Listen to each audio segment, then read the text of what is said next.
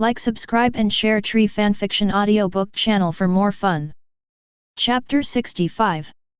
Lingwang Palace, the Gate. Hey, I just reforged my Zangetsu, why did you call me here? Kurosaki Ichigo, who was carrying a black giant blade and a short sword on his waist, looked at the members of Team Zero in confusion. Team Zero headed by Yamato Ichibe Hisub looked at Ichigo, and Yamato Ichibe Hisub said directly, "Just half an hour ago, the Intangible Empire launched its second general attack on Jinglingting. Although I don't know what's going on next, but this time the war will definitely be much bigger than the last one. Since you have reforged your own Zanpakuto and completed your training in Team Zero, we intend to send you back to Seireitei. Send it back." Ichigo blinked, and then began to look for the figure of Tianzuren everywhere. "Is it relying on the big pillar I rode on when I came here?" "No, the Tianzu chariot is dedicated to us, and because it doesn't have the ability to maneuver on its own, once it is activated for you, one of us must go with you. But our duty is to guard the Spirit Palace, and we must not leave without authorization. Therefore, we have prepared a special channel for you." Hikifun Kiryu behind Ichibe Hisub suddenly spoke, and Kailan Temple Tenshiro also nodded, "That's right, a great special passage. In my opinion, nothing can compare to the speed of a special channel, not even a Tianzu chariot." A skeleton arm on Shudera Senju's wrist covered her mouth, and at the same time she laughed lightly. "I always feel that the special emergency passage you mentioned is not a good thing. Although Kurosaki Ichigo is warm-hearted, it doesn't mean he is stupid. Especially after this period of contact, let him know that the members of the Zero team in front of him will become super serious except when they are doing their own work. The rest of the time, it can be said that it is as out of tune as possible.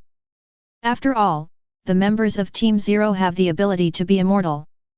If they really don't find something to pass the time, they will really suffocate themselves to death in the endless years.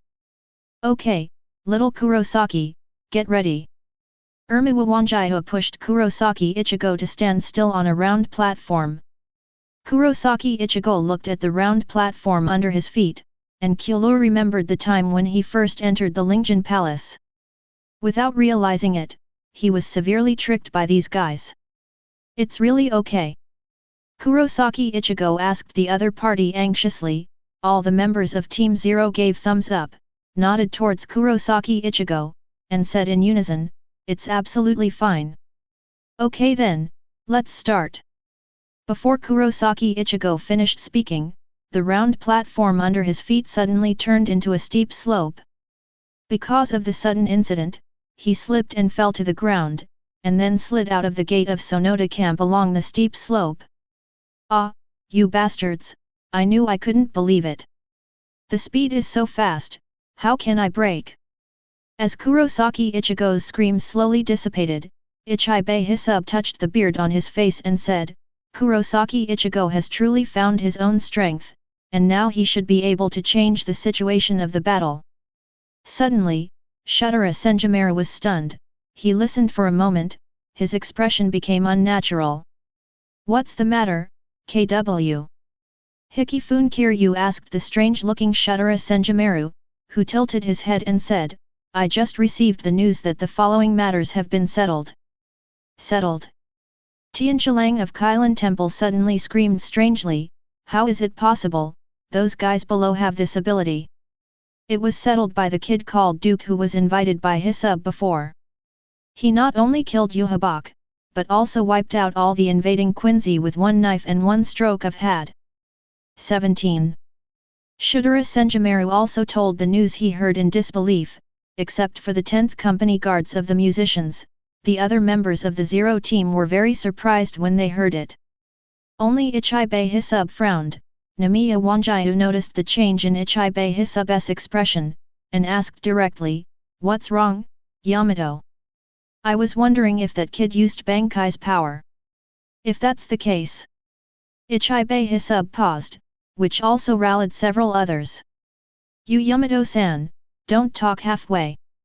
That's right, tell me what's going on. What kind of consequences will that kid use Bankai?" No, I should ask, what exactly is that kid's Bankai ability? Facing the four people's questioning, Ichibei Hisub shook his head, I can't say it. Just one thing I can tell you, that kid must not use Bankai casually, once he uses Bankai, big troubles will appear in the three realms. So what do we do now? Huajie understood Yamato's meaning and asked him immediately. Yamato Ichibei Hisub thought for a while, and said simply, Wang Yu and Ten's hero come with me, and Kiryu and Senju Maru stay at the Soul King Palace. Activate the Tianzu chariot, let's go to Jingling Court, and discuss with that kid about joining the Lingwang Palace. Jingling Ting, somewhere. Several team members are cleaning up the gravel and broken tiles on the ground, as well as many fragments of damage caused by previous battles. Hey, thanks to Lord Duke in the previous battle, otherwise, we wouldn't have such a leisurely time to do this now. That's right. However, at the last moment, why did Lord Duke's deadly outfit disappear? Who knows, maybe it's because of too much loss due to experience. No matter what the reason is, Lord Duke is the first fierce person in the Soul Society to walk a bird in the sky above the Chuanjing Lingting. I don't know if you saw the expression on the captain's face at that time. I saw it, and I was so angry that it turned into a sauce purple. Hey, what is this? After the big villain Aizen was defeated, Zaraki Kenpeki, Byakuya Kokaki, and Captain Kirako Shunsui were called by the captain to scold them for losing their Haori. Our captain still pays attention to appearance, whether it's his own or someone else's. Yes, yes. While the few people were chatting, they suddenly heard a scream coming from the sky. Ah! The screams were far away at first, but quickly became very close.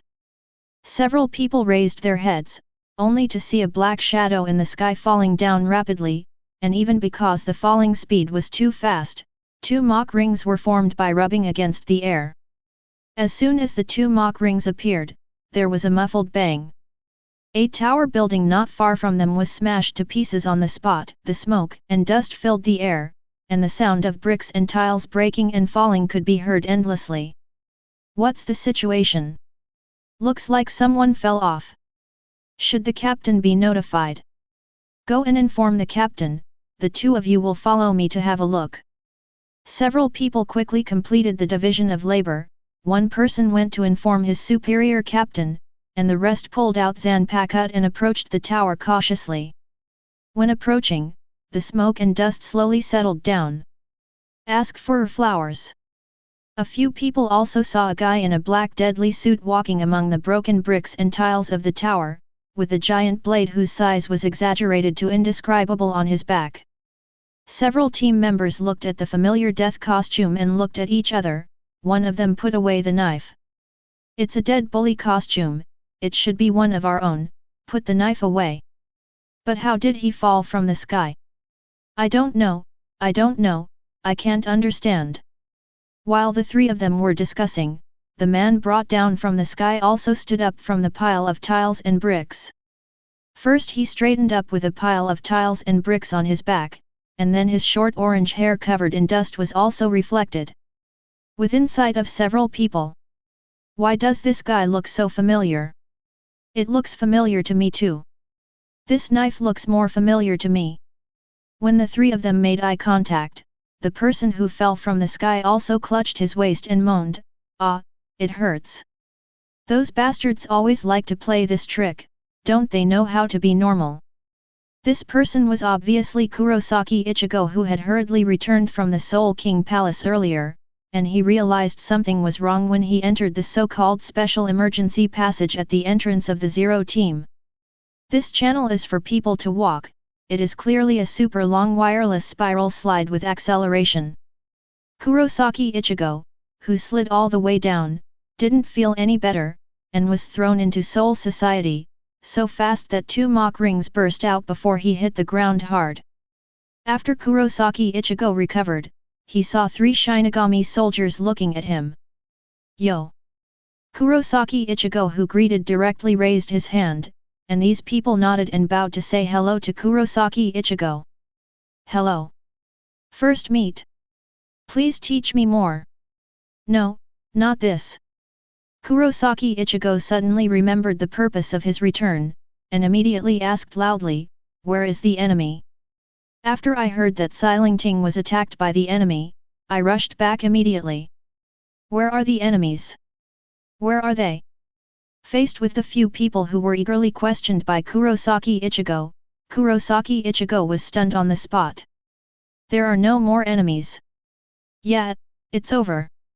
The Emperor of the Invisible Empire was beheaded by Lord Duke, and the soldiers of the Quincy Division were also wiped out by Lord Duke. Our selling court has won in all directions. And, are you late? Are you late? Aren't you late? I'm late.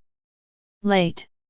The last sentence kept echoing in Kurosaki Ichigo's mind, and even formed an echo. Kurosaki Ichigo looked around for a week with dull eyes, but did not see a single enemy, but many Shinigami soldiers were rushing this way. Obviously, it was the movement he made before that attracted them. After looking around, Kurosaki Ichigo let out a laugh. What? Ha ha! Ha ha ha ha! Hearing Kurosaki Ichigo's hollow laughter, several people couldn't help but look at each other. Did he break his head? That's right, it wouldn't be like this if you didn't catch up with the battle. Yes, yes. But at this time, they saw Kurosaki Ichigo holding his head frantically, shouting in a broken voice, "Twice, twice. I came to the rescue twice, and I didn't catch up once. What's the situation? Don't bring such a bully." How many? Chapter 66. A Team Affairs Room. Duke, UBD. Yamamoto Genrisaya stood in the first place, roaring loudly at Duke, who was clean, only the important parts were covered by the translucent Ryutsu halo. It's outrageous, it's too outrageous. Before, Captain Huajie lost it, but this time unexpectedly. Yamamoto Genrisaya looked at Duke, his lips trembling with anger. It's outrageous. Yamamoto Motoriase Shigakuni slammed his own crutch hard, and at the same time he yelled at him. Duke also shrugged his shoulders helplessly. I can't help it, because I have been using the incomplete Shikai 2 breaks for a long time. When using a full Shikai, my knives would throw a fit over this. Before it was fine, and at most it ripped the clothes I was wearing. But this time I was obviously very angry. According to my opinion, I can't wear clothes for at least 3 days. While Duke was speaking, he also raised Zanpakut, who was in his hand. All the captains present looked at the Zanpakut in Duke's hand. No matter how you look at it, this is such an ordinary looking Zanpakut. But after seeing Duke's previous battles, no one dares to underestimate this knife. And now, all can feel an inexplicable Ryutsu circling Duke's Zanpakut. The 693 Soul Sword has its own soul, thought, and character, which is the consensus of the Soul Society. It is precisely because of this that Zanpakut cannot be regarded as a general knife. The chaos caused by the materialization of Zanpakut a long time ago is enough to illustrate this point. Although, it is rare for a Zanpakut to lose his temper, but it is not non-existent. Just examples like Duke's Zanpakut are just too rare. If you lose your temper, you will not let your master wear clothes. What kind of eccentricity is this? Yamamoto Genrisaya stared at Duke, wanting to attack again, but Kirako Shunsui stood up and smoothed things over. Well, sir, don't say a few words. After all, Duke has just saved the entire Jingling court, so you should be a little more tolerant. Okay. While Kirako Shunsui pleaded for Duke, Yamamoto Genrisai also closed his eyes, rubbed his eyebrows and said, I know that Duke has worked hard and made great contributions in the previous battle of the Invisible Empire, but this does not mean that he can disregarding normal team rules. If you are proud and complacent because you have made meritorious service, and don't take everything seriously, isn't it a mess? Faced with Yamamoto Genrisai's remarks, Duke just smiled wryly, and what Yamamoto Genrisai said was also true. Duke has made great achievements, but this does not mean that Duke can engage in specialization. Especially now that Yamamoto genre Ise Shigakuni is still in position, and he is about to step down, so he has to guard his last post. Okay. Kurako Shunsui also knew this truth well, and after giving Duke a helpless look, he changed back into the team. At the same time, the door was pushed open, and a delicate voice came out. "Allah, why did you defeat an enemy's attack when I was doing research in closed doors? Doesn't that make me feel unfulfilled?" As soon as the voice spread throughout the team office, everyone knew who was coming. But following the sound, everyone's eyes widened. Just because it's Kuratsuka Mayuri who came here, but this guy is too dazzling. Not only him, but also Nai Yinmen, the personal assistant behind him. These two guys were wearing gold and yellow clothes of unknown material. Nai Yinmen's clothes were normal, but Kuratsuka Mayuri's clothes were a bit ghostly. Especially this guy actually adopted the sunflower design in the facial costume design. Can you imagine, a guy with a black and white mask, a mouth full of big yellow teeth, and a guy with sunflower petals around his head that can be edited into an emoji by just popping out an emoji? This is no longer hot eyes, it can be called a ghost animal. It's just that when Kuratsuka Mayuri appeared on the stage with some dissatisfaction, he found that many captains were gesturing to him to keep a low profile. But after shutting himself in the laboratory for so long, he finally researched the means and equipment to restrain the enemy's shadow domain, and Kuratsuka Mayuri, who was about to do a big fight, found that after he left the level, everything was over, and a feeling of being unable to vent his fist on the cotton filled his body and mind. All this has already made him unhappy, and he will naturally not pay attention to the gestures given to him by the captain. Instead, he stared at Duke. Looking at Duke, he narrowed his eyes and showed a mocking expression. "Oh, isn't this Duke? Why is he not wearing clothes? Is it because the dark side of pervert in my heart has been completely awakened, so I don't plan to be a normal person anymore? That's a pity." Ha. Facing Kuratsuka Mayuri, who laughed at himself, Duke rolled his eyes and replied directly, "I don't want to be said that by you, a pervert scientist, and don't you know that you are dressing more like a freak now? What's wrong with me not wearing clothes? Even if I don't wear clothes, I have contributed to Jinglingting, shed blood for Godi I-13, and ended the previous battle with my own strength. A pervert who keeps himself in the lab and misses the big battle after leaving the test has no right to blame me. Duke, UBD. Kuratsuka Mayuri, who was stunned by Duke's anger, blew up on the spot, and came to Duke in a few steps, and Kuratsuka Mayuri's forehead collided with Duke's. "Believe it or not, I'll kill you right now. Believe it or not, I hacked you to death before you even took out the poison. I do not believe. If you don't believe it, try it, take out the medicine, take it out. I'll show you right now. Come. Who is afraid of whom? Then you come. I took it out, how dare you drink it? I drew the knife, do you dare to bump your neck against my knife? Enough." With a roar accompanied by two muffled sounds, Yamamoto Genrisaya clenched his fist with his right hand and roared at Kuratsuka Mayuri and Duke unbearably, "If you dare to quarrel, get out of here." Medical. Duke and Kuratsuka Mayuri, each with a bag on their head, honestly apologized at this moment. "I'm sorry, we were wrong." Humph. Yamamoto Genrisaya snorted, but seeing Kuratsuka Mayuri's strange outfit in an instant, he didn't get angry at all. He just reprimanded Duke before, and he popped out such a thing. It's as if he's too old to lift a knife. This is still his position as the captain. If he is gone, wouldn't all the captains have to let themselves go tomorrow? Kuratsuka Mayuri. Kuratsuka Mayuri tilted his head, confused. "What's wrong, Captain? What are you wearing?" Yamamoto Genrisaya grabbed Kuratsuka Mayuri by the collar and snarled at him, "Where's your captain Hayori? The things that get in the way, I left them in the office." Kuratsuka Mayuri spoke nonchalantly, and the next second there was an extra bag on his head. He squatted down covering his head. What the hell, why did you hit me again? UBD, what do you think of Captain Haori, who symbolizes the glory of Godai 13's captain?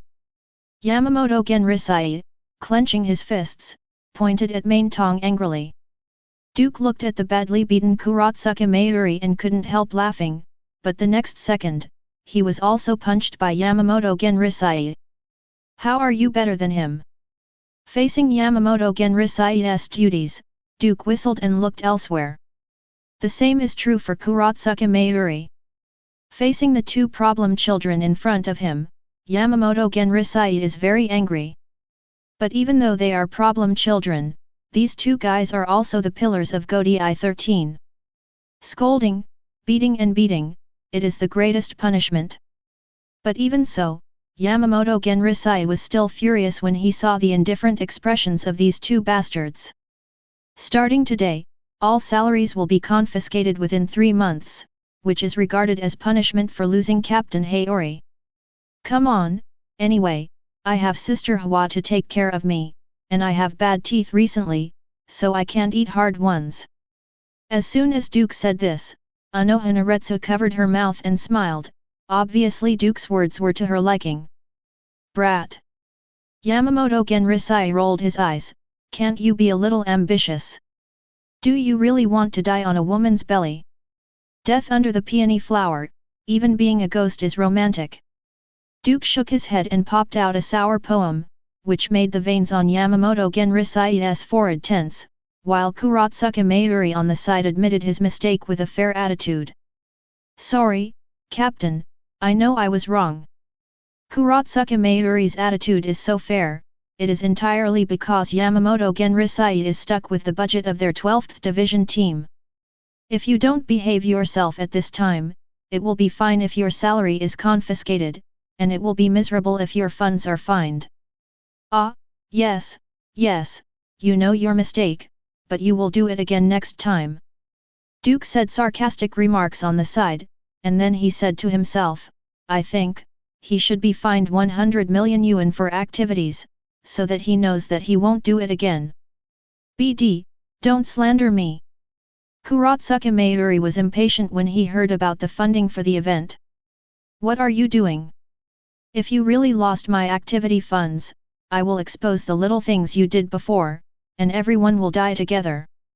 Yamamoto Genrisai looked at Duke and Kuratsuka Mayuri, who were competing with each other, and held his forehead helplessly.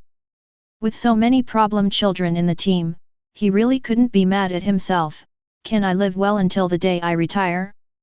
3.0 Suddenly, accompanied by a heavy bang, a strong shock also swept through the entire jingling court. This change provoked a change in people's complexion. Li Ye quickly restrained his expression and stopped making trouble. Yamamoto Genrisai also frowned, and looked in the direction of the muffled sound. After perceiving it, his complexion softened a little, but even greater doubts surfaced in his heart. What are those guys doing here at this juncture? As soon as Yamamoto Genrisai finished speaking, there was a knock on the door of the team office of the first team. The knock on the door attracted everyone's attention. They couldn't figure out who would break into the team office at this time. In the next second, the knocking on the door stopped, and the door opened. Yamato Ichibe Hisub, shoehorn-faced aircraft head Kylan Templeton's hero, and hip-hop punk youth Ermiya Wanjiu appeared in front of everyone. I'm sorry to come so suddenly, but this time we're here for a very serious matter. While Yamato and Ichibe Hisub spoke, he also looked at Duke with burning eyes. But when he saw Duke, he was dumbfounded. You, why don't you have any clothes on? You want to take care of it? Duke rolled his eyes, picked up his zanpakut, and extended the coverage of Ryotsu by the way, so as not to be looked at by unscrupulous people. Chapter 67. You, why don't you have any clothes on? Yamato Ichibe Hisub, who just cast his eyes on Duke, was dumbfounded. After all, in his impression, in such a large crowd, there would be a person who was mentally handicapped to the point of not wearing clothes. But Duke not only didn't wear it, but also covered his private parts with translucent ryotsu. Although you can't see anything through the translucent ryotsu, how come this routine is a bit like some prostitutes playing with a pipa in their arms and half covering their faces? You want to take care of it. Duke immediately rolled his eyes at Yamato Ichibei Hisub's astonishment. At the same time, he picked up his own zanpakut, and expanded the coverage of ryotsu by the way, so as to avoid being watched by unscrupulous people. Kailan Temple Tianqilang and Huajie also looked at each other. Why didn't they see that this kid had such a weird habit before? Noticing the different faces of the three members of Team Zero, Yamamoto Genrisai had no choice but to explain for Godi 13's face. During the previous battle, due to some special reasons, Duke's zanpakut lost his temper. No matter what he was wearing, will tear it to shreds. Right now, he can only maintain this state. As soon as Yamamoto Genrisai said this, Huajie's eyes lit up. He touched his chin and moved closer to Duke, looked at the zanpakut in Duke's hand, and said with a smile, "It's really an interesting knife. It's the first time I've seen zanpakut with such a character. It's interesting, it's really interesting." Created zanpakut, Huajie, who has the title of Sword God, stared at Duke's long sword with great interest. "Wary, what do you want to do? If you stare at my knife with that kind of eyes again, I will cut you." "Hey, my friend, don't be so nervous." Huajie, who was born with a strange tone, raised his hand and put it in front of his body, signaling Duke not to be nervous, although he has the gift of the Spirit King and is immortal. But even though he is immortal, he still hurts when he is slashed by a knife. What's more, Duke's strength is still valued by Yamato Ichibei Hisub. If he really fights with Duke, he will definitely be the one who is ravaged. You know, the reason he was invited was to create zanpakut, not because of his great power like Duke. I'm not nervous, I'm just instinctively wary of those guys who give me weird looks at my knife. Duke grinned. Huajie shrugged his shoulders. "Okay, but if there is a chance, I can help you take care of your zanpakut. Maybe, just take care of it, and a spa will make you calm down. Let's talk about this." Duke turned his head away. Seeing Duke didn't want to talk anymore, Huajie could only step back temporarily, and began to examine the zanpakut of other people in the team office. As a knife god, his daily life is forging knives, getting along with knives, and rewarding knives. For him, rewarding knives is a great pleasure. Different zanpakut, in his eyes, are beauties with different personalities and figures. "What are you here for?" Yamamoto Genrisai went straight to the point and asked the reason for Team Zero's visit this time. "We are still here for him this time." Yamato Ichibei Hisub looked at Duke with a serious look in his eyes. Obviously he wanted to bring up the old story again. Duke, who understood Yamato's eyes, quickly refused. "Just join Team Zero, I'm not interested." "Okay, that's the end of the conversation, I'll go back first." As soon as the voice fell, Duke turned around and left. He didn't go through the gate, but just took 2 steps and disappeared. Seeing Duke being so independent, Yamamoto Genrisai sighed heavily. Discipline is not strict. Nothing. Yamato Shang Ichibei Hisub Xian didn't care, but just laughed. But judging by the look in his eyes, he will never give up the idea of inviting Duke to join Team Zero. Yamamoto Motoyanagi Shigakuni understood Yamato Shang Ichibei Hisub's eyes, and knew that the other party wanted to steal someone from here. But it's a tradition that the Zero Division absorbs fresh blood from Godi 13, and he can't change it. "You haven't been here for a long time, come to my lounge, I'll treat you well." As soon as Yamamoto Genrisai said this, the other captains in the team office also knew that today's meeting was over. While nothing important was said at the meeting, it was fun to watch Yamamoto Genrisai smack Duke and Kurotsuka Mayuri. In addition, Duke and Kurotsuka Mayuri also reminded them. Captain Hayori can be modified at will, but it must not be thrown away. Otherwise, the spray will be light and not heavy. The key is to be ashamed. Among the people present, who can afford to lose this person? Mao's underground prison, the 8th floor, seamless. Tread, tread. While the sound of footsteps echoed in the darkness, Duke also walked into Aizen's cell. Standing in the middle of the courtyard with the keyhole that unsealed the seal, Duke set up a spell that allowed him to come and go freely. Hear Aizen's voice in the darkness. Come back so soon, the outside things are settled. Aizen came out of the dark light, and Duke also said, it's done, Huajie was cut off by me with a single knife, and he won't come out to make trouble in a short time. Oh! Aizen's eyes remained calm, but the corners of his mouth slightly raised to show his astonishment at this incident. That guy came to meet me and wanted to invite me to join his empire, but I refused, and I planted a hint of Kaika Suijutsu, but you cut his form. This is giving me a headache. When Aizen said this, Duke also snorted. You are really insidious, no matter who you are, you should come to Kaika Suijutsu first. It's a matter of habit. Then you come this time, still want to ask me about the Tsuneyashiro Ten clan. Aizen wasn't surprised that Duke was naked, he was more curious about Duke's purpose of coming here. Will you tell me about the Tsuneyashiro clan? Duke glanced sideways at Aizen, and Aizen laughed, make a deal. Forget it, you may have some bad idea in your head, I won't be fooled. You and I are equal in strength, even stronger than me. For you, I am more inclined to exchange for equal transactions. How? Aizen continued to bewitch Duke. Duke waved his hands, sitting on the ground, cross-legged, leaning Zanpakut on his shoulders at the same time. I came here to chat with you. After all, I said before I left that I will save the world first, and then come back to chat with you. Now I won't come back to fulfill the promise. You have been in this dark place for several years, and no one has talked to you all the time, so you don't want to talk to relieve boredom. And I have something more interesting here, do you want to hear it? Facing Duke's words, Aizen just smiled and continued, what's the matter? Squad 0 of Lingwang Palace has invited me. Duke clicked his tongue, it's the second time, these guys are really annoying. Have you been spotted by Team 0? Aizen showed a surprised expression, and then retorted, so you plan to make dogs for them. Hey, let me tell you, can you stop showing off your sense of superiority in this kind of place? Ah!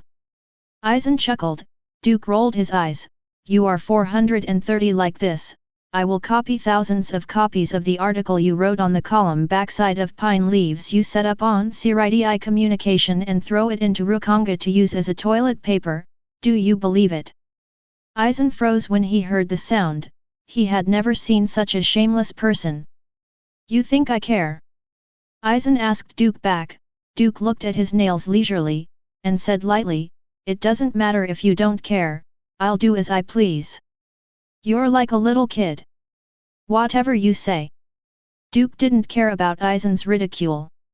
After all, this guy has basically been a villain from the beginning, even if he is imprisoned here, he is still proud. Okay, let's talk about raising the team. Aizen ended the previous topic, and said seriously, do you know the mission of Team 0? Isn't it the Guardian Spirit Palace, the Guardian Spirit King? Then have you seen the real 0 team? What do you mean? Duke frowned, this guy has something to say. I'll give you a suggestion, Aizen showed a mysterious expression, go to the Palace of the Soul King and take a look at the so-called Team 0 and the so-called Soul King.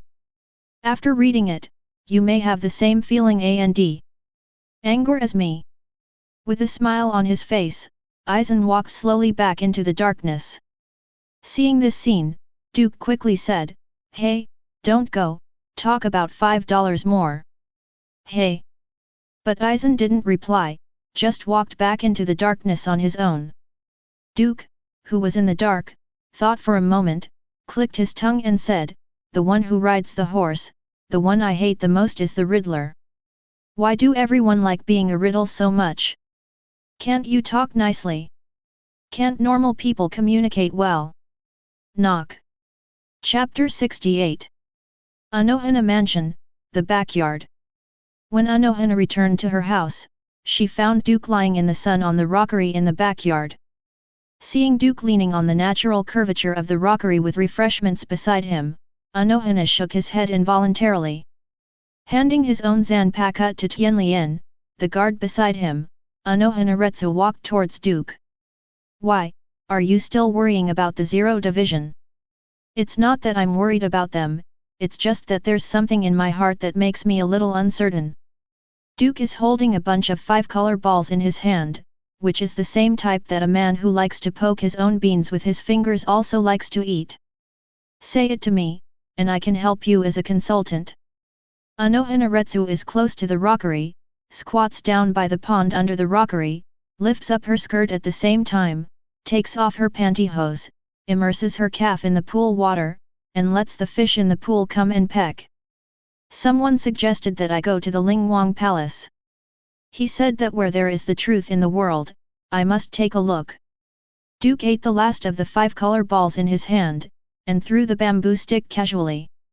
As soon as the bamboo stick fell to the ground, an urha rushed out from the grass, bit the bamboo stick, and secretly said something in his heart. Almost missed it. At the same time, Hot Pot also gave Duke a sideways look. This guy really treats himself like a dog. "You know, I am the strongest, most vicious, and fiercest member of the young generation of the werewolves. However, considering Duke's strength, the Hot Pot will die down." "Forget it, I can't beat it, but it's better not to think about those things. Instead of wasting time reminiscing about the past, it's better to think about how to build your own family status." While thinking hard about the Hot Pot, Duke twisted up a bunch of balls again and handed them to Anohana Retsu in the air. Anohana Retsu, who took the balls, raised the loose hair on her forehead and took a bite of the balls into her mouth. After eating, Anohana Retsu said, "You can do whatever you want, and I will support you unconditionally. It's good to have you by my side." When Duke heard this, he came down from the rockery, came to Anohana Retsu, and slapped her on the face. "In this case, then I will leave for a few days, go to the Lingwang Palace, and then come back early." "It is good." Anohana Retsu nodded, but immediately said, "By the way, bring your dog." "You mean Hot Pot?" Duke glanced at the Hot Pot. The silly dog was lying among the flowers, his belly raised to bask in the sun, his eyes narrowed into crescents, and he looked very comfortable. "I feel ashamed to take it out." Duke glanced at the Hot Pot again, and at the same time he was also secretly vigilant. The dog might have joined Anohana Retsu's camp. Anohana Retsu asked herself to be taken out, maybe because she wanted him to spy on her. "After all, it's your mount, so there's nothing wrong with bringing it with you." Anohana Retsu helped Duke tidy up his hair. In addition, Ori Mori, who once created the death costume, is in Team Zero, that is, the Shutara Senju Maruya with the skeleton arm of the Song dynasty that you have seen before. Perhaps she can weave you a suitable Dead Bull outfit. "Well, you're right. I can find that guy to find a solution. After all, he was the one who created the deadly costume. Faced with my current situation, I can come up with a countermeasure." Anohana Retsu nodded quietly, "Then you go early and come back early." "Sure." Duke turned and left. Anohana Retsu said with a smile before he left, "You forgot your dog." Duke paused, looked at him in disgust, and ran to his feet, sticking out his tongue haha, with a flattering expression on his face. "Tisk, all right, I'll take him out to see the world." Duke waved towards the Hot Pot, and took him away from Anohana's mansion. After one person and one dog walked out of the mansion, Duke led the Hot Pot directly into a deserted alley. Following Duke into the Hot Pot in the alley, I suddenly felt something was wrong. "Then what, boss, shouldn't we be looking for those people from Team Zero?" With his back to the Hot Pot, Duke said slowly, "Don't worry, I have to ask you something before I go." "Google." Hot Pot swallowed his saliva, and said a little nervously, "What do you want to ask?" Sister Hua won't ask me to take you with me for no reason, so, Duke turned around and clamped the knife around Hot Pot's neck. You won't switch to her camp and become a spy, right? Facing Duke's questioning, Hot Pot squinted at Zanpakut who was lying on his neck. The sharp blade was only 0.01 centimeter away from his neck, and it brought him an unspeakable sense of oppression. However, Hot Pot has self-confidence. Just a second later, the owner of this knife will trust himself unconditionally. Cauldron. The Hot Pot opened its mouth and howled loudly. I really didn't. Wow. You believe me, you believe me, you believe me. I really didn't betray you, big brother for a day, big brother for a lifetime. You go east, I don't go west, you dig a hole, I will help you pass the shovel, I am your most loyal dog. I didn't have a choice before, but now I want to be a choker. Give me a chance, Cauldron. Seeing the Hot Pot in such a style, Duke clicked his tongue, but put the knife away. Come on, don't add drama to yourself. Holding the lower end of the scabbard, Duke, who carried Zanpakut on his shoulders, squatted down, looked at each other with the Hot Pot, and at the same time said lightly, I believe you once. But if you let me know what you did that shouldn't be done, then I will. Duke smiled and made a movement of raising the knife. Eunuch you. Chrysanthemum immediately clamped her legs between the tight Hot Pot, nodded her head and said, no problem, Big Pot, absolutely no problem. Okay, let's go, accompany me to meet the people from Team 0. First team, in the reception room. It's been so many years, but I've had this Yujing Shao again.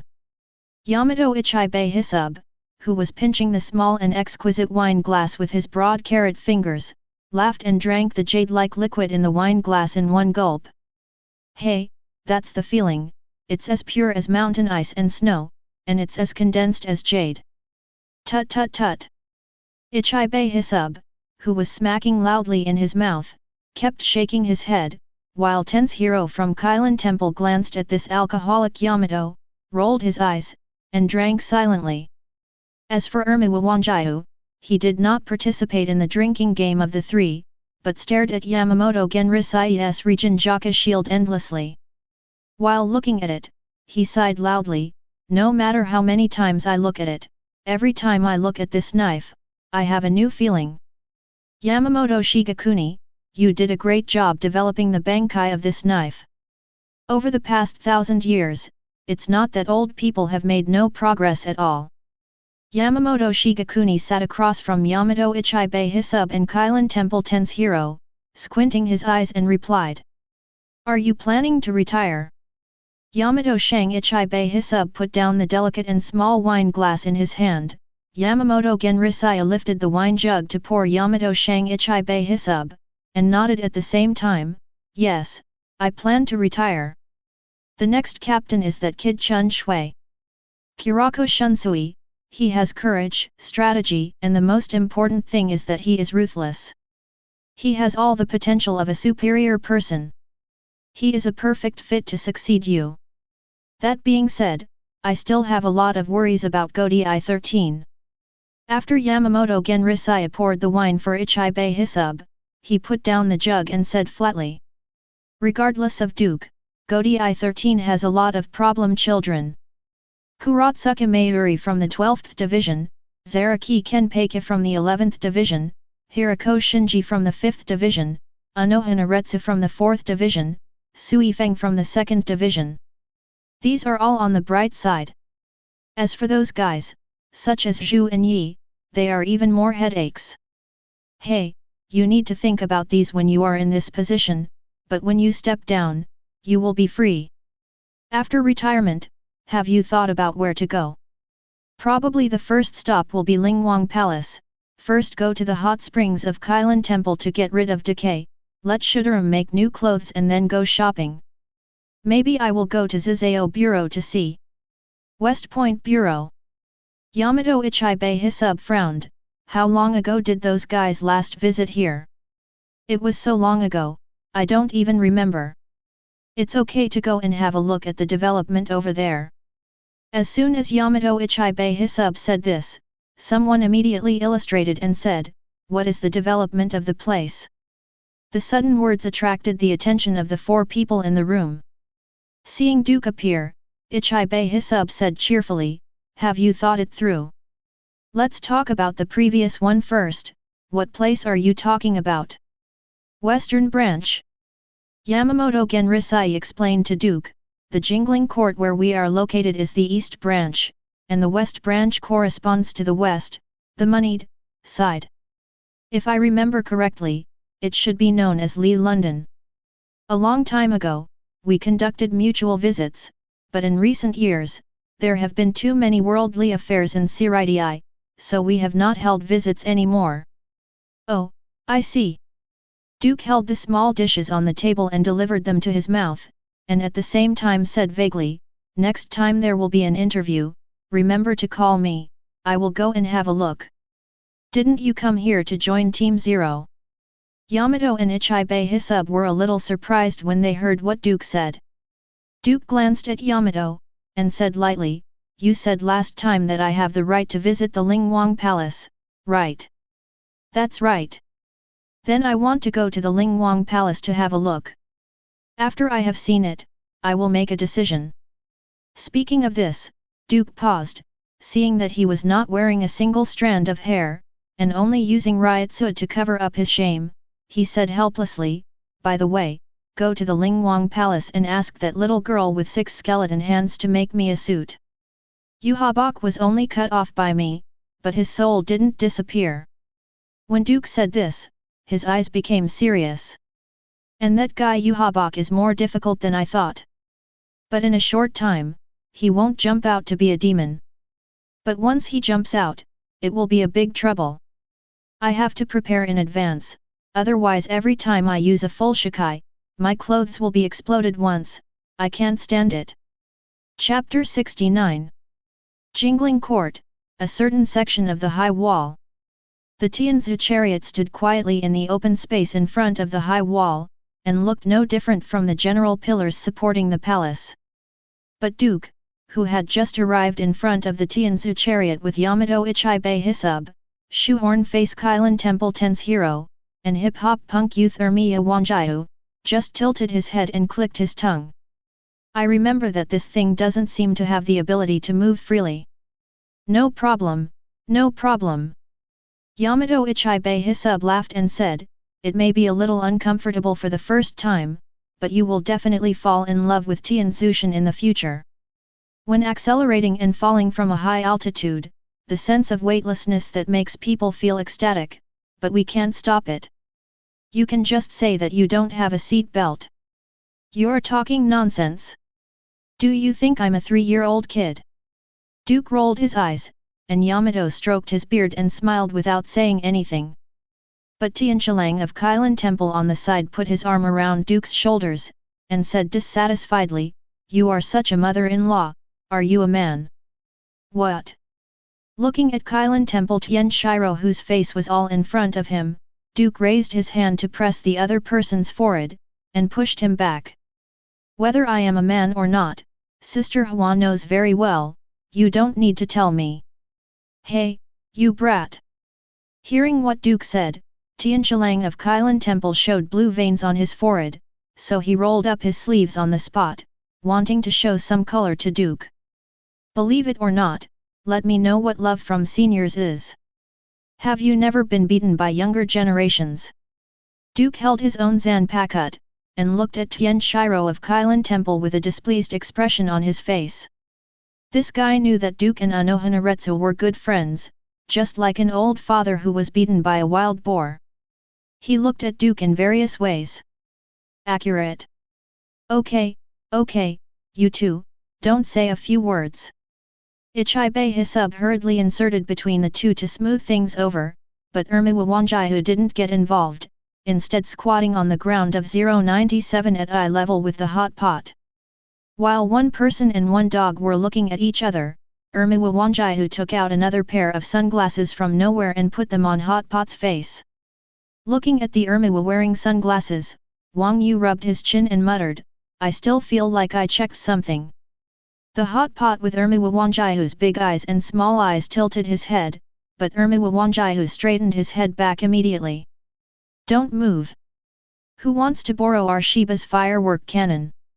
Dressed in revealing clothes, Shiba Kongzuru, who was so plump that he was about to explode, stood beside his own fireworks cannon, with his hands on his hips, looking at the few people who were fooling around in front of him.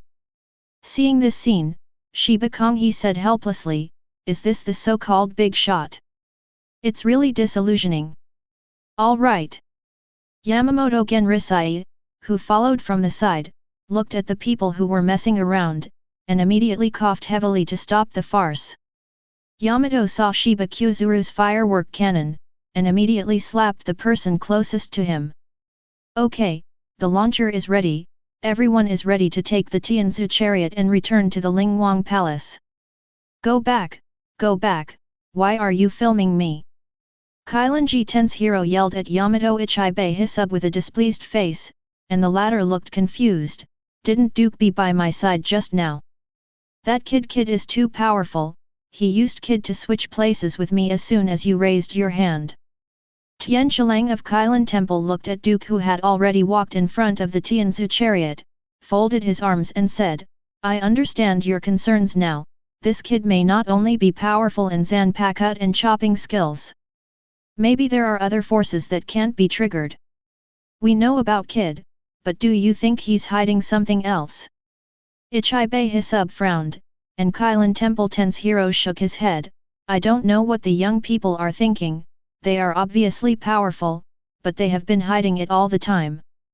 To become stronger, isn't it to become famous, strive for a higher status, greater wealth and more beauty?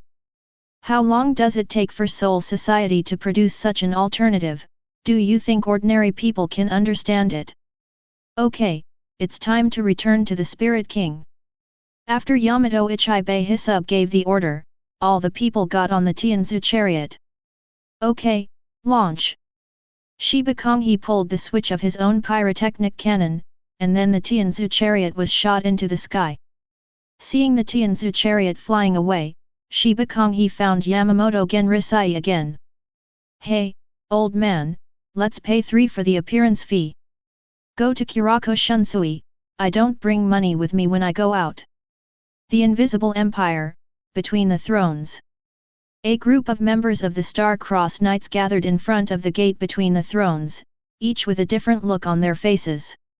Since the failure of the last all-out attack, Juhabaka's whereabouts have been unknown, and Hasward locked himself in the throne room, refusing to come out no matter what. Even Ishida Uryu, who had just been established as the crown prince, had no idea what happened. What everyone knows is that when Juhabaka's whereabouts are unknown, and Hasward does not appear to preside over the overall situation, the hearts of the entire Invisible Empire will be scattered. What the hell happened before? Out of character, Busby, who was staring at the coxcomb head, glared at Ishida Uryu. UBD, aren't you the heir chosen by His Majesty, aren't you the next emperor? Why don't you know anything? Ishida Uryu leaned against the wall of the doorway, with drooping eyelids and eyed with an expressionless face. When the general offensive started, everything was normal.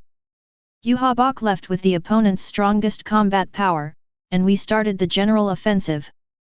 However, shortly after the general offensive was launched, Harsward experienced an abnormality, and you all know what happened next.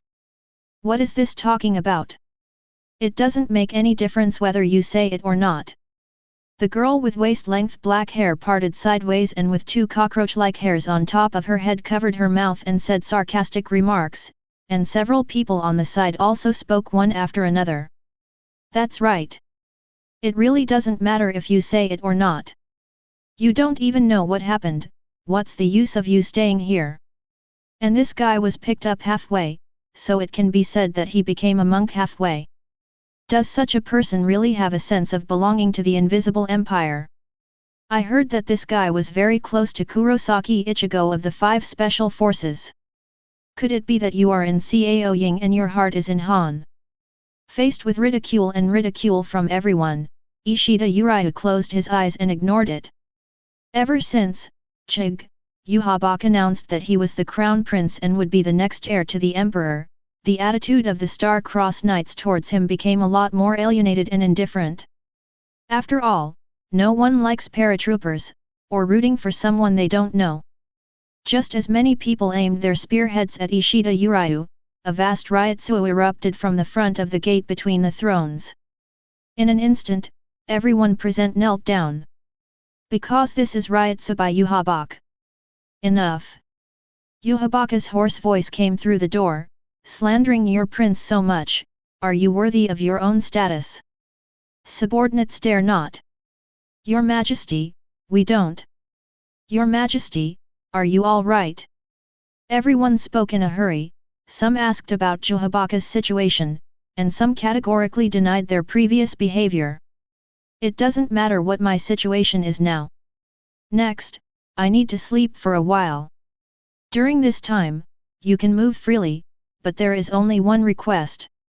Huajie's hoarse voice paused. Go kill. As long as they are members of the Soul Society, they will all be killed without mercy. Lingwang Palace, the gate. Let me tell you, with your broken pillar, even if you kill me, you won't join the Spirit King Palace. Duke, who came out of the Tianzi chariot, stumbled and fell to the ground, retching with his mouth open, and glanced at the three Yamato behind him. These three people did not have any adverse reactions, probably because they are all used to sitting on this thing. At the same time, Duke was also looking at the Lingwang Palace. Judging from the name of the Lingwang Palace, it should be the place where the so-called Lingwang lives. But there are no gorgeous palaces here, but huge pillars everywhere. And one of them floats in the air, and the pillars with cones on both sides are particularly conspicuous. In addition, there are some huge discs floating in the sky in the distance like flying saucers. Hey, don't talk so deadly! Yamato Ichibei Hisub burst out laughing as he exchanged glances with Kailanji Ten's hero and Namiya Oiyu. The concentration of spirit particles in the palace of the Soul King is much richer than anywhere else in the Soul Society. Take Hueco Mundo as an example, because Hueco Mundo has a higher concentration of inner color, so low-level ghosts only need to drink Northwest wine to maintain their survival needs. When Shinigami and Quincy enter Hueco Mundo, there will be a situation where the combat power will be doubled due to the richness of spiritual seeds. However, for the Shinigami who have never been in contact with the concentration of spirit particles in the Soul King Palace, it is like being in the bottom of the sea, surrounded by thick spirit particles like sea water. Basically, due to the high concentration of spiritual particles, people can't breathe, or even can't walk freely. Take the dog next to Duke as an example. As soon as the dog stepped out of the Tianzi chariot, it completely lay on the ground and became a puddle. Not to mention the intermittent breathing, the whole dog was also affected by the concentration of spirit particles. Too high, resulting in groggy. But what about Duke? Not only is this guy okay, he's still complaining about Tianzi chariot like a normal person. What does this mean? This means that in addition to the chopping technique and kid, Duke also has this extremely powerful body, which is strong enough to ignore any environmental changes and can adapt to all environments in a short period of time. As for having such a strong body, why did he suffer from motion sickness because of Tianzukan? You liar! Today's children are so spooky, spooky, spooky. No, it should be said, why is this kid Duke doing this? He is an example. Ichibei Hisub, Kailanji Ten Shiro and Namiya Wanjiao looked at each other, and after the three made eye contact, Kailanji Ten Shiro shrugged his shoulders. While walking towards Duke, he also picked up Duke's dog along the way. Okay, kid, today your master Tianqilang will open your eyes. What is my home? While Duke was being dragged away by Tianqilang, Duke also said, don't think that you can take advantage of me because you have something to do with Sister Huajie. TCH, troublesome brat, how could Lai find a man like you? I can't figure it out. Tian Shiro of Kailan Temple spoke with a displeased face, and Duke snorted, because I'm a man enough. Okay, when I get into the bath, I want to see how you are a man. Bathroom. Duke's eyes lit up, the one with mixed baths. Yes, but do you have the guts? Tian Chilang of Kailan Temple glanced at Duke, his words were full of disdain. Who said I dare not? Oh, then I'll make arrangements for you, and I hope you won't be scared and run away when the time comes. Chapter 70. Lingwang Palace, one of Ling family palaces. Hall of Kailan. How about it, boy, this is the palace that King Ling bestowed on me, have you been frightened? With a shoehorn face and an airplane head, Tian Shiro of Kailan Temple, biting a grass stalk, proudly showed Duke his own city Kailan Temple. Ha, it's such a big place, no matter what, you still live alone. Duke snorted lightly, not caring about the ostentation of the Kailan Temple. Such a big city, even if it belongs to this guy alone. But from Duke's point of view, it's no big deal. Live alone. Tian Chilang of Kailan Temple squinted at Duke, and then clapped his palms together. In the next second, hundreds of strong men in black clothes poured out from the street and came in front of Tian Chilang of Kailan Temple. When everyone appeared, they all bowed to Kailan Temple Tian Chilang to say hello. Boss. Oh, they are very energetic. Kailan Temple Tian Shiro nodded with a face full of innocence, and at the same time raised his eyebrows at Duke. Didn't you kid say that it's so great to live alone in such a big place? Laozi is not just a person, there are so many younger brothers. It looks like a gangster of an illegal group in the present world, and can't get on the board. What is there to be proud of? Duke pinched his nostrils, and at the same time wiped the booger on Kailan Temple Tian Chilang's body. Looking at the booger on his clothes, Kailan Temple Tian Chilang's forehead was twitching with veins, and the corners of his eyes were also bouncing non-stop. UBD boy! Okay, hurry up and take me to the bathhouse, I want to take a good bath now. Duke ignored Tian Chilang of Kailan Temple who was on the verge of going berserk, and went straight through the wall of hundreds of people.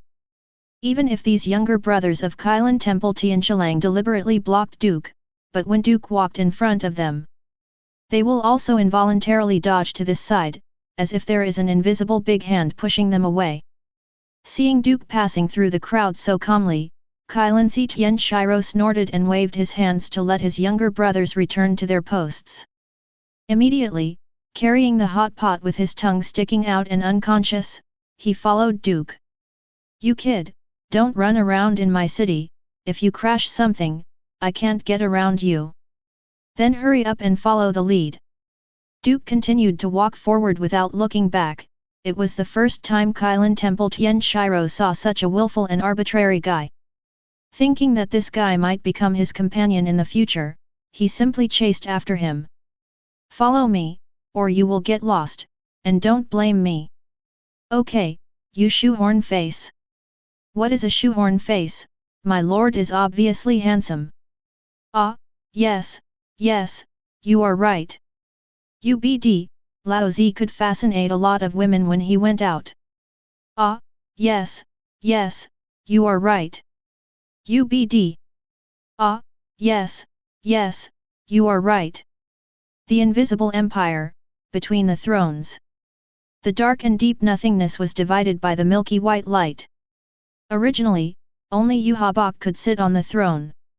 At this moment, there was a tall man with a handsome face. This person is Huajie's most trusted adjutant and personal bodyguard, Huajie Hathward. It's just that there is something wrong with Hathward now. The blue eyes that were originally as clear as the sky are now inlaid with a round of red edges, like the halo formed by the rays of the sun. Not only that, but in the depths of Hathward's pupils, there is also this boldness looming. Moreover, Hathward's mental state is very bad. The expression is sometimes surprised, sometimes confused, sometimes empty, sometimes mad, like a patient with severe mental illness. In fact, it is so. Just because Hathward's spiritual world has already lived in another existence at this moment. This man is Huajie.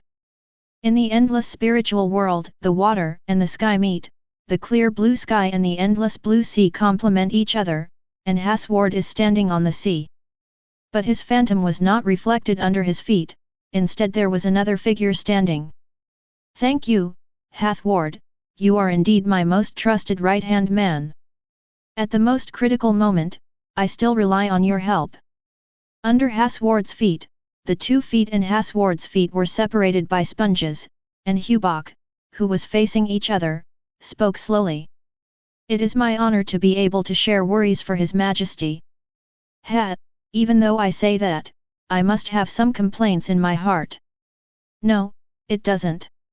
Hasward replied to Juhabaka's inquiry with a calm expression, and Juhabak didn't care, and said to himself, do you remember what I called you when we first met? Remember, His Majesty called me half-body. That's right, it's because you, like me, belong to the special existence of the Quincy division, that is, you can share your power with others. So I chose you and gave you the mask of a ruler, so that you can guard me while I sleep. However, I didn't expect that guy to have such a powerful force. He didn't even use Bankai, and just relied on complete Shikai to wipe out my body. When Yuhabak mentioned this, there was a sense of fear in his words, but then he changed the subject, but it's okay, although my body is gone, I still have other choices. Your Majesty, your will is what my sword points to. Husward showed his loyalty to Juhabak, but Juhabak laughed, I understand your loyalty. However, before I regain my freedom, I will wrong you for a while. Yes. The most important thing now is to let the people of the Star-Crossed Knights start the massacre. Only by massacring can I complete my new plan faster. Although this plan was constructed in a hurry, I will have a lot of time to improve it little by little. Yes, Your Majesty. Send them my second order. While maintaining the first command, the Invisible Empire is now entering a deep dive state. Yes. Ling Fanli Hall, Kylan Hall. Inside the largest mansion. Is this your Kylan Hall? Duke, who was in the changing room, picked up the wooden basin beside him and put towels, soap beans, face powder, towels, and loofah pulp in it. Tian Chilang of Kylan Temple also changed his clothes at this moment, holding his wooden basin, he said directly to Duke, remember to wash first and then soak, first wash off the dust on your body, don't dirty my hot spring. Ask for flowers. Good good. Duke nodded helplessly, then took the tub and the fainted hot pot and walked into the shower room. After entering the shower, Duke found a small wooden bench, first lifted the Ryotsuo barrier on his body, and then began to rinse his body.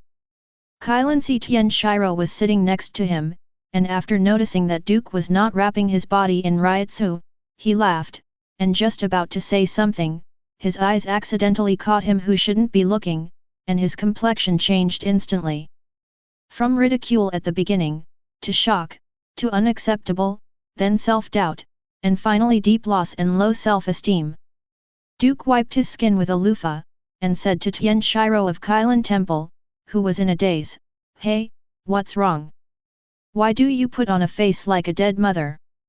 Kylan Tian Shiro glanced at Duke and laughed twice, he finally understood why Anohanaretsu was so devoted to this guy. But to understand is to understand, but Tian Chilang of Kylan Temple has also fallen into a deep emo. Ma Dan, everyone is a man, why is this guy so handsome? Knock. After Duke finished scrubbing, he wiped his face with a towel, and looked at Tian Shiro of Kylan Temple beside him. Hey, shoehorn face, do you have a massage? Yes, just go and ring the bell, I'm going to take a bath first, you take it easy. Not thinking of arguing with Duke, Kylan Temple Tian Shiro went directly into the bathroom inside. Duke also had a feeling that this guy had become like this. After all, ever since he went to the bathhouse a few times and was blacklisted by the bathhouse, he understood that it wasn't that he was too good, but that other men were too narrow-minded. And the reason why he was blacklisted was that other male customers would feel inferior because of him. Therefore, the boss blacklisted Duke for his own business.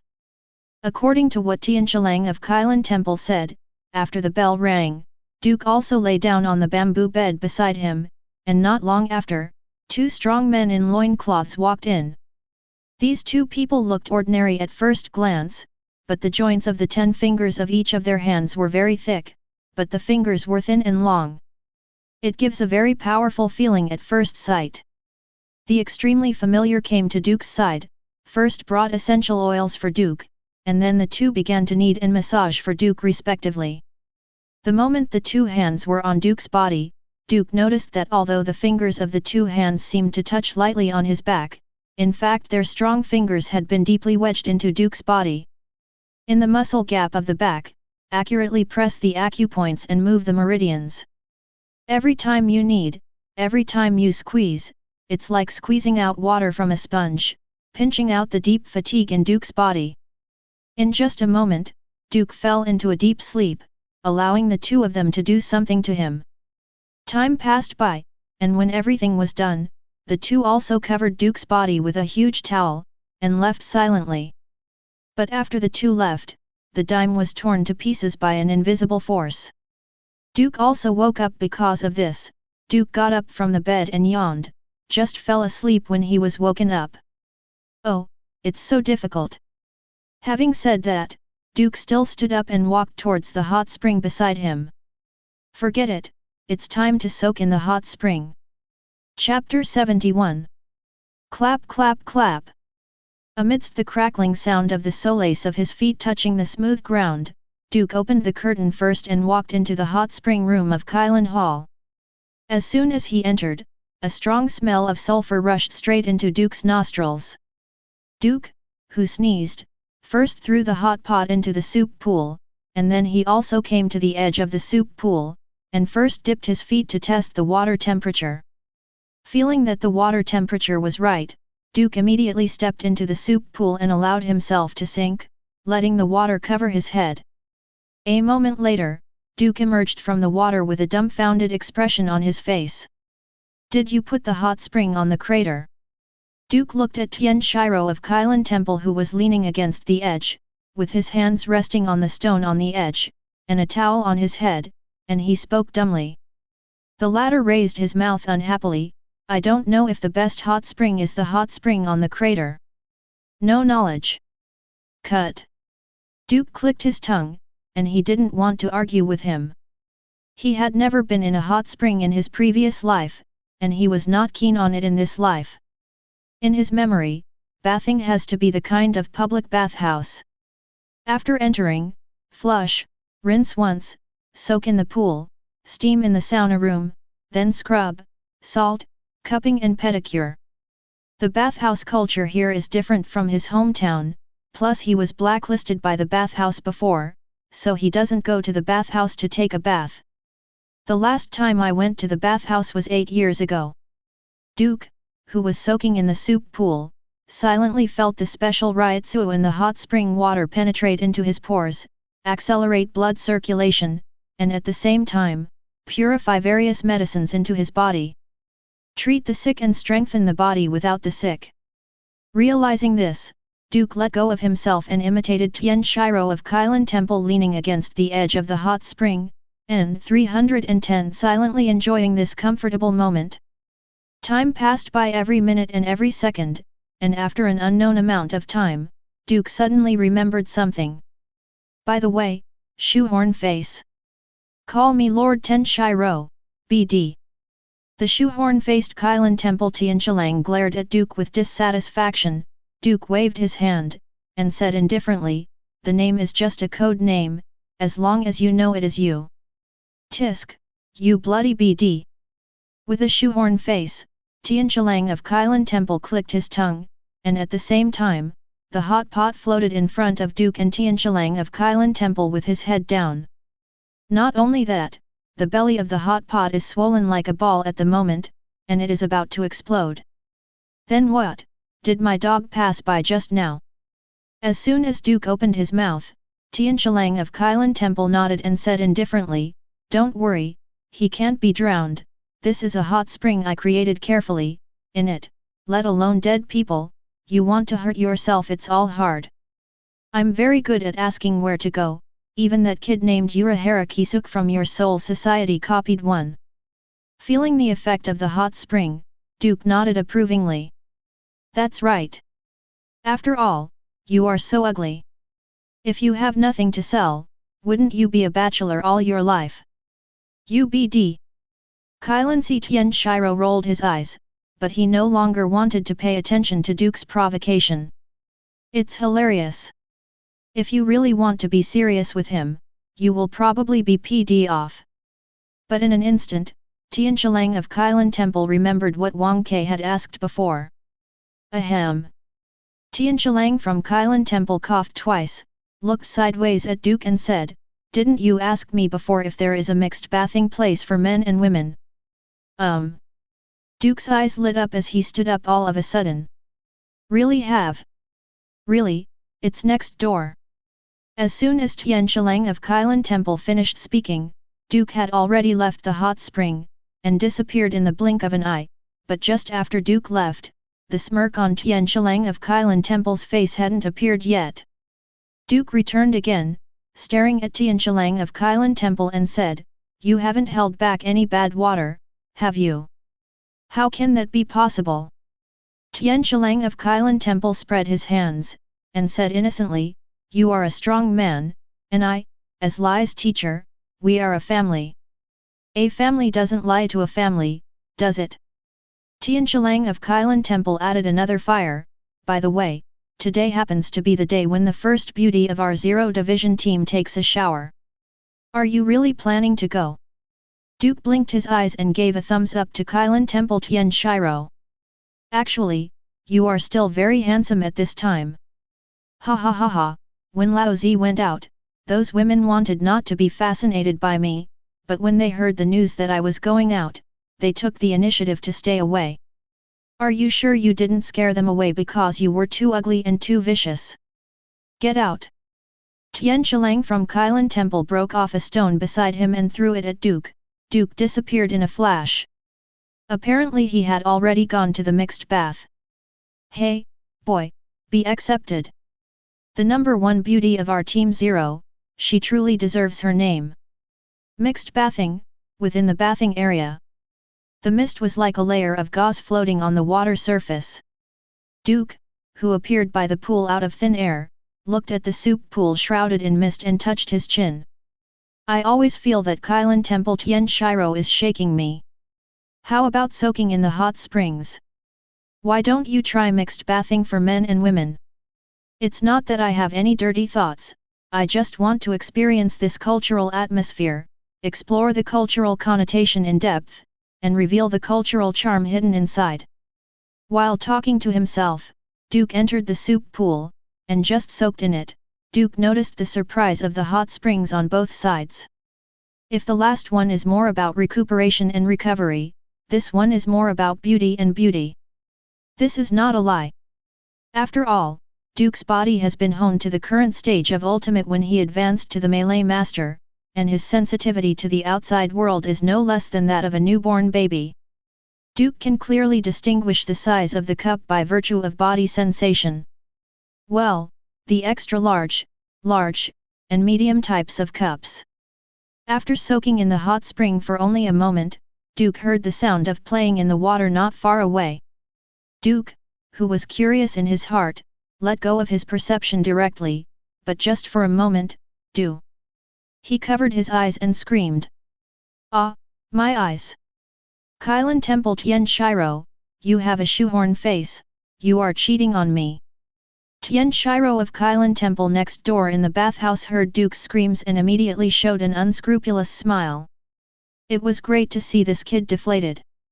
But soon, a piercing sound came quickly, making Kailan Temple Tian Chilang's expression tremble. Duke went to Tian Chilang of Kailan Temple with red eyes, and the latter also saw Duke's thoughts, stood up from the pool with a smile, and said, "Why, have you become angry from embarrassment? Brat! Hat, hat!"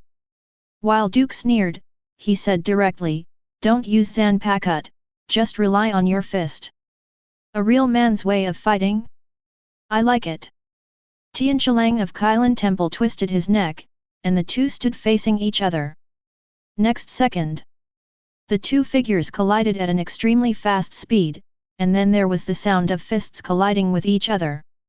Your uncle, I haven't met a few people who dare to fight me in melee without Zanpakut. Duke landed a fist on the face of Tianqilang of Kailan Temple, and at the same time said with a smirk, "Today, what is the consequence of letting me be tricked?" Later, Duke walked out of the gate of the Kailan Temple with a heavy ryotsu on his body. To put it bluntly, the Kailan Hall is the largest mansion in the city, and the mansion is also a typical Japanese bathhouse layout. Duke, who walked out of the Kailan Hall, was followed by the Kailan Temple Tianqilang with a bruised nose and a swollen face.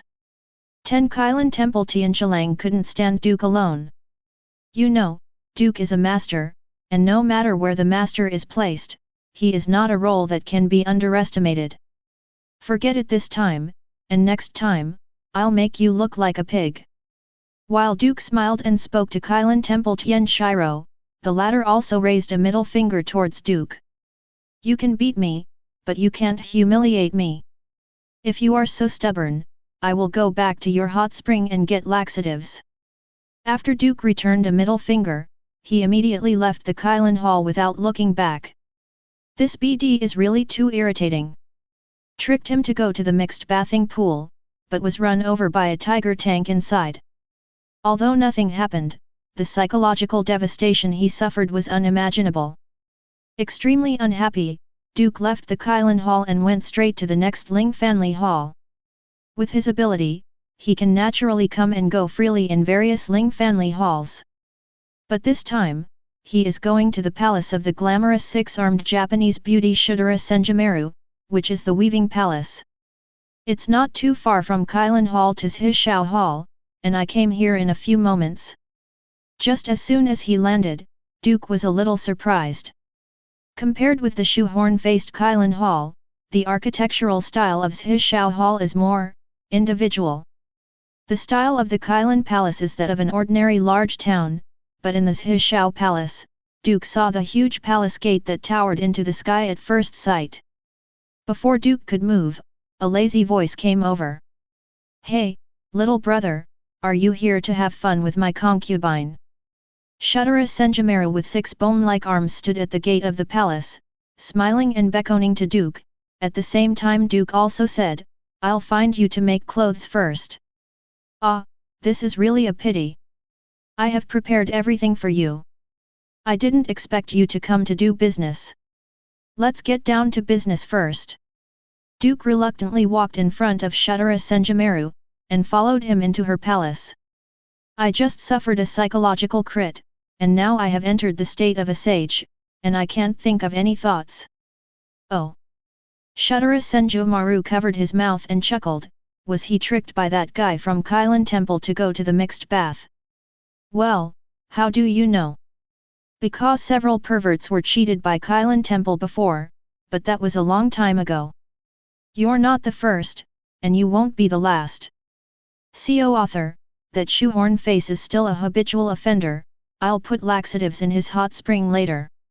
When Duke muttered softly, he also followed Shudara Senjumeru to the main hall of his palace. Shudara stood still in front of his seat and said to Duke, "Okay, first remove the ryotsu that is getting in your way, next, I will measure the size for you, so that you can make clothes easily." "All off?" Duke asked uncertainly, and Shudara Senjumeru's eyes turned cold. "Why, do you think I'm joking?" "No, now I finally know where the rule of measuring and making clothes comes from." Duke reluctantly removed the ryotsu on his body, and Shudara Senjumeru immediately raised his eyebrows. "I didn't expect you to have capital." "Cough cough, stop teasing me, measure the size quickly." "Okay, impatient man." Shudara Senjumeru's 6 bone arms took out various tools from nowhere, and began to measure Duke.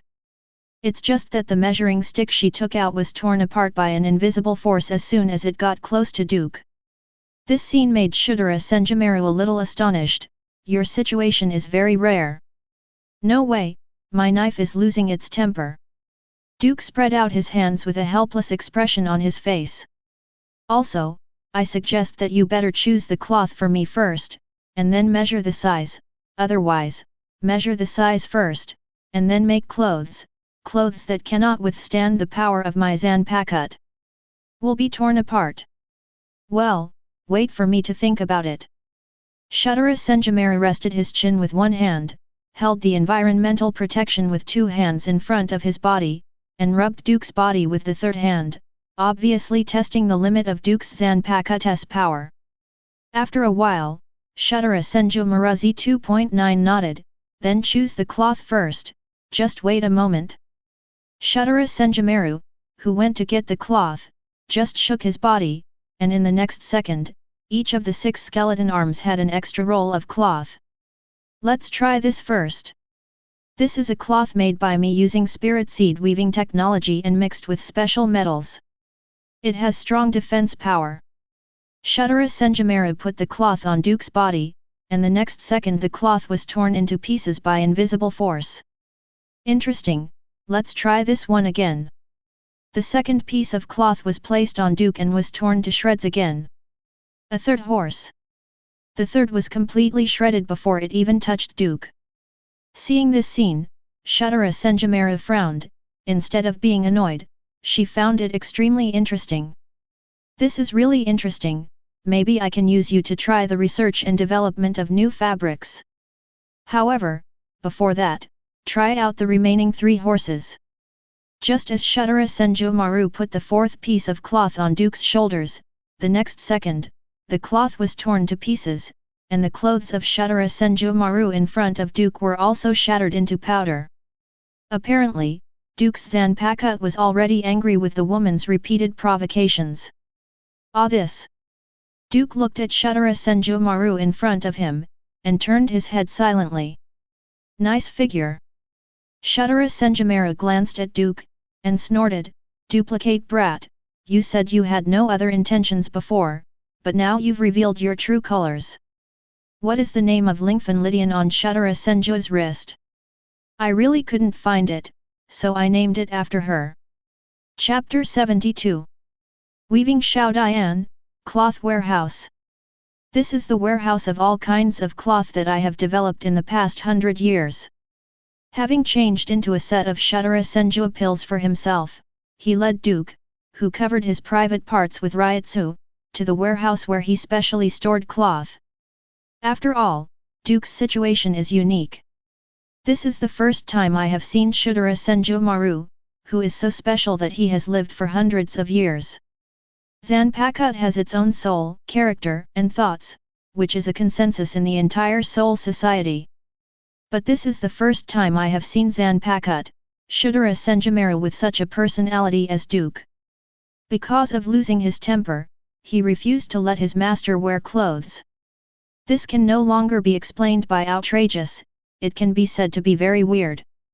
However, considering that Duke himself is a weird guy, no matter who gets close to him, he will lose his mind, so Shudara Senjamera is not surprising. "Are you sure there are materials here for me?" Duke asked Shudara Senjamera with some uncertainty, and the latter smiled disdainfully, "Boy, don't doubt my concubine's identity as a big orishu. Not to mention the creation of the deadly costume, all the tailors in the entire Soul Society are working according to the set of rules handed down by the concubine. Do you think the concubine will be incompetent?" While Shudara Senjamera was speaking, the palm of a skeleton arm stood up, like a blade, and stabbed into the door of the cloth warehouse in front of him. It was just the first contact between the two, and Shudara Senjamera's palm penetrated directly like a hot knife cutting into butter. After the skeleton arm entered the gate, various spirit patterns immediately appeared on the gate. The spirit pattern flashed, because the door opened.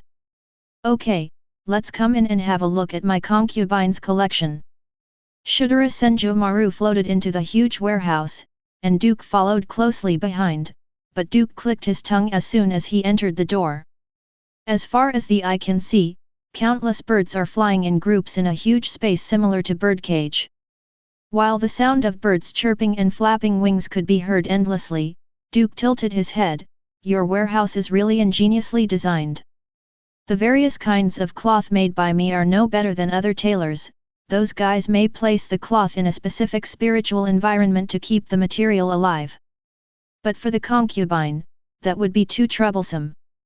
Instead of preparing corresponding storage environments for different types of cloth, it is better to let the cloth itself maintain and protect itself. While Shuttara was speaking, Senjumaru also floated into the air, and stretched out his hand towards a flying bird. As soon as the bird approached Shuttara, it turned into a piece of cloth and fell into her hand.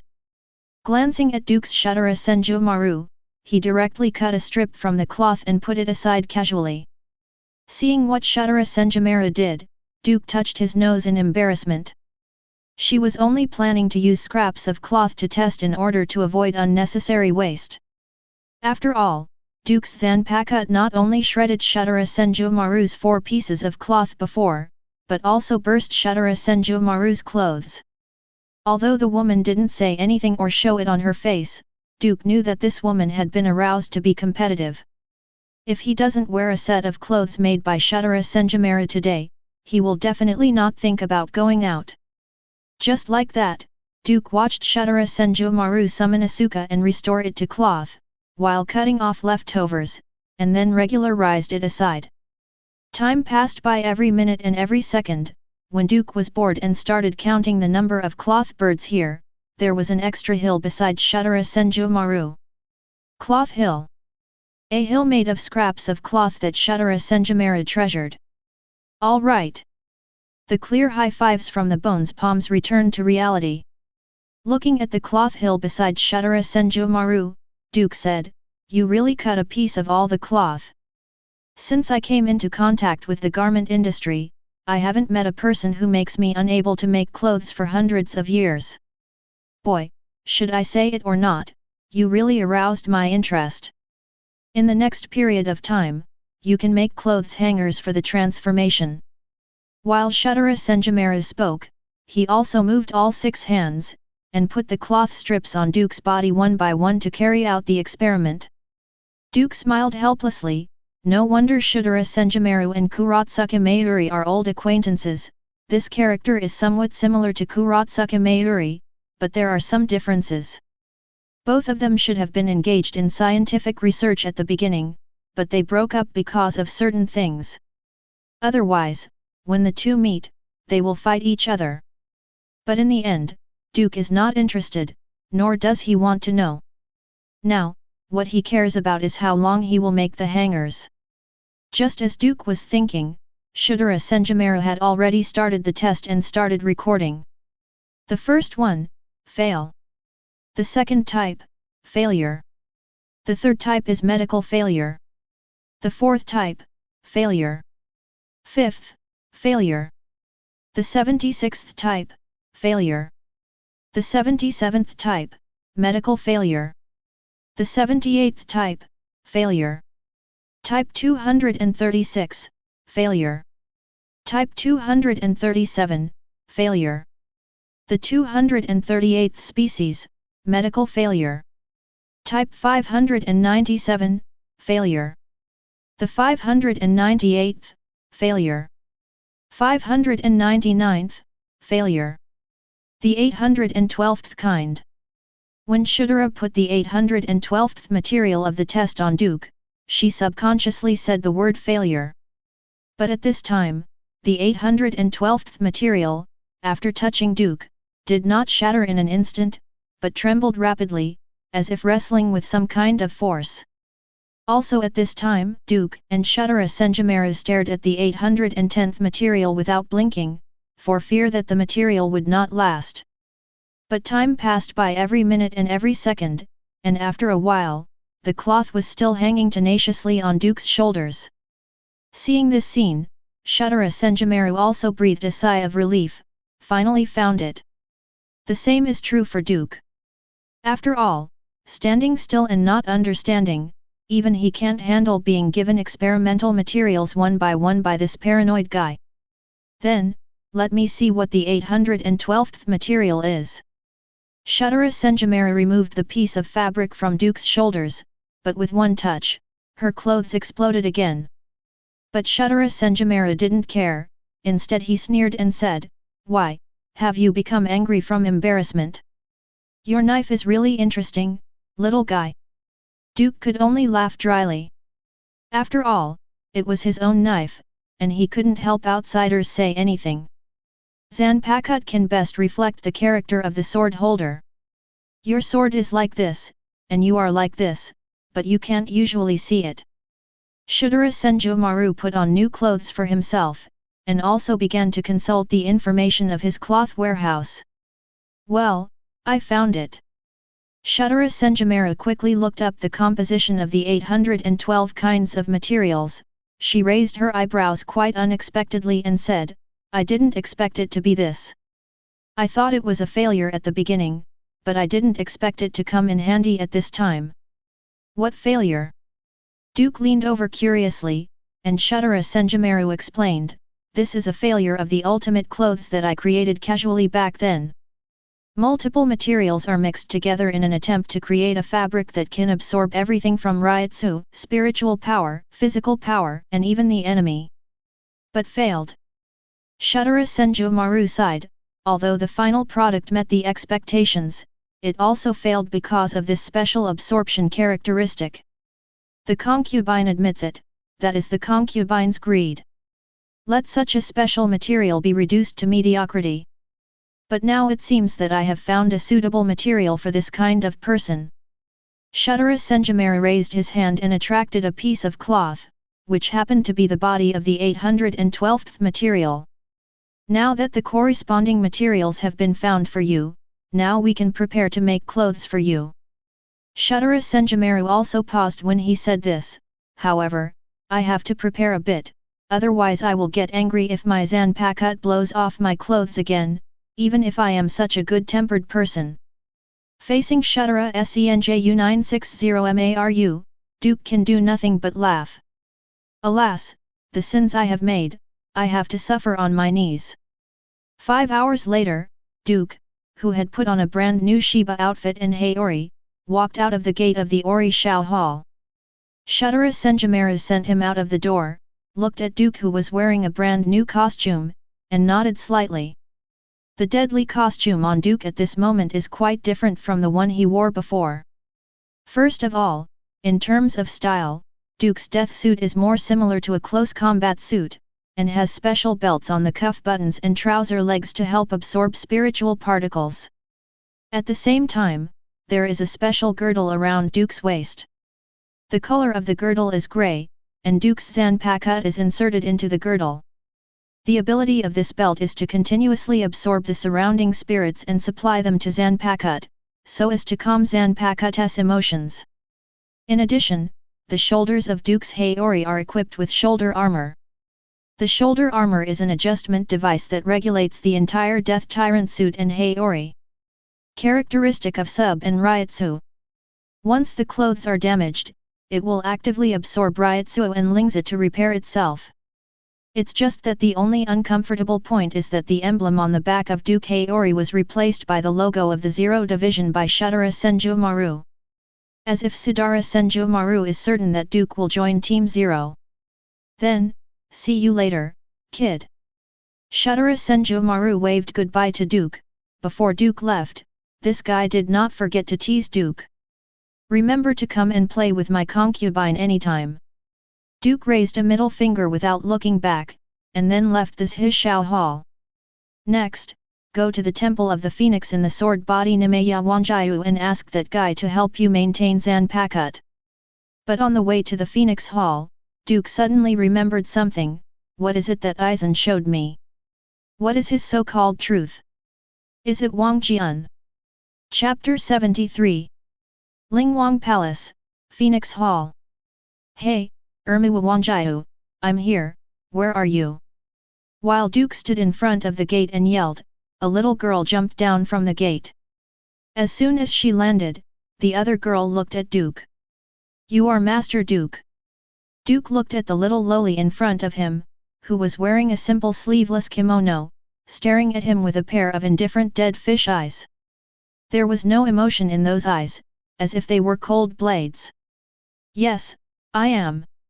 Master Wang Yu, let me wait for your arrival here, please follow me now. The little girl turned and walked towards the door, and Duke followed. While the two were walking one after the other, the little girl turned her head and said to Duke, "By the way, Lord Duke, my name is Seireitei Mila, and it is Zanpakuto created by Lord Wang Yu. You can call me Mila." Oh! Duke narrowed his eyes, and looked at Seireitei Mila in front of him in surprise. The materialized Zanpakuto is rare outside, especially after what happened before. Basically very few people make their own Zanpakuto materialize. "Master Duke, please correct me, Master Wang Yu is not an ordinary person. Hey, it looks like you have deep feelings for Huajie." Duke held the long knife at his waist with his left hand and touched his chin with his right hand. While walking, he also stared at the little girl in front of him. "Well, after all, the person who built you should be like a father to you." Seireitei Mila didn't say a word, but continued to lead the way. Huajie told them, these materialized Zanpakuto, not to have too much contact with Duke, otherwise, they will be polluted by Duke. As the Zanpakuto created by Huajie, Sui's Himamera and her sisters all obeyed Huajie's words. Make it a standard. Not long after, Duke and Seireitei Mila walked to a thatched hut. There was a thick water pipe in the thatched hut, just like a slide in a children's playground. "Please come with me." Seireitei Mila is very familiar with the inside of the water pipe slide. Duke shook his head. It's really unexpected that the legendary sword god has such a childlike innocence. After the words fell, Duke also got into the water pipe slide. Duke, who was sliding on the water tube slide, only felt that he was not just sliding, but was constantly being accelerated by some kind of spiritual spell in the slide. The speed is getting faster and faster. Until Duke saw the bright light ahead, he flew out with a whoosh in the next second. Duke, who slid out of the pipe, quickly adjusted his posture and landed on the ground smoothly. He didn't look around until he landed.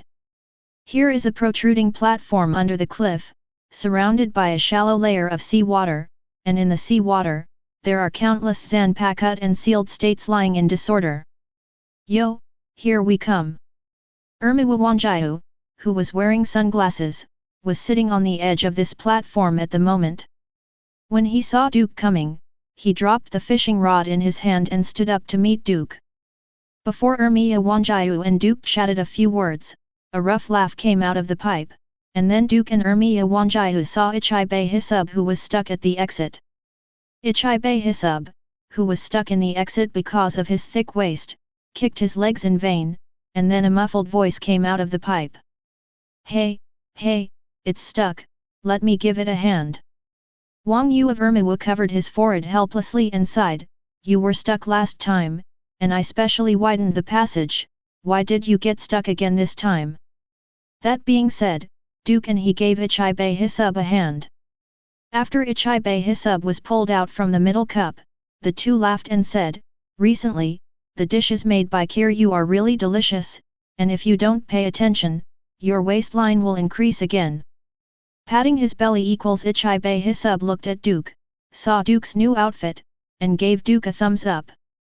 "Well, it's handsome, K. I thank you." Duke rolled his eyes, and then Huajie said, "You came just in time, I will take care of Zanpakuto for Duke next, and you will do the rest." "No problem." So, Huajie bent the middle finger and ring finger of both hands, and raised the other three fingers, as if participating in the Shinigami hip-hop contestant, loudly said, "Let's start." Next second, Duke found 5 beautiful figures appearing above the two Huajie's heads. After these 5 figures appeared, he directly pressed the two Huajie to the ground and punched and kicked them. "Is this guy shaking em?" Duke pointed at the beaten Huajie. If the sword god who created Zanpakuto had this virtue, it would be too shameful. No, it should be said that the painting style of the entire Zero Division is too clear.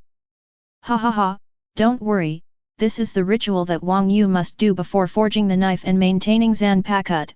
According to his words, it will make him in better condition. This is really Duke held back for a long time before uttering a sentence. The style of painting is amazing. You'll get used to it. Ichibei Hisub slapped Duke on the shoulder with a smile, and the smile grew even wider when he spotted the 0 Division crest on the back of Duke's Haori. Duke looked at the guy and knew what was going on in his mind. It seems that these guys are very sure that he will join Team 0. But why? Duke didn't quite understand. Soon, the ceremony at Huajie was over, and he reached out to Duke for Zanpakut. Okay, give me your knife. Well, please. Duke took off the Zanpakut from his waist and handed it to the two Huajie in front of him. The second Huajie took Duke's Zanpakut, pulled out the blade, and praised, no matter how many times you look at it, it is really a perfect Zanpakut.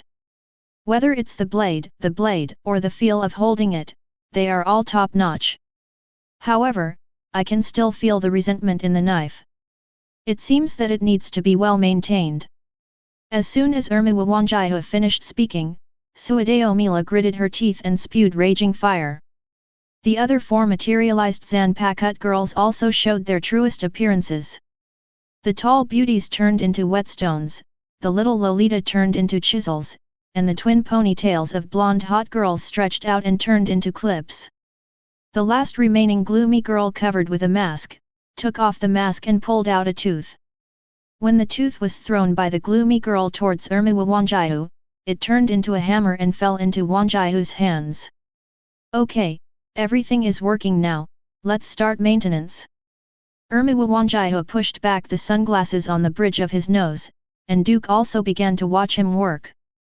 I saw that Huajie dipped Duke's knife into the flames, let the flames burn the blade until it was slightly red, then quickly pulled out the blade, put it into the sink beside it, lifted the whetstone and began to thin it grinding.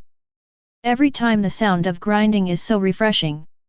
After staring at Zanpakut who was taking care of himself by Namiya Huajie for a moment, Duke heard the voice of Ichibei Hisub. Hey, Duke! Come and fish! Fishing! Duke walked over to Ichibei Hisub, who sat on the edge of the platform, holding a fishing rod with a simple line on it, and at the end was a hook clad in shiny soul shards.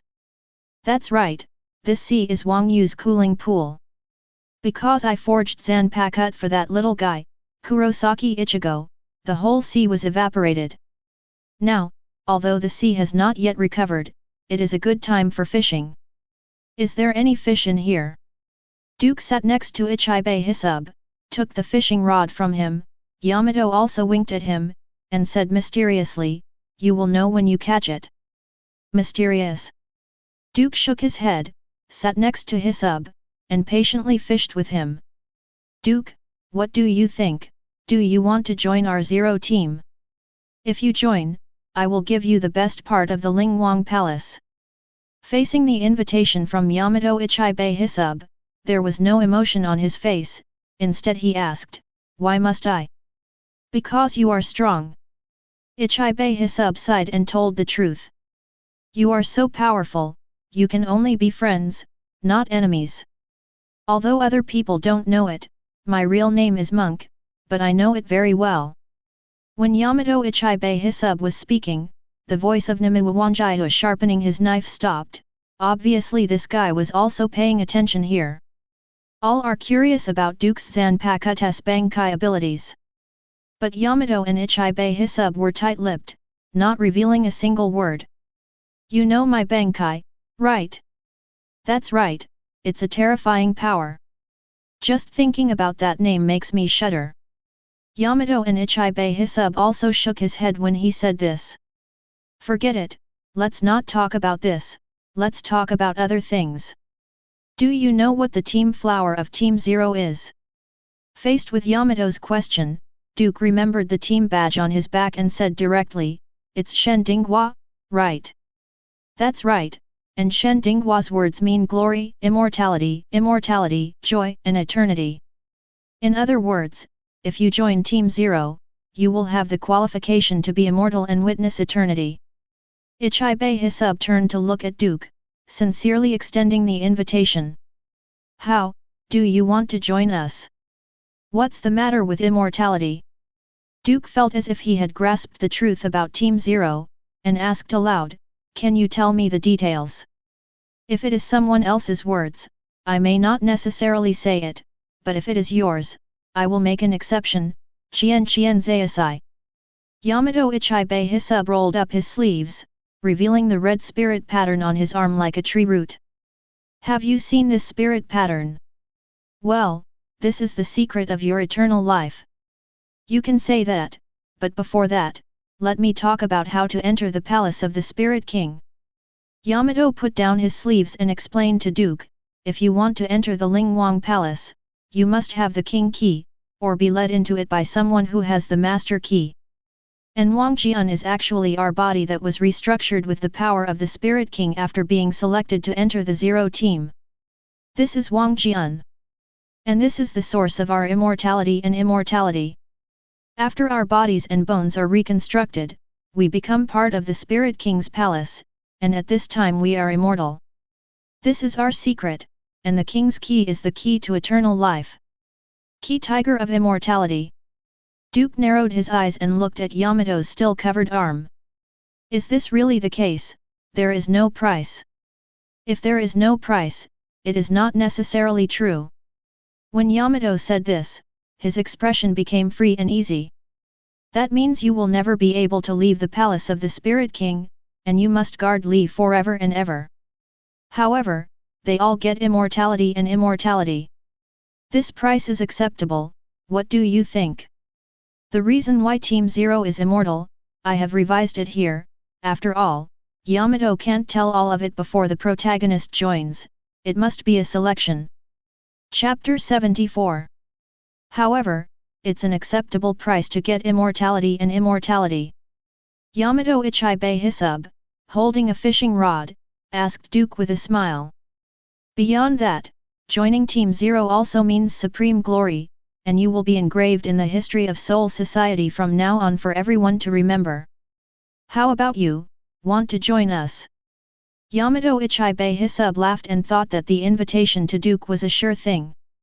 In his opinion, joining Team Zero would bring him great glory, make him a part of history, and gain the ability of immortality and immortality. Instead, the price is to pay for freedom. This is simply a bargain. Looking at the entire Soul Society, no matter who it is, they will rush to join Team Zero, they must join. However, he didn't know that the Duke in front of him was a different kind. Duke, who came from another world, has a fundamentally different outlook from people in this world. This is why Yamamoto Genrisai is particularly displeased with Duke in some respects. After all, you can't ask a person who has God's perspective from beginning to end to have the same three views as a group of two-dimensional characters. "Can you show me your King Key?" Duke suddenly made a request, which was nothing to Yamato. After all, in the existing information, there is no mention that Duke has scientific research capabilities. If Duke is replaced by Aizensuke, Yamato and Ichibei Hisub will not let the opponent touch his King Key if he is killed. After all, what Aizensuke possesses is not only strength, but also the mind that calculates everything and plans everything. Why is Aizen labeled as a great evil by Soul Society? Not only because he wanted to rebel against the Ling Palace, but the main reason was that he wanted to create Wangjian and the members of Team Zero. 137. In the eyes of the members of Team Zero, this is a delusional attempt to replace the gods with themselves, which is blasphemy, disrespect, and evil. But there is no such worry about Duke. This guy is very strong, not only cutting skills, but also white hits and kid, but is such an all-around talent really capable of researching and scientific research? According to Yamato Ichibei Hisub, this is very difficult as heaven. In particular, during his contact with Duke, he found that Duke did not have the personality traits of those scientific researchers. As for what character traits? Paranoia, thirst for knowledge, madness, etc., are a series of characteristics that are basically bad in the eyes of ordinary people. In addition, they wanted Duke to join the Zero Team, so they will meet all of Duke's requirements very generously. Yamato Ichibei Hisub rolled up his sleeves, and stretched out his thick arms in front of Duke. The red lines on the arms, like tree roots, were so clear and deep in Duke's eyes. Raising his hand to caress the Huajie pattern on the arm of Yamato Shang Ichibei Hisub, a flash of understanding flashed in Duke's eyes. This should not be the reason for the immortality of all the members of Team Zero. Yamato and Ichibei Hisub didn't tell him everything, but just picked out one point and told himself. The real truth, I'm afraid they won't tell it until Duke himself fully agrees to join Team Zero. But for Duke, the so-called truth is not important at all. For him, just seeing Huajie is enough. For the members of Team Zero, this thing may be a gift, the key to eternal life, but for Duke, it is poison and a shackle. That is, his honey, my poison. Although this King Key can give the members of Team Zero immortality and immortality, but, is for Duke, this is a shining shackle. Since Duke came to this world, he had a dream. That is the complete embrace of freedom. And this dream has been buried deep in his heart for 10 years, and it has grown into a towering tree. All the compromises and efforts that Duke has made now are for the true freedom. But now, these guys want to invite them to join Team Zero. This is tantamount to a group of guys who regard chains as treasures, forge a new pair of chains, and pass the chains to Duke to wear them himself. And, kill his dreams. This seemed impossible to Duke. Give me liberty or give me death. Therefore, it is impossible to join the Zero team. At the same time, Duke also had a new feeling for what Aizen said. In Aizen's view, both Huajie 13 and Team Zero are dogs in chains. This is actually true in some respects. The chain of Huajie 13 is to guard Jinglingting, obey the arrangement of Central 46, and obey the orders of the Zero Division. The chains of Team Zero are guarding the Lingwang Palace and protecting the Lingwang. Duke doesn't like chains, his wife wants to be free. Therefore, it is absolutely impossible to join Team Zero. He would never let them impose any shackles on him. Sounds tempting. Duke looked at the fishing rod in his hand, but did not look at Yamato Ichibei Hisub. But the rod of the fishing rod in Duke's hand suddenly sank slightly and bent quickly, and Duke also lifted the rod along the way. The bottoming feedback and struggle from the fishing rod were nothing to Duke. When Duke lifted the rod, he also picked up the things he caught. It was a terrifying giant beast, shaped like a fish, but it had wings made of swords, and all kinds of weapons were inserted into its back. Its ferocious face only had a big bloody mouth, and it had no other organs. Duke hooked up the giant beast and flicked it, a zanpakut landed on Duke's hand. Duke put the fishing rod aside, stood up, stuck the zanpakut on the platform, looked at Ichibei Hisub with a flat look and said, I refuse. Duke, who turned to leave, went straight to Huajie. At this time, Duke's zanpakut has also been maintained. Your knife. Thanks. Duke, who took over his own zanpakut, left Huajie's Phoenix Palace without any regrets. After Duke left, Etsunamiya put his sunglasses back on and walked towards Yamato, Ichibei Hisub. I was rejected again, this is the second time. Huajie came to Yamato Ichibei Hisub, raised his hand and picked up the zanpakut that Duke caught. In the sea facing the platform, there is a knife storehouse, which stores many zanpakut made by Huajie. There are also many dangerous zanpakut, who are in it. I didn't expect that any company would catch this eccentric sword beast. This zanpakut is very surly and has a distorted personality. Looking at the zanpakut in his hand, Huajie shook his head. He made a lot of zanpakut with formidable ability, this is one of them. However, there is still a more terrifying zanpakut suppressed in the knife magazine, and that zanpakut was put in by himself. Yamato Shang Ichibei Hisub glanced at Huajie aside, seeing this zanpakut, Yamato Shang Ichibei Hisub also remembered the suppressed zanpakut. It's already been done, how is it now?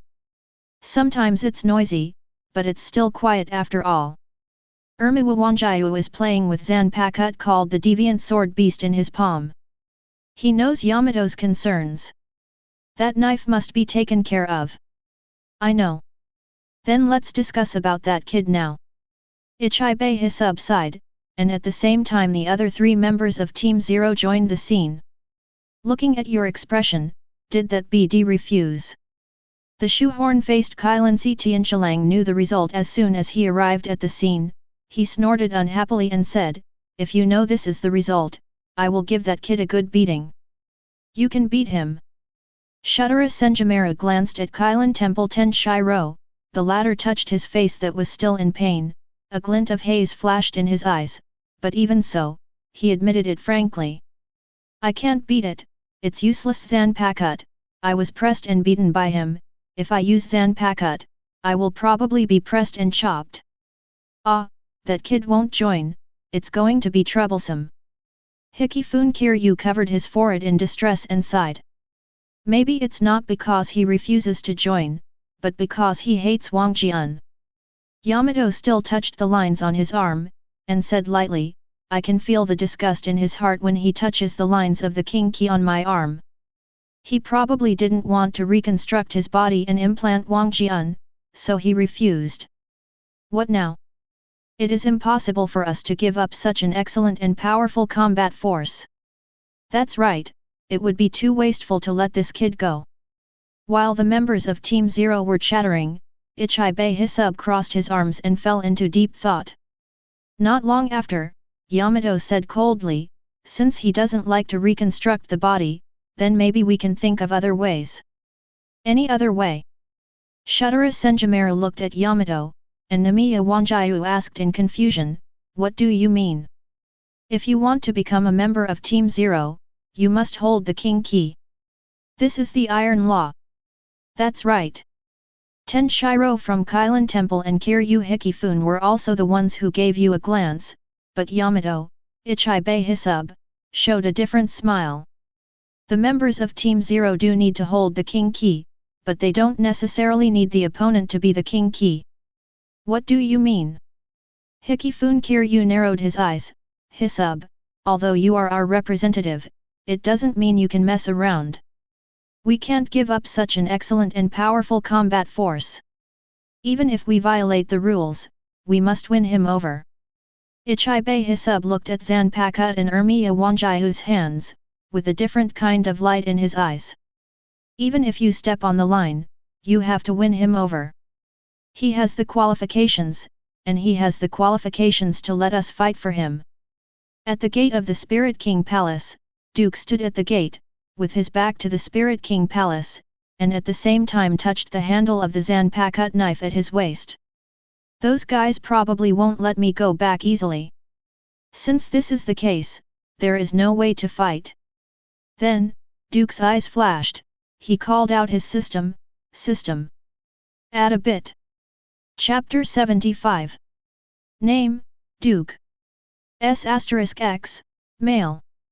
Race, Shinigami. 983. Body 983. 983. 983. Skills, Sword Master LV.93, Melee Master LV.89, Kid Master LV.86. Current Strengthening Point, 0. Looking at the value that just changed on his panel, Duke also took a deep breath. As the breath flowed, Duke only felt the power in his body surging, and he couldn't calm down for a while. Standing at the gate of the Lingwang Palace, Duke held the handle of the Zanpakut knife at his waist with his left hand, and closed his eyes to calm down the strength in his body. In order to prevent the Zero Squad members from getting angry when they failed to invite them twice, Duke had to make preparations in advance. Get ready to kill them all. Although Yamato hasn't told Duke the real reason for their immortality and immortality, if Duke's guess is correct, it should have something to do with the Soul King Palace itself. Otherwise, you won't be deprived of your freedom when you gain eternal life and immortality. The 124 reinforcement points accumulated before, and the daily check-in later, obtained 8 reinforcement points. At this moment, all the strengthening points in Duke's hands were cleared in one go. It is used to strengthen oneself in case of emergency. Moreover, thinking of the old Yinbai of Huajie, Duke felt that he should also strengthen a wave. After all, if that day friend Halbach exploded in accordance with the law of hot blood fan, he would be dumbfounded. Therefore, it is better to improve your strength again at this time. Time passed by every minute and every second, and when the sky in the space of the Lingwang Palace turned into night, Duke opened his eyes and let out a long breath of foul air. Duke, who twisted his neck, shook the stick again, and a series of bone explosions erupted from his body. Ah, it will be the best after adding some. Slightly clenched his palms and 5 fingers, and at the same time as the air crackled and crackled, Duke also clearly showed his pure physical strength at this moment. Well, the next thing is to waiting to see how the 5 people in the 0 division will choose. Duke came to a pillar on the side, and while sitting down against the pillar, he subconsciously touched his pocket. But he didn't find any snacks, and scratched his hair. Tisk, forget that this is just a change of clothes. Duke leaned against the pillar behind him, lowered his eyelids slightly, and began to doze off. This wait is one night. When Duke woke up again at dawn the next day, he found that the members of Team 0 had arrived in front of him. Looking at Duke standing in front of him in an orderly manner, he couldn't help scratching his collarbone, then squinted his eyes and stared at the 5 people in front of him. Why, won't you let me go if I don't join you? After the eyes of the 5 people circled around, the 5 members of the 0 team all felt their backs shudder. Why did this kid's eyes suddenly become this way? Yesterday he was still joking, but today his eyes suddenly changed. It seems that this guy is really worthy of joining the 0 team. Several people made eye contact, feeling a burst of bitterness in their hearts. These days, it's fine if their Team 0 invites them on their own initiative, but the other party not only doesn't appreciate it, but also develops hostility towards them because of this incident. What's this called? I'm begging you to join, but if you don't join, is Team 0 so inferior in your eyes? What are you talking about, Duke? Yamato and Ichibei Hisub took the lead in breaking the deadlock among several people, and the atmosphere of silence that made people tremble before was also swept away. Then what do you mean? Seemingly unintentionally, Duke put his hand on the zanpakut at his waist, and then arched his right leg, his eyes still turning to the 5 of them. He has waited so hard in Jingling Court for so many years, isn't it for the real detachment, for freedom? If he was really forced to join Team 0, it would be no less than all efforts in vain. Even if you lose your freedom, even if you get eternal life and become an immortal existence, what's the point? Noticing Duke's hostility and vigilance, Yamato Ichibei Hisub helplessly touched his big bald head, and smiled wryly. I don't know why you have so much hostility towards Team 0. However, we will not let go of an excellent combat power like you. So. Duke's eyes narrowed, with cold light surging in his eyes, the thumb of his left hand pressed against the grid of Jean Soldeo, and gently pushed upwards. Zhang! A knife blare blazed through the air, and the 5 members of Team 0 also felt an unspeakable pressure. Don't let him go, this kid is going to come for real. After realizing this, the expressions of the 5 of them suddenly became ugly. Isn't it just inviting you to join Team 0? As serious as killing someone? However, even if they fight, the 5 of them have no chance of winning. To be invited to join Team 0 with sheer strength is enough to prove Duke's strength. The combined combat power of the 5 of them is worth the entire Godi I-13, but Duke can match the entire Godi I-13 with one person, and even surpass it. This is the horror of the top combat power, and it is also the reason why they want to win over Duke. But now, instead of being successful in wooing, it has aroused the disgust of the other party. This is really stealing chickens and losing rice. Ichibei Hisub smiled wryly, touched his big bald head and said, through our previous conversation, I found that maybe you don't want to join Team 0, but you have concerns about Wang Jian, or disgust, right?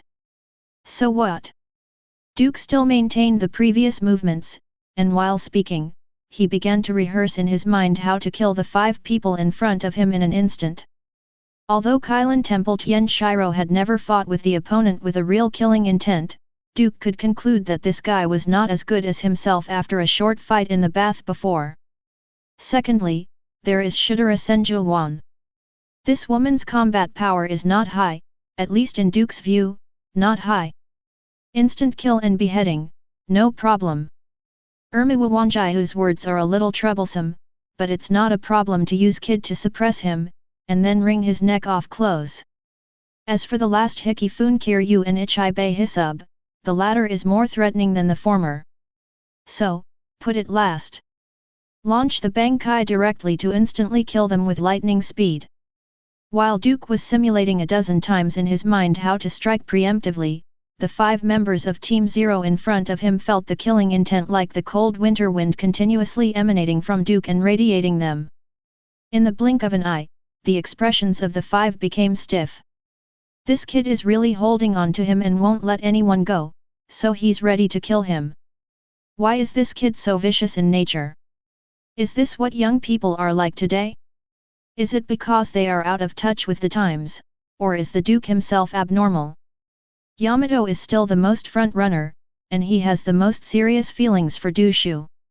While the icy cold killing intent scratched his skin and hurt him, there was also an unspeakable sense of crisis lingering in his heart. Seeing this situation, Ichibe Hisub stopped procrastinating, took a step back, and simply took out an object from behind. When Duke saw him make a move, he also held the handle of the knife with his left hand, intending to strike at any time. Next second, a long knife wrapped in cloth was handed to Duke by Ichibe Hisub. What is this? Facing the long knife handed over by Ichibe Hisub from Yamato, Duke looked puzzled. It's our compromise. Ichibe Hisub sighed, and then unwrapped the long sword. After the cloth strips were untied, a zanpakuto with blood vessel-like red veins all over its body appeared in front of Duke.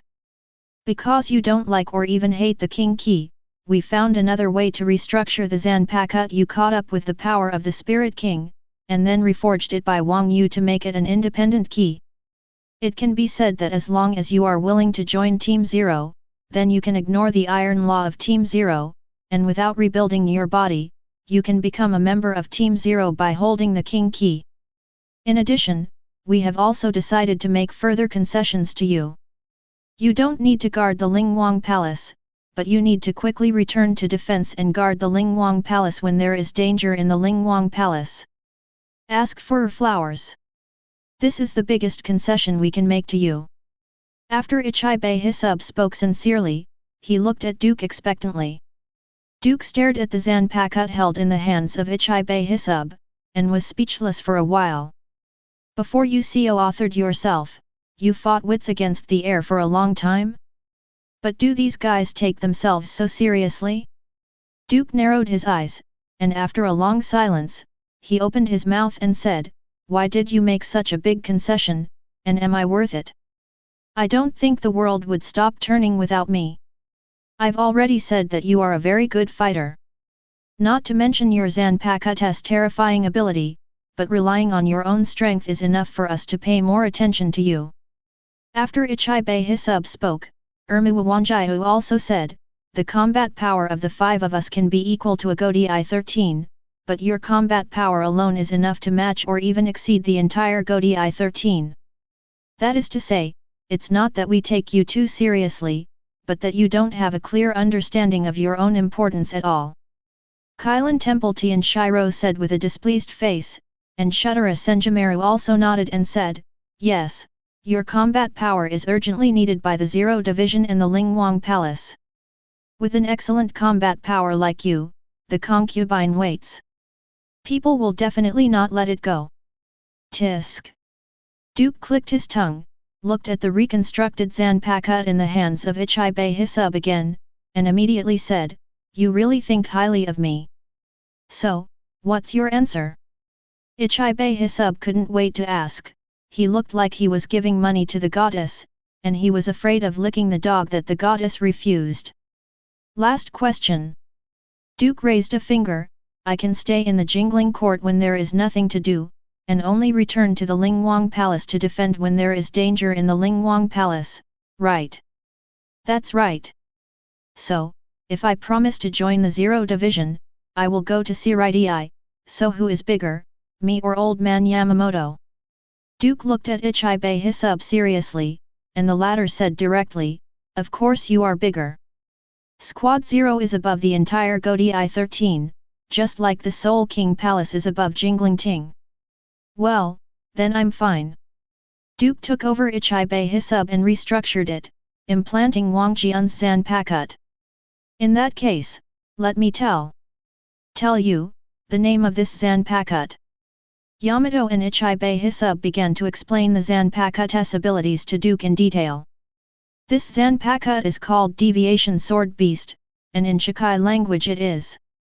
Half an hour later, Duke stood in front of the special passage with 2 knives on his waist, and jumped in without looking back. Seeing Duke leave, everyone breathed a sigh of relief. Ichibe Hisub wiped the sweat from his forehead and sighed, it's really not easy, this kid finally joined the Zero team. Indeed. The murderous aura he erupted just now gave me a chill. Tianqilang of Kailan Temple touched his arm, clicked his tongue and said, I even vaguely saw the scene where I was cut by the knife by him. It's the same for the concubine, the killing intent in her eyes is really terrifying. Not only him, but even his knife. Wang Yu of Ermiwa shook his head, feeling quite emotional. Although I was almost killed, but the result is good, don't worry about it. Hikifun Kiryu patted his chubby palm to comfort other teammates, but as soon as this sentence came out, the rest of them became even more depressed. It's too bad to be threatened by a junior. Hey, when did the fan team ask for such a favor? The concubine still has some lingering fears. Okay, stop complaining. Yamato Ichibe Hisub reassured everyone, and then said, it is the greatest luck that he agreed to join us, so let's stop moaning. I always feel that we are like the licking dogs that humans in this world say. Come on, don't talk about it, that kid went to Jingling Court, he will be troubled by Jingling Court next. That's right, there are such ancestors in Jinglingting, let them have a headache. Chapter 76. Ichibe Hisub, I'll beat you guys. Above the sky of Jingling Court, a figure appeared without warning, and then fell down at an extremely fast speed. At the same time as it fell, a scream of shock resounded through the sky. Moreover, the opponent's speed is still accelerating, and accelerating. Until, because the speed was too fast, 3 Mach rings exploded. Then, it fell heavily to the ground. Boom! It was as if a meteorite had landed, leaving a huge deep crater directly on the ground, and at the same time, the impact also stuck to the ground and wanted to radiate in all directions. The turf on the ground was blown away, and the birds in the forest were also startled. Not long after, a figure climbed up from the deep pit, slapped the dust on his body, and spit out the ashes that had been poured into his mouth. Bah, bastards, these bastards really hurt me. This person is obviously Duke who returned to Jinglingting from the Lingwang Palace. After getting the King Kizan Pakut, which was created by Ichibe Hisub and the other 4 people with the power of the Lingwang, he followed the so-called the special emergency channel left the Lingwang Palace. But who would have thought that the so-called special emergency passage is a spiral slide that can be continuously extended downwards and has the ability to accelerate. Every time you spin, the speed of Duke's slide increases by 1540 points. Finally, at the end, when he left the space of the Lingwang Palace, his speed was directly increased by dozens of times.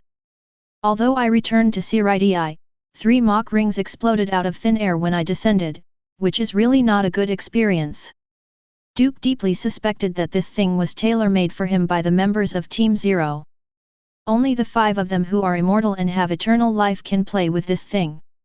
Anyway, he won't die, so it's a lot of energy. After all, Team Zero's team flower is Shen Dinghua, and Shen Dinghua's flower language is glory, immortality, joy, and eternity. And the joy in it is obviously based on the foundation of immortality, which can be obtained by Jin Wulang. For those who ride horses, if it weren't for my total physical fitness value of 980, and someone with a weaker body, when the Mach ring exploded, the body would be torn apart. Mach rings are only produced at supersonic speeds. And Duke exploded 3 Mach rings one after another. One can imagine how fast he fell. So, where did I fall? Duke looked around and found that he didn't have much impression here. You know, he had rotated among the various teams at the beginning, and was also responsible for the patrol work in various areas of Jinglingting. In the entire Jingling court, there are very few places he doesn't know. And once there is a situation he doesn't know, it means that he probably broke into some private territory. And in the Lingling court, there is only one kind of existence that owns a private territory. That's it, nobility. I don't know this place, it looks like I must have fallen into someone's woods. After looking around, Duke took off decisively on the spot and jumped to the crown of the tallest tree with excellent jumping ability. Duke, who seemed completely powerless, stood in the canopy of the tree and looked around at the same time. Also at this time, several figures appeared beside him without warning, each of them was wearing an assassin's close combat uniform, and not everyone's face was covered by a layer of gauze hanging down like a curtain. Who are you, and why did you break into our B family's territory? Several people spread out and surrounded Duke at the same time. The woman who was obviously the leader also scolded in a low voice. B house. Duke rubbed his chin. Which family does Sui Feng belong to? Do you know Lord Sui Feng? The person who spoke earlier spoke in a slow tone, mainly because Duke's attire was enough to make them a little daunted. In normal times, it doesn't matter who you are, go up and beat me up first. After typing, ask again. Speak a little vaguely, and I'm giving you a beating. Then throw it in prison and dispose of it. But Duke is obviously wearing a haori that can only be worn by the captain class. Although the team flower pattern behind the haori has not been seen, in Jinglingting, everyone must strictly abide by the rules of their class and must not presume to make. Once it is overstepped, it is not as simple as reprimanding. Moreover, Seireitei seems to be a pure land of bliss after death, but in fact it is an extremely ancient and outdated feudal system aggregate. In such a place, how strict the rules are, you can get a glimpse of Madara from the old man Yamamoto. Duke lost a piece of haori, and was sprayed by Yamamoto for more than 2 hours. I can imagine the rules and strict laws behind it. Well, your Sui Feng still owes me a maid outfit. Duke nodded, his expression was very serious, but this made everyone in the Feng family who came to investigate the intruders feel uncomfortable. The 9th generation Sui Feng successor of the Feng family, that arrogant, powerful, and cold Sui Feng, owes this man in front of him a maid costume? Is he crazy, or did they not wake up today? By the way, where are the Sui Feng people? Duke remembered that he hadn't seen Sui Feng for a while, and the last meeting, Sui Feng's strict self-discipline guy was not present. Isn't it just a maid costume? I don't know how to take photos as souvenirs, let alone make the photos I took into photo books and sell them everywhere. As for avoiding myself? Master Sui Feng is currently practicing hard in response to the invasion of the Invisible Empire, so it is not convenient to see guests. The Emperor of the Invisible Empire was killed by me, and she hasn't left the customs yet. Duke held his nose and asked the other party, but the other party smiled awkwardly, not knowing how to answer. In fact, it was because Duke killed the leader of the Invisible Empire with one knife, so they didn't dare to ask Sui Feng to leave the customs, and only waited for Sui Feng to come out by himself. After all, whoever told this matter was a major blow. You know, in order to deal with the Invisible Empire's invasion and wash away the shame he got during the first large-scale invasion, Sui Feng practiced day and night in Feng's practice field. But when she was working hard to get rid of her shame, they rushed into the practice field and told her, "Stop practicing, because the outside has been taken care of by a powerful person." So what will Sui Feng do? What will the messenger do? Normal people don't collapse on the spot even if their minds are firm. Not to mention a guy with super strength like Sui Feng. If you tell her about this, isn't that going to take the initiative to send her up to be beaten? Also, I heard that Kurosaki Ichigo, who had saved the Soul Society several times before, was also printed because of this incident. For the first time, I finally came back from Haikyang and rushed to help Jinglingting, only to find that the fight was over and I didn't catch up with anything. That's fine, after all, it's good that everyone is fine. But what about the second time? The second time, Kurosaki Ichigo completed his training, and his strength went up to a higher level. When he learned that the second war started, he hurried back from the place where he was practicing. It's over again, and I haven't caught up again. It is said that those Shinigami players who found Kurosaki Ichigo and told him the news, saw that guy's mentality collapsed on the spot.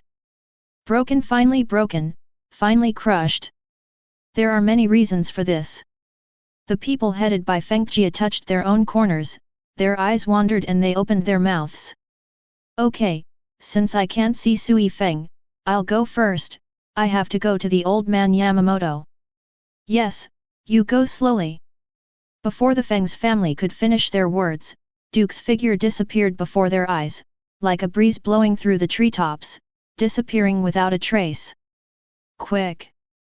One person looked at the treetop where Duke had just stood, and couldn't help but sigh with emotion. This sentence triggered discussions among several other people.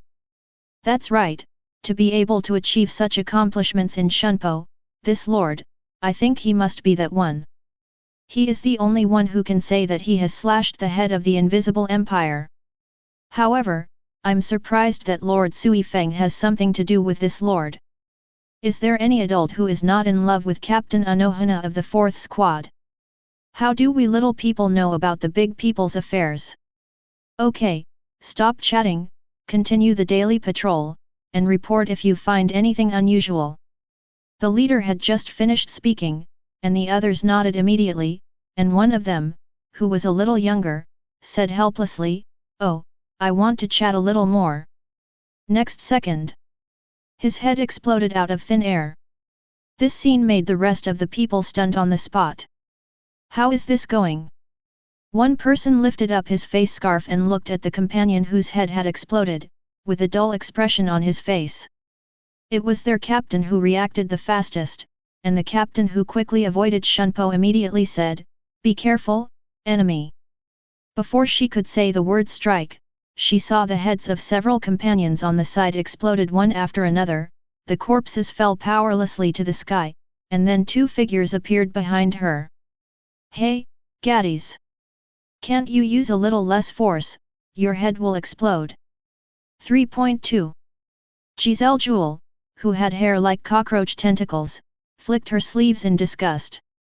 A broad-minded woman appeared from behind Giselle, with lightning sparks flickering at her fingertips. "I don't want to either, who made them so weak?" This woman named Giadis has grass-green mid-length hair parted on the side, light green eyes, and the ends of her eyebrows and part of her hair look like lightning. Wearing a sleeveless top and shorts, the neckline of the chest is open, revealing a large area of snow-white skin. Wearing a military cap with an invisible imperial mark on his head, long gloves, and a belt with a heart-shaped box around his waist, he has a good figure. With one hand on her hip, Gaddies looked at the remaining captains and said calmly, "Is it enough to keep this one?" "It should be enough, after all, the order from above is to let us kill as many people as possible, and then create chaos." He stuck out his tongue, and at the same time the tip of his tongue spurted a mouthful of blood towards the captain who had stagnated. Next second, the captain of the Fengjia patrol team's eyes became dull, as if he was a walking dead. "Well, my ability has already taken effect. Then hurry up and give her an order, let's go back quickly, or things will change if it's too late." Okay. Chapter 77 First Team, Captain's Lounge. Bang!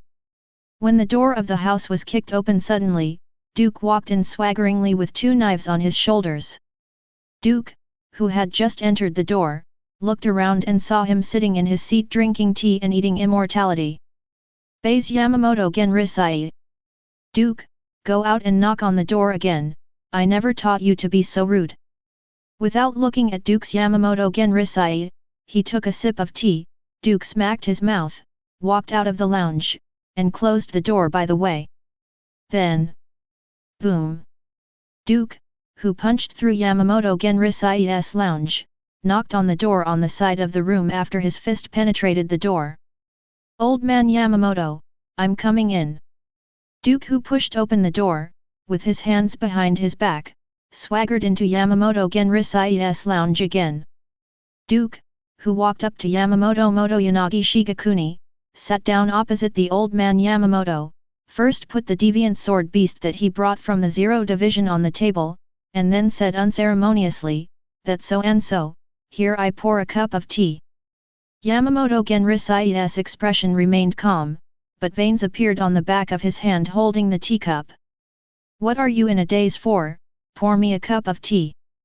Duke knocked on the table again, and after Yamamoto Genrisai endured his anger and poured Duke a cup of tea, Duke rested his right elbow on the table, his palm on his cheek, and said meanly, "Oh, from now on, some old man can't control me anymore." 28. Not only can't control me, but you can't throw me all kinds of troublesome affairs. More importantly, I don't have to take any responsibility, and I don't have to worry about being fined for copying my salary. Hey, so cool. Duke's meanness fell in the eyes of Yamamoto Genrisai, and the old man, who was already bursting into flames, immediately punched Duke on the head. "UBD, do you think the old man won't be able to lift a knife if you join the Zero team? I am also a person of the same era as Hisub, Yamato. If you want to discuss seniority with me, you are 10,000 years too early." After a while, Duke was sitting opposite Yamamoto Genrisai Shigakuni with a full head, and Yamamoto Genrisai's expression was more serene than before. "After all, you can't get used to a cheap guy like Duke. So, are you determined to join Team Zero?" "Well, they need my strength." After Duke pressed down the bags on his head one by one, he casually threw the Uran sword beast in front of him to Yamamoto Genrisai. The latter took over the eccentric sword beast, and after pulling out the blade, Yamamoto Genrisai Shigakuni's eyes froze immediately. Huajie. They actually. Seeing this Zanpakuto that had been forged into a king key, Yamamoto Genrisai immediately understood the inside story behind it. You must know that those who are selected to enter the Zero Division need to accept the power of the Spirit King to rebuild their bones, and the bones after being built are Huajie. Huajie is not only the key for Team Zero to enter and exit the Lingwang Palace, but also the proof of their identity and the key to their eternal life. But now, Duke has joined Team Zero, but has not been reconstructed. Instead, Huajie is given to Duke in the form of a Zanpakuto. This also means that Team Zero values Duke much more than Yamamoto Genrisai thought. That's right, because I hate Huajie and restraint, they found another way, allowing me to become a member of Team Zero without rebuilding my body, and handing over Huajie to me in another way. Besides, I don't need to be like them, squatting in Lingwang Palace all day long. Whether I want to stay in Jinglingting or go to Lingwang Palace, it's up to me. Of course, the most important point is privilege. Duke clicked his tongue. These guys basically gave me a lot of privileges and broke a lot of rules for me. It means that once they ask, you can't say no. Yamamoto Genrisai Shigakuni spoke in a low voice, and said what Duke hadn't said. That's right, because the only requirement they gave me was that when the Spirit King and the Spirit King's palace needed it, I would guard the Spirit King's palace, guard the most important places, and kill all the invading enemies. However, it's just killing, I'm still very skilled. While Duke was talking, he patted Zanpakuto on his waist. I'm afraid it's not that simple. Yamamoto Genrisai closed his eyes and let out a long sigh. With greater privilege comes greater responsibility. I know this. Duke had a playful expression on his face, however, I am confident.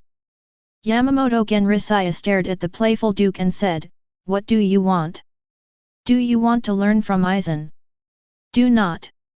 Duke shook his head, "That fellow Aizen's method is too rough, I can't learn it. As for the rest, I have a plan in mind." Yamamoto Motoyanagi Shigakuni took a deep look at Duke, and then sighed again. "You joined Team 0, so Seireitei's combat strength will be reduced by 1 more point. Hello, old man." Duke raised his hand and waved in front of Yamamoto Genrisai's eyes, attracting his attention. "Although I have joined Team 0, I will always stay in Jinglingting. If anyone comes to commit an offense, I will just kill him. But what heart? By the way, if the enemy's attack time is between 9 o'clock in the morning and 5 o'clock in the evening, I will take action. But if not, then I will." Duke winked at Yamamoto Genrisai and laughed. Yamamoto Genrisai glared at Duke and said angrily, "You naughty BD. Human, in this life, you can't live more than 20,000 days, of course you should be proud and have fun. You are a Shinigami, you can live forever." Yamamoto Genrisai knocked on the table, trying to wake up Duke, and Duke also sighed, "So wow, that's not good for longevity species. Time is almost endless and can be squandered at will. Duke, you have to understand responsibility."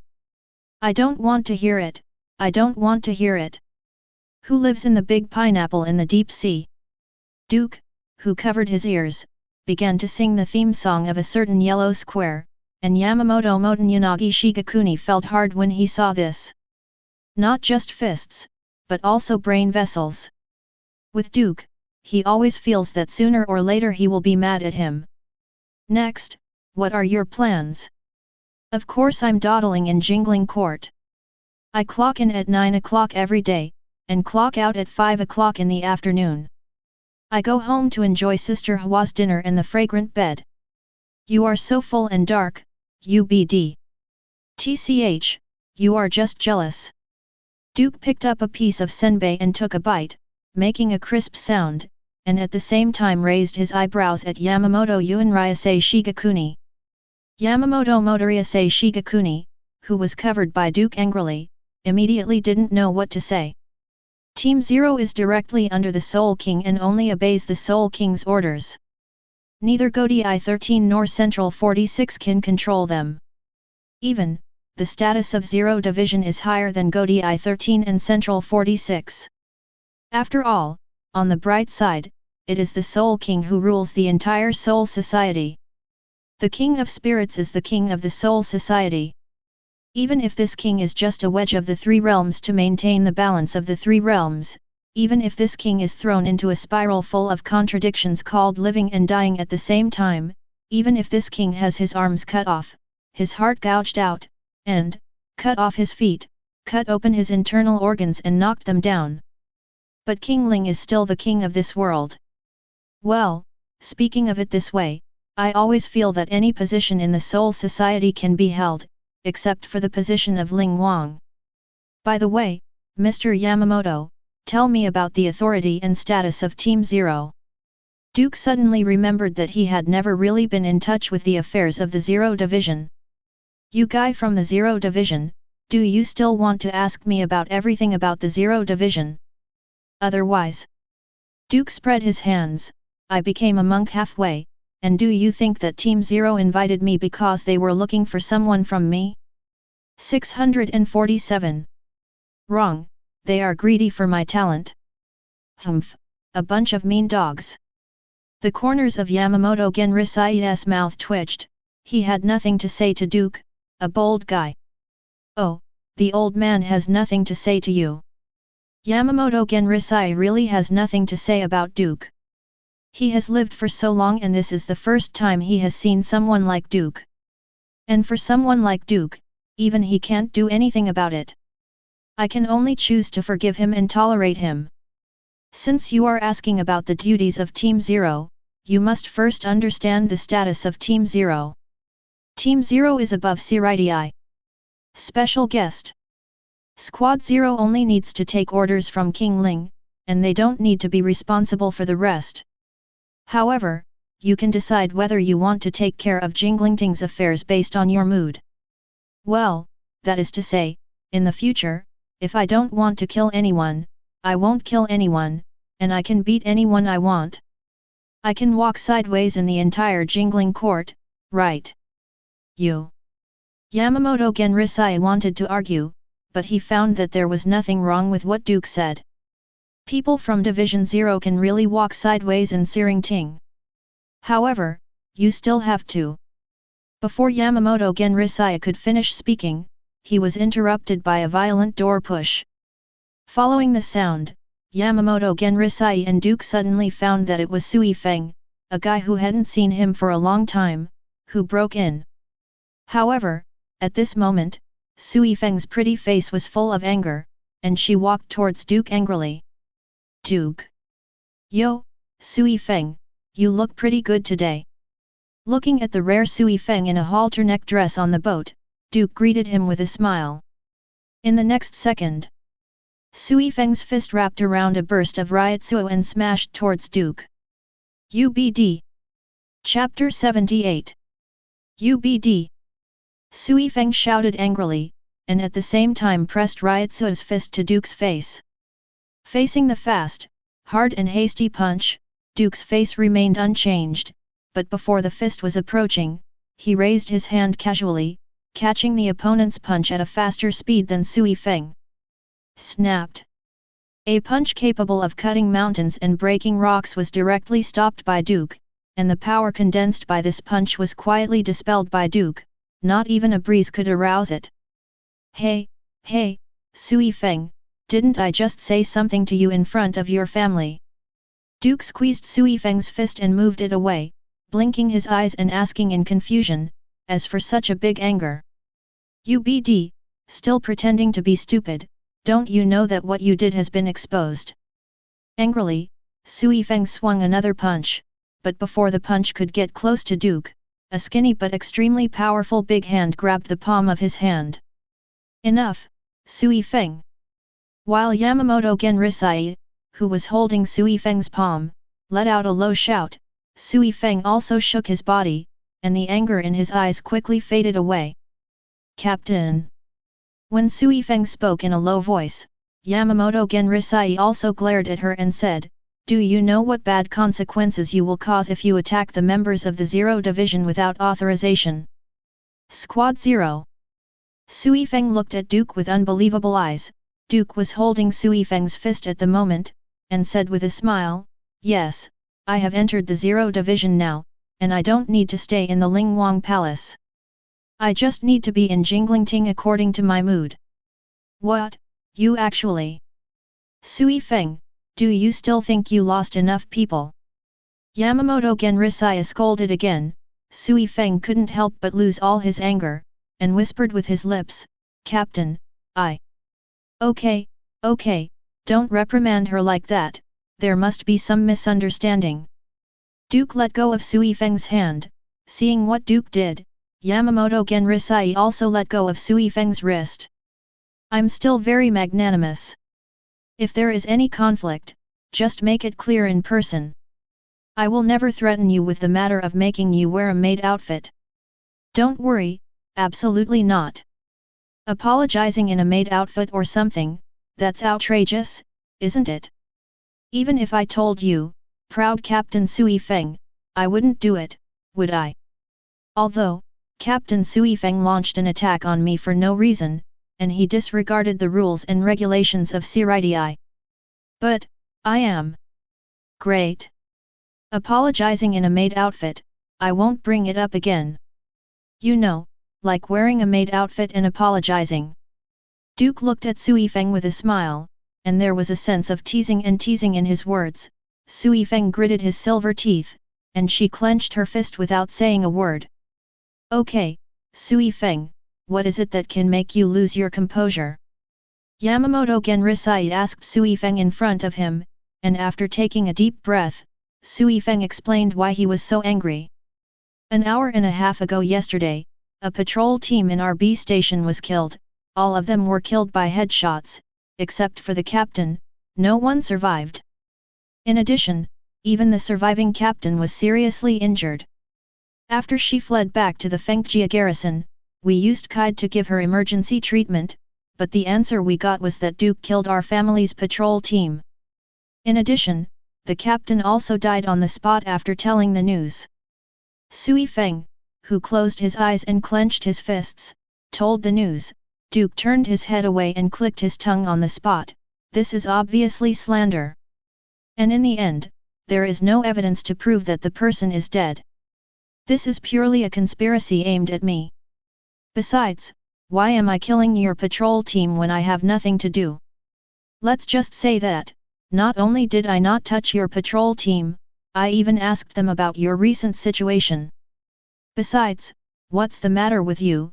Why did you kill me so quickly after hearing about this incident, that you couldn't even guarantee calm thinking? This is not like you, Sui Feng. When Duke said this, he also looked at Sui Feng with sizing eyes. However, I know I've said so much, you must still be skeptical in your heart. So, I can extract my previous memories to prove my fear. When Duke said this, he raised his hand and patted himself on the back of the head, and at the same time said in a low voice, "Bakud recalling the light." As soon as these words came out, Duke's eyes shone with light, and a light and shadow projected into the void, attracting the attention of Yamamoto Genrisai and Sui Feng. Impressively in the light and shadow is the content of the conversation between Duke and the patrol members of the B family. While the light and shadow played Duke's memory, Duke also said, "A long time ago, I considered that this situation might happen today. So I created a kid spell that can extract my memory and show it to others to prove my innocence. I didn't expect it to come in handy today."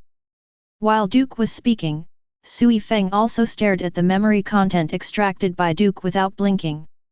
Soon, Duke's memory of Feng's patrol team was played, and there was nothing unusual about Duke except that Sui Feng's complexion turned dark when Duke's hilarious content. "It seems that it is indeed not you." Sui Feng let out a long breath. Duke cancelled the spell, blinked his eyes to make his eyeballs return to normal, and said with a smile, "Look, I've said it all, this is slander, a conspiracy against me. Of course, you don't have to blame yourself too much, and you don't have to go out and buy a maid outfit, just put it on and apologize to me." Duke winked at Sui Feng, and Sui Feng spat, "Who would do that, you rascal?" "Now that the problem has been solved, Captain Sui Feng, do you want to explain your impulsive behavior before?" Yamamoto Genrisai slapped the cane, which surprised Sui Feng, and quickly lowered his head and said, "Sorry, Captain, I was impulsive. Get the punishment yourself, I don't want this kind of thing to happen a second time." Yamamoto Genrisai gave a hard blow to his crutches, and Sui Feng immediately bowed humbly, nodded and said, "It's the chief commander." However, although this matter was temporarily exposed, Duke still stared at Sui Feng intently. The hairy Sui Feng who was watched by Duke couldn't help taking a step back, shielding his chest with both hands, and said with a guarded face, "What are you looking at me so lewdly, what do you want? There's something wrong with you. There's something wrong with you." Sui Feng immediately retorted at Duke angrily. Duke stroked the back of his head, and a halo of spirits flashed in his eyes. "What I said is wrong, it's not about you, but about your today." Before Duke could finish speaking, a group of criminal soldiers broke in. The leader looked grim. After looking around, he set his sights on Duke. "Are you Duke?" "Yes, is it heavy?" Duke asked the other party back, and the other party simply took out an arrest warrant from his body. "I am Dongfang Baijuk, the captain of the temporary special operations team of the criminal army. I am under the order of Central 46 to temporarily arrest you for the murder of the entire Huajie patrol team. Please do not resist, otherwise we will take extraordinary measures." As soon as these words came out, among the three people present, Yamamoto Genrisai and Sui Feng's complexions changed. No matter how stupid the two were, they also realized one thing. That is, no matter who killed Feng's patrol team, someone was deliberately targeting Duke. But soon, Yamamoto Genrisai's expression returned to normal. Because he knew it was impossible. If Duke still belonged to Huajie 13 as usual, he would not stop the criminals from arresting him. But now, Duke belongs to Team 0, above Jinglingting, Huajie 13, and Central 46. Although these guys have the power to enforce the law, they can't control Duke. Not only that, these guys arrested Duke rashly, and they will be punished for the above reasons. After thinking this through, Yamamoto Genrisai suppressed the anger in his heart, and the old god was watching the absurd scene in front of him. You guys, arrest me. Duke specifically emphasized it. Dongfang Beizu nodded indifferently, that's right, please hand over your Zanpakut to cooperate with our work. Hand over my Zanpakut. While Duke was speaking, he also pulled out the deviant sword beast from his waist, and pushed it forward. I took it out, do you dare to take it? I enforce the law impartially, why not dare? Then you take it. Duke handed the knife in his hand to Dongfang Beizu in front of him, and the other party immediately took over the deviant sword beast, but this was not over yet, he was still staring at the two pieces on Duke's waist. Why, you want to take this too? Duke's eyes narrowed, and Dongfang Beizu had a cold face. For official business requirements, please cooperate. Zhao zhao zhao. Okay, I hope you remember to return it to me when the time comes. At the same time as Duke untied the two pieces at the waist, as soon as Dongfang Beizu received Duke's Zanpakut, the clothes on his body turned into butterflies and flew all over the ground. For a moment, everyone was stunned. The Zanpakut just now was fine. How could it be this knife's turn that was suddenly smashed? Dongfang Jusuk was holding two Zanpakut, his face turned green and then pale.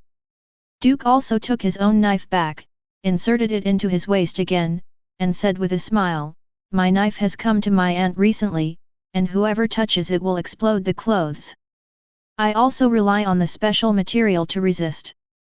As for your strength, Duke shook his head, you hit the gun yourself. Don't blame me. Dongfang Jusuk gritted his teeth and took the clothes from his subordinates. As soon as he put them on, the clothes turned into butterflies again and fell to the ground. I forgot to say, my knife doesn't break my clothes once I touch it, but once I touch it, I can't wear clothes for at least 3 days, and at most 7 days. By the way, this is the standard for my sword against me. As for outsiders, they probably won't be able to wear clothes for a year or so. There was an unscrupulous smile on Duke's face, and a cold light flashed in his eyes at the same time. Central 46, I didn't want to bother you at first, but you stretched your necks, I'm sorry if I don't cut it. Chapter 79. I forgot to say, my knife doesn't break my clothes once I touch it, but once I touch it, I can't wear clothes for at least 3 days, and at most 7 days. By the way, this is the standard for my sword against me. As for outsiders, they probably won't be able to wear clothes for a year or so. There was an unscrupulous smile on Duke's face. If he hadn't been blessed by Shutara Senjumeru, he might still be in a clean state. And his knife will not be too harsh on him, at most it will be clean for a week, and then it will calm down. But in the hands of others, it would be embarrassing. Then you won't even think about wearing clothes for a year or so. In addition, Duke's knife, as he said, has come to the aunt, and is now in a mood. You hit the muzzle yourself, so who's to blame? Of course, now Duke can wear clothes, thanks to Shutara Senjumeru. The defective products she produced many years ago have now become his life-saving straw. Although, Duke had tried to kill her before. But this matter, it's like you captured your brother's daughter, and from now on you will talk about your own things, he calls you brother, you call him father, it doesn't affect each other, right? So, one thing is one thing. At the same time, when Duke spoke, his eyes were cold. Central 46, he seemed to find a reason to deal with it before. Now, these guys are fine, stretching their own necks, and stretching them under Duke's hands. If Duke didn't chop them up and make them shut up like this from now on, it would be a waste of their good intentions. You gave me all the remaining blood, and if I don't take your head, I'm really sorry for the opportunity you gave me. Dongfang Beizu, whose face was flushed, gritted his teeth and squeezed out 2 words from his lips. Take away. Afterwards, the people behind Dongfang Beizu immediately swarmed up, tied the shackles on Duke, and surrounded him like a dead end. Not only that, the Xingjun people also brought the kid people, and in a flash 347, several powerful kid spells were aimed at Duke, including not only head but also Bakud. Captain Yamamoto, let's take our leave first. Dongfang Beijuk, who used the muddy ryotsu to cover his body, waved his hand, and then Duke was surrounded by many members of the criminal army and left the captain's lounge of the first team. Not long after everyone left, Kurako Shunsui, who led Ise Nanao, appeared at the door, and he looked in with his head and said, "What happened? Why was Duke taken away by the Xingjun? And the clothes on Duke?" "You stay, Chun Shui," Captain Sui Feng and Ise Adjutant Tian Diu. After Yamamoto Genrisaya spoke, Sui Feng, who was about to speak, and Nanao Ise, who was calm but with confusion in his eyes, walked out of the room. After the two left, Yamamoto Genrisaya whispered, "This is a temptation. Central 40 SIXS test." Kurako Shunsui touched his chin, but immediately said, "No, no matter how overbearing Central 46 is, it will not attack Duke at this juncture. Now, although the Duke has cut off the body of Huajie, the hidden danger of the Invisible Empire has not been eliminated, and the soul of Huajie is still there. Central 46 shouldn't be so stupid. It's the nobles." Yamamoto Genrisai's simple words, Kurako Shunsui's eyes also showed enlightenment.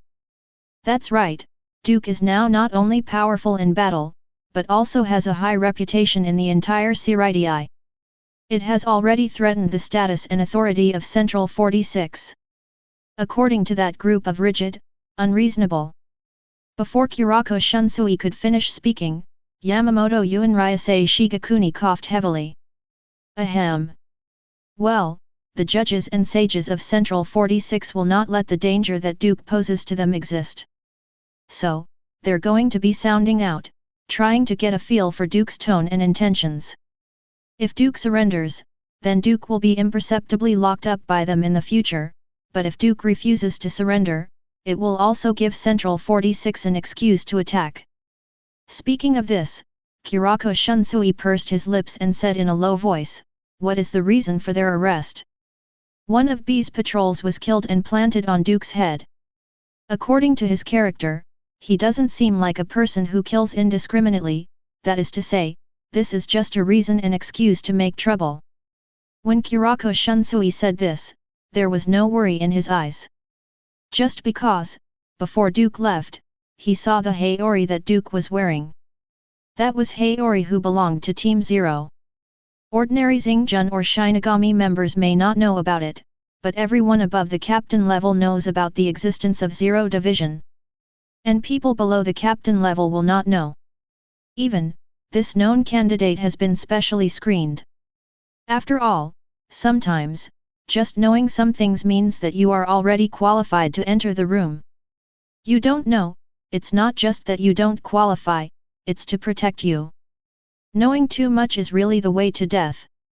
And for Duke who has joined Team 0, what is Central 46? Can I eat it? It doesn't matter who killed the Feng family.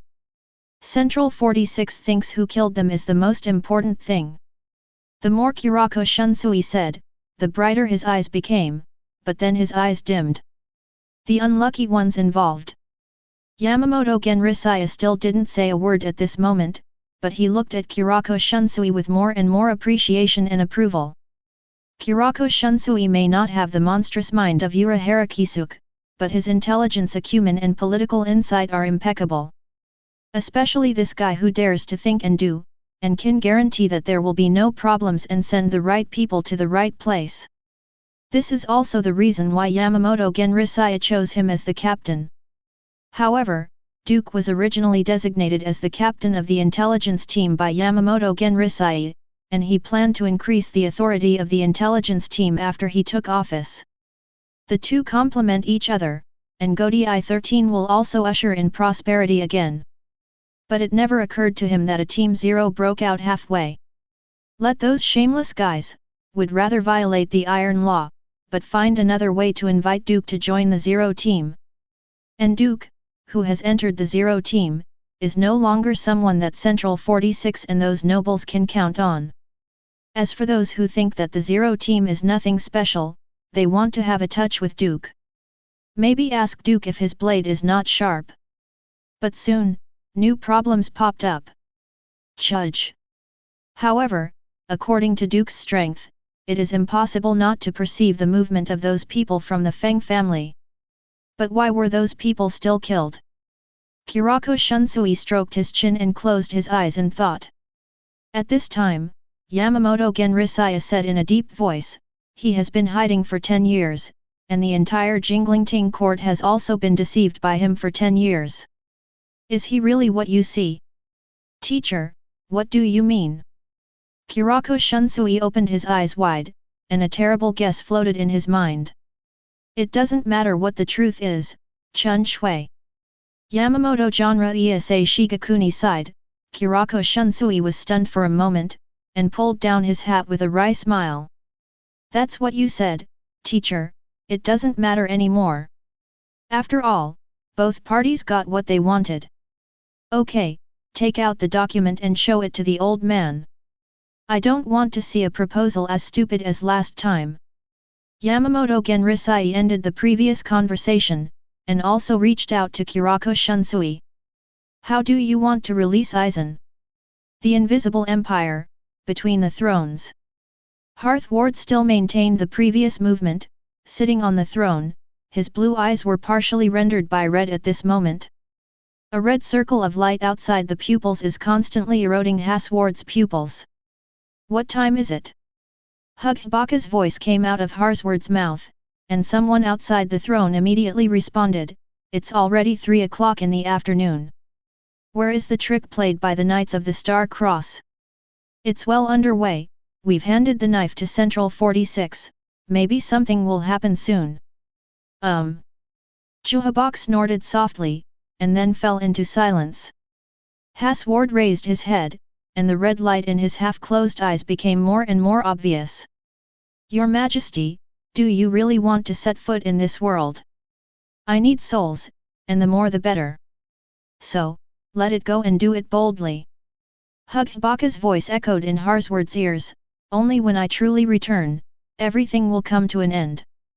As for death and pain, this will be completely wiped out the moment the new world arrives. Yes, Your Majesty. Central 46, Judgment Hall. In the middle of the trial hall of Duke, who was covered in shackles, a beam of light fell from the sky and hit him, symbolizing the judgment that he could never escape. For the first time, Eva, the 40 sages of Central 46 and the 6 judges sat behind wooden plaques representing their serial numbers. It's just that in the trial hall at this moment, when Duke just stood up, there was a sound of devouring and discussing like a swarm of flies. The Haori that this guy is wearing. Look at the flower crest on the back of Haori, it's the uniform of Team Zero, that's right. That's right, I was lucky enough to meet a member of Team Zero once, and that was 300 years ago. But why is he wearing the uniform of Team Zero, don't you mean? Damn it, are the people in charge of sorting out information all idiots? When did this guy become a member of Team Zero? Troublesome, really troublesome. Amid all the discussions, a slightly calm voice suddenly sounded. Everyone is silent. After a low drink, the entire Central 46 returned to calm. Afterwards, an inquiry came from the mouth of the judge of the High Central 46. Duke, I called you here this time, because I want to ask you something. Convene. Duke snorted coldly, ask. Do you, Central 46, have the qualifications? Do you have the qualifications to directly supervise the interrogation, and even arrest a member of the Zero Division? Duke looked aggressive at the moment, and that was on purpose. After all, he can completely guess what these old guys want to do. The moment Duke joined Huajie 13, he knew one thing. The so-called Central 46 has lost its original purpose when it was first established. Perhaps it can be said that the original intention when it was first established was to confuse everyone and distort the audio-visual. Here, Central 46 is nothing but props and tools used by the aristocratic group of the Seoul society to maintain their dominance and status. Otherwise, there will be no Huajie 13 since its inception, and up to now, no captain has been promoted to Central 46. It was an accident. The other party's voice was still calm, but in the next second, a spiritual beamhole discarded the wooden sign in front of the speaking judge. This was also an accident, Judge my lord. Duke deliberately emphasized his tone, his eyes filled with mockery and coldness. Chapter 80. This is also an exception, Judge my lord. While Duke spoke with a sneer on his face, there was also mockery and coldness in his eyes. The judge, who was pierced through the wooden board in front of him, looked at the small hole pierced through the wooden board in front of him with a look of astonishment and a trace of fear. Cold sweat broke out on his back immediately.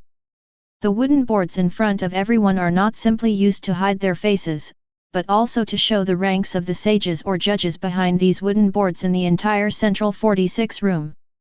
In other words, the smaller the number, the higher the status, and the larger the number, and vice versa. But soon, a feeling of embarrassment filled the judge's heart, and the judge, whose complexion quickly turned ashen, slammed the table hard and roared loudly, "Duke, what do you mean? Do you want to murder me?" As soon as the judge opened his mouth, the others immediately followed suit. "That's right, do you want to murder the respected Inquisitor of Central 46? You are a big treason, you are a big treason. Come on, take him down, hurry up. You are challenging the entire jingling court, Duke, do you know? Arrogant, too arrogant. To shut up." Duke's simple opening made the atmosphere in the entire trial hall drop to freezing point in an instant. The 6 judges and 40 sages in Central 46 seemed to be attacked by their necks, and their throats kept coming out. There was a gasp, eyes filled with extreme fear. For these aristocratic gentlemen who wanted to be pampered, Duke's murderous aura just when he spoke was like letting them fall into an endless abyss. That terrifying, cold, and low-pitched killing intent not only destroyed the physical and mental health of everyone present, but also made the ground under Duke's feet grow a layer of black frost. Black frost quickly covered the ground, spreading creakingly. Capable of disturbing reality with sheer aura, Duke's aura is already comparable to kid spells. Remember your identities. When Duke opened his mouth, he didn't make any movements. All the shackles on his body collapsed, and he was eroded and collapsed by murderous aura before he landed, turning into rotten sludge. Duke moved his shoulders, raised his hand and grabbed it backwards, and the deviant sword beast that had been confiscated earlier returned to his hands in an instant. Duke, with the deviant sword beast in his hand, pulled the knife out of the scabbard, and raised the knife above his head. "Open your dog eyes and take a closer look, what is this?" The judges and sages present were captured by Duke's breath, and when they heard Duke's order, they subconsciously looked at the zanpakut in Duke's hand. Everyone present saw the slightly curved blade, like the roots of an old tree, the red lines on the blade. And everyone present knew what it was. Huajie. Some people squeezed out 2 words from their throats with difficulty, while the rest also showed shock and despair. Shocked that Duke has really joined Team Zero, holding the King Key, even if he has not been reconstructed by the power of the Spirit King, just relying on the Zanpakut Duke that has been recast into a King Key is enough to show his identity. For the average person in Seoul society, an unattainable status. And the most important thing is that Team Zero is a royal spy, directly under the Spirit King Palace, and directly under the Spirit King. They are Central 46, and they can't manage the Zero team at all. Even, Team Zero and Central 46 are not on the same level. Although Central 46 is in charge of the entire Seireitei, the Zero team is the higher they are. Not just because of status, but also because of power. It is not empty talk that the 5 members of the Zero Division team can defeat the entire Huajie 13 army. And the conditions for selection into Team Zero are even harsher. They must create history and create something that has never appeared before in the Soul Society before they will be recognized by the King of Souls. Since then, he has entered the Zero team. And did Duke have any impressive accomplishments?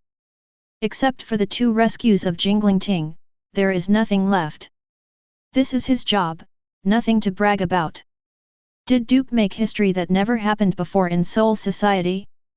No, Duke has been lurking and hiding for the past 10 years, doing nothing amazing. So how did Duke get picked?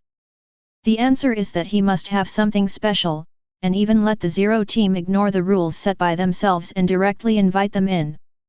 The king key in his hand is the proof. And they directly arrested the people of the Zero Division and tried them, which is already a violation of the rules and a taboo. Even if Duke kills them now, they have nowhere to go to redress their grievances. And everyone was also praying that Duke would not act recklessly. Duke directly turned the deviant sword beast in his hand, and said in a low voice, "Turn it around, Feli sword beast." In the next second, the blade of the deviant sword beast in Duke's hand immediately began to twist, like a piece of steel cut from a steel plate, and quickly twisted into a spiral, forming a shape like a twisted antelope horn. However, after Shikai, the sword of the deviant sword beast is still covered with red lines like tree roots. As for the non-onzan pakut to perform Shikai, it is not something that cannot be done. Just like Tosen Kaname once, his Zanpakut Suzumushi was originally a relic of his friend. It's just that because of the death of the master, all the abilities are lost. And Tosen Kaname relied on injecting his own Ryutsu into the dead Suzumushi, endowing Zanpakut Suzumushi with abilities suitable for him, and developed Bankai. Moreover, there are also many Zanpakut in the Soul Society whose masters have passed away, but are also passed down from generation to generation. At the same moment when the sword beast Shikai deviated, the ground of Central 46 began to twist rapidly, like fast-growing hyphae, and curved blades grew out. For a time, curved and spiral blades covered the entire trial hall of Central 46, and no matter whether it was a judge or a sage, there were blades from the ground, tables, chairs, seats, etc. The spiral blade extending from the top. These blades squeezed the activity space of all judges and sages in Central 46 to a minimum. I have no interest in fighting for power or anything. The deviant sword beast with a twisted blade in Duke's hand pointed at the ground obliquely. With the support of Duke's Ryutsu, this Zanpakut, which had been dusted in the knife magazine after being forged by Huajie, finally released its own light at this moment. And the Shikai ability of deviant sword beast is to affect the surrounding environment, terrain, and all inorganic substances, causing them to grow rapidly and transform into spiral blades, stabbing to death all people within the attack range. And I don't want to get involved in your struggles. But that doesn't mean I'm out of temper, folks. Duke raised his head slightly, his eyes were cold and indifferent. You play your way, I live mine, everyone lives in peace, it's very good. But like today. Duke paused and said in a low voice, I don't like it very much, it's not good. Ask for flowers. So, you'd better understand something in the future, after all, you are all of such an old age. Otherwise, I wouldn't mind doing Eisensuk and slaughtering Central 46 again. Believe me, I'll pay very little for killing you all. The big deal is that they are forced to return to the Lingwang Palace, and they can no longer stay in the Jingling Court. So, the next time you do something, think about it, and let the people behind you think about it, don't make yourself a target for others in vain. Okay. Having said that, Duke turned around and left the trial hall. As he left, wherever he walked, spiral sword blades would grow and extend rapidly. It wasn't until Duke completely left the entire courtroom that the mutations caused by the deviant sword beasts stopped. But even so, these blades remained in place. And the people in Central 46 also maintained their original posture, not daring to make any changes. After all, once you move around, you will be pierced by the spiral sharp knives around your body. After an unknown amount of time, a sage lowered his body and called out, "Come here, is there anyone? Help!" Someone started and others soon followed suit. "Come help! Old man, the butcher is about to lose his hold. Oops, it's pierced into the flesh, it hurts so much. Come on, people, where did you people who eat dry food go?" Central 46, outside the station. Duke has already dispelled the ability of the deviation sword beast at this moment, and put it back in the sheath, tied around his waist to accompany the two parts. It's just that the two knives were inserted by Duke in the same place around the waist, but the two knives are always a little higher than the deviant sword beast. As if taking an oath of sovereignty. As far as Duke is concerned, he is most comfortable with two breaks. Using two breaks, he has the strongest combat power. However, it is also good to have a Zanpakuh with interesting abilities like the deviated sword beast, just treat it as a toy. After leaving Duke at Central 46, I saw Sui Feng not far away. The woman was leaning against the wall on the side of the street, with her head bowed. It wasn't until Duke appeared that the woman raised her head and looked at Duke. What? Figured it out. When Duke saw Sui Feng, a different smile appeared on his face the first time. Sui Feng said with a serious expression, "Duke, you were in the captain's lounge earlier and said something was wrong with me. I want to ask, what is wrong?" "Why, you noticed it too." Duke walked towards Sui Feng, a woman in a hoop neck halter, with her Zanpakuh on her back. "I did feel that something was wrong with me when I launched a surprise attack on you." "What did you see?"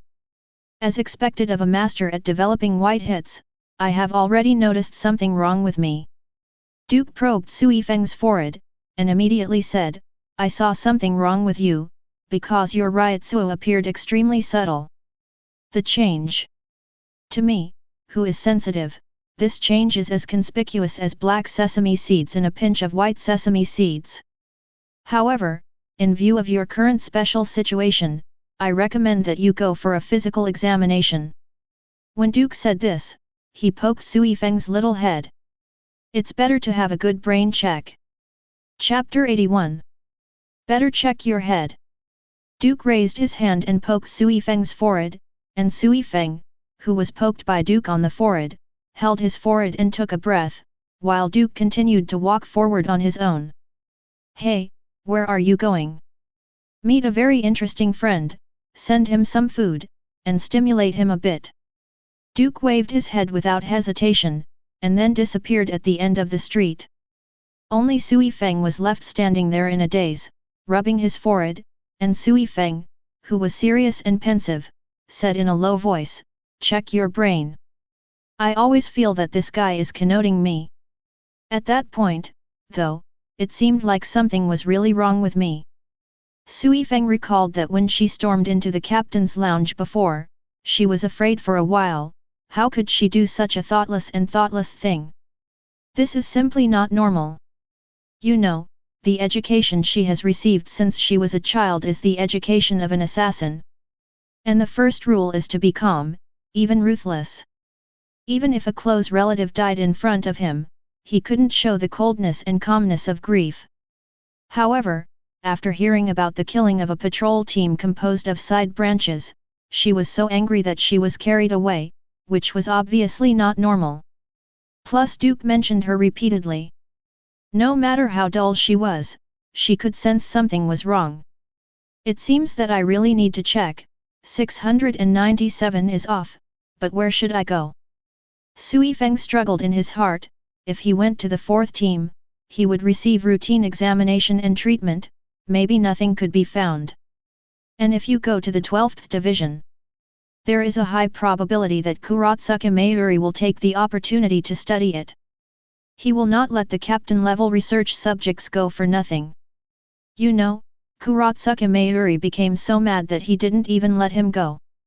For captain-level research materials, his first research object is himself. However, nowadays, only the 12th squad has done some research on the brain domain and has the ability to carry out inspections. Thinking of this, Sui Feng simply left Shunpo and went straight to Team 12. Isn't it just to be researched? As long as it can be checked thoroughly, it is fine to go to the operating table. People, always have to be hard on yourself. Mao's underground prison, the 8th floor. Seamless. While the sound of footsteps lingered in the darkness, Duke also slowly walked out of the darkness.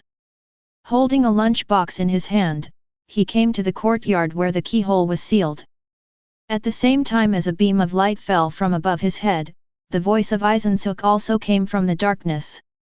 It seems that you have seen what I said. Eisen, who walked out slowly from the dark light, immediately laughed after seeing Duke's Team 0 uniform, and, he even took the initiative to be a dog. Don't speak so harshly. Duke put the bento box in his hand on the ground and kicked it, causing the bento box to slide over and stop at Eisen's feet. Eisen didn't even look at the bento box that Duke sent, but just said, "You are like Urahara Kisuk, you have seen the truth, but you pretend to be deaf and dumb. No, you're not even as good as Urahara Kisuk, at least that guy still has his own freedom. And you?" Eisen raised his chin slightly, his only exposed right eye was full of contempt, "But you automatically put a chain on yourself. Is immortality so attractive to you? Oh, I despise you." Having said this, Eisensook seemed to have lost the nature of the conversation, and turned around to walk back into the darkness. "Why, I want to leave after spraying."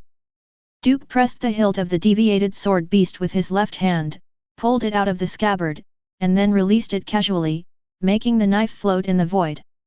Eisensook paused, turned his head slowly, looked at the deviant sword beast floating in midair in front of Duke, narrowed his left eye slightly. "What do you mean? Show off in front of me?" "No, it's just that I think I want to leave after you spray it." "Is it too simple to think about it?" "Ha, do you want to fight with me?" Eisen laughed, and at the same time, a wave of Ryotsu that was as terrifying as the starry sky suddenly descended on Duke, and at the same time that this wave of Ryotsu made Duke's shoulders sink, Duke also grinned. "I've always been curious about who is stronger, me or you. Now it seems that I am stronger than you." Next second, a powerful sword intent rose from Duke's body. This pure will directly cut through Eisen's Ryotsu, causing his complexion to change slightly. "I didn't expect you to take this path." "What?" Duke didn't care about the deviant sword beast floating in front of him, Eisen said indifferently, "Although the current Soul Society is based on cutting fists and walking ghosts as the system, haven't you noticed? The so-called cutting technique is completely divorced from the essence, and is biased towards the development of Zanpakut's ability. This is inevitable, after all, Zanpakut occupies a large part of Shinigami's combat power system, and after Shikai, the abilities acquired are even more strange. It is even said that some Zanpakut are not called knives at all after Shikai." Duke is also a little embarrassed when he talks about this point. Shinigami, which uses Zanpakut as its selling point, does not describe much about sword techniques throughout the article. All relying on Ryotsu to suppress people, and using Zanpakut's ability to chop. There are not many people who study the slashing technique carefully, at most they understand the basics, so they pick up the knife and cut people. That's right, the current Shinigami's slashing technique basically looks like this. Eisen nodded, but then said again, "But 800 years ago, there was a sword genius. That guy took a completely different path from ordinary people, he honed the purest technique just like you. However, it's a pity that that guy played with fire and set himself on fire in the end because of his pursuit of the ultimate technique, and died tragically under the blade. But now it seems that this road is not impossible. Technology has become the way, and one thought can pass through the gods." Duke crossed his arms and said with a smile, "That's what you want to say." Well, Eisen chewed on Duke's words, "Skills have been mastered, and one thought can lead to gods. It's an interesting statement. However, if you study pure slashing techniques, at your level, the subsequent advancement must be as difficult as climbing the sky. Aizen's left eye narrowed, like an assassin who hadn't seen him for a long time. No, it's quite simple. Duke waved his hand, with a look of astonishment on his face. Is it difficult to study the chopping technique? Isn't it just closing and opening the eyes, and then comprehending? A joke, there is a system, isn't it just that you can learn it when you close your eyes and open it? Aizen paused when he heard the sound. This guy didn't follow the routine, he was completely different from the guy he met before. It's as if I came here just to chat with myself. It's not at all the same as the strong in Aizen's impression. I don't want to fight, I don't want to resist, I don't even have my own plans and ambitions. As for Duke's detachment and freedom, in Aizen's view, it is nonsense. Within the three realms, no matter how detached you are, where else can you jump? And such a guy can become so strong, even stronger than himself, a person who has worked hard for many years and finally obtained evolution, which is simply unreasonable. What on earth did you come here to do? Aizen glanced at the Zanpakut in front of Duke. This Zanpakut was the king key he wanted to create. However, what he wants to know more now is what Duke thinks. Well, Duke rubbed his chin, blinked his eyes and said, "Come to chat with you. You guy broke into the world alone, just to chat with me, do you think I believe it?" There was disdain in Aizen's eyes, and he sneered while raising his jaw. Duke touched his nose. Did you believe it? Anyway, I'm here to chat with you. After all, chatting with you is very interesting. Although, sometimes you have a bad mouth and you like to swear at people, and you always despise people, and you are so arrogant that people want to flatten you. But at this moment, before finishing speaking, Duke's waist groaned softly. Duke touched the handle of the knife, spread his hands and said, "Look, it's like this. Chatting with you, surprises always come inadvertently. Also, don't you know that Kaika Suijutsu doesn't work for me? So, I see you are upset." Aizen choked out a word, and then returned to the darkness without looking back, not even looking at Zanpakut, the king key dug out specially by Duke. Once he became Duke, Aizen felt that the city and self-cultivation he had cultivated for so many years was falling down. TCH, a bad character. Duke waved his hand, then turned and left the inferno. Coming to Huajie to chat with Aizen is not just for chatting, but for some things, only people of similar level can chat. Now, except for Huajie, whose body was cut off by him before, only Aizen is left with a similar level to Duke. In addition, it is quite interesting to tease Aizen, a guy who was once close to God. Although this guy sprays people at every turn, his mouth smells bad. But Duke now likes the way you look at me annoyed and can't kill me. Always, he will come often. Not long after Duke left, the bento box he brought was drawn into the darkness by an invisible force. Everything returned to silence. Anohana Mansion, Main Hall. "Sister Hua, I'm back." As soon as Duke walked into the main hall, Tianlian and other human wolf guards came to Duke immediately, wanting to change the 3.3 official uniform for him. But Duke waved his hand and refused. It was a joke. Now that the two are still arguing, if they really handed the Zanpakut to these guys, they would probably have to be shaved on the spot. As for clothes? At this stage, only the suit on Duke can withstand the temper of 2 breaks. It's okay to change clothes. I came back very early. At this moment, Anohana was sitting in the first place with a picture book in her hands. Without raising her head, her words revealed a sense of coldness.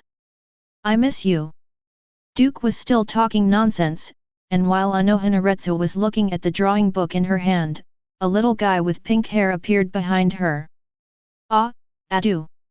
Pink-haired Kuzajishi Yachiru emerged from behind Anohana and raised his hand in greeting to Duke.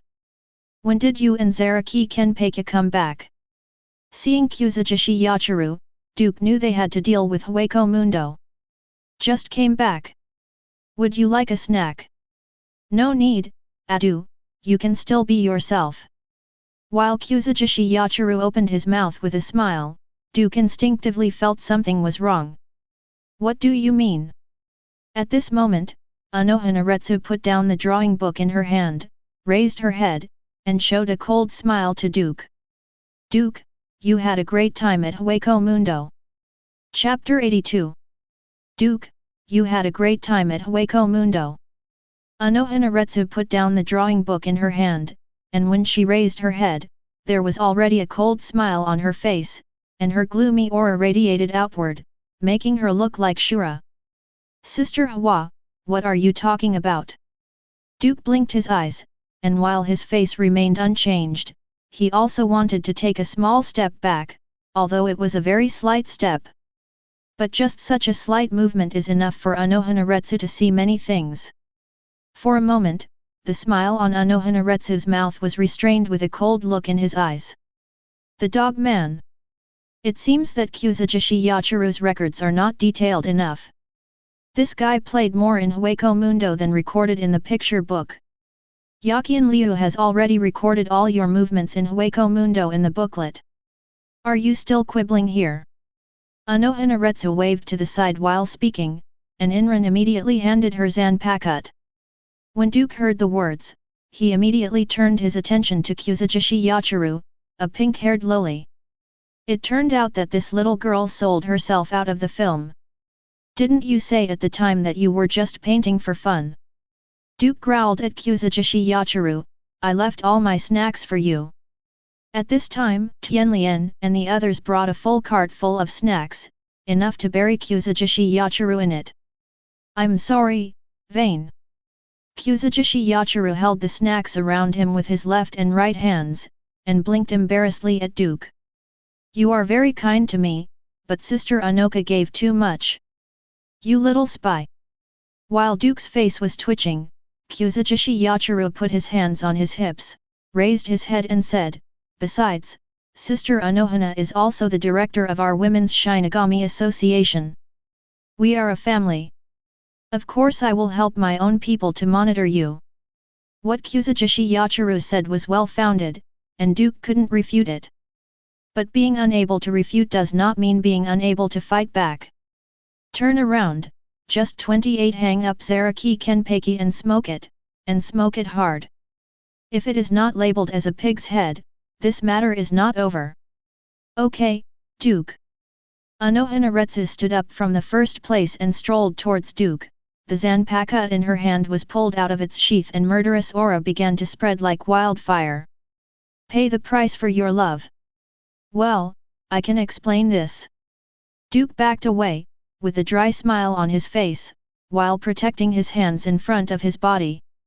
But immediately after, Anohanaretsu put Duke into death row with one sentence. I don't listen. Don't make trouble, at least listen to it. Duke was still dying, Anohanaretsu shook his head, Zanpakut pulled out completely, and swung to the side, I won't listen. Can't you listen to my sophistry? Duke laughed dryly, trying to flop around, and the salted fish wanted to turn over. Anohanaretsu put her Zanpakut across Duke's neck, smiling broadly. I don't listen. Google. Duke swallowed his saliva, and looked at Zanpakut, who was only 0.01 cm away from him, hanging in front of his neck. He looked flustered on the surface, but he was calm inside. Because, he knows. After a minute, the owner of this Zanpakut will fall in love with himself, forgive himself, and start over with her. Maybe there will be a new pose unlocked at night. Just kill me. Duke looked up, exposing his neck unsuspectingly. With true feelings in his eyes, he slowly said, there was once a sincere love in front of me, I didn't cherish it, and I regretted it when I lost it. The most painful thing in the world is this, stab your sword in my throat, don't hesitate anymore. If God could give me another chance, I would say 3 words to any girl, I love you. If I have to add a time limit to this love, I hope it will be 10,000 years. As soon as these words came out, Anohanaretsu's eyes changed obviously. While Duke kept observing Anohanaretsu's expression, he was secretly happy. Well, there is a show. But in the next second, Anohanaretsu knocked Duke out of reality with one sentence. Very well said, but how many girls have you said this to? Anohanaretsu tilted her head, and her long black hair swayed accordingly, and the coldness on her body became even stronger. If it were any other man, I wouldn't believe it, but for the past 10 years, you who stayed in Huajie on New Year's Eve, you have a lot of criminal records. So, I don't believe it. Don't make trouble.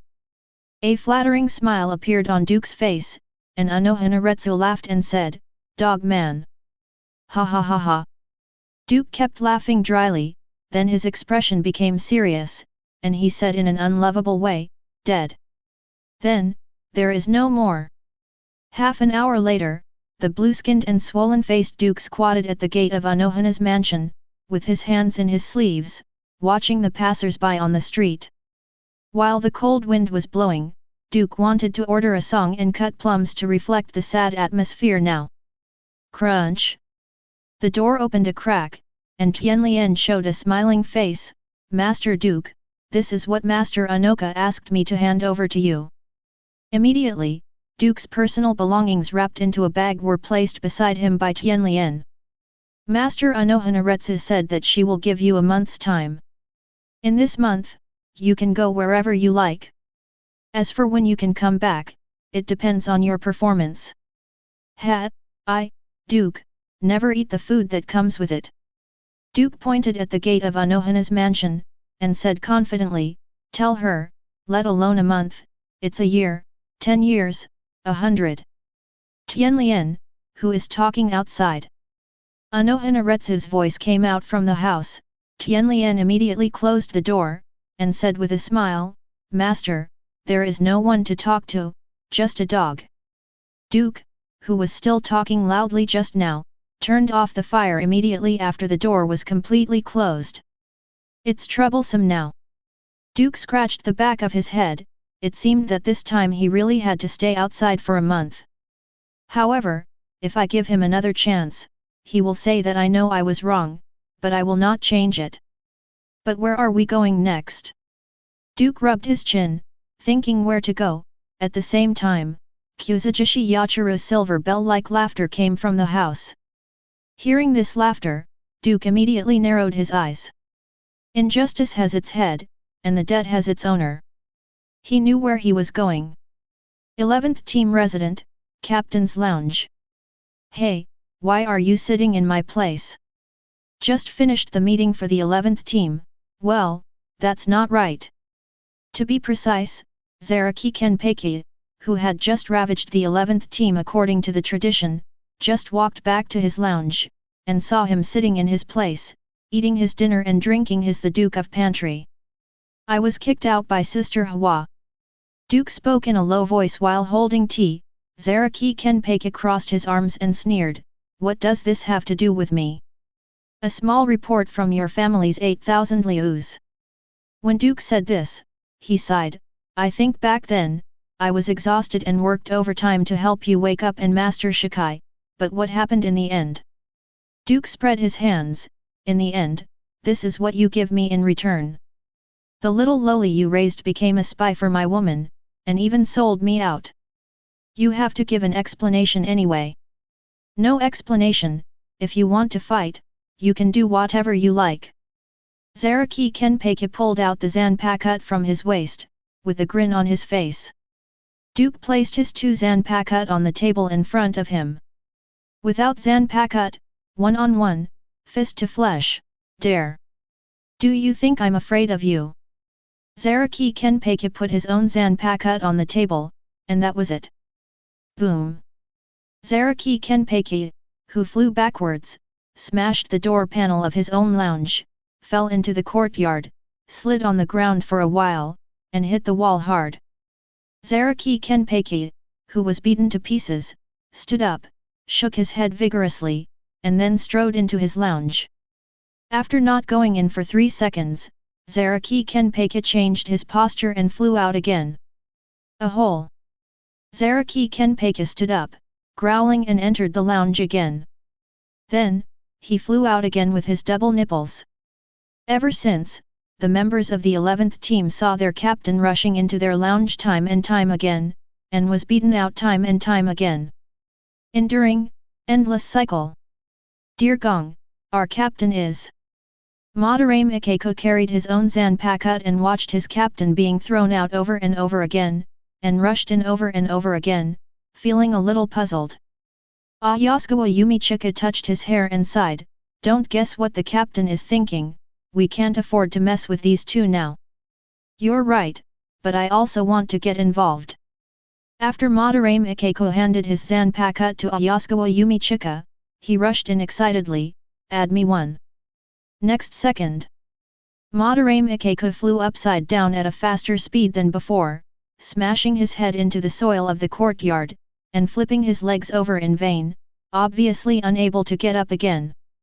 "This guy, why are you joining in the fun?" Finally, the farce stopped after an hour and a half. "Just because Duke is getting a little bored." No, Duke and Seireitei Kenpeki sat on the edge of the 923 team building of the 11th team, with seasonal vegetables and sake placed between them. "I don't understand why you are so restricted by a woman." Seireitei Kenpeki took a sip from his wine glass and squinted at Duke with puzzlement and confusion in his eyes. "Of course you don't understand, you are a single dog, how can you understand the twists and turns?" Duke sneered, and drank the sake that was more of a drink than wine in his hand.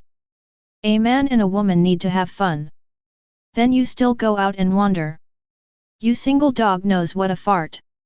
Duke rolled his eyes at Seireitei Kenpeki, and said flatly, "A wife is worse than a concubine is worse than stealing, and stealing is worse than not being able to steal.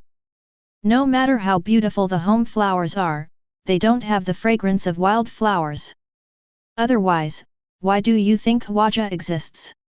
In Duke's words, he overlooked Seireitei Kenpeki from the perspective of a group of passers-by. Men, whether you, me, or others, are essentially planters. Eating what's in the bowl, looking at what's in the pot, this is the essence of a man. Furthermore, I used to go out for a while, have you seen me do something outrageous that time?" Duke snorted coldly, "This time, being kicked out is just to give me a chance to protect Sister Huajie along the way. I just taught Central 46 a lesson, and those guys aren't going to let it go like this. They don't have the supervision and jurisdiction over me, but Sister Huajie, as the fourth. The members of the team are under their jurisdiction, that is to say, they can completely wear shoes for Sister Huajie. 17. Those guys are very dirty in their methods and dark in their hearts. I'm not coming out at this time to stare at room 46.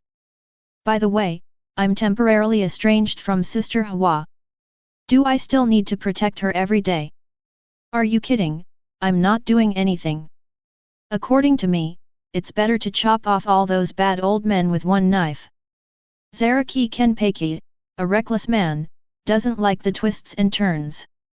"So, you are just the combat power of Huajie 13, not the next captain." 11. Sometimes, compromise is important.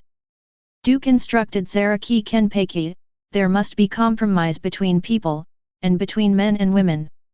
After all, the world is not black and white, it is grey. Grey of compromise. Understood, single dog. 0. Chapter 83. The next day, at 9 o'clock in the morning. Ding, the opening has been successful, please work hard and spend a day full of energy. Watching the system's prompt characters float by before his eyes, Duke has no sadness or joy. At the very beginning, he would still complain. What a happy thing to go to work there, full of energy. Don't you know that each worker's day starts with the accumulation of resentment points? However, up to now, Duke has no interest in complaining at all. After checking in, just open it again at 5 o'clock in the evening to get reinforcement points. After clearing the reinforcement points last time, Duke now needs to accumulate new reinforcement points to push his 4-dimensional data to the peak.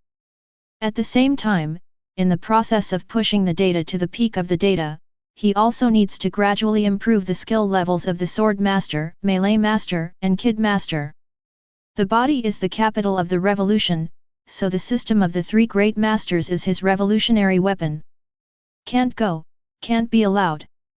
And if he blindly improves the four-dimensional data of mind, body, strength, speed, and does not improve the three general skill systems, he will have shortcomings. The survivability penultimate appears, but the combat power is backward, and there is an embarrassing situation where there is a strong quality, but no damage. This point, when he encountered this world, he had already realized it deeply. The real strong must be a hexagonal warrior. Neither side is missing. After clocking in, Duke also opened the door of his bedroom. He spent the night in the 11th team last night, and he directly occupied Seireitei Kenpeiki's room. As for Seireitei Kenpeiki, he was beaten and went to sleep elsewhere. Just kidding, your little loli sold me out. Although this is just a play, I am not without resentment in my heart. If I should hit you, I will hit you. Not convinced? Don't hold back. You can't beat me anyway. As soon as he opened the door, Duke saw Sui Feng with red eyes standing at his door. This guy was panting very badly. It was obvious that he just rushed over with high-intensity shunpo. Hehe, you came to me with blushing eyes early in the morning, have you figured it out? The first time he saw Sui Feng, Duke was a little dishonest. After all, girls are fun. I came here because the captain informed all of us that we need a meeting. Sui Feng ignored Duke's teasing, and simply explained the purpose of his visit. Oh, and then? Duke snapped his nose, I'm a member of Team Zero now, I don't need to participate in your GODI 13 affairs, it's fine. The captain asked me to tell you, this time it's called.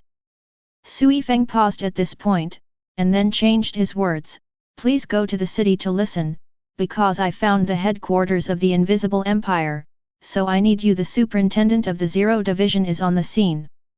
Observe the supervisor. Duke rubbed his chin, laughed and said, this is okay. Then let's go. Okay, the meeting place is at the Technical Development Bureau of the 12th Division, we will go there right away. Why? As soon as Sui Feng finished speaking, he disappeared in place, apparently Shunpo had already left. Duke supported Zanpakut on his waist, and said helplessly, this girl, why are you so impatient? Duke, who took a step forward on tiptoe, suddenly disappeared without a trace. And the next second, he appeared behind Sui Feng. Sui Feng, who was originally a Grandmaster Shunpo, was surprised to see Duke follow up so easily, but immediately became deeply unconvinced.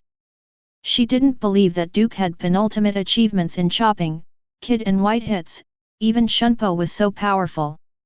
You know, she has been trained since she was a child, and the first thing she came into contact with was the practice of Shunpo. She has been practicing persistently for so many years, and she is quite confident in her Shunpo. In addition, Sui Feng is a person who refuses to admit defeat. Seeing Duke follow up easily, she is eager to win and lose in her heart, so she increases her speed again.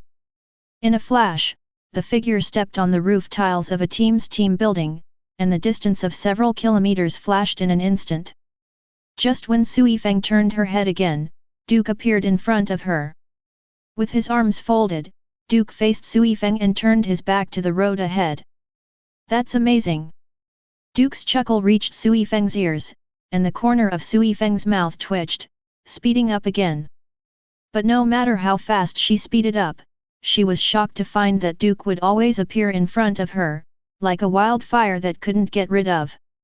No matter how you overtake him, he will follow with ease. The speed is okay, but the endurance is not. Duke looked at Sui Feng, whose breathing was out of order, and while commenting slowly, Sui Feng gave him a hard look. There was a breath disorder due to lack of stamina, which was obviously caused by the BD Duke. This guy, with his careless face, which is easy to do no matter what, is really annoying.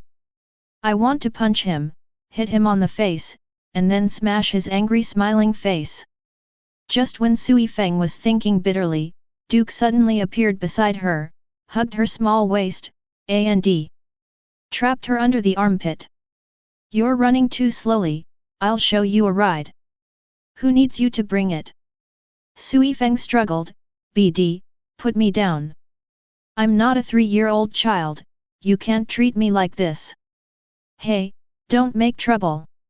Duke smiled at Sui Feng, with the attitude of completely fooling children. Sui Feng gritted her teeth angrily, and turned her head away with a snort, but she subconsciously glanced at Duke. Looking at Duke from her angle, she could only see Duke's side face. But that's the case, Duke, who has nothing but handsomeness, is very charming even in profile. Staring at Sui Feng in ecstasy without paying attention, Duke paused suddenly before she had time to think, and then she was like a passenger on a bus who didn't sit well and stood still, under the driver's sudden brake, flew out directly. Boom! Seeing Sui Feng hit his face against the wall and fell to the ground against the wall, Duke's face twitched, it looked so painful. UBD! Sui Feng got up from the ground, with 2 faint lines of bloodline under her nose, she roared angrily at Duke, don't you know to remind me in advance? Oh, we have arrived at the station now, please get off the bus in an orderly manner. While Duke was speaking, he also made a sound of sounding the train whistle, beep. The broadcast is over. UBD. Sui Feng gritted his teeth, but Duke took out his handkerchief and handed it to Sui Feng. I have a nosebleed, wipe it off. Seeing the handkerchief that Duke denied, Sui Feng snorted and took it, who needs such kindness from you? No, I'm afraid that if you break your brain, you will slander me if you can't get married in the future, and then force me to be responsible for you. Duke said very seriously, your brain is not good at first, but this time you were hit like this once, what should you do if you hit me again? So, I have to prepare in advance, I don't have any money with me, so this handkerchief is regarded as compensation. Seeing Duke's shameless appearance, Sui Feng gritted his teeth. Duke! Hey, Dad, listen, what's the matter? Die! After a while, Duke and Sui Feng with panda eyes walked into the meeting room of the Technology Development Bureau one after the other. As soon as he entered the door, Sui Feng whispered to Yamamoto Genrisai, Captain, people have already arrived. Well, thank you Sui Feng. Yamamoto Genrisai nodded slightly, go back to your place first. Yes, Captain. After Sui Feng took his seat, Yamamoto Genrisai looked at Duke with a panda eye, frowned and said, you're already part of Team Zero, so can't you be more steady? No, I'm on the wall. While Duke was talking nonsense with his eyes open, he was also looking at Unohanaretsu's expression on the side. But Unohanaretsu kept his eyes closed the whole time, as if he didn't exist. Okay, stop talking nonsense, come here and sit down, the meeting is over. It is good. Duke came to take the seat next to Yamamoto Genrisai, which was held by Yamamoto Genrisai Shigakuni. That is, the first seat of the entire meeting room. After Duke took his seat, Yamamoto Genrisai also coughed. In addition to the upcoming meeting today, there is one more thing to say, that is, Duke has joined Team Zero. In the future, when you meet him, you should learn more about the rules. Squad 0 is above Seireitei, and of course it is above Godii 13. Although he is stationed in Jingling Court on a daily basis, the rules that should exist cannot be abolished. Understand? As soon as Yamamoto Genrisai said this, all the captains present nodded in unison. Yes, Captain. Old man Yamamoto, what are you doing with this? You are all your own people, so you can't do it. The law cannot be broken. After Yamamoto Genrisai said something, Duke, Qianhao, also rolled his eyes helplessly. Old man Yamamoto, this old guy, is just too serious and takes the rules too seriously. However, it is precisely this kind of him that can make all the Godii 13 players respect him. Okay, let's start putting Kurotsuka Mayuri. After Yamamoto Genrisaya finished speaking, he also raised his hand to signal to Kurotsuka Mayuri that he could start. Okay, Captain. Kurotsuka Mayuri, still in his outlandish attire, stood up from his seat as the conference room went dark. The screen in the meeting room also lit up.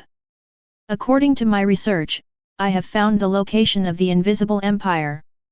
Kurotsuka Mayuri had a mysterious smile on his face. When he spoke, the faces of the other captains also changed. Found it. Where are those guys? Yes, where are they carrying it? Finally found those guys. How did they penetrate the soul cloaking membrane? Kurotsuka Mayuri, don't be impatient, just say it. Facing the inquiries from a group of captains, Kurotsuka Mayuri still had a mysterious smile on his face, and at the same time, there was a sense of superiority in IQ in his eyes. Everyone, don't be impatient, I will reveal the answer soon.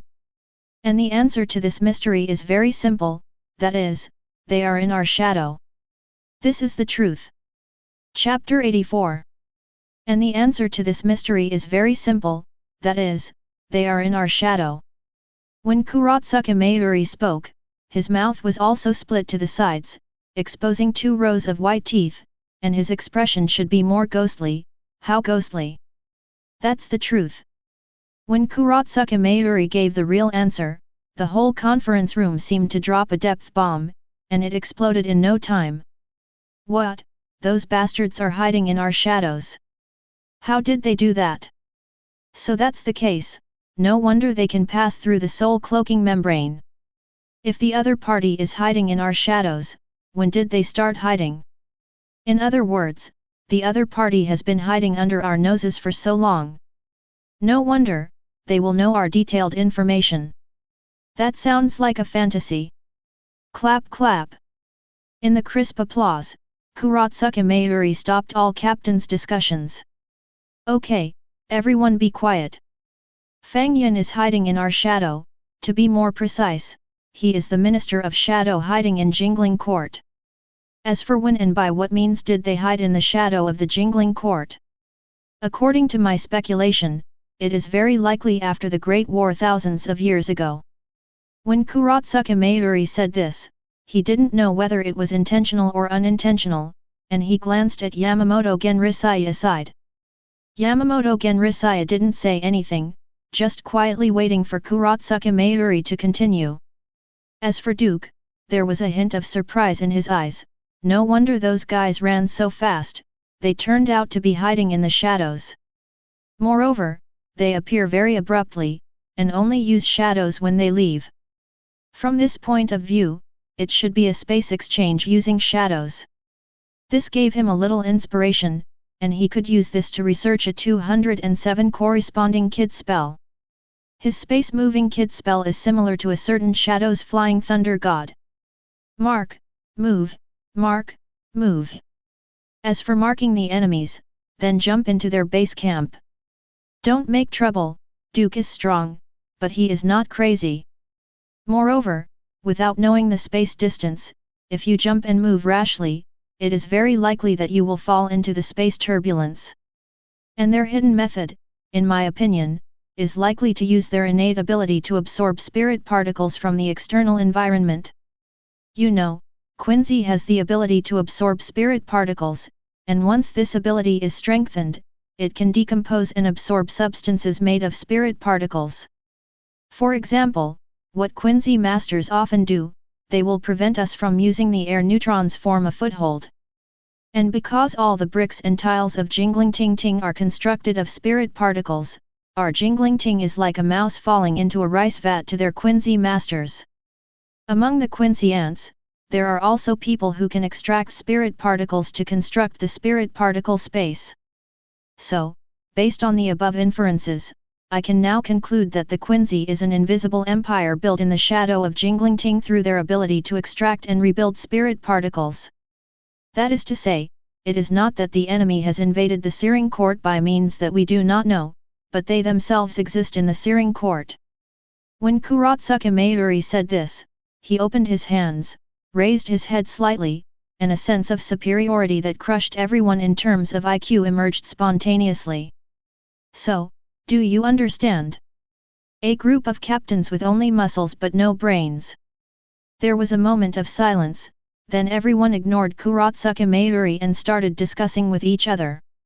This guy Kurotsuka Mayuri has this personality, Zaisha doesn't repair or straighten, the more you care about him, the more arrogant he is. CIBC, therefore, everyone will ignore him and do their own thing. No wonder it will become an invisible empire, so that's what it means. Those guys are hiding in the shadow of Jinglingting, so how do we counter them? Now the enemy is dark and we are clear, even if we know the hiding place of the invisible empire, how can we counter the enemy? When the invisible empire declared war, we should have thought of it long ago.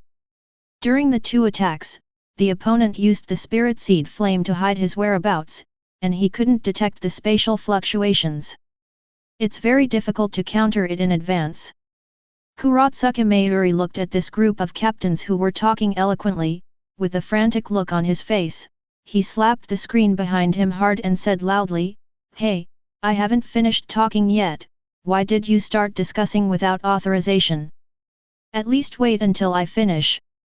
The captain in the conference room glanced at Kurotsuka Mayuri, and immediately started discussing again. This scene made Kurotsuka Mayuri very angry, but there was nothing he could do about them. Duke sat at the head, listening to everyone's discussion and observing everyone. First of all, Sister Huajie, she is still ignoring herself, but it doesn't matter, anyway, it's just a month outside, it's not a big deal.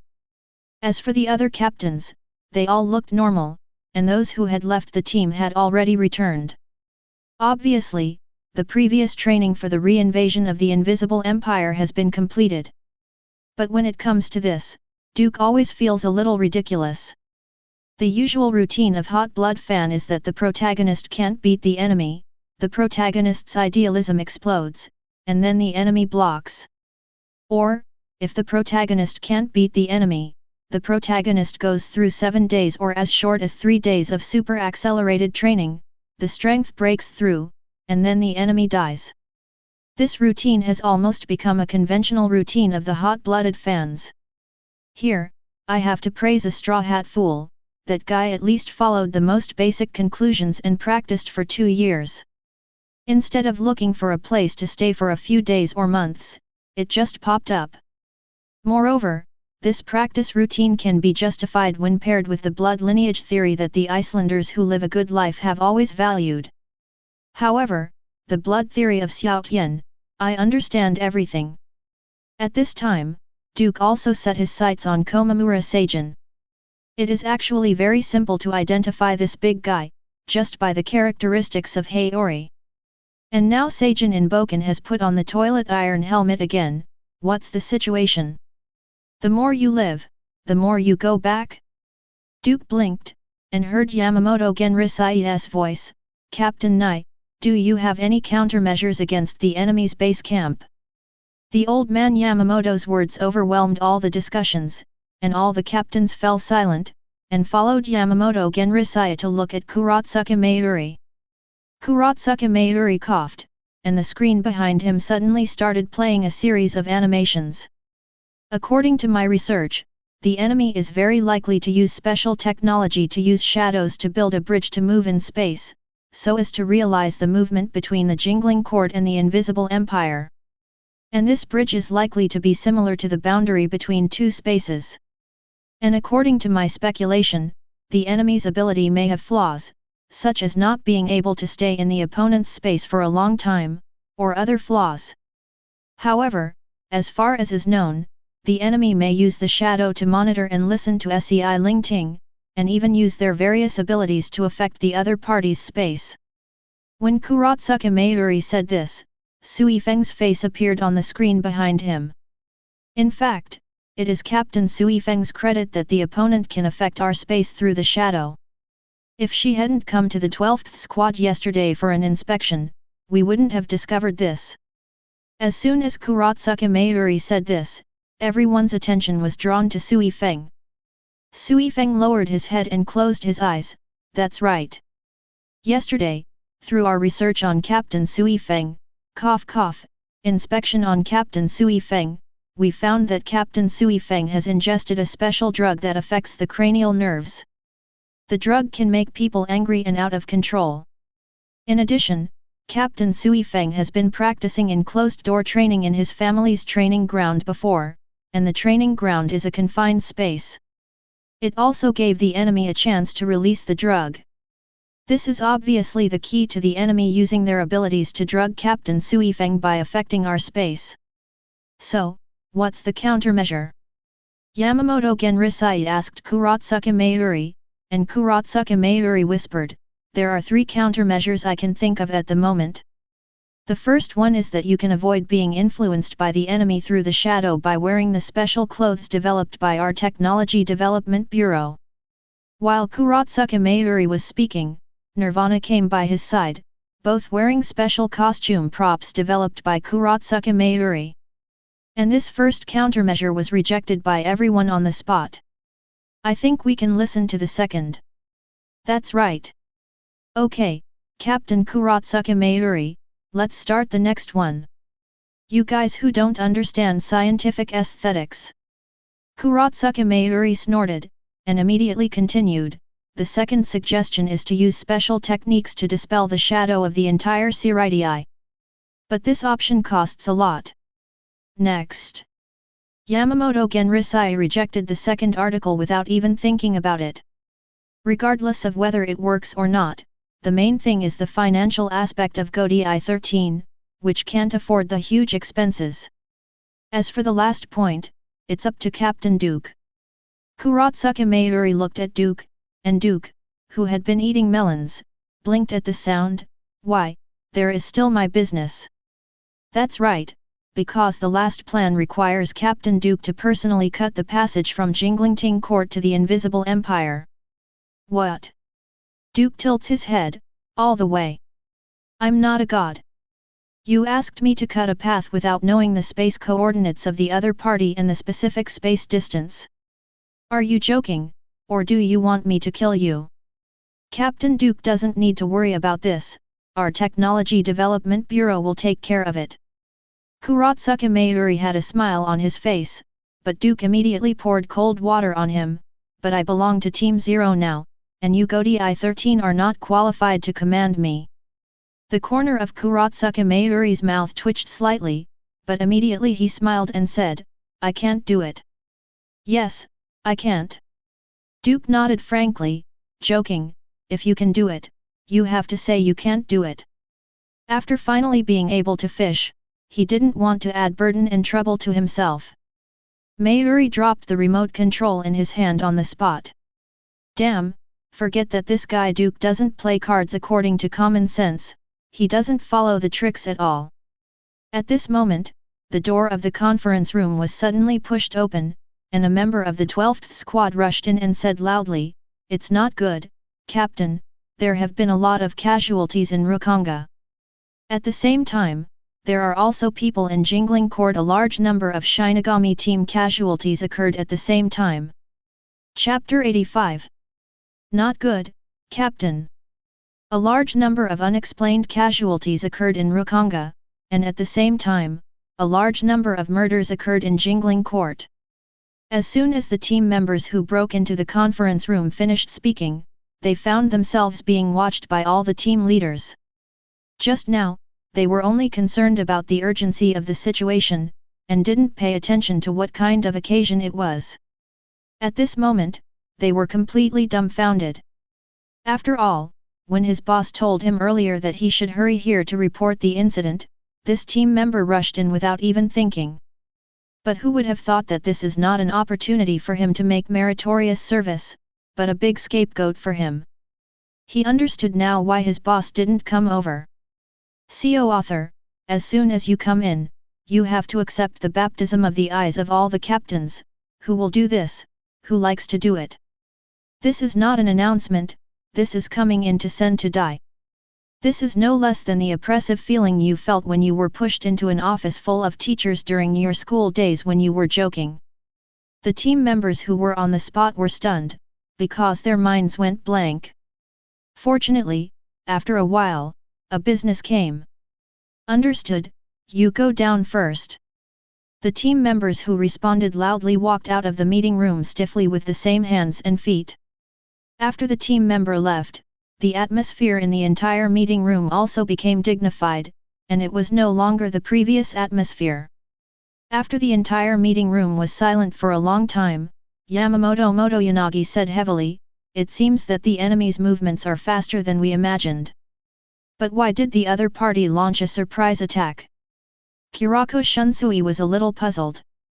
In the previous two attacks, the enemy had clear targets, but this time, it was confusing. The enemy only attacked Jinglingting before, but this time they even targeted Rukanga. Why? The little Hitsugaichware also frowned, confusion written all over his small face. No matter what it is, it seems that we need to act quickly, ahem. Jaishur Yukatake still had a gentle smile on his face, but his brows were filled with worry. That is to say, it will enter a state of full alert next. Komamura Seijin, who was wearing a toilet helmet, had a muffled voice because his face was covered. "Hello, Bo Village Captain." At this moment, Duke focused on Captain Deguzi, and Komamura Seijin, who was wearing a helmet, turned his head and asked, "What's wrong, Captain Duke? Why did you put that toilet helmet on again?" "Toilet?" Komamura Seijin choked for a while, and even the emotions he had brewed before were completely shattered. And Duke also managed to divert the attention of all the captains, and many captains turned their attention to Komamura Seijin. "Yes. Why is the captain of Bo Village wearing that horse again? Cough cough, the helmet is on. When did you wear it?" "Do not know. It seems that he put it on after he came back from cultivation. Is something wrong? Could it be that the hair has fallen out?" In the face of everyone's inquiries, Komamura Seijin lost his footing for a while, raised his hands, and said falteringly, "Then what?" This matter, actually." "All right." Yamamoto Genrisaya slapped the table and roared, "Enough is enough. Are these things being discussed now?" Facing the roar of Yamamoto Genrisaya, the atmosphere was silent. Everyone lowered their heads in shame, and Yamamoto Genrisaya immediately said, "Next, all members of Godi I-13 will enter a state of wartime alert, and the patrol strength will be 3 times stronger than before." The captain and vice-captain and the chief officers of each division were all dispatched and patrolled in batches. In addition, all the staff are on duty throughout the day at their own stand at attention. "Now, the war is about to begin, gentlemen." Yamamoto Genrisaya stood up, grabbed his cane with both hands and poked the ground heavily. "Be prepared to shed the last drop of blood for Jinglingting." "Yes." All the captains of Godi I-13 also stood up, claiming to be. Only Duke sat on the spot, looking at everyone with a smile, and also looked at Komamura Seijin wearing a helmet. "Why is Captain Big Dog wearing a helmet again? Curious, very curious, very curious." "Okay, this meeting is over, all members are dismissed." "Yes." When Yamamoto Genrisaya said to disband, everyone quickly got up and left their seats, returned to their teams, and prepared for the next thing. Duke sat in his seat, didn't move, but stared at the 3 people who also didn't move. Yamamoto Motoyanagi Shigakuni, Kurako Shunsui, and Kuratsuka Mayuri. When everyone else left, the door of the meeting room was closed. "Captain Nai." Yamamoto Genre Ise Shigakuni stared at Kuratsuka Mayuri, and Kuratsuka Mayuri said, "Wait a minute, Captain." Kuratsuka Mayuri patted the clothes on his body, and the clothes on his body were radiant immediately, and the light emitted illuminated the entire conference room extremely brightly, without a single shadow. Seeing this scene, Duke touched his chin, and a hint of amusement flashed in his eyes. Did everything before CO authoring be performed for the other party to see? No, it should be said that it was performed for the guys in the Invisible Empire who might be watching and listening. However, now that this is done, Aren't the previous ones a bit redundant? While Duke was groping his chin, Yamamoto Genrisai also said, Captain Nai, how is the development of countermeasures against the enemy's capture of Bankai? Captain, it will take some time for this matter. Kuratsuka Mayuri shook his head and spread his hands, expressing that there was nothing he could do. Even you. In fact, Urahara Kisuk is currently developing countermeasures against the enemy's ability to capture Bankai. I just provided the corresponding data and experimental tools. Kuratsuka Mayuri sighed after saying this. I don't want to admit it, but that guy is really good at creating miracles. Then about the third countermeasure. When Yamamoto Genrisai was speaking, the other two people present also set their eyes on Duke. Duke, who was rubbing his chin, noticed that the three of them were looking at him, and immediately said, What are you looking at? Have you never seen a man as good looking as me? Duke, what Captain Kuratsuka Mayuri said about cutting a path to the invisible empire, can you do it? Well, you said this. Duke smacked his lips and was silent for a moment under the gaze of the other three. I need specific spatial coordinates. Duke spread his hands. If there are no spatial coordinates, then I can lower the difficulty. Find a way to let me see the invisible empire. As long as I see the invisible empire, then I can cut the path leading to the invisible empire in Siling Court. Ask for flowers. If you can't do this, then honestly detect the distance between Jingling Court and the invisible empire and the space coordinates of the invisible empire. Your kid is very strong. If I can get you the application to release the space forbidden technique, can you use kid to open up a path to the invisible empire? Kurako Shunsui didn't worry about the fact that Duke could only cut a passage, but instead he came up with the idea of Duke Kid. Hey! Duke started to play dumb. What space forbidden technique? I have never learned it, nor studied it, don't slander me. In the Soul Society, the forbidden technique is not only unusable, it is a sin to even see and hear it. Therefore, Duke will not admit that he will forbidden technique even if he is killed. Moreover, the two forbidden techniques of time stop and space movement are not very convenient for Duke. What's the use of stopping time? Isn't it just that you can stop the time around you and do whatever you want? But Duke needs to stop time and do something like this? He can do whatever he wants now. As for space movement, the space-type kid spell mastered by Duke is very different from ordinary space spells. Not only does it not touch space detection, but it is also extremely concealed. Kurako Shunsui stared at Duke silently, while Duke whistled, as if even if you knew, I wouldn't admit it. Duke will not hand over his handle to others. Not even with permission. Seeing Duke like this, Kurako Shunsui also sighed and put out the thought. Forbidden technique is just a big crime if you let Duke use it, it is tantamount to handing the knife to Central 46 with his own hands. Although Central 46 does not have jurisdiction over the Zero Division, Central 46 has the power to advise the royal family. Once Duke actually uses the forbidden technique, Central 46 will not let it go. Then, what we need to consider now is how to find the invisible empire. Kuratsuka Mayuri rubbed his chin, lost in thought.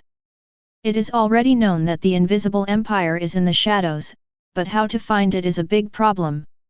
Is there anything else?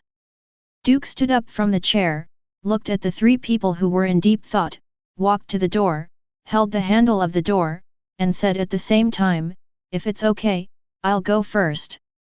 In addition, if you find the space coordinates, remember to call me, I will cut through that passage.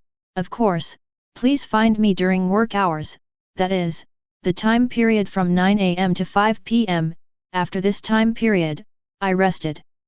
I used to work overtime reluctantly because I had to. Now, I say no to all overtime. Okay, let's go first, you two talk slowly.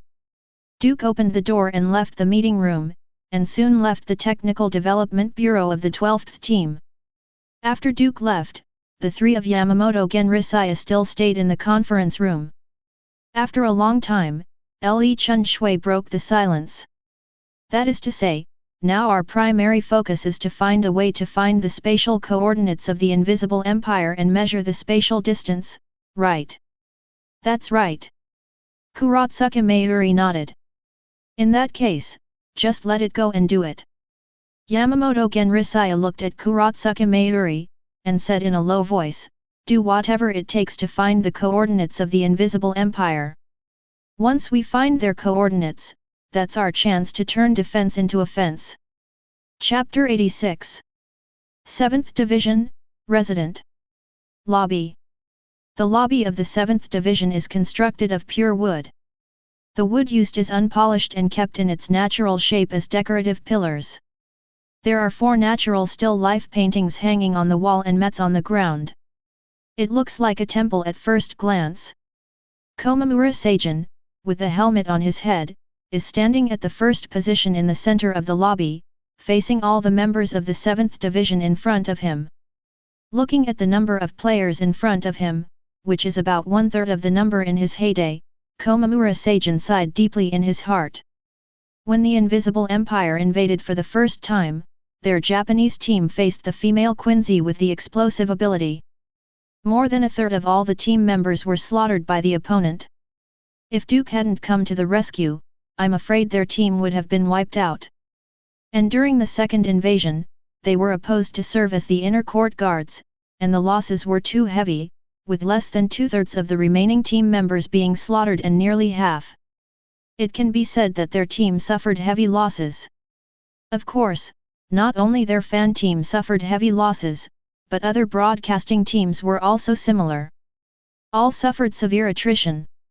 If it weren't for the special situation now, I'm afraid Captain Yamamoto has already held a team recruiting meeting every few years. Komamura Seijin, whose thinking was constantly diverging, heard a reminder from his vice-captain 933 Zaman. Captain Bo Village, everyone is here, we can start. Komamura Seijin, who turned around quickly, looked through the gap of the helmet on his head, looked at all the team members in front of him, and said in a deep voice, just now, I got the latest order from Captain Yamamoto at the GODI 13 plenary meeting. In view of the fact that a large number of vicious murders have occurred in both Rukonga and Jinglingting in the near future, starting today, GODI 13 will start an emergency wartime state. Non-stop patrolling around the clock, increase patrol manpower, increase patrol batches, and reduce rest time. In addition, the old man and your vice-captain Tetsuzaman will also go into battle in person, leading you to patrol and guard. Now, start the roll call and arrange for patrols. Shooting field, come on. Yes, Captain. Kajiba Tetsuzaman took over the next thing, and before he could start roll call, a figure walked in unsteadily. Hey, Bo Village Captain, did I bother you? Duke, who walked into the lobby of the 7th Division, raised his hand to greet Komamura Seijin, who also looked at Duke and said, Captain Duke, why are you here? Although a little surprised, Komamura Seijin was also a little nervous. The elders of his own werewolf clan were all beaten by Duke. Although he was the one who stood up for him at the beginning, even Komamura Seijin felt panic in his heart when he recalled the scene at that time. The strongest elder in his family, in front of this man in front of him, is like a newborn cub, completely unable to resist, and was easily subdued. In addition, his lord had to ask Duke to make compensation by sending out his clansmen to act as the guards of Duke and Anohanaretsu. Even the most talented member of their clan was paid out to make a mount for Duke. But speaking of this, I haven't seen Duke taking that guy out recently. Komamura Seijin, who was full of thoughts in his mind, didn't notice that just as he was distracted, Duke had already come to him, raised his hand and knocked on the helmet worn on his head. Twice clang, clang, brought Komamura Seijin's thoughts back to reality. Seijin Bomura, who raised his hand to stabilize the helmet on his head, looked at the curious Duke in front of him, and smiled wryly, Captain Duke, don't make fun of me. I don't. Duke took 2 steps back, spread his hands. His eyes were full of curiosity about Komamura Seijin putting on the helmet again, but he also quibbled, I'm just concerned about the physical and mental health of the captain of the Huajie 10 home team. Although Team 0 is above Huajie 13, it doesn't mean I'm leaving you. In order to ensure the combat power of Huajie 13, I must take good care of your physical and mental health. It is necessary. Duke said that he nodded repeatedly, but Komamura Seijan smiled wryly. It seems that today, if you don't take off your helmet and show the other party what's going on, Duke won't be able to do it. Originally, Duke was an outlier in Huajie 13. Lazy all day, unwilling to take responsibility, willing to clock in and go to get off work. The opponent is in Huajie 13, and Captain Yamamoto can still spur him. However, now that the opponent has entered Team 0, not to mention the captain, even Central 46 is beyond his reach. Okay, Captain Duke. Komamura Seijan sighed, since you insist on this, then follow me to the back hall. Well, that's right. Duke patted Komamura Seijan on the shoulder and said with a smile, this is what I remember so big, cough cough, what a comrade. Shooting field, you are in charge of the rest, the old man entertains Captain Duke. Yes, Captain. When Kebutetsuzaman accepted the matter, Captain Tomari also made a gesture of invitation to Duke, and said, please come this way. Oh. Duke followed Komamura Seijan, and after leaving the lobby, the two came to the team building of the 7th Division all the way, and went to Komamura Seijan's dormitory. As soon as he walked into the other party's bedroom, Duke saw a vigorous puppy rushing towards Komamura Seijan. Regarding this puppy, Komamura Seijan directly explained, this is my pet Goro. Hey, Duke stared at the puppy, then smiled and said, it's very interesting. It's not interesting. The captain of the big dog actually kept a dog as a pet. Although he had heard of it before, Duke didn't pay much attention to it. But now it seems that it is very interesting. Okay, Goro, go and play on your own first. The old couple chat with the guests. The puppy named Goro whined a few times, but still took his kennel in his mouth, ran to the edge, and lay down in the kennel to bask in the sun. Komamura Seijan also ran to make tea for Duke at this time. Not long after, Komamura Seijan, who came to the table with a teapot and cups, put down the tray and sat in front of Duke.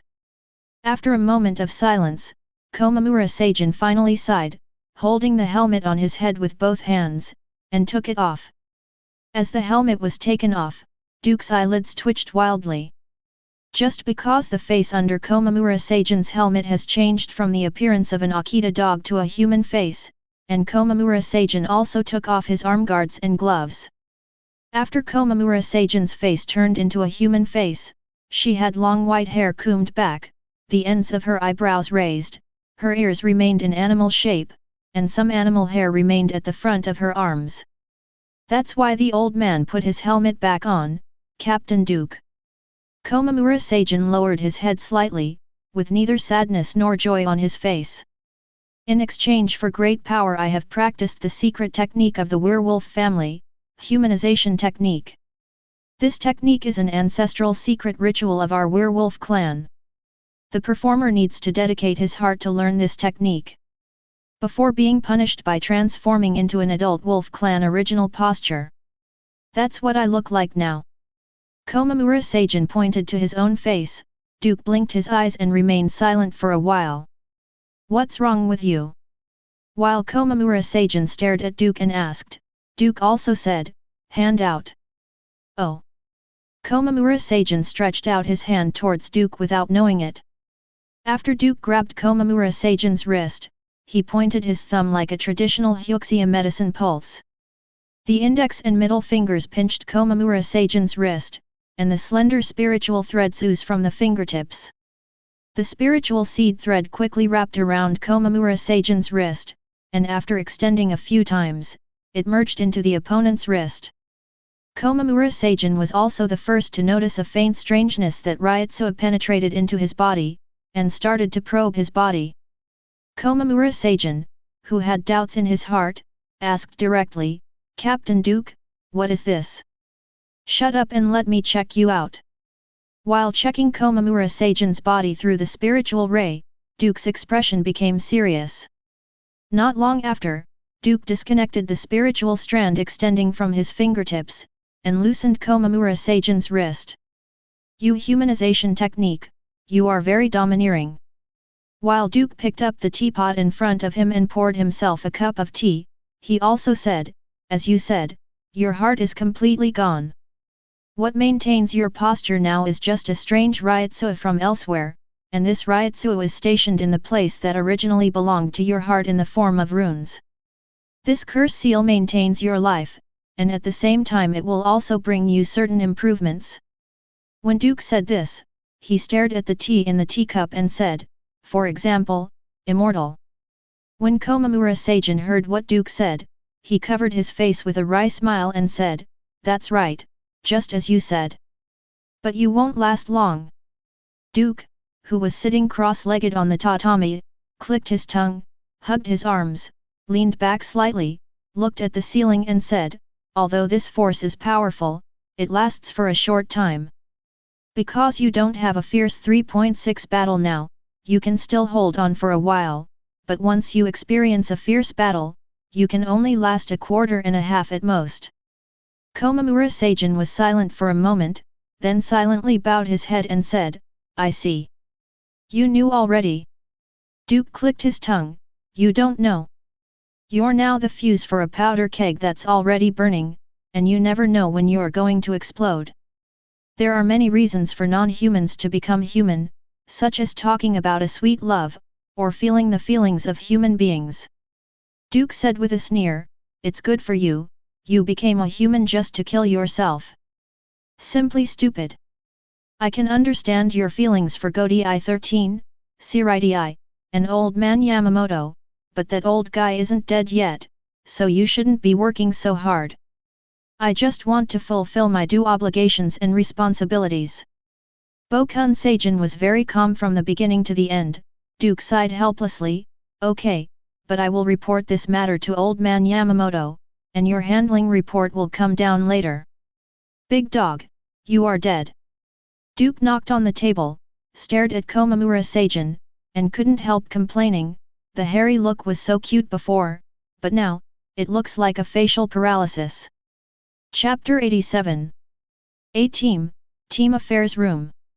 The bright golden light dispelled all the shadows in the team room, and the light illuminated everything around, leaving no shadow left.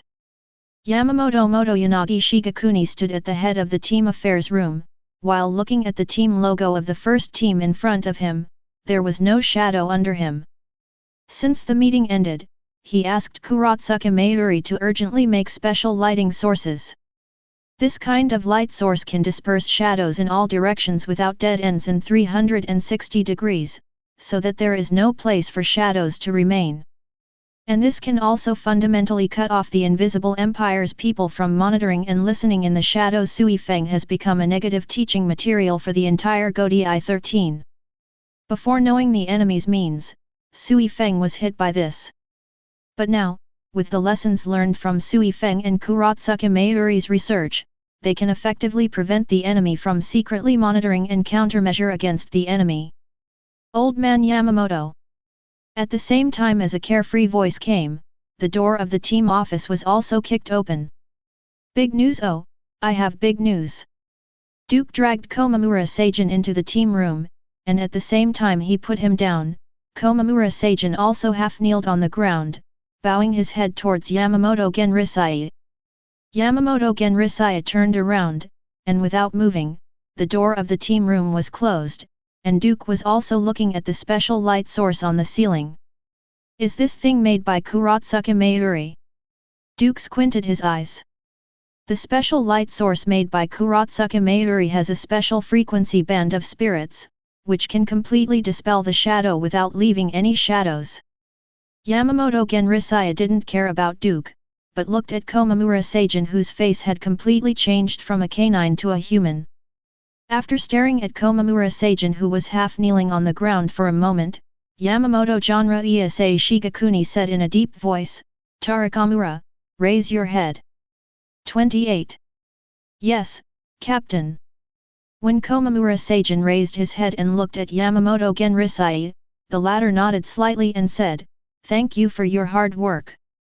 Seeing Komamura Seijin like this, Yamamoto Genrisai couldn't figure out what happened.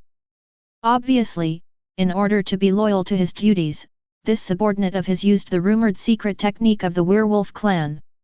And looking at a guy, Yamamoto Genrisai looked at Duke, who was already floating in mid-air, observing the light source generator, and he was out of breath. This little BD makes him very angry every time he sees him. "You BD, come down to me quickly." After Yamamoto Genre Iasei Shigakuni scolded, Duke came down from the ceiling with a thoughtful expression. Noticing Duke's expression, Yamamoto Genrisai looked at the special light generator above his head again. "Why, do you have an idea about this thing?"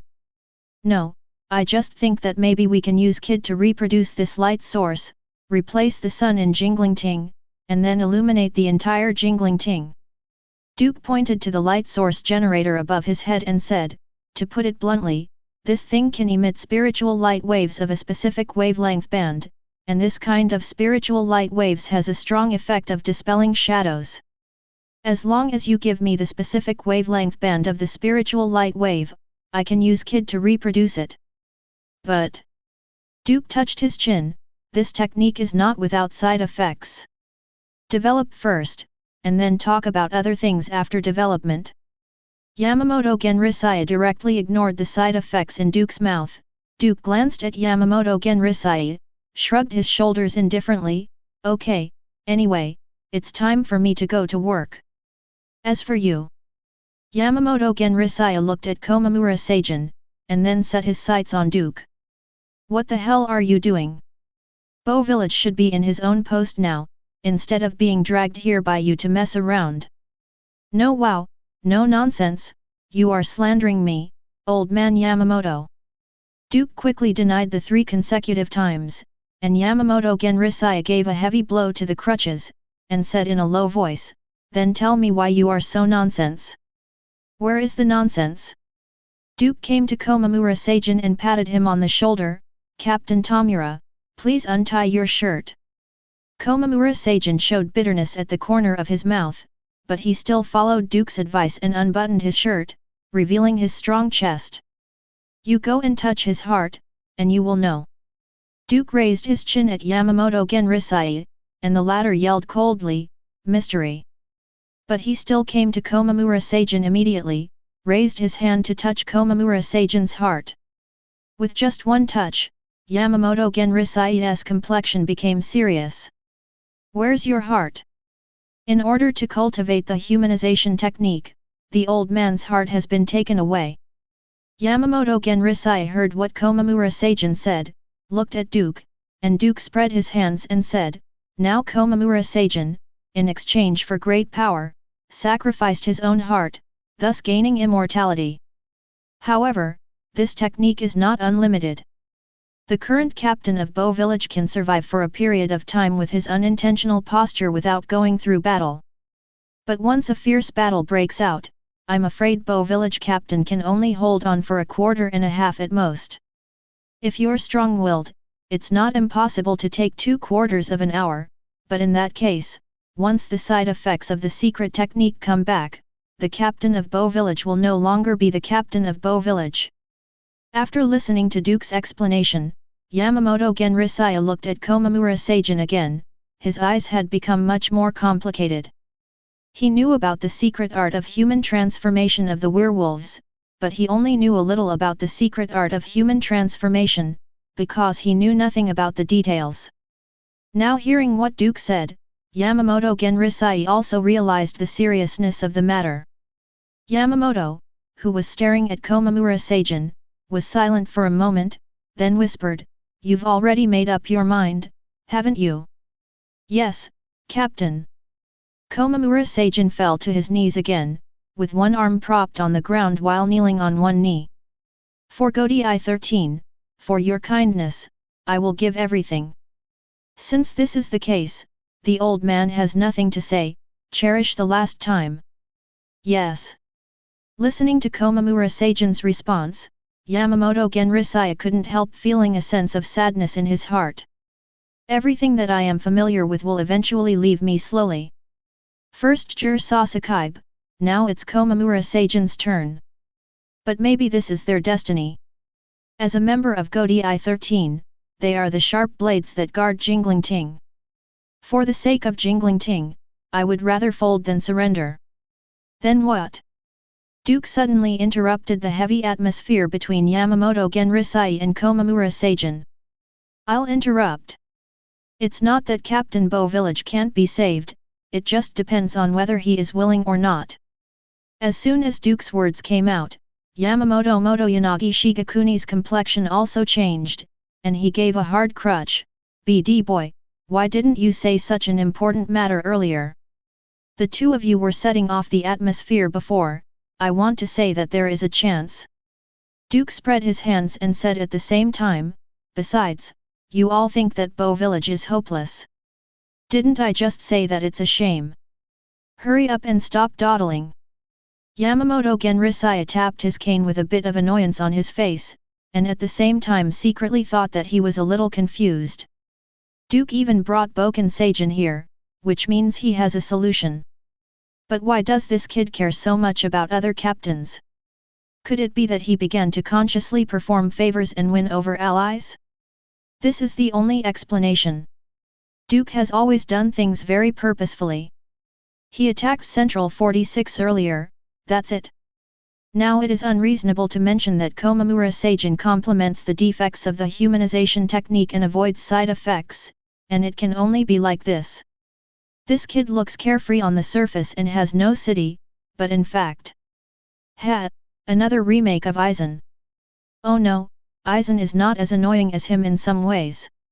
And this guy has never revealed his purpose and plan from beginning to end, which is also his most terrifying side. Yamamoto Genrisaya looked at Duke, and found that he couldn't understand Duke more and more.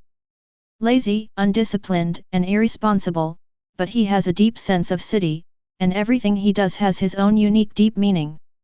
It can only be said that this guy is simply terrifying. Somehow scarier than Aizensuke. Aizensuke's horror, because you know his evil. However, regarding Duke, you always seem to see through the fog, and you can never see what this guy is thinking. Komamura Seigen, who was in front of Yamamoto Motoyanagi Shigakuni, looked at Duke and asked, is there any way to save? Without a heart, 930 will rub one for you. By the way, I will transform your humanization technique for you. While strengthening your combat power, it will also allow you to enter the calendar area of the owner of Ryutsu, who originally belonged to your heart. This. Komamura Seigen was immediately shocked and didn't know what to say. It's unbelievable that Duke can even do this kind of thing. No, it should be said that he is simply a god. Before the master of their clan taught others the humanization technique, he said that once the humanization technique is used, it is irreversible. And has great side effects. But now Duke can not only make up for the shortcomings of this secret technique, but also improve it, which has made Komamura Seigen at a loss for words. Thinking of this, Komamura Seigen bowed his head to Duke without hesitation and said, Captain Duke, your great kindness, I, Komamura Seigen, will never forget it in my life. From now on, as long as you have any orders, I will spare no effort to repay your kindness. Well, that's what you said. Duke smiled, but in the eyes of Yamamoto Genrisai, this smile seemed to be a conspiracy. So, Duke, what are you going to do? Yamamoto Genrisai asked Duke. Duke thought for a while and said, this needs a child to help. Child? Yamamoto Genrisai narrowed his eyes, you don't mean to. That's right, peeing in mud is what kids are good at. After the kid mixes the mud, I'll pinch a heart for Bo village captain and let him use it first. Well, perfect. Duke gave a thumbs up to the two people in front of him, but it drew black lines on their heads. PS and mud pinch the heart, are you serious? Leaky. The smile on Duke's face suddenly retracted, and he turned to look in a certain direction. Those guys can't hold back anymore. What's the matter, Captain Duke? Komamura Sajan immediately asked, but Duke left a word, and his figure suddenly disappeared in place. The backhands I left on Sui Feng's body gave a warning, I'll go over and have a look, you guys come here immediately. Chapter 88. Jingling Ting, somewhere. Sui Feng standing on the roof was silently looking down at the jingling cord in front of him. The buildings of Seireitei are ups and downs and scattered in pieces. As long as there is a commanding height, you can overlook most of Seireitei. It is already the 3rd hour before the end of the General Captain meeting. Sui Feng, who has already arranged the entire 2nd squad, is also carrying out the security patrol mission of Seireitei at this moment. However, since the meeting ended, Sui Feng felt distraught and couldn't calm down his heart. In the final analysis, it was because of the previous incident. As the captain of the 2nd team, a person who is responsible for secret maneuvers, intelligence investigation and assassination, was unexpectedly plotted by others unknowingly. This is not just a dereliction of duty, it is a disgrace. She has always been the only one who has the role of shady others, but she has never had the role of being shady by others. But even so, she was inadvertently hit, and her body was affected, so she couldn't control herself, and even rushed into the captain's meeting room to make a big fuss. This made it harder for Sui Feng, who is already strict with himself, to bear his own mistakes and failures. A strong sense of frustration filled her heart deeply. Sui Feng of Zanpakut hung behind him, standing on the roof, his fists clenched unconsciously. Those guys from the Invisible Empire. Sooner or later I will wash away the shame. While Sui Feng was talking to herself, a sarcastic voice came from behind her. Eliminate the shame, can you really do it? Don't talk nonsense about things you can't do, otherwise, it will be fatal to you, young lady. When Sui Feng heard the sarcasm, he turned around immediately. As soon as he turned around, Sui Feng saw a Latino face with a single curly bang on his forehead and black long hair behind him. The man with the knotted wristband on his left arm is holding his hands in front of his chest, looking at himself with great interest. Yo, hello, captain of the 2nd team. People of the Invisible Empire. Sui Feng immediately fell to the ground like an enraged female leopard, with his right hand around Zanpakut behind him. Sui Feng glanced around, noticed the shadows falling from the eaves, and immediately understood that this guy appeared behind him silently by using the method of moving shadows that Kurotsuka Mayuri once said. It's just that this method of moving through shadows is too scary. Let alone Ryutsu, he couldn't even detect his breath. Askin, you talk too much. A young man with short black hair, slender phoenix eyes, a scar around his left lip, and kung fu shoes appeared behind Sui Feng. Askin Nakroval scratched his hair, and said to the young man with phoenix eyes, Hey, Kangdu, don't be such a disappointment. Don't forget our plan. Kangdu's arm protruded from the depths of the cloak, revealing a curved claw blade. Time is running out, we must deal with this woman while the other Shinigami are not aware of it. Okay, okay. Askin clapped his hands and looked at Sui Feng, showing an ambiguous smile. It's the first time we've met, but can I ask you to die? Crazy guy. Pulling out Sui Feng of Zanpakut behind him, with a flash of footsteps, he sent Zanpakut in his hand into Askin's chest. But Askin changed his position before Sui Feng moved, so the knife only scratched Askin's arm. I really can't handle a strong-willed and tough woman like you. Askin touched the wound on his arm, but his face was nonchalant, but the fatal factor has already been buried, and you deserve to die. Sui Feng snorted coldly when he heard Askin's words, what nonsense are you talking about? But very soon, Sui Feng's complexion changed drastically in an instant, she opened her mouth to spit out a mouthful of black blood, her feet softened and she fell to her knees. Although the time is short, it is still very simple to poison your heart and lungs. Askin bent his middle finger, ring finger, and little finger of both hands, straightened his index finger, pointed his thumb straight at Sui Feng, and at the same time jokingly said, "Now your heart and lungs have been poisoned by my ability, and your death just a matter of time. Well, Askin, don't waste your time." Seeing that the overall situation was settled, Kangdu quickly put away his claw blade and hid it under his robe again. "Let's go." "Kangdu, you are really boring." Although Askin said so, he was still planning to leave the realm of shadow. But in the next instant, Askin stopped his movements, just because he saw 3 shimmering fingerprints on Sui Feng's forehead. "What is this?" Before Askin finished speaking, the fingerprints on Sui Feng's forehead immediately emitted light, radiating to the surroundings. It's just that Setsuna, whether it's Askin or Kangdu, was astonished to find that he seemed to be a mosquito trapped in amber, wrapped in ryotsuh so thick that it was hard to describe. The ryotsuh that envelopes them fixes them in place with an extremely tyrannical attitude, filling their perception, stagnating their thinking, and at the same time, blocking all their abilities. Damn, why is this happening? Askin's complexion changed drastically. Seeing this situation, how could he not understand that he had been tricked, and Kangdu said with difficulty, "No, I can't build the domain of shadows. I can't do it either, it's too fatal."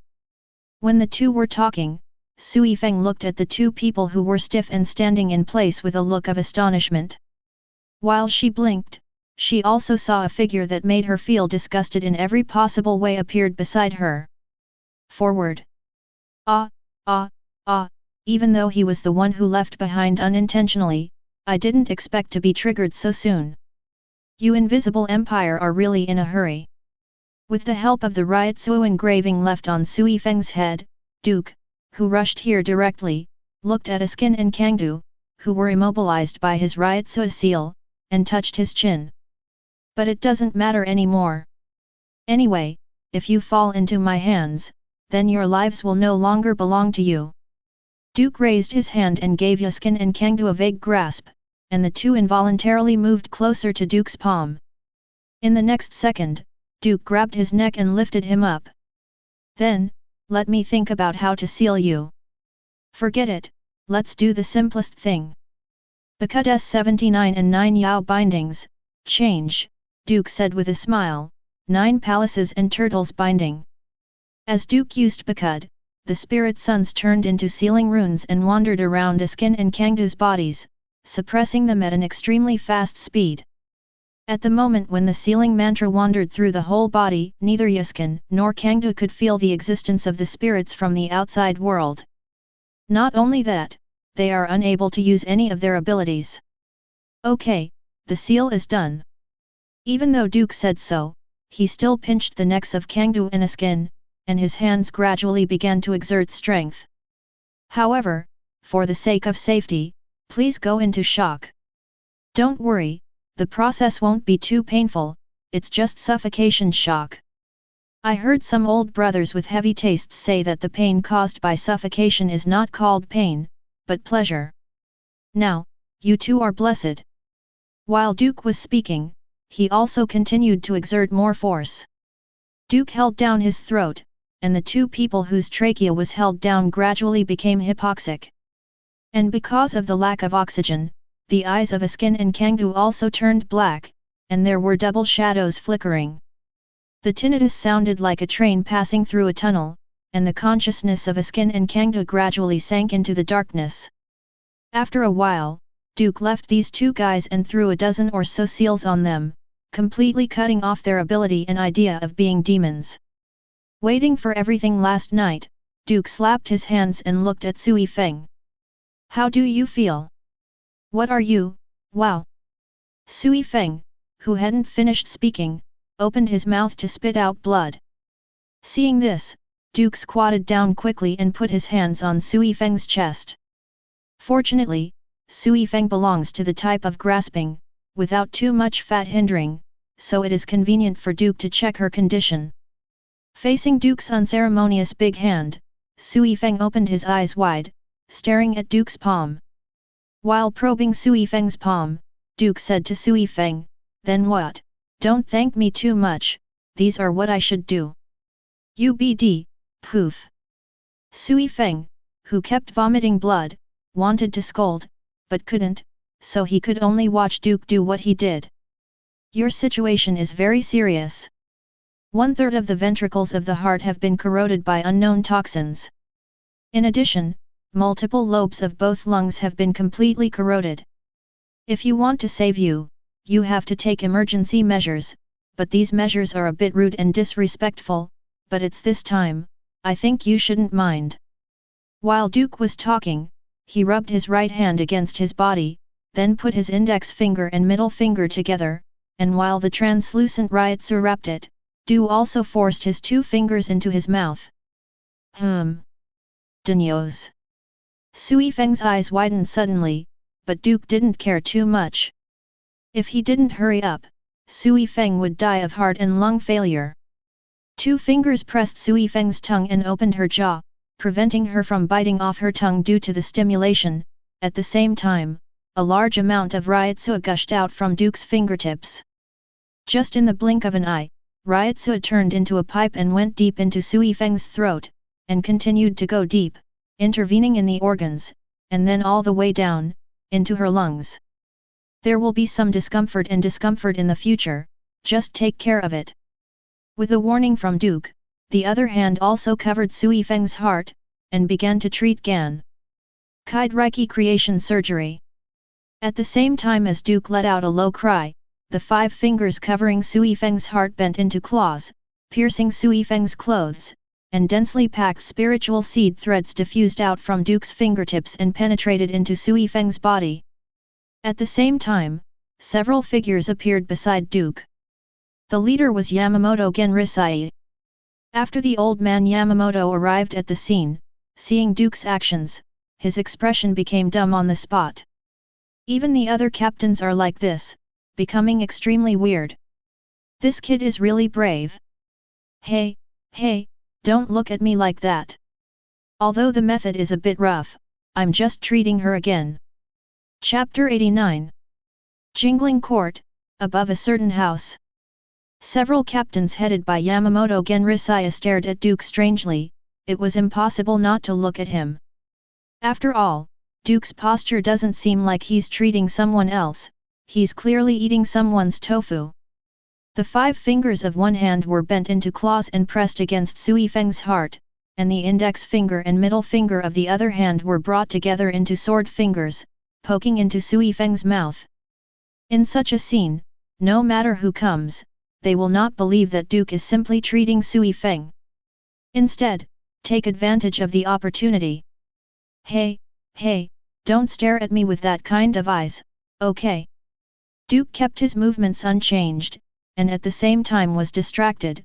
While maintaining the treatment of Sui Feng, he called Chu and said, I'm really treating her, although the method is a bit rough and the posture is not elegant, but my starting point is good.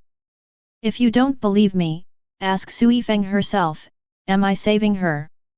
It was fine if Duke didn't say that, but when he spoke, all the captains looked at him even more strangely. Just because Sui Feng is staring at him with eyes that are about to breathe fire. For so many years, she has never been as close to any man as she is now. Especially in this pose. If it's okay in private, but Yamamoto Genrisai, the captain of Godi I-13, and the captains of Komamura Seijin, Kirako Shunsui and Hitsuga Ichware are watching. Where is her face? What about her innocence? How will she face her Yoryuki-sama in the future? In this state, it would be better to be poisoned to death directly. Don't look at me like that. While Duke was speaking, he continued his treatment. The kite I am using now is not a kite in the general sense. Apart from being able to heal patients from the cellular level, the most important thing about this kite is that it requires dedicated attention. If you look at me like this again, I can't concentrate. If I accidentally cut your aorta short, don't blame me. 050. Hearing what Duke said, Sui Feng snorted. Although his voice was a bit vague, he still closed his eyes. Out of sight, out of mind. As time passed, Duke's creation surgery on Sui Feng's physical damage reached its final stage. As Duke's finger was withdrawn from Sui Feng's mouth, and a spiritual tube was brought out to drain the dirty blood. It also meant that the operation had been successfully completed. Well, luckily, the treatment was very successful. After Duke finished speaking, Sui Feng opened his eyes and stared at him without blinking. Now the dirty blood in her body is being discharged through the spirit tube extending from her mouth, and she can't speak, but the angry eyes are enough to express a lot of things.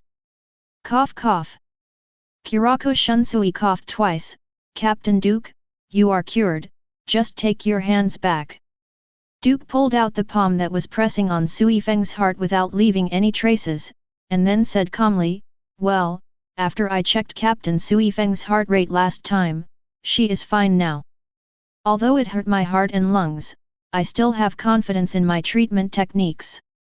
Captain Sui Feng, you don't need any training, and you don't need any recuperation before you can join the battle again. When Duke said this, the dirty blood in Sui Feng's body was also cleaned up. Sui Feng tore off the spirit tube in his mouth and threw himself at Duke viciously. While throwing Duke, who was squatting on the ground, he also sat on Duke and grabbed Duke's body. UBD, when did you plant the spirit seed imprint for me? Just before. Duke laughed, but my seal saved your life today, didn't it? But why didn't you tell me sooner? Sui Feng glared at Duke and said, you expected a second attack on me, right? Why didn't you say that at that time, and that I would cooperate with you? Why did you leave the spirit seed imprint on me without notifying me? Well, you said this. Duke touched his nose, then looked elsewhere, and said with a dry smile, when I fished with earthworms, I didn't tell the earthworms that it was bait. UBD. Sui Feng gritted his teeth and raised his fist, but was stopped by Yamamoto Genrisai. Enough, Sui Feng. Duke's tolerance for you is not a reason for your presumptuousness. In the sound of Yamamoto Genrisai's scolding, the anger in Sui Feng's heart also vented. Sui Feng, who got off Duke, knelt down on one knee, bowed his head to Yamamoto Genrisai, and said, sorry, Captain, I was the one who was impulsive. Looking at Sui Feng, who sincerely admitted his mistake, Yamamoto Genrisai sighed, Sui Feng is a calm person. Otherwise, he wouldn't be the captain of the second team. But now, when she met Duke, she was obviously upset. And after being upset, it became her weakness. Let's rest for a while. Yamamoto Genrisai sighed and issued a unilateral notice to Sui Feng. Go home and rest for a day, and reflect on yourself. But, Captain. Sui Feng raised her head and wanted to argue, but Yamamoto Genrisai's eyes forced her to back off her words. I said, go home. Yes. Sui Feng raised his head and lowered it again. Duke also said in deep agreement, that's right, it's time to take a break. Sui Feng glared at Duke, then wrapped his clothes and left, leaving only Duke, Yamamoto Motoyanagi Shigakuni and several other captains. Oh, right. And the two captives.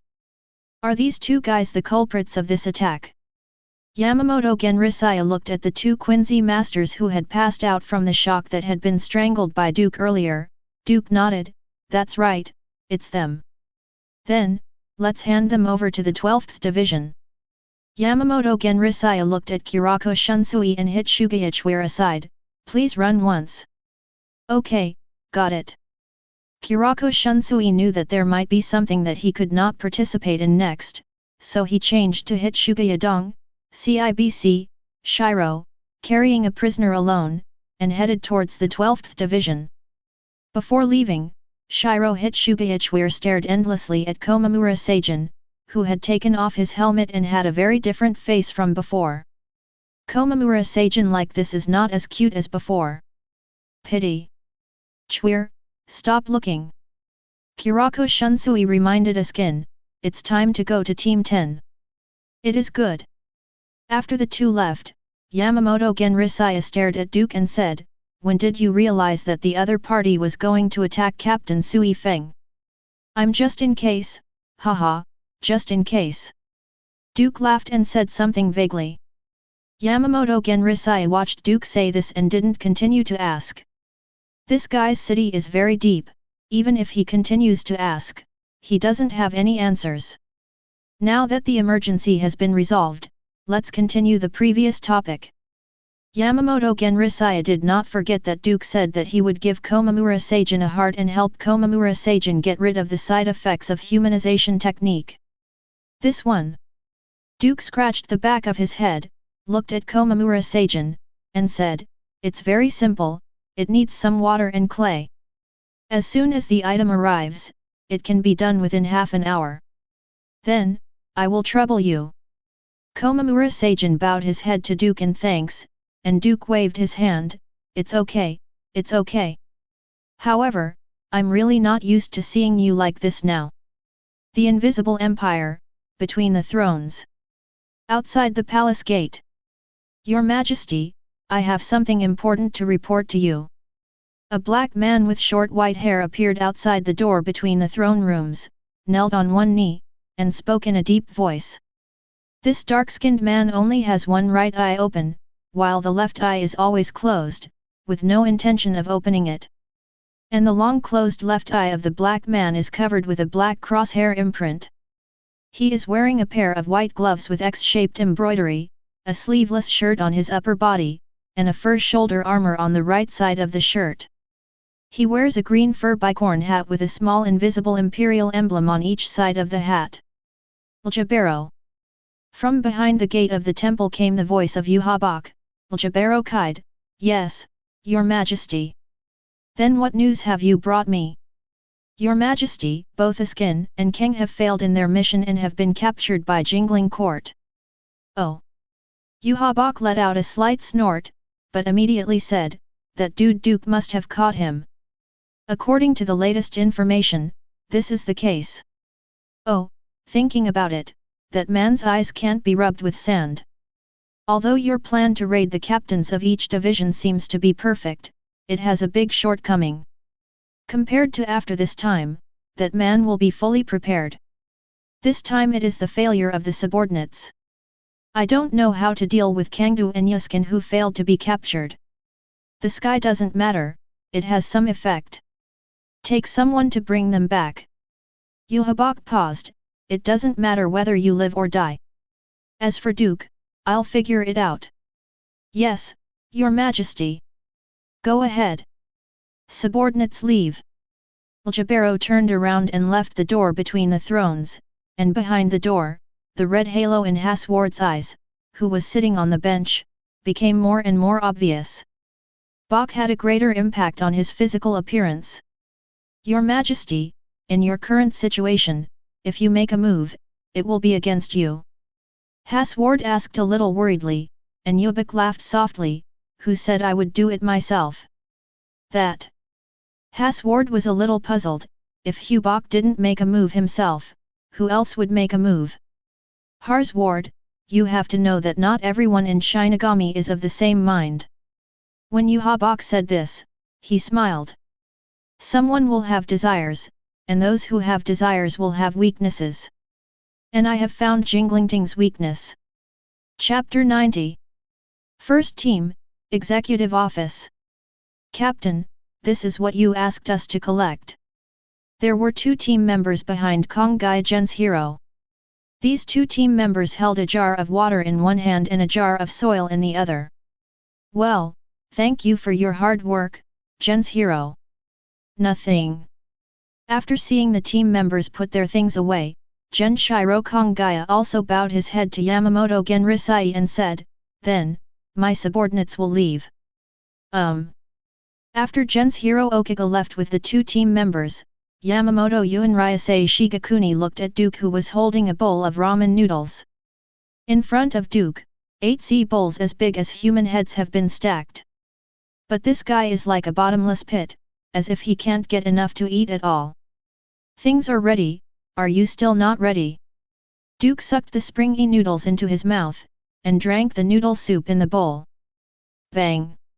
Duke, who stacked the bowls together, took the 10th bowl. "Why are you in a hurry? Wait until I finish this bowl. Besides, the emperor is still short of hungry soldiers." If you want me to help, you have to wait until I'm full. Seeing Duke like this, Yamamoto Motoyanagi Shigakuni sighed, and then closed his eyes. This guy is always so foolish. Don't know the priority of things. Is the safety of Komamura Seijin more important to you than a few bowls of ramen? But even with complaints in his heart, Yamamoto Genrisai had to wait for Duke to eat the tiger. When Duke was still a member of Godi 13, he could still use his status as the captain to spur the opponent. Now that Duke has become a member of Team Zero, let alone whipping, it is considered a face for Duke not to whip him. Yamamoto Genrisai aside, and waited patiently with Komamura Seijin for Duke to finish eating. Accompanied by the sound of Duke sucking noodles, Yamamoto and Komamura Seijin also spent the most torturous last 5 minutes. After Duke put the bowl on the table and wiped his mouth, he patted his stomach in satisfaction. It's comfortable now, hiccup. While Duke sat on the chair, feeling full, Yamamoto Motoyanagi Shigakuni couldn't help but urged, "How long will you be lazy? Oh, come here, come on, you old fellow don't know how to be considerate." Duke picked up a toothpick on the table and stuffed it into his mouth. At the same time, he also got up from the table and walked to the jar of soil and water that Chang Ye-wan Shiro had sent earlier. Duke searched around, and simply took the big bowl of noodles that he had eaten earlier, not caring that the bowl was still stained with oil and chopped green onion, and poured the clear water and soil in front of him into the bowl. When it was full, Duke also rolled up his sleeves and began to stir the water and soil in the sea bowl. While stirring the Duke, infiltrate your own ryotsu into it. Under the infiltration of Duke's powerful and vast ryotsu, the mud and clear water stirred together began to change the material properties at a speed visible to the naked eye. After a while, it was stirred up by Duke and turned into a big mud dumpling. Well, the first step has been completed, and the next step is the blood of the village captain. Duke glanced at Bo Village, and added, "Blood from a fingertip." When Komamura Seijin heard Duke's request, he was unambiguous, and quickly pricked the 10 fingers of his hands, squeezed out blood from the fingertips of the 10 fingers, and poured it into Yamamoto Genrisai's uncommonly used teacup. Duke took Komamura Seijin's blood and poured it casually on the big mud ball in front of him. Blood touched Setsuna's mud ball, and Duke clapped his hands together. 361 of Bakud, born. As Duke clasped his hands together, the big mud ball soaked in Komamura Seijin's blood was suddenly wrapped in a ball of incantations. It is like an atomic nucleus surrounded by many particles. As the wrapping of the mantra of the incantation rotated, the big mud ball also began to tremble. While the layers of the outer layer of soil peeled off, it also began to tremble. Boom! There was a sudden heartbeat that could be heard clearly by the 3 people present, and after the first heartbeat sounded, the layer of soil on the surface of the mud ball peeled off faster. In the blink of an eye, it peeled off completely. Yamamoto Genrisai and Komamura Seijin saw a heart that turned from earthy maroon to bright red. It's incredible. Bokun Seijin stared at this beating heart and sighed sincerely. As the captain, Yamamoto Genrisai has the longest lifespan among the 3 present, and also the one with the longest experience. After seeing the beating heart in front of Duke, he fell into a deep earthquake. The Bakud used by Duke is no less than the creation of man by the gods. You know, it is God's authority to give life to dead things. And the current Duke, after casting this spell, has proved that he has the qualifications to set foot in the realm of God. Back then, Aizen was called a big villain, not just because he did a lot of evil. It is more because he wants to create Wangjian. And this behavior, in the eyes of the Zero Division and Godi 13, is tantamount to creating life and seeking to seize God's authority. But now, what Aizen failed to do, Duke did. And it happened right under the watchful eye of Yamamoto Genrisai, but Duke didn't have any emotions about what he did. For him, what he did was nothing more than an ordinary thing. The incantation of reincarnation from Earth can not only turn people into figurines, but also give dead objects a short life. But now using this technique to create human organs is even easier and stress-free for Duke. When the beating sound of the heart became more and more intensive and the beating rate became more and more frequent, Duke took it into his hand with one hand, and then said to Komamura Seijen, "Undo your shirt." "Okay, Captain Duke." Komamura Seijen immediately complied and immediately untied his shirt, revealing his heart. Duke also held the beating heart and pressed it towards Komamura Seijen's heart. When the heart in Duke's hand touched the skin of Komamura Seijen's chest, the heart directly merged into Komamura Seijen's heart cavity. And Duke's palm also pressed on Komamura Seijen's heart. "Next, I'm going to connect blood vessels and let this heart intervene in your physiological system. It may be a little uncomfortable, bear with it." "Well, the old man will be patient." Komamura Seijen gritted his teeth and nodded. But that being said, when Duke connected the blood vessels, Komamura Seijen also grunted, gritted his teeth, and made a sound. Accompanied by the crackling sound of Komamura Seijen's teeth, Duke also quickly connected the heart to Komamura Seijen's blood vessels. After the last blood vessel was connected, Duke retracted and took a step back. "It's done now. I have integrated my Ryotsuo and incantations into this heart. This heart will subtly transform the incantation that occupies your heart and integrate it. While maintaining the effect of humanization technique, it will also avoid those side effects. However, after all, this is a heart fabricated from mud, not your real heart, so you have to keep this in mind, Captain Bow Village." Duke raised a finger and said very seriously, "Self-restraint. You can't squander your power too casually, you have to pay attention to self-discipline. The battle time can only be kept within a quarter of an hour. After more than a quarter of an hour, no matter what, you have to withdraw immediately and quit the battle. Do you understand?" Facing Duke's reminder, Komamura Seijen lowered his head, "Yes, your kindness will never be forgotten in Bow Village. Don't say too many polite words." Duke waved his hand and said with a smile, "Then let's do what you should do." While Duke was speaking, the 12th Division, the Technology Development Bureau. "Why send someone to me again?" Kuratsuka Mayuri came to Kurako Shunsui and hit Shugaya Chwer with a displeased expression on his face, folded his arms and said, "You guys, are you treating me here as a confession?" 00.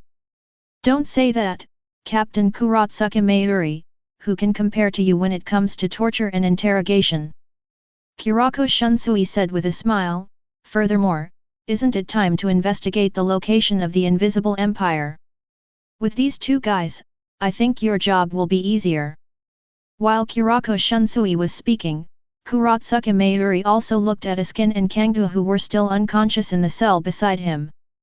"Humph, you know how to cause me trouble." But having said that, Kuratsuka Mayuri was staring at the two in the cage and lost in thought. Duke said that as long as he has the spatial coordinates and spatial depth of the Invisible Empire, or he can see the Invisible Empire, then he can open a path to go there. And now he is also worried about how to find the Invisible Empire hidden in the shadow of Jinglingting.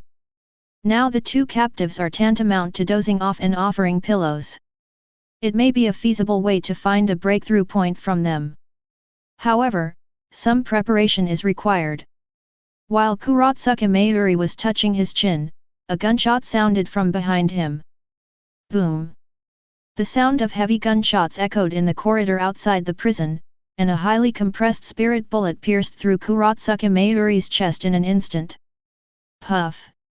Looking at the hole in his chest, Kuratsuka Mayuri turned around and saw a black male with his left eye closed and a cross tattooed around his eyes. The opponent was aiming at them with a huge black sniper rifle, and the muzzle was still emitting smoke. This huge sniper rifle that hit Kuratsuka Mayuri had a black cross-shaped muzzle break on the slender barrel. At the end of the barrel are two long triangular projections to stabilize the impact of muzzle shots on the shoulders and torso. The male black also turned his gun and pointed it at Kurako Shunsui and hit Shugaya Donglo district after a hit. As soon as it was sent in, someone came to rob the prison. We were really underestimated. Kurako Shunsui narrowed one eye and pulled out Zanpakut from his waist, as did Hitsugaichweir. The two activated Shikai almost at the same time in no particular order. Flowers are fluttering in the wind, the flower gods are crying, the wind in the sky is chaotic, the demons in the sky are laughing, and the sky is mad. Sit on the frosty sky, Harin Meru. On. Chapter 91. In the boundless darkness, the sound of footsteps echoed continuously. But although the footsteps kept ringing, there was no one walking in the darkness. Just like that, when the footsteps continued to reach the courtyard where the keyhole for unlocking the seal was laid, Eisen also came out from the darkness. Eisen squinted his eyes at the empty space in front of him, and said with a hint of disgust, "Using Kaika Suijutsu in front of me, are you provoking me?" As expected of the man who once drove the entire Searing Court into a desperate situation, this kind of momentum is enough to make people frightened. Setsuna, Eisen, who came from the void with a slightly playful voice, also said, "I have nothing to say to sneaky people like you, get out." After speaking, Eisen was about to turn around and walk into the darkness. However, the other party said, "Oh, really? Don't you want to break the seal and breathe the air again? Outside air." Eisen walked into the darkness without stopping, and Kide said indifferently, "You mean the scorching atmosphere full of gunpowder? Men of the Tsunoya Shiro family, before I have any intention of killing you, 313 hurry up and get out." As expected of Eisen Suk, "You know who I am so easily." Eisen didn't say a word. In his opinion, Tsunoya Shiro Tokinata is not even a bug. At best, it's just a vicious, sick, sadistic pervert. Moreover, the Zanpakut used by that guy is a bane at all. Although it is powerful, every time it is used, it will reduce the user's own soul, that is, shorten the lifespan. And the Tsunoya Shiro family can see the abilities of all Shinigami's Zanpakut because they are in charge of the Great Spirit Book Corridor. The Zanpakut passed down from generation to generation by the Tsunoya Shiro family can imitate any Zanpakut ability that the master has seen. Not only that, this Zanpakut can also be used by superimposing abilities. For example, while imitating Kaika Suijutsu to eliminate his own existence, he will burn all directions with a residual fire sword, and then use a crescent sky to destroy all enemies. However, although this Zanpakut is strong, it has a fatal flaw, which makes many heads of the Tsunoya Shiro family keep it at a respectful distance. But the guy who appeared in front of Eisen used the ability of this knife without restraint for his own pleasure. Even if Shinigami is a long-lived species, it is a way of death. Moreover, this kind of guy who wields a knife for his own pleasure and malicious taste is even more out of Eisen's eyes.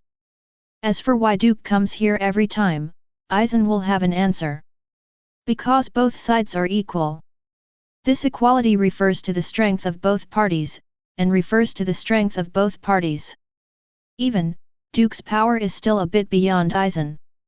Facing Duke, who is on the same level as himself, and even a little bit beyond, Eisen is naturally willing to communicate with him.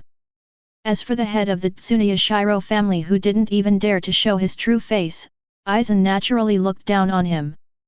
However, if you let me go, I won't leave until I do one thing. While Tsunoya Shiro Tokinata was speaking, a handful of extra keys appeared in the keyhole that dominated the seal. These are corresponding to every seal on Eisen's body: eyes, ears, mouth, nose, limbs, body, and heart. With the appearance of the key, Tsunoya Shiro Tokinata also laughed in a low voice, "If you are here, what will happen next depends on your thoughts, Eisen." After these words fell, there was no more movement in the darkness. Not long after, Eisen came out from the darkness, looked at the keys inserted into the corresponding seals, and narrowed his eyes slightly. "Go out and face that guy too. Flowers are fluttering in the wind, the flower gods are singing, the wind in the sky is chaotic, and the demons in the sky are laughing." Kaiten Kaikotsu. Kurako Shunsui, who split the Zanpakut in his hand, each grabbed two Zanpakut, Huaishan and Kwangwu, the long one and the short one. The Huajie sword in Huajie's hand was surrounded by freezing air, and as he slowly danced the sword, the ice snow dragon, which was completely curved and made of ice, also appeared. Sit on the frosty sky, Huajie. While the giant ice dragon surrounds Huajie, its tail is also connected to Huajie. The terrifying freezing air affects the surrounding environment, forming a thick layer of frost. This is the power of the strongest Zanpakuta of the ice and snow department. The Shikai alone has already begun to affect the surrounding environment. Huajie, who was spitting out white mist, had cold eyes. As soon as the frost dragon appeared, he swung his knife and slashed towards Huajie in the distance without stopping. Facing the roaring frost dragon, Huajie remained unmoved, but calmly aimed at Huajie, and then pulled the trigger. Boom! A gunshot circled the next corridor. The high-concentration compressed spirit bullets pierced straight through the frost dragon, and came to him at a speed that Huajie couldn't react to. Just because Huajie couldn't react, doesn't mean Kurako Shunsui couldn't react. Kurako Shunsui grabbed Huajie's collar and pulled it towards him. Next second. Search! The spiritual bullet went straight through the wall at the end of the corridor, destroying everything it touched. In the blink of an eye, the end of the corridor was penetrated, leaving a vacuum zone hundreds of meters long. Leah, this kind of destructive power, it seems that when the former sneak attack on Captain Kuratsuka Mayuri, he still kept his hand. I really don't know what to say. Huajie snorted coldly, and pulled the trigger with his finger again. Next time, you will have no chance. You can't say that. Kurako Shunsui gave Huajie a look, and Huajie immediately understood Kurako Shunsui's plan, swung Huajie slightly, and pointed the blade directly at his head. Roar! A giant frost dragon pierced through the ceiling above their heads, rushed all the way, until it emerged above the 12th division, and then exploded. After the passage was opened, Kurako Shunsui and Huajie jumped up and left without hesitation. As for Kuratsuka Mayuri, this guy is about to transform himself into an inhuman shape. He can hide sickles in his ears. It's just a penetrating wound, and he can't die. Moreover, the terrain here is narrow, and the opponent's ability can obviously penetrate everything. Fighting in this terrain is simply asking for trouble. Therefore, find a way to reverse the unfavorable terrain. But at the moment when the two just jumped up, a vast and powerful Ryotsu suddenly fell from the air, stopping their upward momentum, and at the same time, the bed fell back. Kurako Shunsui and Huajie, who were crushed by the sudden vast Ryotsu, looked at each other, and they both saw the shock in each other's eyes. This is Aizensuke's Ryotsu. But isn't he imprisoned in Huajie? Why? Damn it, did these guys sneak in and free Aizen? Kurako Shunsui and Huajie's expressions became serious. As long as they dragged Duke or other captains to arrive, this enemy would not be a fear at all. But now Aizen's Ryotsu appeared out of thin air. The meaning behind this, even if they are fools, they can figure it out. The man who used to be the closest to God has now come to the world again. At the same time, Mao's underground prison. A figure is walking forward step by step along the corridor leaving here. And there is a flashing red light signal in the passage, but when the man passed by, the terrifying Ryotsu directly squeezed the warning light, and all the obstacles in front of him were blocked by Ryotsu. X. Stop him! Stop him quickly! Damn it, how did this guy come out of nowhere? If you risk your life, you can't let this big villain leave here. Call for backup, call for backup. 3.5. Just after Aizen broke through a gate in front of him, a group of jailers from the large underground prison gathered together and blocked Aizen's front. But Aizen didn't take them seriously at all, and just walked forward indifferently. One step, one step, one step. Every step shortened the distance between them, and as Aizen approached, the person closest to Aizen collapsed silently into a cloud of blood. But the rest of them couldn't see any signs at all, couldn't see Aizen's shot, and couldn't see the cause of death of those dead players. Just because of Aizen's approach, they died. Soon, all the jailers blocking Aizen were turned into blood everywhere. And Aizen walked out of Mao's underground prison step by step with his feet covered in blood. Aizen, who was standing at the gate of Mao's underground prison, looked up at the blue sky with a smile on his lips. It feels good to come out once in a while. Chapter 92. It's nice to come out once in a while. Aizen stood at the exit of Mao's underground prison, in the shadow of the door, looking up at the blue sky, with a long-lost smile on his mouth. Aizen, who just looked up at the sky, turned a blind eye to the increasing number of Shinigami around him. To him, these are ants. It was dust that couldn't even catch his eye. One after another silhouettes kept coming from all directions of Jingling, and all kinds of Ryotsu also filled the scene for a while, enveloping Aizen faintly. But Aizen didn't care about these at all, and still looked up at the blue sky with great interest. Suddenly, a wave of Ryotsu, as hot as the sun, came out of the sky, and with Ryotsu came the captain of Godi I-13 Yamamoto genre Iasei Shigakuni. Aizen, you go back now, Meishin can still save you a way out. Yamamoto, who took off the Haori, held the Zanpakuta in his hand, opened his eyes and glared at Aizen, surrounded by flames. Aizen also lowered his head slowly at this moment, and looked at each other with Yamamoto Motonyanagi Shigakuni. Long time no see, Captain Yamamoto, how is your health? Don't be hypocritical, Spirulina.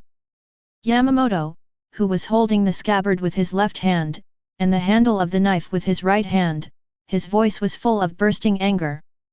With the old man here today, it is impossible for you to take half a step out of here.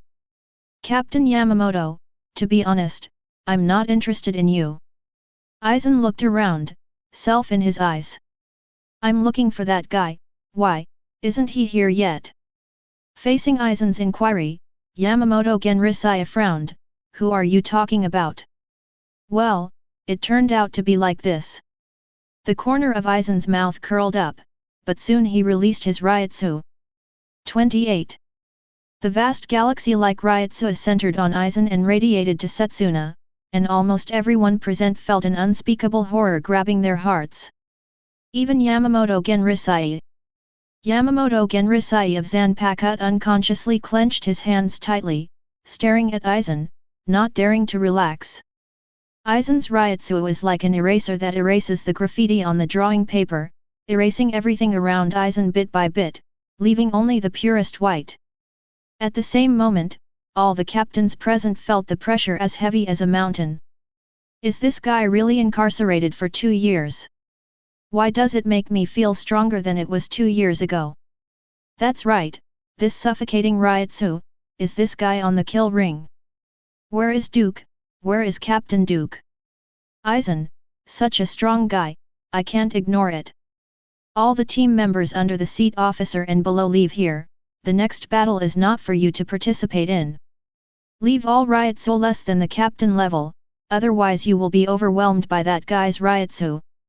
Just now there was a distress signal from the 12th Division, you go there to help, we are here, go. The captain level Shinigami, except for Kurako Shunsui, Hitsugaichwir, and Kurosuke Mayuri, all the other captains rushed to the entrance of the Mao underground prison. Staring at Aizen firmly, guarding against this guy. Aizen, on the other hand, lacked interest in the crowd in front of him. He only wanted to meet one person, and he came out this time for that person. And this man is Duke. The man who is as strong as him, and slightly better than him. Why, haven't you come out yet? Aizen looked up at the sky again, and in his perception, there was no trace of Duke at all. Where the hell has this guy gone? At the same time, Jingling, a restaurant because of Boss, is the thing I want still not ready. Duke sat at the table, with all kinds of side dishes in front of him, and at the same time, he was holding sake, which was no different from drinks, and sipping bit by bit. Sake is really not even wine, the amount of aeration is a drink. Just like the one that Duke is drinking now, it tastes fresh and light, and relatively refreshing. No alcohol taste at all. Okay. When the proprietress of the restaurant walked out of the back kitchen with a huge food box, Duke also took the food box from the other party, and disappeared after leaving a word. Go to the first team and ask old man Yamamoto for money, just tell me what I said. Seeing Duke running so fast, the proprietress shook her head, and went to the first team to ask for food money. How dare she? This time it was eaten for nothing again. Ugh! The 12th Division, Resident. It's really troublesome now. Kurako Shunsui struggled to get up from the ground, and looked in the direction of Mao's underground prison with concern. Aizen's Ryotsu came from that direction, and Aizen, who was supposed to be imprisoned and sealed, could explode Ryotsu. It also means that the other party has completely escaped from imprisonment and lifted the seal. But in the end is how to do it. You know, there are more than a dozen seals on Aizen who was imprisoned. These seals sealed off his senses, his limbs, his ability to move, and his ability to perceive. Except for thinking, nothing was left for him. But under such circumstances, Aizen actually broke the seal and left Huajie. Troublesome, this is really troublesome. While Kurako Shunsui was muttering to himself, he also looked warily at Ljibero, who was not far away.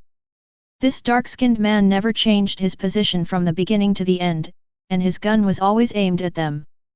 Kuratsuka Mayuri was pierced through the chest by a sudden shot from the opponent, and fell to the ground on the spot. As for whether he was dead or not, don't be kidding. The rest of the captains are dead, and he may not necessarily die.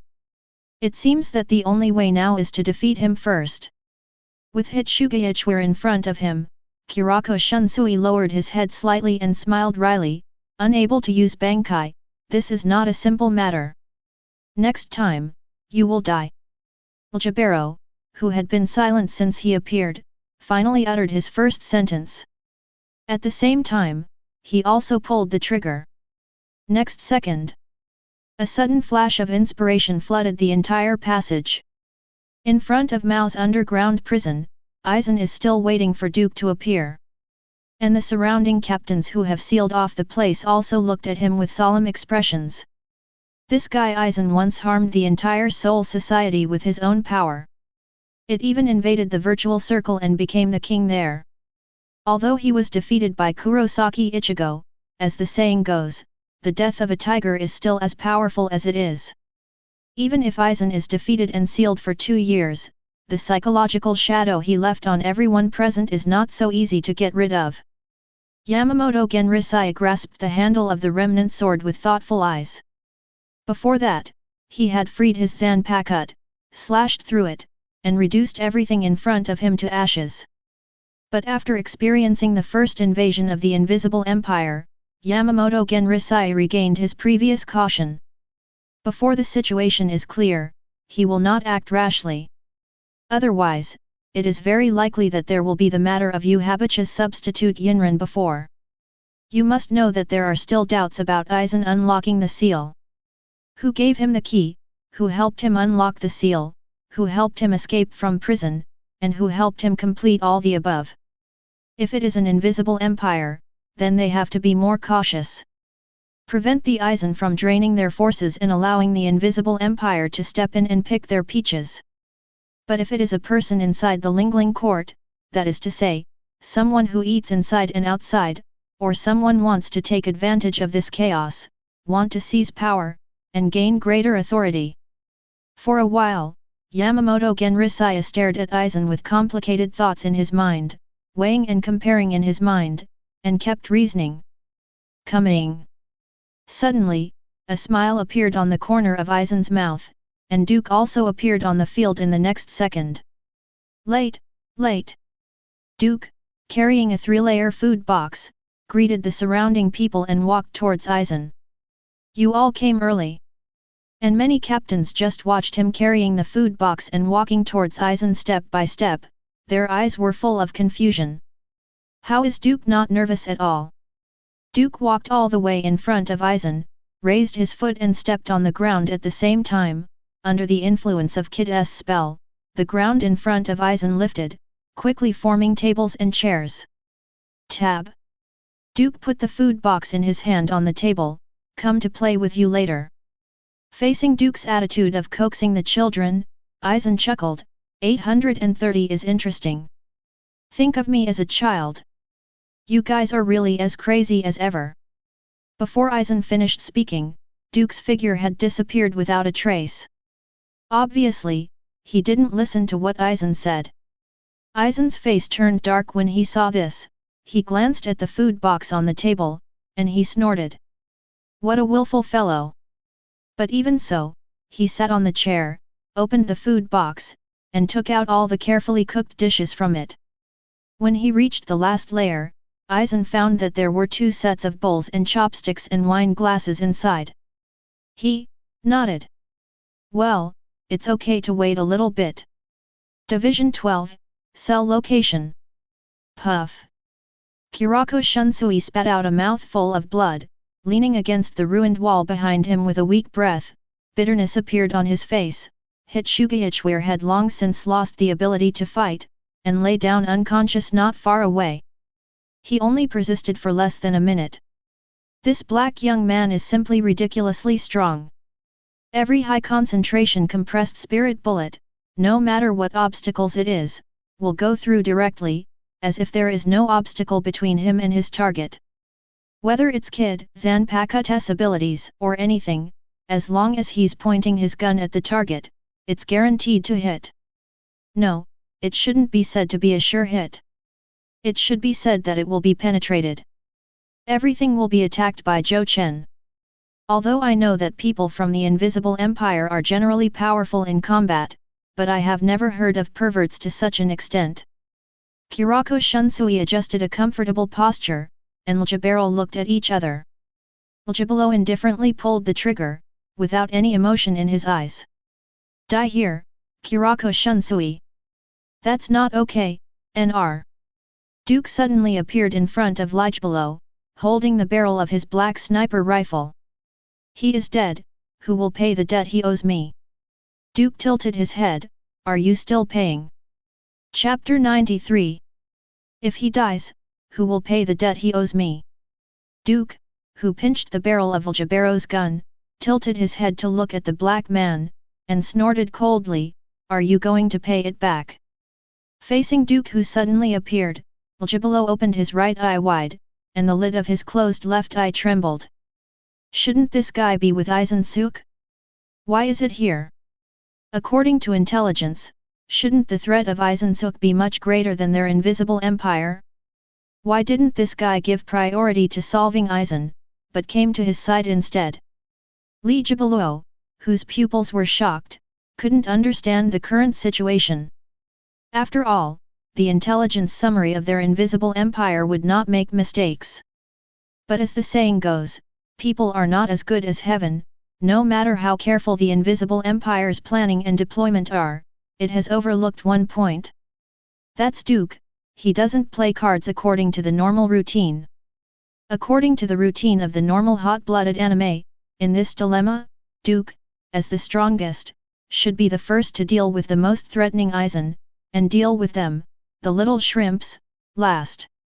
But these little shrimps, when Eisen held Duke in check, completed their plan, and finally walked away, mocking a few words before leaving. But the key point is that Duke doesn't like this at all. He never played his cards according to the normal routine. I've got my eye on you, then I'm going to FK you, even if there's a fire in the backyard, I'm going to kill you first, and then go to fight the fire.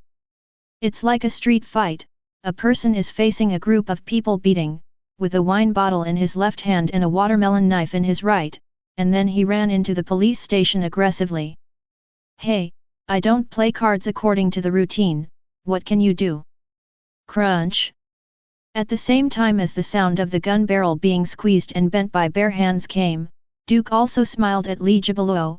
I'm a person, I'm okay with everything else, but I discriminate against people with dark skin. See, when I see UNRs, I want to kill you all. Don't get me wrong, it doesn't mean anything, I just discriminate and hate you." While Duke was speaking, he completely bent the barrel of Huajie's black sniper rifle into twists. "So, how do you plan to die?"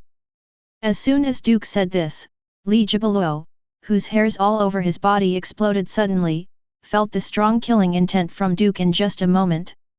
This guy is serious, he's really going to kill himself. Letting go of his weapon, Li Jibaluo retreated, but at this moment, Duke's figure flashed in front of his eyes, and then the two separated for a long time. After Li Jibaluo opened the distance, Duke slowly appeared in front of Kurako Shunsui and hit Huajie. The first time this dark-skinned NR checked himself was for any abnormality, but after checking, he found that there was nothing serious about him, as if the other party was threatening him before. "It seems like you're using this to take Bankai." Duke, who was holding the curved cross star in his hand, carefully observed the star in his hand for a moment, then put it away, and threw it to Kurotsuka Mayuri. "It can be exchanged for something fun." "When did this guy take my star?" Li Jibaluo noticed that Duke's star medal was taken away, and his complexion changed. The biggest reliance they can take Bankai is the star medal.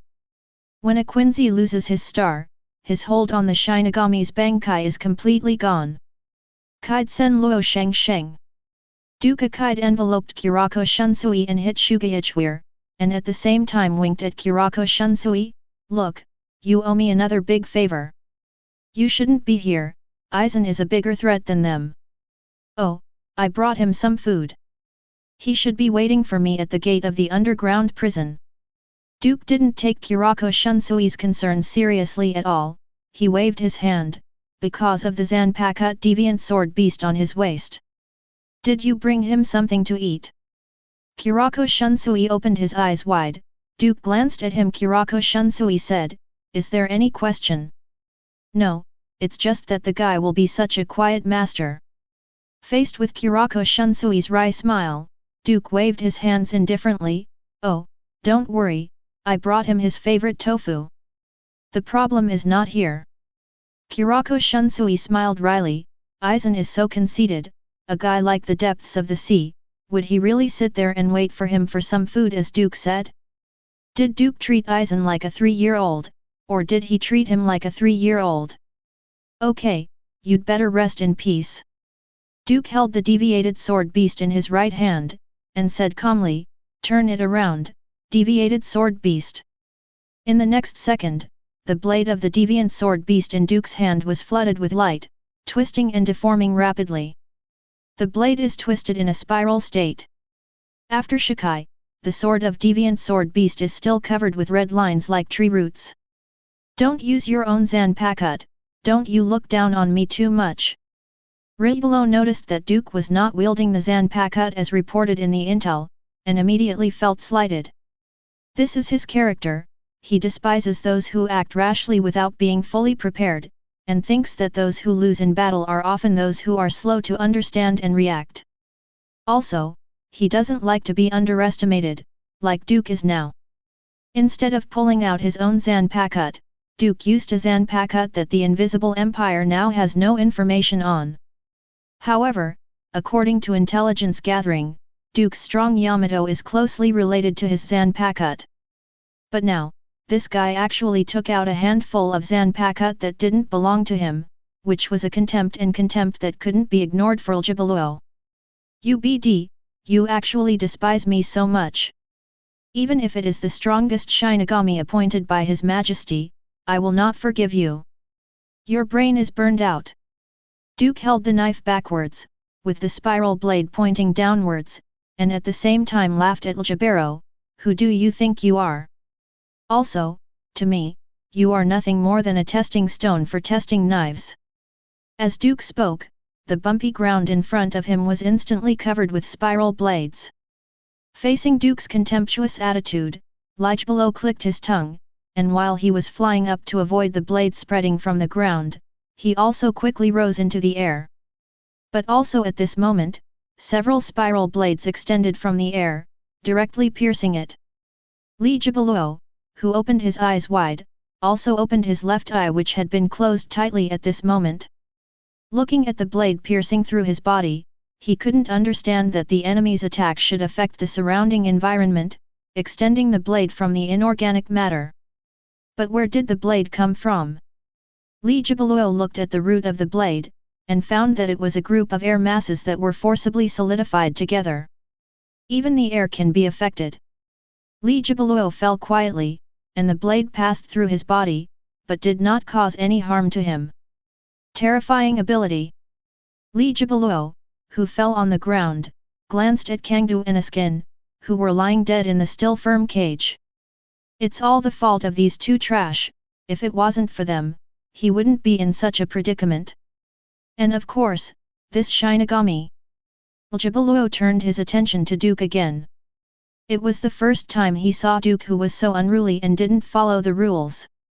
However, even if the opponent is strong, it is impossible to kill him who has activated the holy text ability in an instant. Oh! Duke looked at the uninjured Li Jibaluo, touched his chin, no injury. Is it because you opened your left eye, which was closed before? Interesting ability. However, what about this? Duke's movements remained the same, but the foothold of Jibaluo suddenly turned into a mountain of knives, and thousands of spiral sharp knives pierced Jibaluo's body. But still as before, there is no effect. Well, is it similar to nihilization? There was a flash of understanding in Duke's eyes, it's such a rambunctious ability. There was a ray of light in Jibaluo's left eye, and while the cross glow was blooming along his eye socket, Jibaluo was instantly submerged by the golden pillar of spiritual light. The spiritual beam of light soared into the sky and turned into an arc-shaped cross. Finish the Eucharist. Facing Duke, Jibaluo directly activated his strongest ability. When the light dissipated, Li Jibaluo with a pair of huge wings behind him flew into the sky, and at the same time he gestured to Duke to shoot. This is the price you pay for underestimating me. The index finger pointed at Duke. Jibaluo just finished speaking, the kid runes engraved on the surface of Duke's body flickered suddenly, as if he was under a lot of pressure. At the same time, the ground around Duke also collapsed directly and became tattered. Duke touched his heart and narrowed his eyes. Just now Li, good money, Jibaluo pointed at his Setsuna, his heart was like being stabbed by a long spear, but the impact did not penetrate his defense. Instead it was the kid engraved on his body surface. The spell was transferred to Duke's surroundings. The kid spell that Duke drew on his body, ordinary attacks can't break through the defense at all, let alone let the spell structure on his body automatically open the defense, transferring the excess overflow damage to Duke's surrounding environment. But now, the black man with the X tattoo on his left eye has done it. Obviously, the opponent's attack just now is beyond the ability of ordinary attacks. That's interesting, Narja. Duke turned the deviant sword beast in his hand, and said with a smile, your abilities are so interesting. However, can you dodge the next attack? Bankai 7 Prison Sword Mountain Killing Beasts. Duke, who let go of the handle of the deviant sword beast in his hand, let it flip down and fall down. As Duke sang the Bankai language, Zanpakut immediately stood on the ground. The Zanpakut that was poked on the ground by the tip of the knife began to expand rapidly in the next second, and all the surrounding earth and stone were instantly transformed into pure blades. Amidst the scratching sound of blades and blades, a terrifying giant beast also rose from the ground. Roar! Chapter 94. Roar!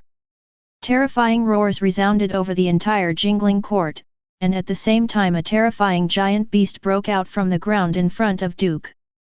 The back full of blades broke through the ground, and at the same time as the hideous beast head emerged from the ground, its bloody mouth was full of fangs made of blades. The giant beast opened its bloody mouth wide, and let out another roar towards Jibaluo in the distance. It's just that Setsuna, Zanpakut disappeared, replaced by a whale-like fear monster. This monster is exactly the same as the monster that Duke once caught in the cooling sea of the two Huajie forging knives. It is shaped like a whale, but it has wings made of swords, and the back is full of knife points of various shapes. It is ferocious. There is only a big bloody mouth on the face, and there are no other organs. This is Bankai of Deviant Sword Beast 7 Prison Sword Mountain Slaughter Beast. The 7 Prison Knife Mountain Slaughter Beast surrounds Duke, with red lines looming on its body like the roots of a tree. Seireitei Killing Beast, who was filled with an unspeakably fierce aura all over his body, opened his mouth and let out a low growl, which was enough to set off a strong wind and blow everything on the ground away. Facing Duke's Bankai, Ligebelow's face turned livid after using the Eucharist. This guy really sees himself as a testing stone. This kind of contempt made Ligebelow's inner anger blazing. No one can despise him, no one. Ligebelow with the spirit seed wings spread out on the back, his left eye socket is surrounded by golden light beams from beginning to end. Ligebelow with his little fingers, ring fingers and middle fingers bent, straightened his index finger, and straightened his thumb. Bishan opened his eyes. Gun pose. Next second, several invisible impacts landed on the body of the 7 Prison Knife Mountain Slaughtering Beast, and the Prison Knife Mountain Slaughtering Beast let out a miserable roar immediately with the clanging of swords behind it. Duke's complexion remained unchanged.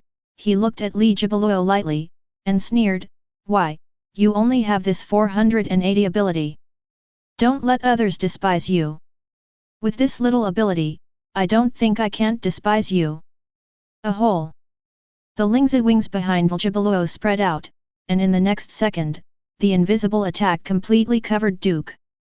The Seireitei Slaughter Beast moved and spread out its huge body, allowing itself to cover the top of Duke's head, eating all the attacks. In just a moment, the body of the 7 Hell Knife Mountain Slaughter Beast was pierced through, and several penetrating wounds the size of wash basins appeared. Ligebelow looked at his masterpiece and immediately laughed out loud. "Do you still dare to despise me? This is the price for despising me. This time it's your Zanpakut, next time it's you." Faced with Ligebelow's retort, Duke picked out his ears and said lightly, "Keep your eyes open." Ligebelow heard the sound and looked towards Seireitei Killing Beast, only to see that the penetrating wound he left earlier has all healed at this moment.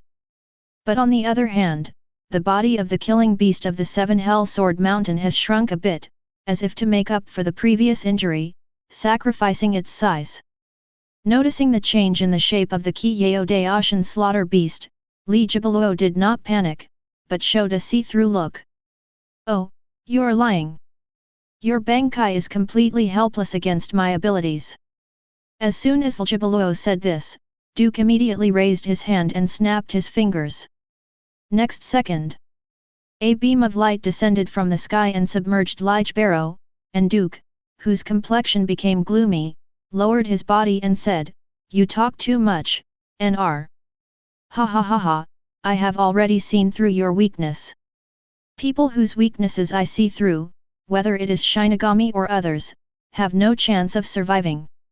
Ligebelow, who seemed to be laughing wildly, walked out of the beam of light, and he was still unharmed at this time. But on the bright side, it's all about talking, but Ligebelow has always been wary of Duke from the beginning to the end. "Che, this guy still has a Zanpakut. If he smashes the Zanpakut he took out to test the knife, the opponent may use his own Zanpakut. That is to say, on the surface, Ligebelow himself has the upper hand, but in fact, it is Duke who has been controlling the direction of the entire battle. Duke is just playing with him now, and if he doesn't want to play, he will be completely finished. Combat is not just a confrontation of strength, but also a harmony between psychology and mind. Ligebelow deeply believed in this, even if the combat strength of the two sides was huge. Ligebelow also believed that he could spray Duke's face with blood before he died. But Duke didn't give this Nr too much time to think. He waved the kid spell with one hand and summoned him immediately, and the beasts of the 7 Hell Knife Mountain also rushed towards Ligebelow. Even if the size has shrunk a lot, but even so, the holy beast of Seireitei is comparable to a house. Roar! The Seireitei slaughtering beast roared and rushed towards Ligebelow. The Lingzi wings flickered behind Ligebelow, and countless invisible attacks landed on the body of the Seireitei mountain slaughtering beast one after another. The body was continuously pierced by the 7 Hell Knife Mountain killing beast, and the body shrank in the next second, and the injuries healed as before. However, with the shortening of the distance between the 7 prison knife mountain slaughtering beast and Ljibaluo, the 7 prison Lishan slaughtering beast, which was originally the size of 10 houses, is just a lion at this moment. It is conceivable what kind of damage the previous Ljibaluo caused to Kihideoshan killing beast. Ended. Ljibaluo looked at the lion-sized Kihideoshan killing beast, and Ling's wings flashed again behind him, and then the Kihideoshan killing beast completely disappeared. But also at this time, Duke, who had been casting kid spells to harass Ljibaluo, stopped, and looked at Ljibaluo with a different look. What is that look in your eyes? Ljibaluo was stared at by Duke's eyes, and Duke waved to Ljibaluo with a friendly tone as if he was saying goodbye to a friend.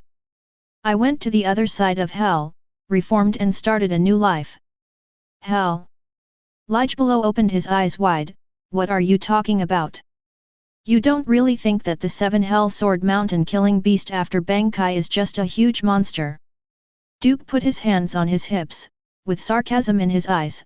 No way, no way, it's been so many years now, no one thinks that Zanpakut Bangkai's ability and momentum after Zanpakut Bangkai is what it seems. Ljibaluo remembered the matter that Duke made the 7 Hell Knife Mountain slaughter beast to accept his attack on purpose, and couldn't help but widen his eyes. UBD, you did it on purpose.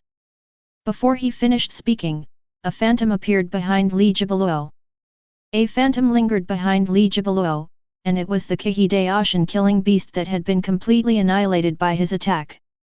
The 7 prison knife mountain killing beast opened its bloody mouth wide, and the corner of its mouth grinned in a strange arc, and an irregular crack suddenly appeared on the originally empty face. While the rift slowly opened, an eyeball with prison written on it stared at Ljibaluo.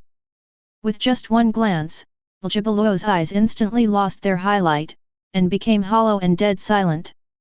Ljibaluo, who fell from a high altitude, fell to the ground, and his body fell heavily on the ground because of the fall from a high altitude. Seeing the completely silent Ljibaluo, Duke beckoned towards the killing beast of Kihideoshan, and the next second, the deviant sword beast that had returned to the sealed state appeared in Duke's palm, and he stabbed it back into the scabbard at the waist.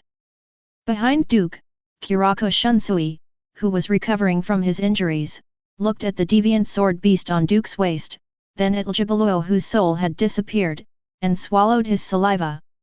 Isn't your Zanpakut's ability too terrifying? You can open a rift leading to hell and send people's souls into hell. I caught this Zanpakut from the curry of Huajie's knife, what do you think? Duke glanced at Kurako Shunsui, and said casually, in addition, the ability to send people to hell can only be used once a month, and there is a limit.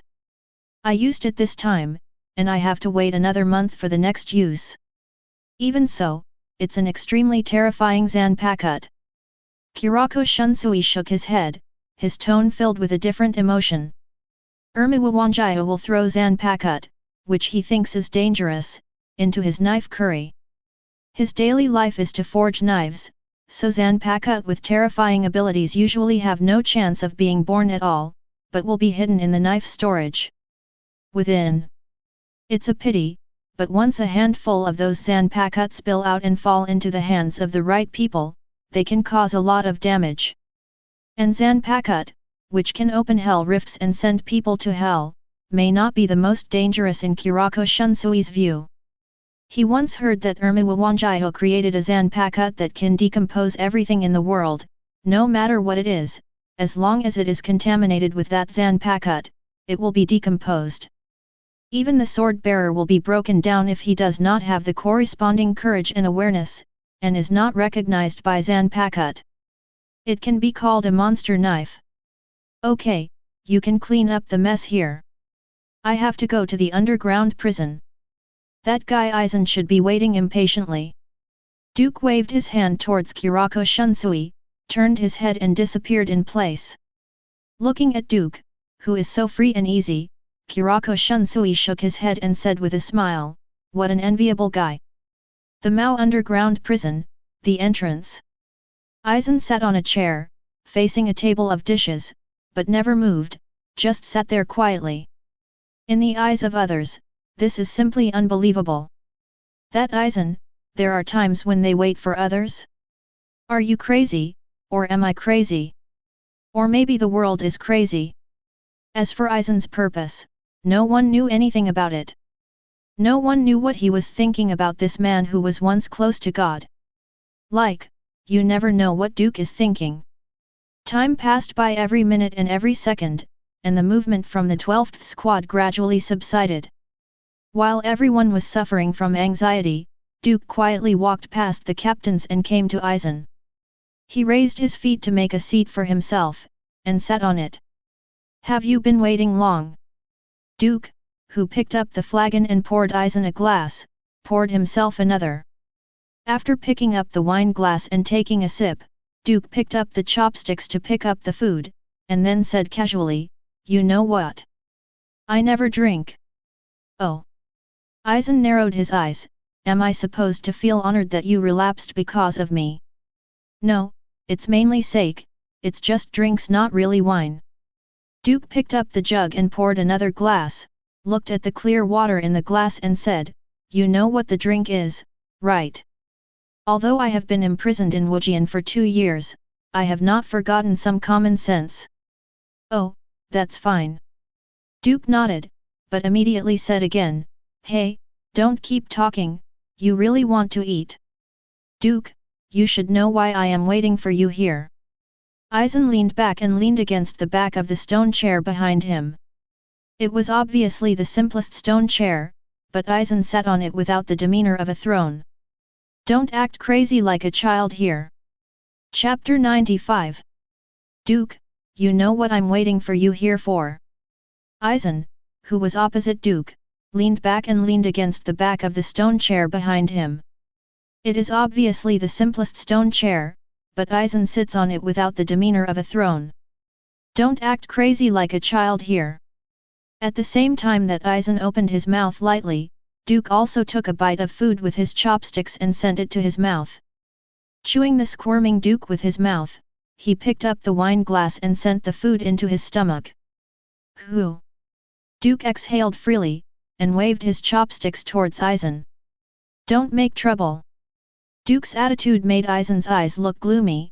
He opened his mouth and said, "You know. What I hate the most is your attitude of treating me like a child fool. But why fight at all?" Duke put down his chopsticks, spread his hands and looked at Eisen innocently. Can't you just sit with me in a friendly manner, have a meal and talk about what everyone wants to know? Oh. Eisen raised his jaw slightly, and said in a low voice, "Then, will you tell me about the detachment and freedom you advocate?" Duke, who had just picked up the chopsticks, heard Eisen say this, and his movements stopped, and Duke, who put down the chopsticks, helplessly sighed, "I told you, will you understand?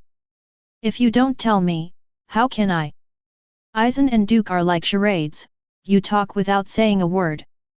However, the dialogue between these two people was only limited to their side and could not be perceived by the outside world. Swish swish. There were 3 bursting sounds, and Kurako Shunsui and Hitsugaichwir, who had recovered, and Kurosuke Mayuri, who had been lying in the house before, rushed to the scene.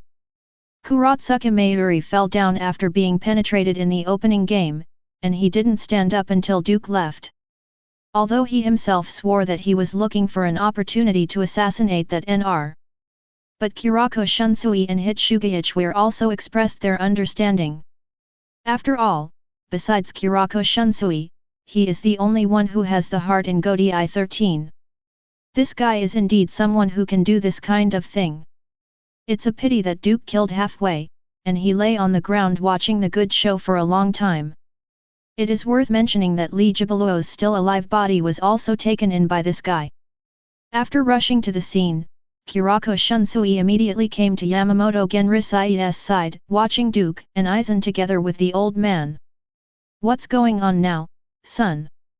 Kurako Shunsui asked Yamamoto Genrisai, also looking at Duke and Eisen. These two guys are talking, but no one can clearly see the movement of their lips during the conversation, let alone hear any sound. Apparently, the conversation between these two people was specially covered to prevent outsiders from perceiving it. After Duke walked over, the two started talking. As for what they said, it is still unknown. While Yamamoto Genrisaya leaned on his own zanpakut and spoke lightly, Kurako Shunsui looked at Aizen's expression and Duke's body movements with his back turned to him, and said involuntarily, "Why does it feel like these two people have known each other for a long time?" Looking at their body movements and demeanor, it can be judged that they really know each other. Kuratsuka Mayuri also came to the two, and Zaraki Kenpeki said anxiously, "Damn it, do you want to fight or not?" "Calm down, Captain Zaraki, we must maintain this situation and not start a war at will, otherwise it will cause a lot of casualties." While Jaishur Yukatake comforted Zaraki Kenpeki, Byakuya Kukaki also said, "Duke, did you know Aizen a long time ago?" "No, I checked all of Duke's past, and he didn't have any intersection with Aizen before." Sui Feng shook her head. She, who was supposed to go home to rest, appeared here again. Then how did these two people act so familiar? Maguruma Kensei crossed his arms. Hitsugaichware looked at Anohana Retsu and said, "Captain Anohana, everyone present, you have the closest relationship with Duke, do you know about him and Aizen?" "This." Uzawa rubbed her cheek and thought for a moment, then shook her head and said, "I really haven't heard him talk about it." "That's it. No matter what, the most urgent task now is to quickly seal Aizen and send it back to Wujian." As soon as Yamamoto Genrisaya said this, it immediately aroused the resonance of the other captains. Everyone nodded and said yes for the first time. Yes. Inside the corridor of the Great Spirit Book, the two figures stood opposite each other, casting their eyes on the mirror screen in front of them. In the mirror screen, there are Duke and Aizen, and the content of the conversation between the two cannot be heard. "It seems that your plan failed." Tsuneyashiro Tokinata folded his hands in his sleeves, and looked at Hasward beside him with a teasing look. To be precise, it should be Yuhabak who is temporarily in charge of Hasward's body. "It's just a small glitch." Yuhabaka's voice was low, but Tsuneyashiro Tokinata said with a merciless laugh, "A mistake." "That's not necessarily true. After all the calculations, you paid such a high price, but in the end it didn't have any effect." "No, my plan has been going smoothly." There was a different kind of smile on Yubaka's face, and the black curtain of the Shadow Realm appeared in front of him, and his figure gradually disappeared. "It's been going well." 1. Mao's underground prison, in front of the gate. "I said can you stop being so serious?" Duke pinched his eyebrows and said in distress, "If it's so serious, no girls will like it. Sometimes it's better not to say it than to say it." "I'm not like you, Duke. Aizen still has that proud attitude. For me, everything in the world is meaningless, only opening up new areas of contact can make me feel excited and trembling." CO author, you treat me as a new subject. Duke rolled his eyes, and Aizen chuckled, "You can think so. Of course, the main thing is that you're funny. I have been pretending to be crazy and hiding in Godi I-13. What I have shown is just the tip of the iceberg, and I am willing to sink, so I am curious, is the so-called detachment and freedom you talk about really worth it? Our three views are different, if I tell you clearly, you won't understand." Duke waved his hand, and Aizen snorted, "If you don't tell me, how would I know? Can an original existence like you understand how wonderful the outside world is?" Duke opened his hands and made a big outline. Aizen frowned. "Outside? Beyond the three realms?" Aizen understood what Duke meant in the blink of an eye, but even so, his brows frowned even tighter. "Isn't there nothingness beyond the three realms? Why is this guy talking outside?" "You reacted very promptly, but it's not right." Duke shook his head, leaned on the backrest behind him, raised his legs, and said leisurely, "It's not right at all. You see, this is the gap between the three views and the differences in knowledge." Duke spread his hands, but the sense of superiority in his words made him furious. This guy is always talking to himself like this, pretending to be crazy and stupid. That's why I don't like you the most. Aizen's eyes became extremely gloomy, and the quilt in front of him disappeared instantly. Seeing his appearance, Duke said helplessly, "Look, that's why I don't want to talk to you about these things. If I chat with you, you will definitely get angry. This goes against the original intention of chatting at all. Why can't we talk a little about everyday life, romance, anecdotes?" Duke shrugged his shoulders. Aizen didn't say anything, just stared at Duke. The two pieces around Duke's waist hummed continuously. Apparently Aizen was trying to use Kaika Suijutsu to influence Duke. "Look, you're born again." Duke covered his forehead and sighed, but his other hand was on Zanpakut. 0. "But it looks like I can't fight today." After Duke's voice fell, the atmosphere between him and Aizen became extremely silent, and the silence made people feel cold inside. Next second, a white knife light jumped out without warning, and then the eyes of everyone present turned into a vast expanse of whiteness, and they couldn't see anything. I don't know how long it took, and after everyone regained their vision, they were shocked to find that Aizen and Duke had gone nowhere, and the stone table where the two sat before was still intact. But everything behind Aizen's chair has disappeared, turning into a pure vacuum. This vacuum zone can't see the end at a glance, and I don't know how far it stretches. Suddenly, it was as conspicuous as a white paint that did not match the layout of the whole picture appeared out of thin air on a picture scroll. Disappeared. Torabashi RJR swallowed his saliva, looked at the blank area, and couldn't restrain himself. This guy's destructive power is too terrifying. The corner of Sui Feng's mouth twitched.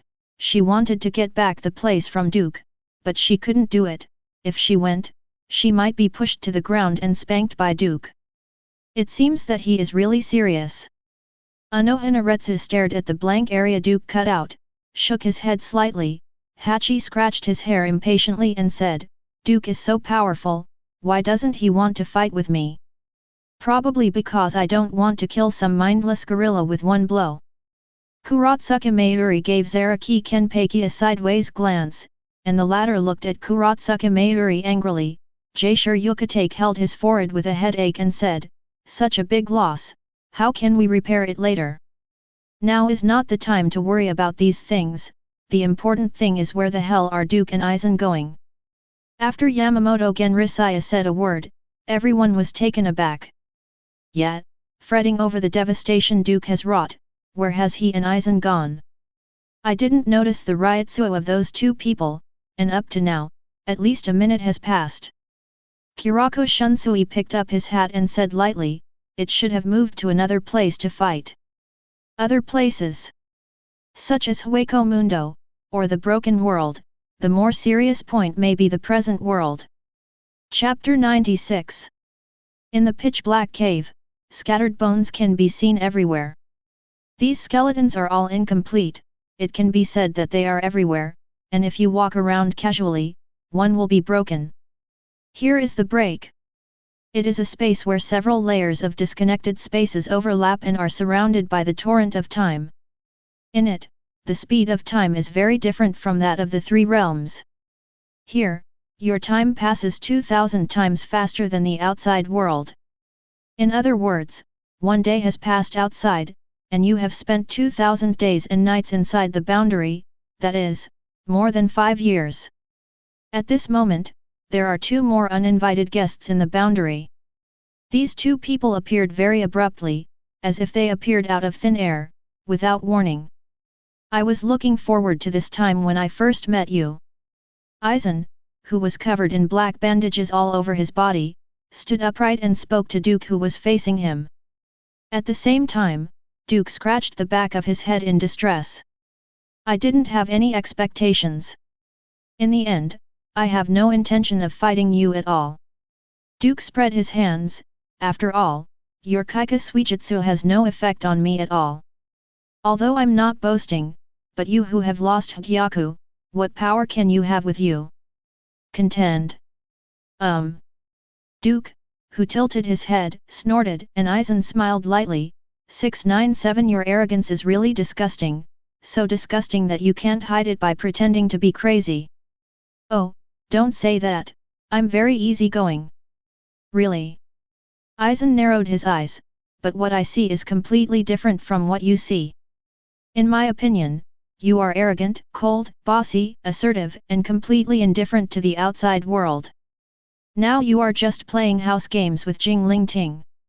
Go Di-13, and Team 0, that's all. Don't slander me. Duke took a step back, waving his hands, and said in a flustered voice, what kind of house-playing game? I have never played it. Then why did you watch those more than 100 soldiers die when the people from the Invisible Empire invaded? Eisen spread his hands, with teasing in his words. Well, why?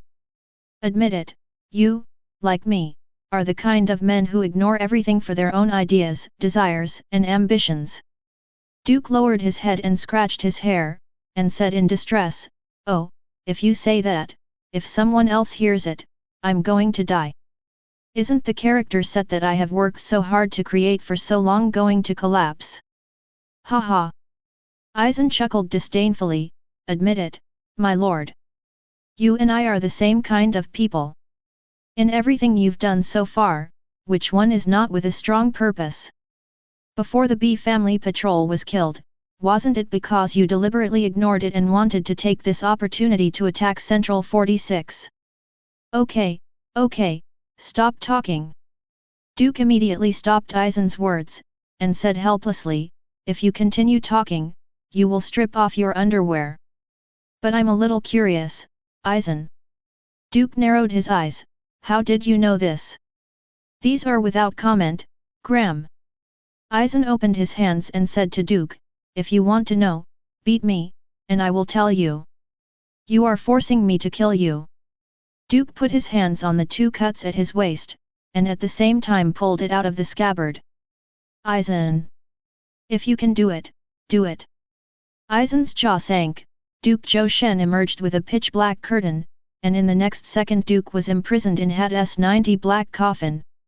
The Setsuna, which is closed by the black rectangular color block, also has countless shadow blade bursts inside. But within the time of the next heartbeat, black coffin was chopped off by a blade of light. Kid is useless to me. At the same time that Hanri Wuifeng automatically walked out of the cut black coffin, Eisen was covered by Duke's black coffin before he could speak. But as soon as black coffin emerged, he was quickly annihilated by Eisen's Ryotsuo and turned into the purest spirit. It's useless to me, too. Eisen has just appeared from black coffin, and the grandma who has no money has an extra figure of Duke. Duke's eyes are cold and full of indifference. You think I'm playing with you? Suddenly, a huge Ryotsuo shield appeared in front of Eisen, Duke's Zanpakut fell on Setsuna on Eisen's Ryotsuo shield, and the sound of glass breaking echoed in the silent boundary. Bang, bang, bang, bang. Amidst the sound of glass shattering, Duke held the knife in his right hand and slammed a fist on the back of the knife with his left hand. He also said indifferently, breaking the city. During Setsuna, the knife light overwhelmed Eisen's shield, but Eisen behind the shield didn't just watch himself being hacked by Duke. Eisen raised his free hand, stretched out a finger, and a little light appeared on the fingertip. The blue light suddenly expanded 100 times, as if Eisen had a sun on his fingertips. But it's actually nothing more than a Ryotsuo pellet the size of a ping-pong ball. But it was such a Ryotsuo projectile that burst out with bright light in the next second. Almost silently, the blue light filled the boundary passage in front of Eisen, and everything trembled and annihilated rapidly in the light. That is to say, the broken boundary is a combination of multiple layers of isolated spaces. If it is placed anywhere in the world, Soul Society and Hueco Mundo, it will cause great damage. But in the mighty light like a long river, a beam of knife light is like a reef that cannot be washed away or knocked down, standing firmly in the long river of light. At the same moment, Duke's voice also rang in Eisen's ears. Cut to break the sheath, break away from the sky. Following the calm voice was the sword light compressed into ultimate, while the sword light cut through Eisen's Ryotsuo bombardment, Duke also went upstream, lowered his body, dragged the long knife backwards, and rushed forward came in front of Eisen. Zhanwu dead beast hunting. Duke, who had lowered his head and charged, raised his head suddenly, and Setsuna, whose eyes gleamed with blood, raised the zanpakut in his hand. This knife was like a wild beast clawing, full of unspeakable wildness and murderous intent. Pooh! With just one knife, Eisen's chest was cut open from bottom to top, as if he had been ripped open by the claws of a wild beast. While Eisen stared at Duke with wide eyes, blood spattered wantonly. But facing such an unfavorable situation, Eisen smiled. Sure enough, you and I are on the same level. No, you have to be right in front of me. Above the beyond. After Duke's blade slashed across his body, he quickly turned around, and his right leg was pulled out like a whip, and slammed into Eisen's chest. Eisen, who had already been disemboweled by Duke, suffered such a heavy blow, and vomited blood on the spot. The wound, which was like the claw marks of a wild beast, also ruptured in a large area, and the internal organs and blood seemed to be spewed out without money. It's not that I'm too strong, but you are too weak, Eisen. Duke stood still slowly, and while walking towards Eisen, he also quickly dodged the kid that Eisen released in order to buy time for his own regeneration. Duke walked forward with the knife, facing the kid released by Eisen. He responded with kid after a few more times. Both of them are the masters of kid, they don't need to be chanted, and they are instant cast. It can be said that Duke and Eisen have used dozens of kid spells in just a few seconds of back and forth. And some of the spells are thresholds that ordinary people can't touch in a lifetime. In just a few seconds, the wound on Eisen's body regenerated rapidly, and his breath was no longer as sluggish as before. I'm too weak. After Eisen stood up, he said to himself, no, yes. It's not that I'm too weak, Duke. It's your growth rate that exceeds everyone's imagination. 10 years, you have only spent 10 years, and you have completed the road I have walked in the past hundreds of years. And then, Duke tilted his head and zanpakut thrust forward. Heavy rain. The dense thrusts were like a torrential rain, falling in front of Eisen urgently, quickly, and ferociously. Eisen propped up by a spiritual shield blocked Duke's thrust. I'm very curious about what it is that makes people like you detached and free. Curious? Duke shook his head. You're just panicking because of your ignorance, Eisen-suk. You're panicking that you can't understand my thoughts, you're panicking that you can't understand my vision. After all, for you who once fooled and endangered the entire Soul Society, so that everyone in the Soul Society regarded you as a great evil, this kind of panic is unbearable. You like the feeling that everything is in control, you also like the feeling that everything develops as you expected, you prefer to be an interesting observer, watching those samples you are interested in come to you the feeling of being a stranger. But my appearance made you panic. Because, Duke came to Eisen, holding zanpakut around Eisen's neck, you can't see me through 3.4, so you want to see me clearly. See clearly the so-called truth in your mind. Fill your panics with this. Right. Oh, nonsense. Eisen was very disdainful of Duke's words, and Duke laughed, then why are you so persistent in fighting me? Didn't your temptation to me in infernal affairs prove that the two of us are not in the same dimension? Your Ryotsu does not suppress mine at all. You have understood this fact a long time ago, why are you so obsessed with fighting Russia? He even condescended to wait for me to deal with trivial matters in person, just to fight me. While Duke was speaking, Eisen also closed his eyes and laughed. These are all your guesses. Yes. Duke snorted, I wanted to tell you what true detachment and freedom are. It looks like you don't deserve it either. Will you tell me? Do you want to hear it? Duke winked at Eisen, who snorted, you're definitely kidding me. Well, I'll tell you. The premise is to find a restaurant, and then you treat guests. Duke put the knife back, and said flatly, I hate chatting dryly with people. Chapter 97. In this world, Karakara Town. Eve. A portal opened from the sky, and two figures came out of it.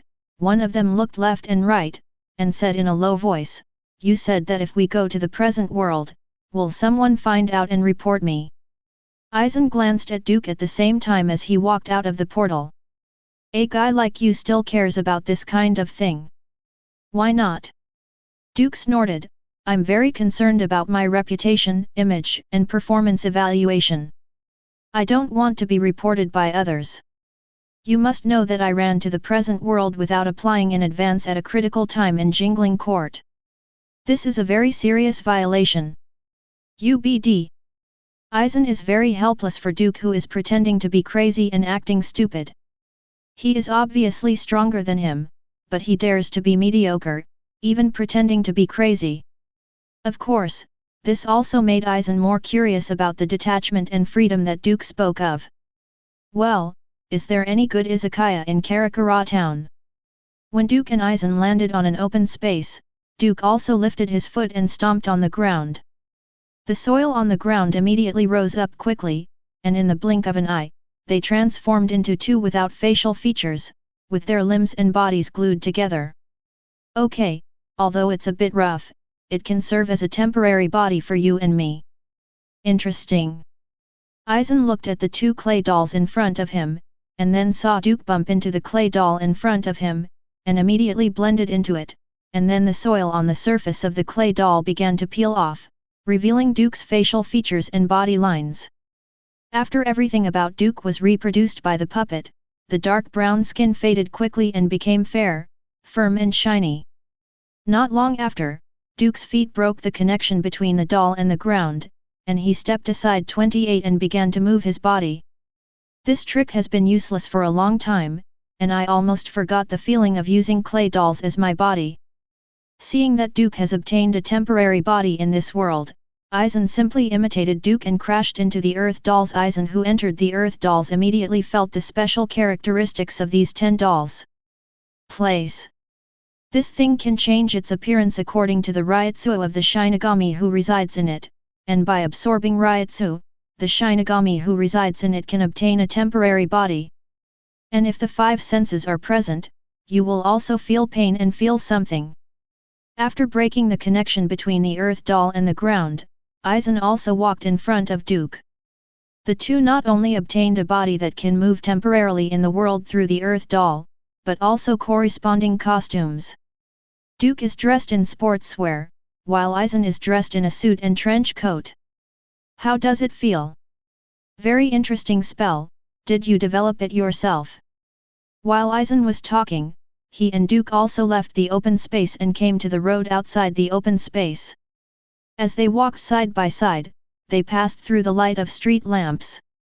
Hearing Eisen's inquiry, Duke also explained, "That's right. The temporary body we are using now actually comes from a spell called Reincarnation from Earth that I developed.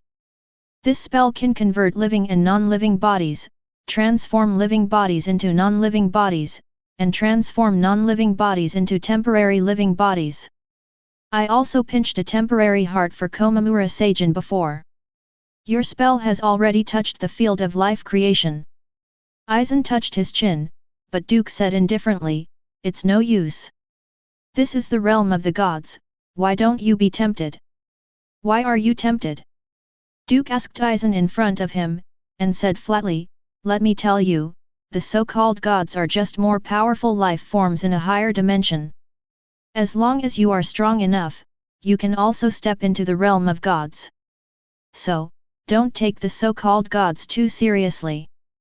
Besides, my path does not involve life creation, so instead of wasting time on it, I might as well follow my own path honestly to make a breakthrough." Duke's remarks made Eisen look up to him. This guy is down to earth in these aspects and knows what he wants and what he doesn't want. I don't care about things that are not related to me or that are not good for me, and just walk my own path. And according to the information obtained by Eisen himself, he has analyzed all Duke's actions from the beginning to the present. And many of these seemingly unrelated things, as long as you analyze carefully, you can find that Duke has already made arrangements in advance. Moreover, Duke's layout methods are also superb, sometimes it may be a look, a gesture, or a word. He set up his game. This guy is far from being as simple and harmless as it seems. As Eisen said before, Duke is always playing crazy to make others less wary of him. That kind of laughing and carefree personality is just another layer of disguise after his layer of disguise is exposed. As for the real Duke, it is estimated that no one has ever seen it. While Eisen was meditating, Duke also saw an izakaya open for business. Oh, I found an izakaya. The first time Duke saw the izakaya, he trotted over, then lifted the curtain and walked in. Seeing Duke's action, Eisen reluctantly followed up. After entering the izakaya, Eisen smelled various smells in the air, and his ears were filled with various sounds. There are various smells such as the smell of wine, barbecue, stew, oily smoke from the boss, sweat from customers, etc. In addition to the first time, there are also the clinking of toasts, the collision of bowls and chopsticks, the yelling of guests, the echoing sound of the boss, and the sound of food cooking. Perceiving all this, Eisen was even more amazed by Duke's spell called reincarnation. To do this with a non-special doll, almost indistinguishable from Yike. And it doesn't have the various shortcomings of Yike. The spells developed by this guy Duke can be extremely terrifying, but also have unlimited potential. Although Duke himself didn't care about it, Eisen clearly recognized the prospect and potential of this spell. Looking at Duke who was communicating with the boss, Eisen narrowed his eyes. It is unknown to outsiders how much this guy is hiding. Well, the boss wants these. After ordering, Duke waved to Eisen, and the two sat together in the corner of the bar counter in the izakaya. After taking his seat, Duke smelled the smell in the air, and said intoxicatedly, "Hey, I still like the smell of fireworks in the world the most. Everywhere in Seireitei is good, but it's not very popular." When Duke mentioned this, he also began to complain to Eisen, "Don't talk about Jinglingting, just talk about Rukanga, it's really not very popular. Seoul society looks like a blissful world, but it's actually a very dark place."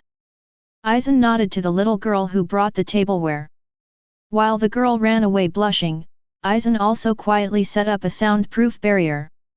"My opinion of Seoul society is stale and decayed, what about you?" "Me?"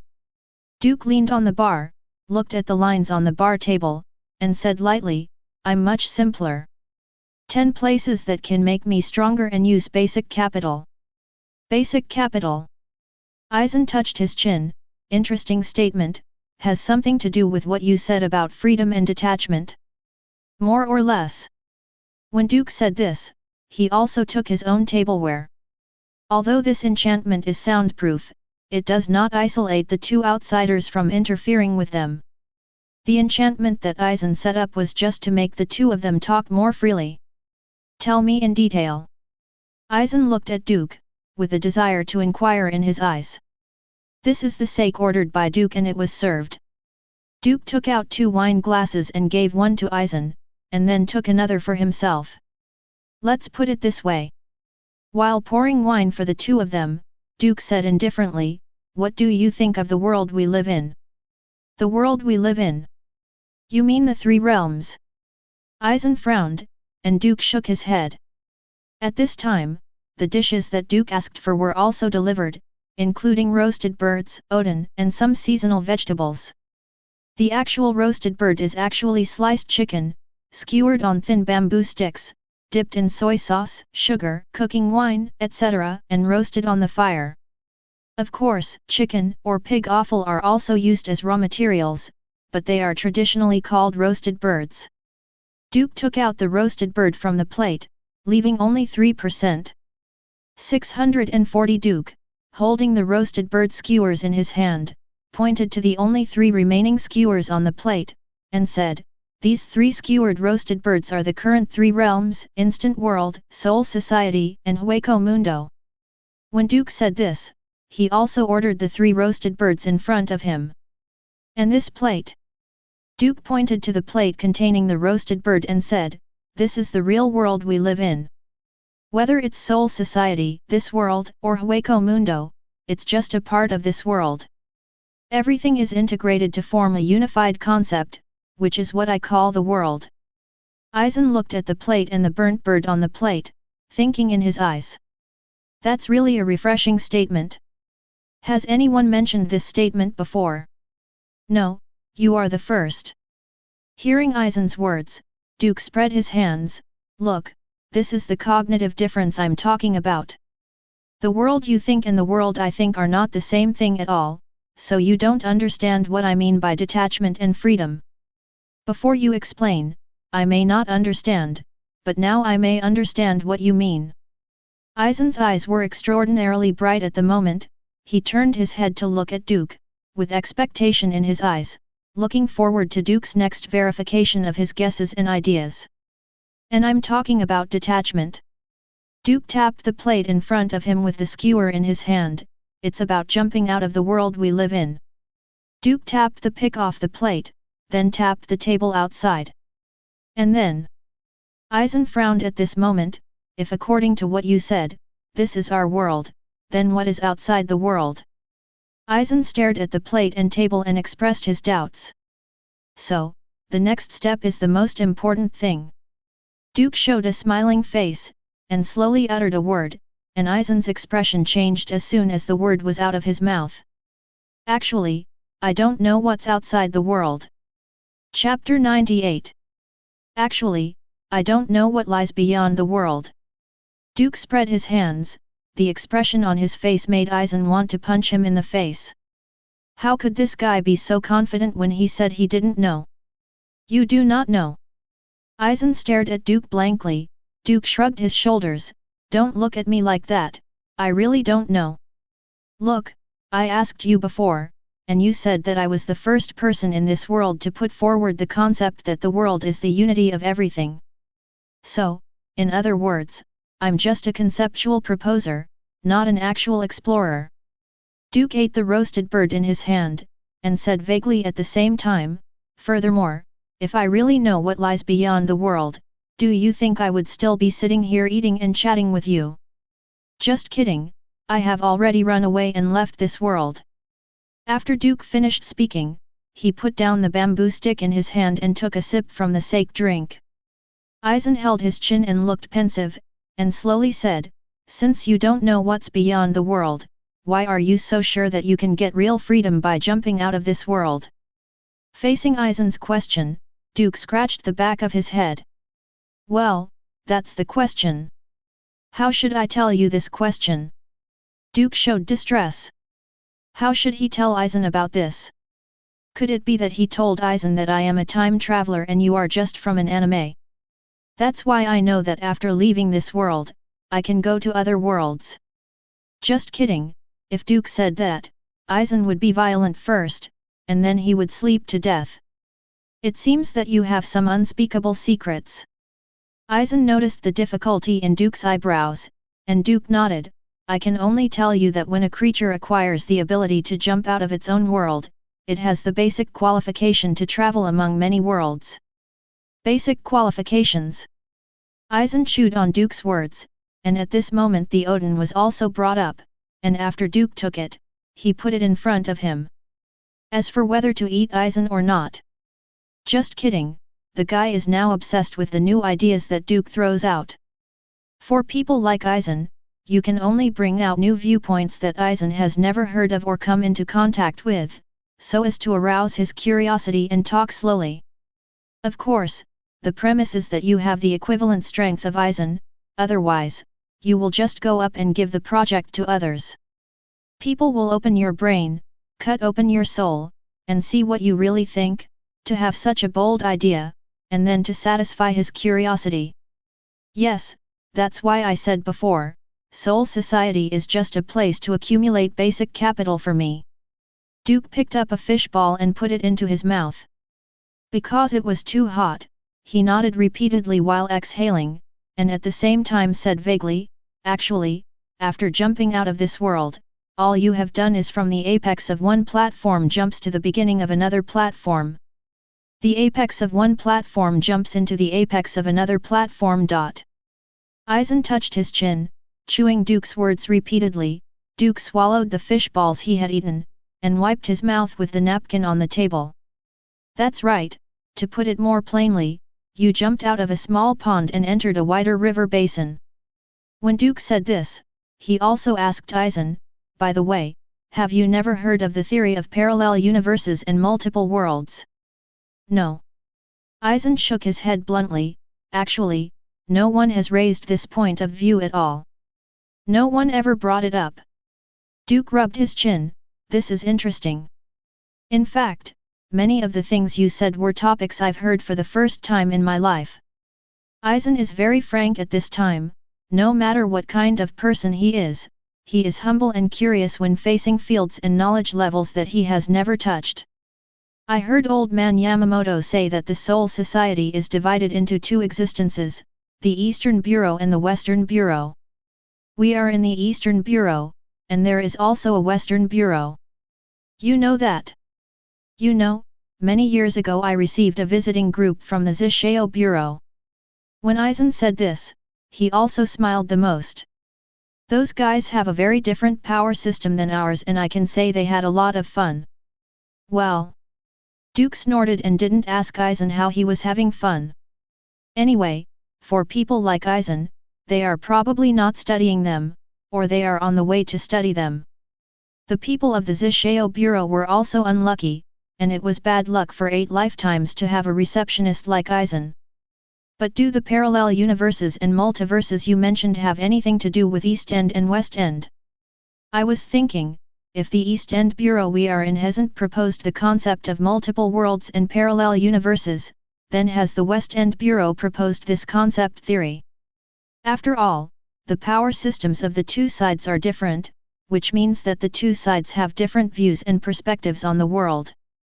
It's like a person who concentrates on kid and a person who concentrates on chopping will see things very differently.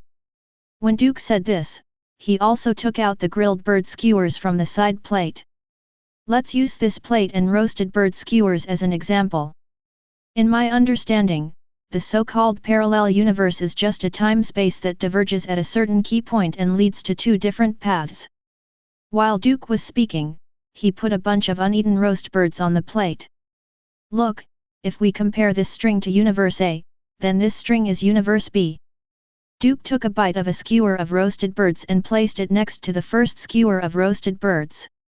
Is there an essential difference between these two universes? Duke pointed at the 2 skewers of roasted birds, and before Eisen could speak, actually, there are no, but there is a crucial difference between the two. Duke pointed to the 2 skewers of roasted birds, and said calmly, this difference is the root of the parallel universe. Between universes with the same tone, there are great differences in key historical events, which will create different universes. For example, the battle you fought with Kurosaki Ichigo before the seal. Hearing Duke use this example, Eisen narrowed his eyes. Duke didn't care about Eisen's reaction, and said simply, what if you didn't lose in that last battle? You won. As soon as Duke said this, Eisen said, I'm not the type to think about these things after the fact. To me, that's just the loser's chagrin. But we didn't talk about this, I just discussed the facts and gave examples. Duke spread out his hands with a helpless expression on his face. Seeing this, Eisen could only say, then you continue talking. Duke nodded, and said simply, based on the last battle between you and Kurosaki Ichigo, different endings will lead to different timelines, and these different timelines will create different parallel universes.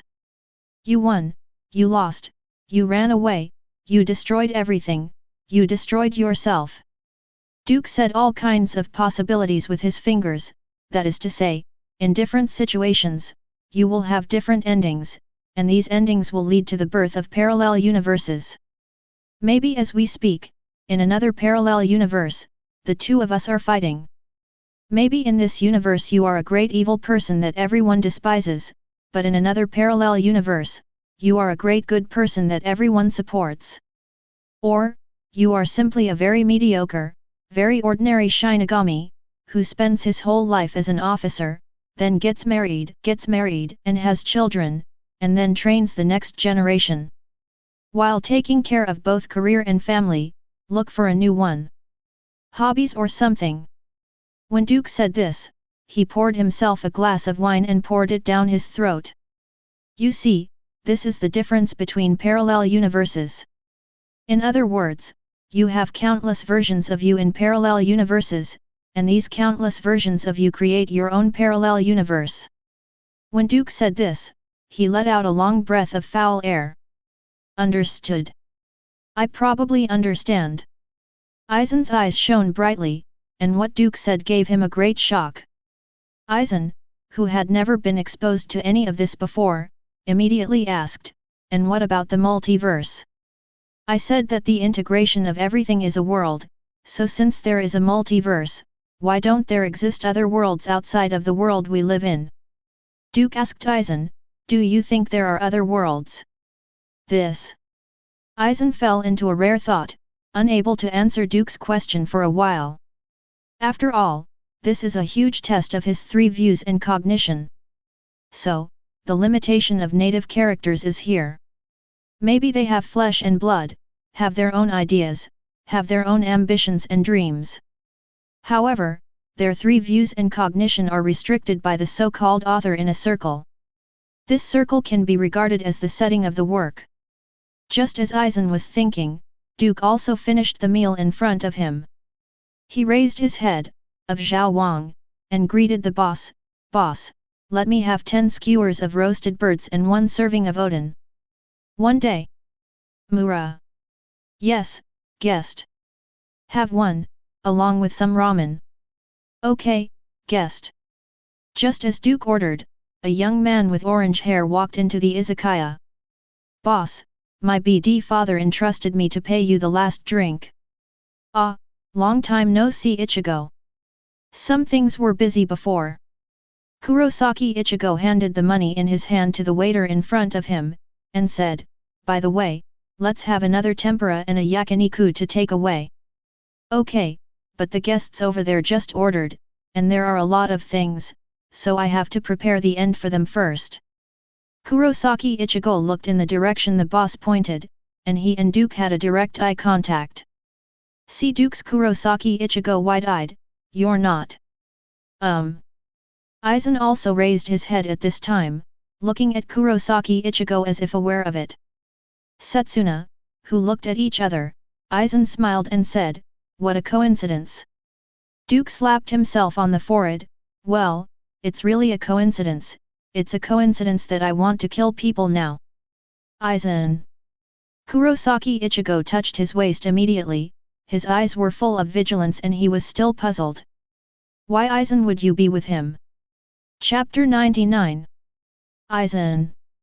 Kurosaki Ichigo touched his waist for the first time, his eyes were full of vigilance towards Aizen, and he was puzzled why Aizen was with that man.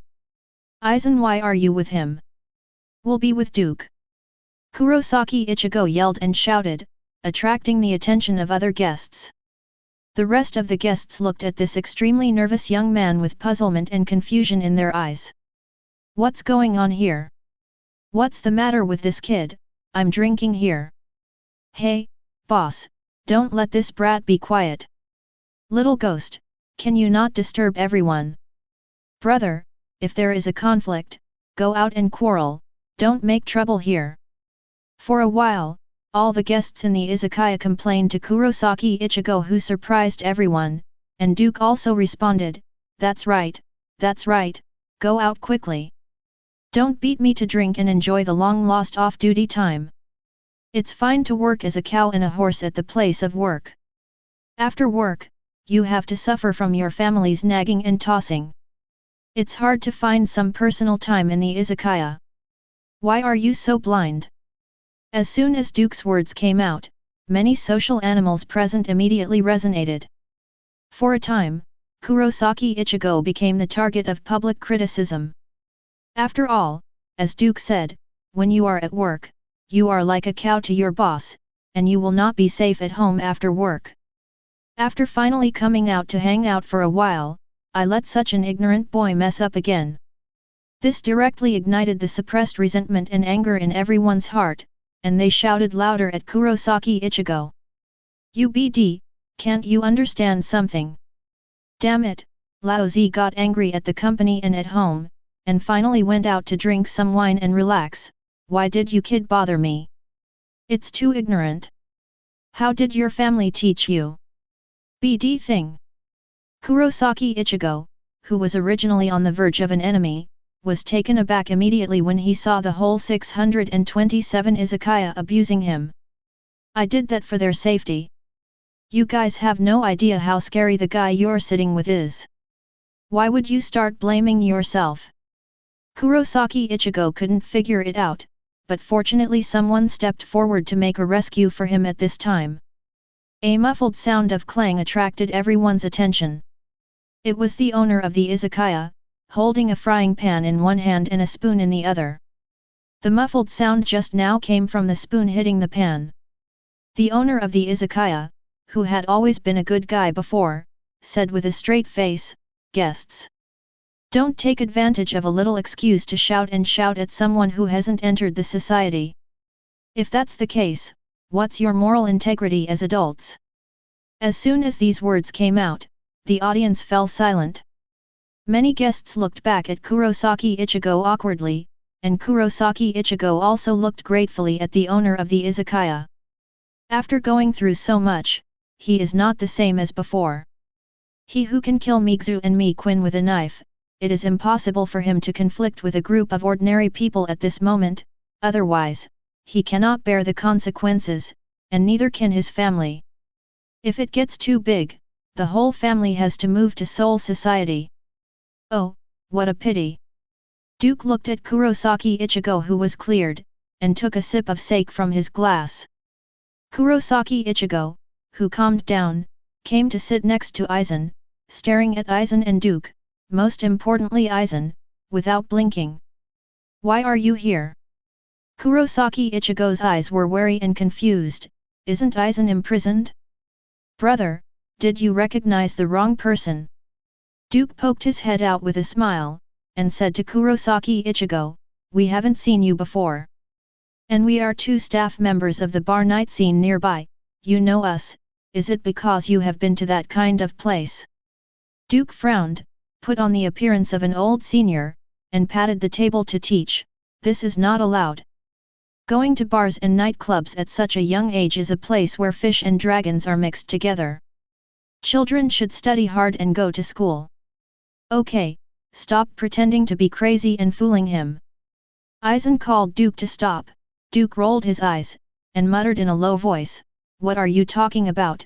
I almost succeeded in fooling you. The Kurosaki Ichigo I know is not a man who can be easily fooled." Aizen smiled at Kurosaki Ichigo, "Yes, Kurosaki Ichigo. Why did you two appear in this world?" Kurosaki Ichigo stared at Aizen, "Why did you appear in Karakura town? Aren't you supposed to serve your sentence in some kind of prison? Someone in Jingling Court released me." There was a playful smile on Aizen's face, and he stared at Kurosaki Ichigo with playfulness in his eyes. Kurosaki Ichigo was shocked when he heard what Aizen said. "What? It's a fact." When Aizen said this, the sarcasm in his eyes became more intense. "Back when you fought with your life, and once lost the power of Shinigami, there are still such people in Jinglingting, are you surprised to hear that? Or in other words, anger?" Duke on the side watched Aizen make the pie, took the grilled chicken nuggets brought up by the waiter at the izakaya, picked up a skewer and put it into his mouth. "Aizen, this guy is at it again. Started fooling around again. I hope that the children of Kurosaki Ichigo will not be fooled into the ditch. As for why you fooled Kurosaki Ichigo? In addition to being Aizen's bad taste, it should be to break the relationship between Kurosaki Ichigo and Seireitei, and to make Kurosaki Tengo lose trust in Seireitei. But speaking of it, Kurosaki Ichigo is quite valued by Team Zero. It is said that Zanpakuto was recast for him before. Is it because this guy is the main character? Or is there something else hidden?"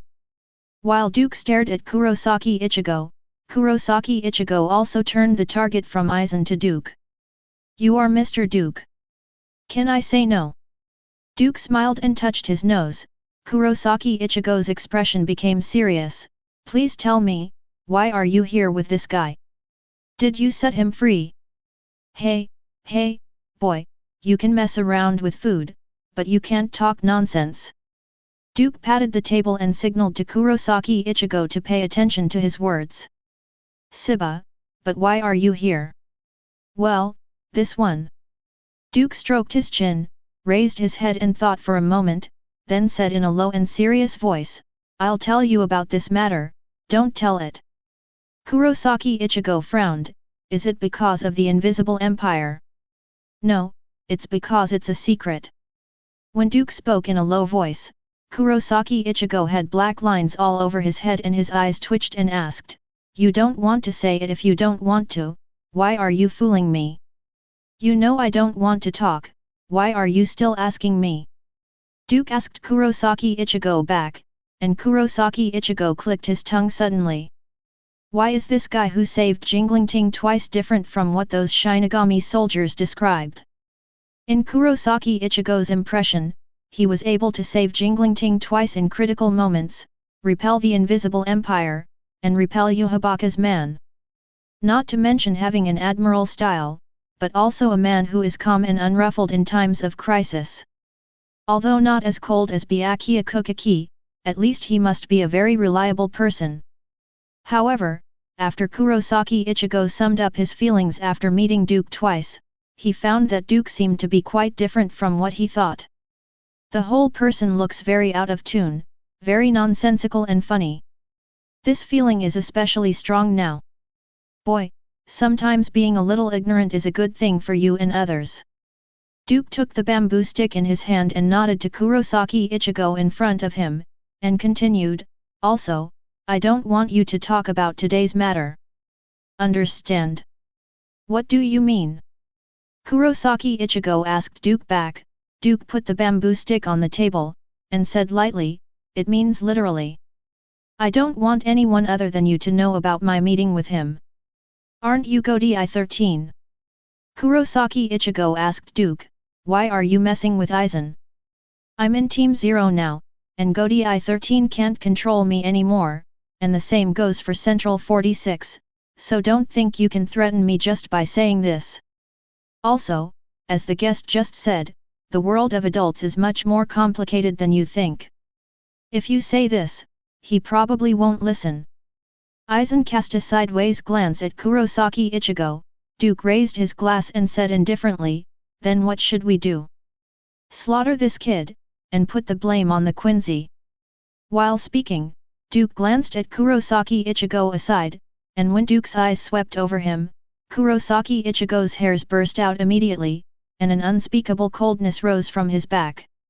For just a moment, Kurosaki Ichigo felt the oppression of death. An unprecedented pressure of death. This guy is serious. Kurosaki Ichigo leaned back almost instinctively, his expression uncontrollably frightened. Forget it, if you kill him, the people from Division 0 will fight you desperately. Aizen shook his head, rejecting Duke's idea. Why? Duke looked at Aizen, with questioning eyes, although this kid is a protagonist in this world, but it is not possible for Aizen to say that Team 0 will try their best to him because of him. This guy is a candidate for the next Spirit King. When Aizen said this, the ridicule in his eyes seemed to condense into drops of water. A candidate for the Spirit King. Duke heard Aizen say this. Aizen nodded with a smile, That's right, the candidate for the Spirit King. Hearing what Aizen said, Kurosaki Ichigo became even more confused. What are these two guys talking about? How did he become a candidate for the Spirit King? You don't know. Aizen noticed that Duke didn't know about it. Duke shook his head, and Aizen immediately said, It's nice to say that King Ling is the king of the Soul Society, but it's not good to say, that is to stabilize the soul of the household. A wedge between worlds, secularity and Hueco Mundo. It's a tool man. Although King Ling is the leader of the Soul Society in name, he is actually just a tool that has been emptied. Even Team 0 doesn't care about the Spirit King, what they care about is that the Spirit King maintains the balance of the three realms and stabilizes the three realms. In other words, becoming a Spirit King will become a tool, a wedge. Under Aizen's explanation, Duke looked at Kurosaki Ichigo even more strangely. CO author, this kid is a raw material. Chapter 100. CO author, this kid is a raw material. After listening to Aizen's narration, Duke looked at Kurosaki Ichigo with weird and complicated eyes. The protagonists of this world turned out to be those old and undead members of Team Zero who were scheduled to be candidates for the Soul King, and the Soul King was just a simple tool man in the world of Shinigami. Although, that guy Lingwang should still have his own consciousness.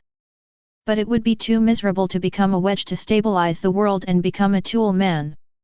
If there is something good or bad about the Soul King, there is a high probability that Kurosaki Ichigo will be forcibly taken away and transformed into the next Soul King. What are you talking about? Listening to the conversation between the two people in front of him, Kurosaki Ichigo was very confused. He knew the Soul King, but shouldn't the Soul King be a great person? But why would Aizen say that the Spirit King is a wedge, and why would he say that the Spirit King is a tool man? What if he is a candidate for the Spirit King? The more I thought about it, the more problems popped up in my mind. Kurosaki Ichigo's eyes became crazy. Boom! Slapping Kurosaki Ichigo on the table, looking at Duke and Aizen in front of him. What the hell is going on with you two? Seeing that Kurosaki Ichigo was going crazy, and when the customers in the store were about to make a fuss again, a big generous hand patted on Kurosaki Ichigo's shoulder. Hello, Ichigo. The big hand crushes Kurosaki Ichigo on the table. Kurosaki Ichigo's head slams on the table. The owner of the wooden hand also roared, "Don't trouble others in public." After being hit like this, Kurosaki Ichigo's eyes regained clarity, and he subconsciously said, "Dad, why did you come here?" "I called." The owner of the izakaya packed the meal that Kurosaki Ichigo ordered earlier and put it on the table in front of him. "Although I don't know what happened to you guys just now, but these two guys must have done nothing to you. So, I called your father over." Facing such a righteous izakaya owner, all Kurosaki Ichigo can do is smile. "My son is really taken care of by the two of you." One Kurosaki Ishin, who has short black hair and a beard on his chin, looks no different from an ordinary middle-aged man, pressed Kurosaki Ichigo's shoulder and looked at Aizen and Duke in front of him. Duke touched his nose and bullied his son, but was caught by Laozi. "This is embarrassing. Shiba Ishin, it's been a long time." Aizen looked at Kurosaki Ishin with a calm expression, and greeted with a smile. Kurosaki Ishin's expression became serious, and at the same time, the door of the izakaya was opened again, and a man wearing a fisherman's hat walked in. "Oh, I heard that there is a wine bureau, I am not late." Yura Harakisuk. Aizen glanced at Yura Harakisuk who came in later, showing an intriguing expression. "I really saw a lot of old friends today. I got the news that you came out, but I didn't expect you to come to this world and be with him." Yura Harakisuk walked around Zanpakut disguised as a walking stick and came to Kurosaki Ishin and stood beside Kurosaki Ishin. The two of them and Duke looked at each other. Yura Harakisuk, 30 seconds. Aizen glanced at Duke for no reason, and Duke rolled his eyes. "Don't be so violent, okay? Furthermore, according to what you said, killing someone's father in front of his son, wouldn't the impact be bad?" As soon as Duke said this, the expressions of the other three people present changed. "How dare you say that?" Kurosaki Ishin laughed out loud, but Yura Harakisuk raised his hand to hold Kurosaki Ishin's shoulder, and said flatly, "This Duke captain is very strong." "Then what?" Seeing the unknown smell of gunpowder pervading among the five people, the owner of the izakaya hurriedly said, "Several people." The four looked at the boss at the same time, and the boss smiled and said, "My place is small, you guys want to have a conflict and go outside. Also, if there is anything you can't solve, you can ask the police." "No, boss, we won't trouble you." While Kurosaki Ishin was pulling his son up, Duke also drank the last sip of sake in the glass in front of him. "Boss, please pack it up and bring me some food by the way. It is good." After a while, the 5 people walked out of the izakaya. While Duke was carrying bags in his hands, Kurosaki Ishin and Urahara Kisuk were standing side by side, watching Duke and Aizen. Aizen still had that intriguing smile on the gaze of the two, and the eyes of Kurosaki Ishin and Urahara Kisuk also became serious. Only Duke, with his packed meals and food in his hands, never had a moment's idle time. "Aizen, why did you come to this world this time?" "Ba ha, who? Hat, Urahara Kisuk, long time no see, is that what you told me?" Beiji. The Soul Society sent me news before, saying that you escaped from the infernal affairs, but I didn't expect you to come to this world, and you are still with. Baha. Before Urahara Kisuk finished speaking, he was choked back by the sound of smacking his mouth, and looked helplessly at Duke's Urahara Kisuk and said, "Can you stop eating? This occasion is very serious now, and even if you eat, please don't talk about it, okay? I am happy, can you control it?" Duke babbled and responded, and at the same time said, "Speaking of which, how is your countermeasure against the Bankai of the Invisible Empire doing now?" Urahara Kisuk looked at Duke, who was standing with Aizen, who was still busy asking about his business, and immediately covered his face. However, he also knew that he would not be able to fight tonight. Duke's behavior has given them a signal. That is, although there will be a verbal confrontation tonight, there will be no fighting due to conflict. By the way, speaking of this, can you find a place for me to finish eating this little thing in my hand? Duke picked up the things in his hands, and said with some embarrassment, "Oh, it's very uncomfortable to stand on the street and eat. Where do you want to eat?" Urahara Kisuk narrowed his eyes, and Duke smiled, "For example, a place with a family atmosphere." While speaking, Duke looked at Kurosaki Ishin, and Kurosaki Ishin understood Duke's voice, "In that case, come with me." "Okay, then I'm going to interrupt you without hesitation." Not long after, Duke and Aizen followed Kurosaki Ishin and his son into their home. As soon as he entered the door, a girl with auburn hair and wearing an apron came out, looking at Kurosaki Ishin, who was carrying the freshly packed side dishes, puffed up his cheeks. "Dad, I obviously made dinner, why do you still bring food back from outside?" "Oh, isn't this a guest at home?" Facing his eldest daughter, Kurosaki Ishin had no choice but to explain in good words. Kurosaki Yuzo looked at Duke, Aizen, and Urahara Ishin, who walked in after Kurosaki Ishin, and quickly bowed to say hello. "Ask for flowers. It's the first time I meet you, I'm Kurosaki Yuzu, please give me your advice in the future." "Ah, what a lovely little girl." Before Aizen could speak, Duke walked up to Kurosaki Yuzu, took out his wallet from his pocket, took out a small wad of money and stuffed it to the other party. "It's the first time I came to the door, and I didn't get any gifts. With this money, if you want something, go and buy it yourself." "Ah, this." Facing Duke, who gave himself money the first time they met, Kurosaki Yuzu was at a loss for a while. This big brother is too weird. However, it looks pretty good. "Hey, don't just give my daughter pocket money and try to teach her badly." Kurosaki Ishin also reacted greatly. Duke rolled his eyes at Kurosaki Ishin, and forced the money to Kurosaki Yuzu. "What's wrong with giving the child some money? Rich daughters, poor sons, don't you know?" After Duke handed the money to Kurosaki Yuzu, he glanced at Kurosaki Ichigo again. "What are you looking at? It's not for you. I won't take your money again." Kurosaki Ichigo clicked his tongue. Duke turned his head and ignored him, and walked inside on his own, as if he was not an outsider. "Hey, where is the energy hall? Is there a microwave oven? My little food is a bit cold after carrying it all the way." "Hey, don't walk around, the restaurant is on the first floor, why are you going to the second floor?" Kurosaki Ichigo hurriedly caught up, and after a noisy meal, several people sat in the restaurant of Kurosaki Ichigo's house. Although the place is not big, it is enough to squeeze Dushu and the five of them. That Kurosaki Yuzu, who brought the tea, looked at the five people who were in a somewhat depressed atmosphere, and said hesitantly, "I brought the tea."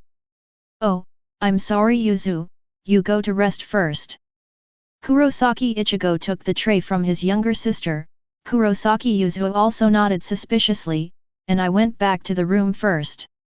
When Kurosaki Yuzu returned to the room, Urahara Kisuk took off the fisherman's hat on his head, looked at Duke and said, "Then, Captain Duke, please explain why you appeared in this world with Aizen who has escaped from prison. And also..." Urahara Kisuk glanced at Aizen, "It looks so harmonious." "Well, because the two of us fought in the broken world, we found out that we were a little hungry, so we came to this world to eat something, and then continue to fight later," Duke said, and Urahara sighed, "Do you think the reason you said is convincing? You don't believe it. If you don't believe it, I will continue to make it up, just wait for me to think about it." Duke raised his head, looked at the chandelier on the ceiling of the restaurant, and pondered. Seeing Duke's appearance, Urahara Kisuk said simply, "Forget it, since you don't want to talk, then I won't ask. However, what are you going to do with Aizen?" Urahara Kisuk said the most crucial point, if Godi I-13 and Central 46. Speaking of this, Urahara Kisuk paused, and smiled embarrassedly, "Sorry, Captain Duke, I forgot that you are no longer in Godi I-13, and you have been promoted to Team 0. What would you do if the 0 team knew about this?" "Probably let me stay in Lingwang Palace, don't let me continue to stay in Jinglingting."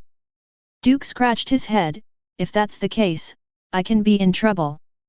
Can you three block the news for me?" Duke rolled his eyes, "Why don't you tell other people the news?" Chapter 101. Can you three block the news for me? Duke put his hands on the table, and at the same time squinted his eyes and said to Urahara Kisuk and Kurosaki Ishin, "Don't tell anyone else this news." Facing Duke's request, Urahara Kisuk scratched his hair, "Oh, I am really embarrassed by your request." "What's so embarrassing, isn't it just to help block the news?"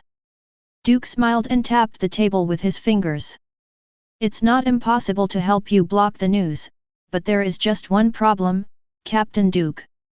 When Urahara Kisuk said this, his voice became cold, he squinted his eyes and stared at Duke and said, "You haven't experienced what happened back then, so you won't understand our attitude towards Aizen. But simply put, we don't trust him. This guy deceived others, strangled his subordinates, and did a lot of evil things. He has no credibility with us for a long time. So, from our point of view..." Urahara Kisuk paused, looked at Kurosaki Ishin, and Kurosaki Ishin nodded towards him, indicating that the rest of the conversation would be up to him. As for Kurosaki Ichigo, he looked at Duke and Urahara Kisuk in the conversation with a bewildered expression. As the hero of the hot-blooded anime, he does not need a 720 IQ. After all, a monkey with a straw hat and a little yellow fur with a forehead protector have no IQ either. This is the eternal law of passion. As for the main character, it's fine if he can fight, be handsome, and be able to speak out. As for the others? What kind of bike do you need? Aizen is not to be trusted. As soon as Urahara Kisuk said this, Kurosaki Ichigo nodded quickly. He didn't understand what the two said before, but he understood this sentence. True, Aizen is not credible.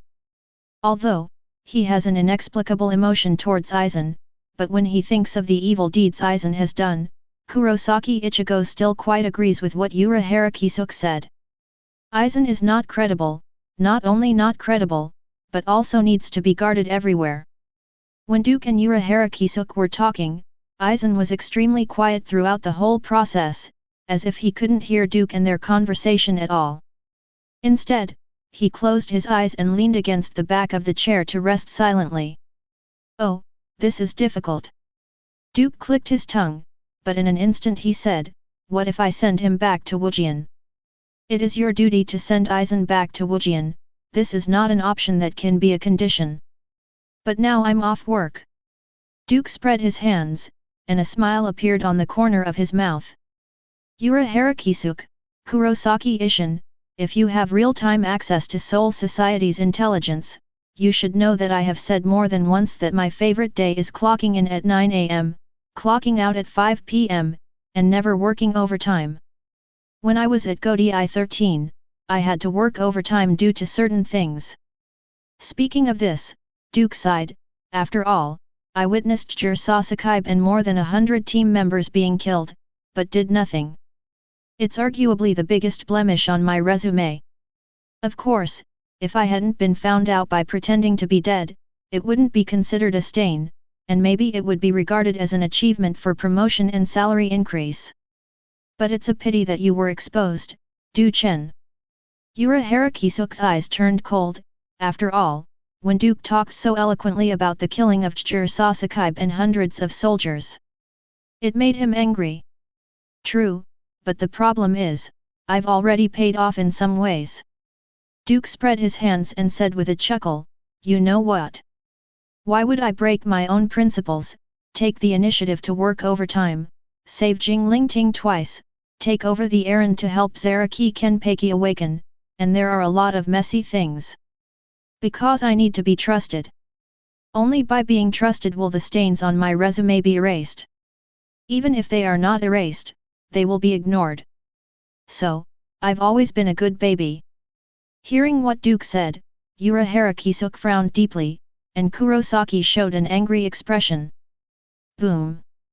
Kurosaki Ichigo, who punched the table, stood up and roared loudly, "Stop kidding!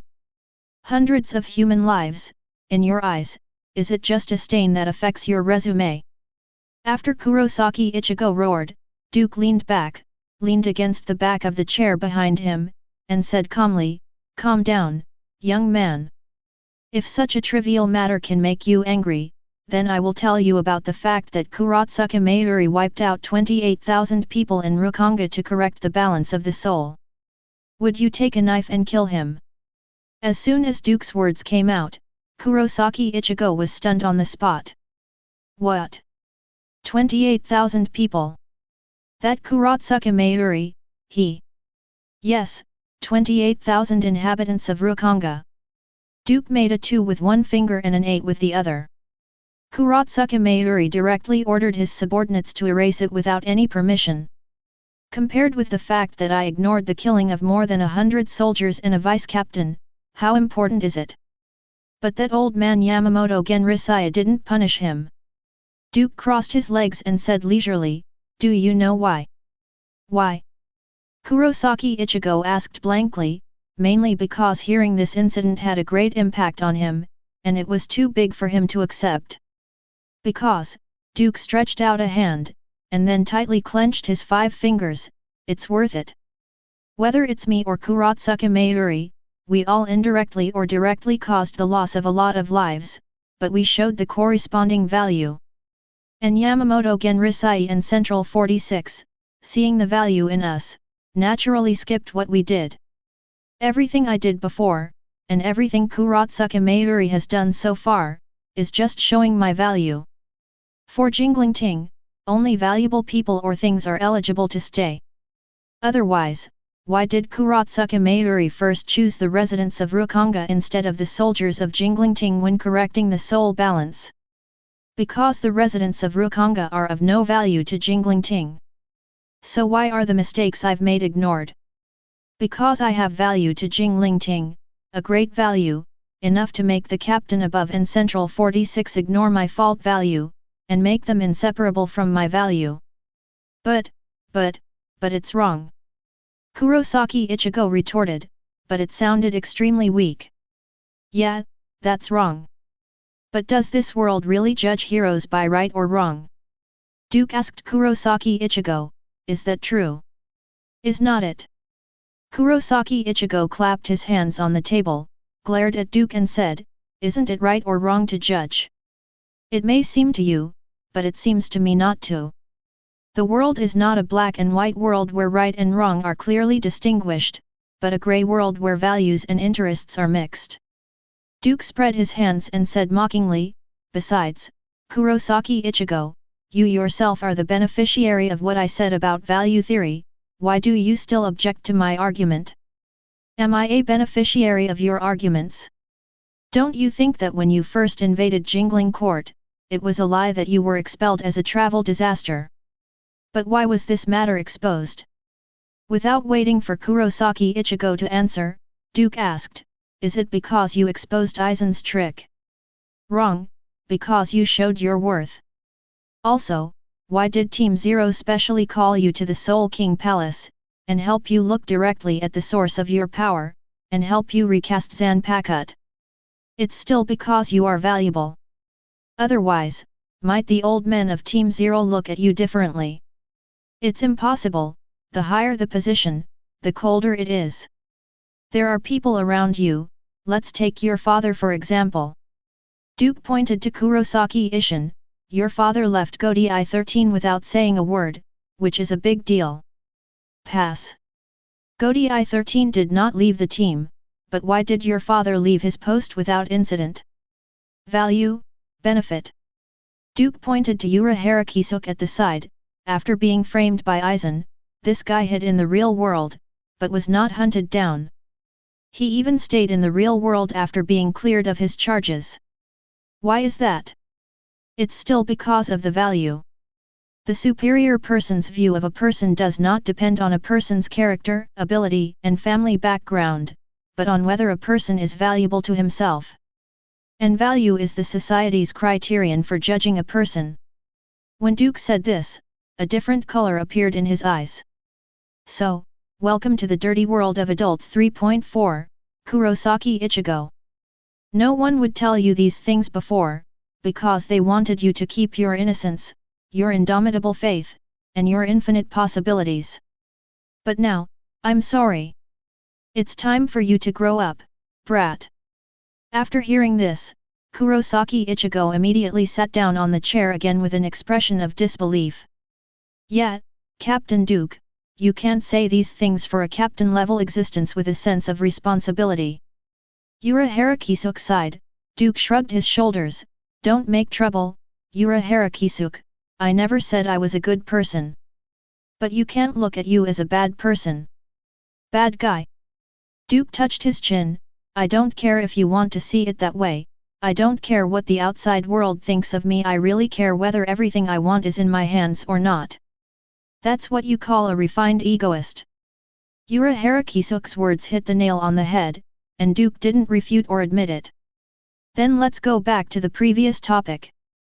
Duke crossed his fingers, supported his chin, and said very seriously, I want you to block the news, can you do this? Chapter 102. I want you to block the news, can you do this?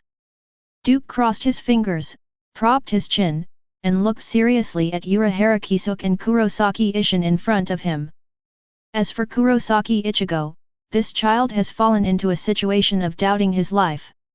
Duke naturally jumped over him. One last reminder, this is not a request, this is a request. It's not a request, but a request, it's really the way. Urahara Kisuke picked up the fisherman hat on the table and put it on his head. A pair of bright eyes under the brim of the hat stared directly at Duke's eyes. It seems to be rejected. Although Urahara Kisuke didn't say a word, Duke knew the other party's answer based on the other party's powerful eyes. It seems that your reputation is really bad, Lu. Duke teased Aizen beside him. Aizen didn't even open his eyes, and said lightly, it's not that my reputation is bad, but that your negotiation with him broke down, Duke. In other words, he's now targeting you. There was a taste of gloating in Aizen's words. Duke clicked his tongue and said with a headache, I really don't want to fight. Killing everyone in front of me in an instant is too much of a waste of energy. How much food do I have to eat to replenish it? Duke patted his stomach while speaking, besides, I really can't bear to do something to a little girl like Yuzu. How old is this little girl, is she 16? At the same age as Huajie, it is a great pity in life to die suddenly and become a photo on the tombstone. Boom! Terrifying Ryotsu erupted suddenly. Kurosaki Ichigo and Kurosaki Ishin glared at Duke and roared, "You 28BD, if you dare to say that again, I will kill you. Calm down, both of you." Duke raised his finger and lowered it slightly. The next moment, a more terrifying Ryotsu overwhelmed the Ryotsu of Kurosaki and his son, pinning them to their seats.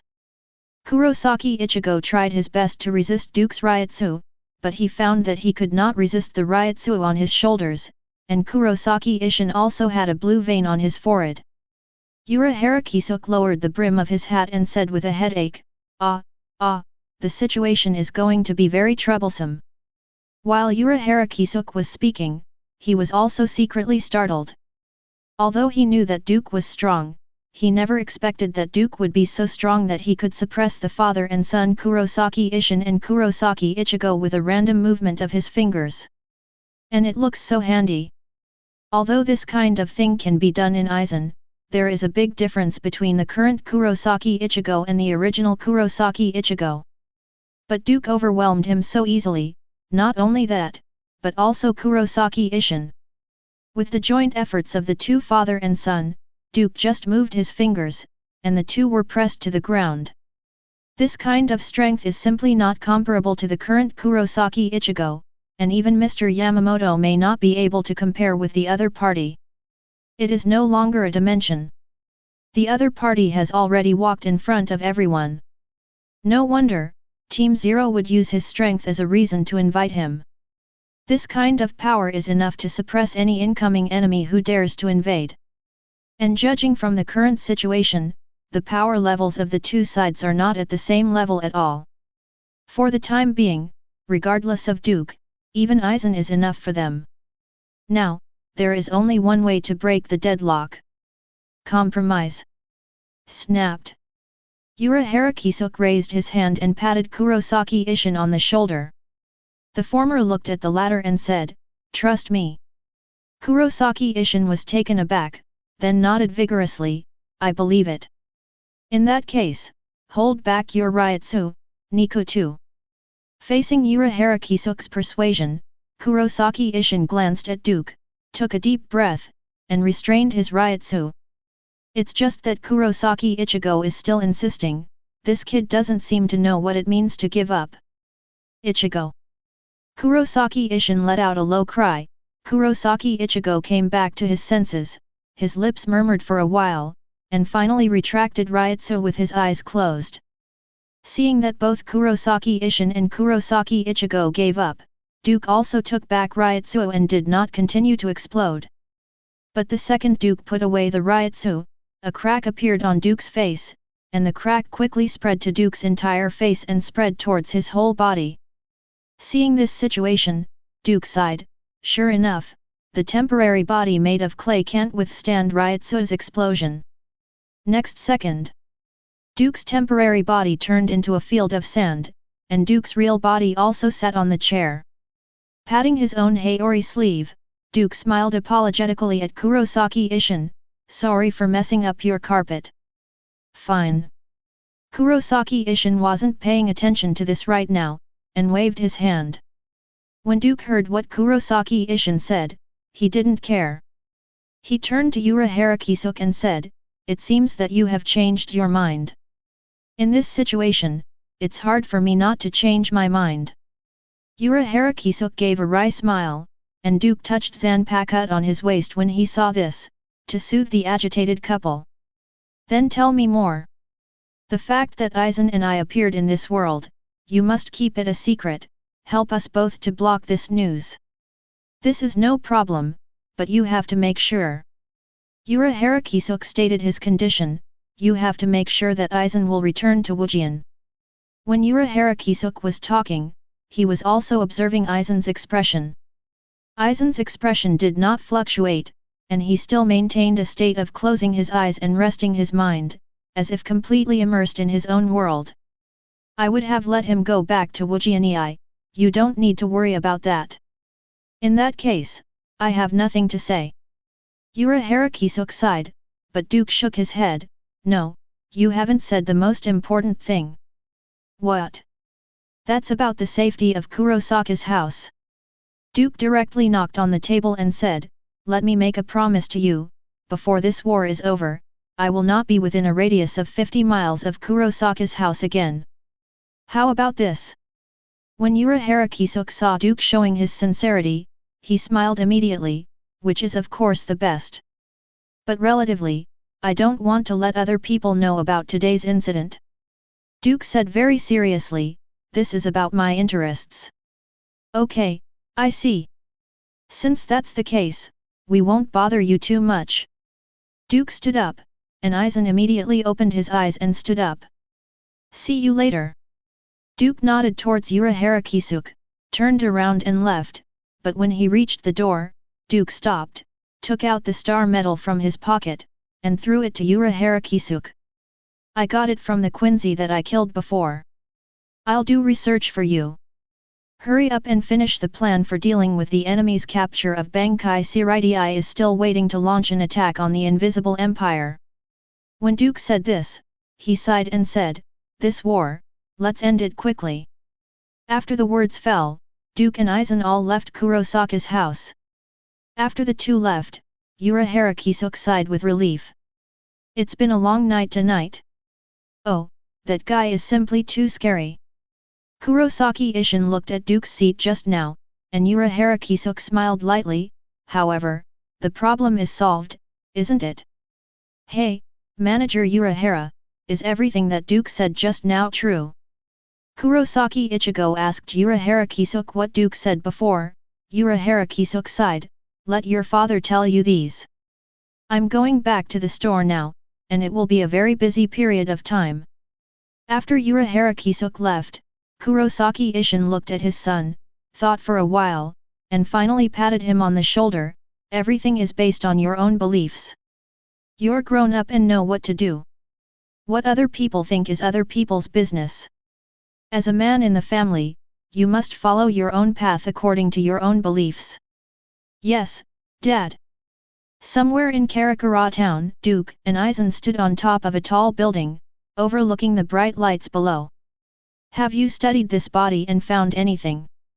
Duke looked at Aizen, who was silent at the side, and Aizen heard Duke say this, and simply admitted, you know. Your body was made by me, do you think I wouldn't know when you were studying this body? You are a little honest tonight. Aizen took a deep look at Duke, but Duke chuckled, am I really being honest? They think you are being honest. Then this is enough.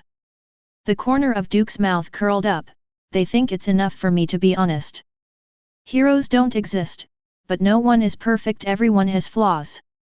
Facing that guy Urahara Kisuke, you have to show a little flaw to make him feel at ease, otherwise it's not easy to fool him. Speaking of which, I still have a question about the theory of parallel universes and multiple worlds you mentioned earlier. What? Why do you have to distinguish between parallel universes and multiple worlds so clearly? Because there is only one world, but many universes can exist at the same time. Then how far are you from the last step?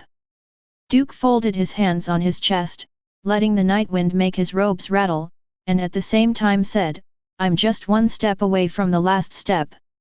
Real? Aizen narrowed his eyes. Duke looked back at him and smiled. Do you think what I said is true? You guy, none of what you say is true, I don't guess. Then, having played enough in this world, it's time to go back to the Soul Society.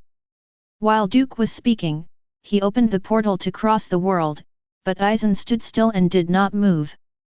He stared at Duke and said, do you think I will go back honestly? Need the earth and reincarnate to you? Duke bluntly stated his conditions.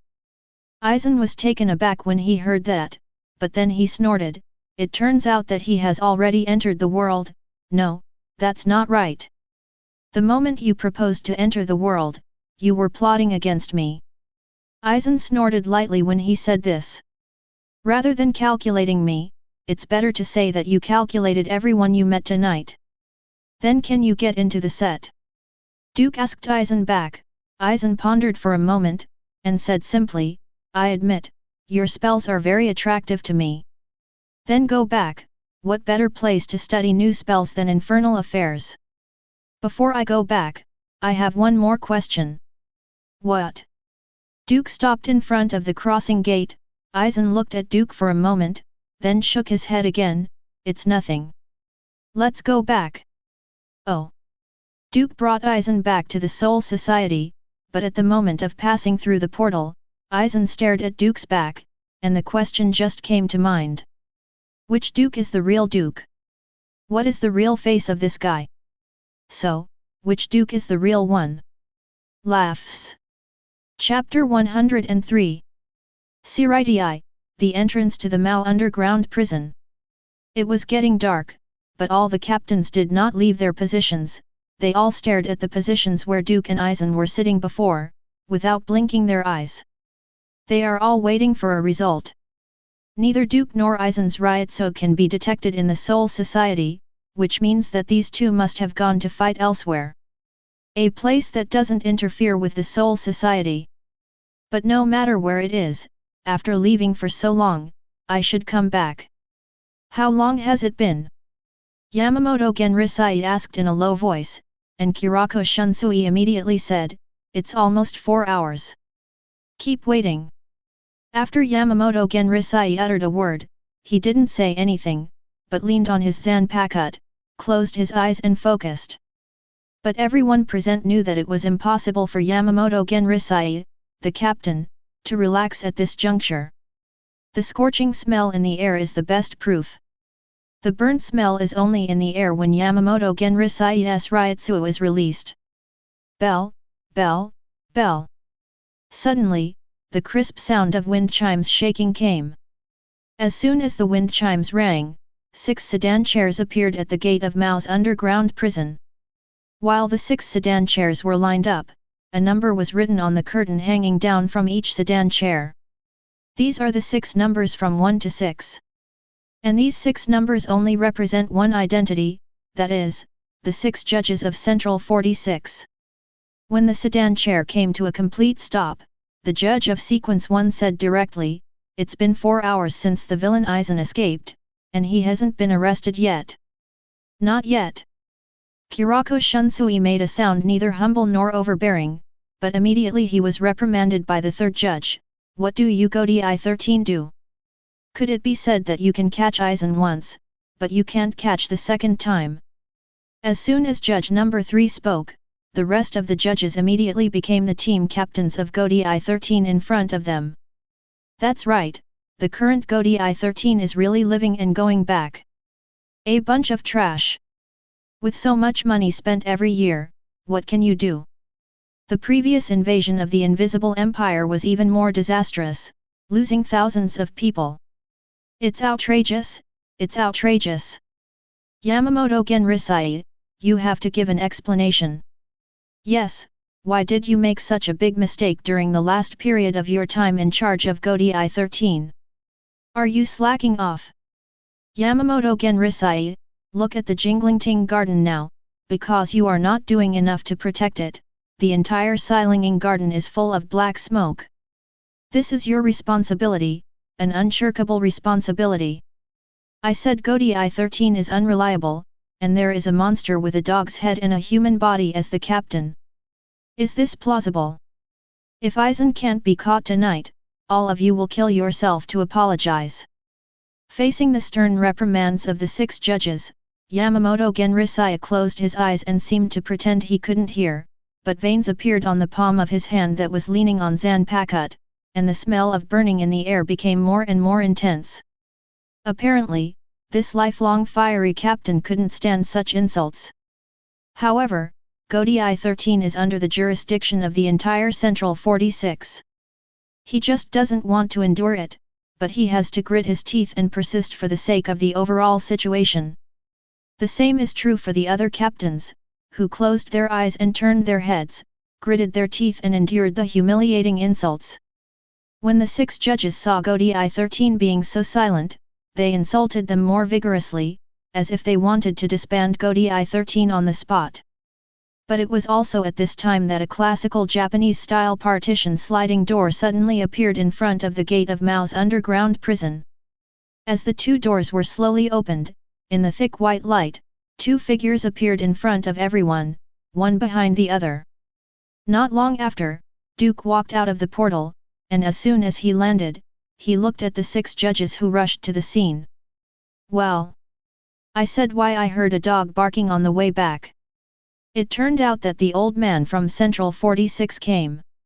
As soon as Duke's words came out, the faces of the 6 judges changed drastically, but they didn't dare to make any mistakes when facing Duke with his hand on the handle of the knife. The last time they used a pretext to call Duke to the courtroom, but as a result, all the members of Central 46 were almost stabbed to death by Duke on the spot. After the appearance of Duke this time, the 6 judges recalled their previous encounters, and they were completely misfired like a sprayer whose ammunition had been soaked in water. The other captains present opened their eyes and exhaled foul breaths. "All the anger I received just now is now vomited out. Comfortable. And Duke has returned, and his expression has not changed, which means that Eisen has been resolved, and they don't have to worry anymore." But soon, the hearts they had just let go, lifted up again. Just because Eisen is right behind Duke, and after walking out of the boundary gate, he stands behind Duke. And just after Eisen stood still, several figures appeared in front of him, separating him from Duke. 7 or 8 Zanpakut were placed across Eisen's body, and the murderous aura was instantly raised to full capacity, which could be said to be about to explode. But compared to the captains who are facing the enemy, the judges of Central 46 are more direct. "Blue, blue, Eisensuk. Damn it, why wasn't this guy shackled and sealed? Come on, take me out of here. Go, go." A group of judges who were frightened and peed off, simply asked their subordinates to pick up the sedan chair and leave here quickly. "As for why you want to leave, it's a joke, why don't you go?" All the members of the previous Central 46 were killed by Eisen. If they stay here and don't leave, do they still have to give each other their heads? Okay, don't be so nervous. Duke turned around, raised his hand while speaking, and a thin chain stretched out from his hand until it disappeared on the surface of Eisen's chest.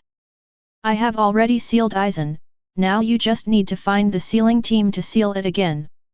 Everyone breathed a sigh of relief after seeing the small black chain in Duke's hand. "It's good to have seal restrictions, but I'm afraid there are no seal restrictions. If there is no seal restriction, everyone present would think that Duke is controlled by Eisen. Okay, who will pick up the chain of this seal for me? When will the sealing class arrive?" Facing Duke's inquiry, Kurako Shunsui immediately said to Kide, "The sealing squad is on standby nearby, and they are coming here." "In the past few hours, where have you been?" "Everywhere." Duke sighed when he said this. "First I fought in the broken world for a long time, and then I went to the real world. This guy is very slippery, he is not willing to confront me head-on, and it took me a lot of effort to catch him." Hearing what Duke said, Kurako Shunsui patted him on the shoulder. "Don't talk about that, hurry up and lock this guy back, this time you have to watch the seal, don't let him run out again. If you run out again, I will catch it again." When Duke spoke, he also handed the seal chain in his hand to Kurako Shunsui, and moved closer to Yamamoto Genrisai. But looking carefully, this girl's eyes kept drifting to Anohanaretsu's body. "Old man, it's a good luck not to disgrace your life." Duke came in front of Yamamoto Genrisai, and at the same time said casually, "I'm exhausted, if only someone could prepare bath water for me before going to bed." While Duke was talking, he frequently turned his eyes to Anohanaretsu, but Anohanaretsu seemed to be unable to see Duke, squinting her eyes and carrying her Zanpakut like a satchel. Seeing that Anohanaretsu didn't respond, Duke also clicked his tongue. It seems that going back to pay the public rations is out of the question. We can only continue to hoard the public grain, or find a new grain reserve to hand over the public grain. But where to find it? I can't go to Flower Street. Since Anohanaretsu led the National People's Congress to make trouble in Huajie last time, Huajie has blacklisted him, and closed all the doors when they saw Duke after driving 100 meters. Even if he pays to find the oiran now, the oiran may not necessarily receive him anymore. At this time, Eisen was also resealed, and was sent to Mao's underground prison under the supervision of special personnel. At this, Li Zhao, time, in fact, everything is settled. However, watching the other captains leave the scene one after another, going back to their respective homes and looking for their own mothers, Duke was in trouble for a while. Where are you going to sleep tonight? How about going back to the old house to sleep tonight? Remembering that he still had a house assigned by Huajie 13, Duke thought about it, but immediately a guy with black and white stripes on his face and big yellow teeth appeared in front of Duke. Captain Duke. I'll go, Kuratsuka Mayuri, don't jump out suddenly. Duke took a big step back, and clicked his tongue for Kuratsuka Mayuri, who suddenly jumped out. Don't jump out in the middle of the night to scare people if you are ugly. Captain Duke, I just want to inform you that I have found the way to open the door to the Invisible Empire. What? Duke frowned, so fast. That's right, it's all thanks to the 3 Quincies you captured. Kuratsuka Mayuri opened his mouth, revealing a set of teeth. Throwing away the 2 living ones doesn't count, which one loses the body of the soul. It can be said that it will be very helpful to open the door of the Invisible Empire. When Kuratsuka Mayuri said this, he paused, and then he said, in other words, the day to launch a general attack on the Invisible Empire is coming soon. Chapter 104. 5 days later. Division 12 Team Building. Sug. Duke, who was holding a teacup, let out a mouthful of foul air. It has been 5 days since Eisen was arrested. In the past 5 days, Duke has not visited Eisen. After all, that guy probably didn't want Duke to disturb him. If Duke's guess is right, that guy should be obsessed with studying the reincarnation that Duke gave him right now. As for being sealed, how to study it? Just kidding, Duke and Eisen, the 2 10,000 years old silver coins, get together, how could it not be a little bit of a moth? 5 days ago, when Duke brought Eisen back, the chain in Duke's hand was actually a decoration.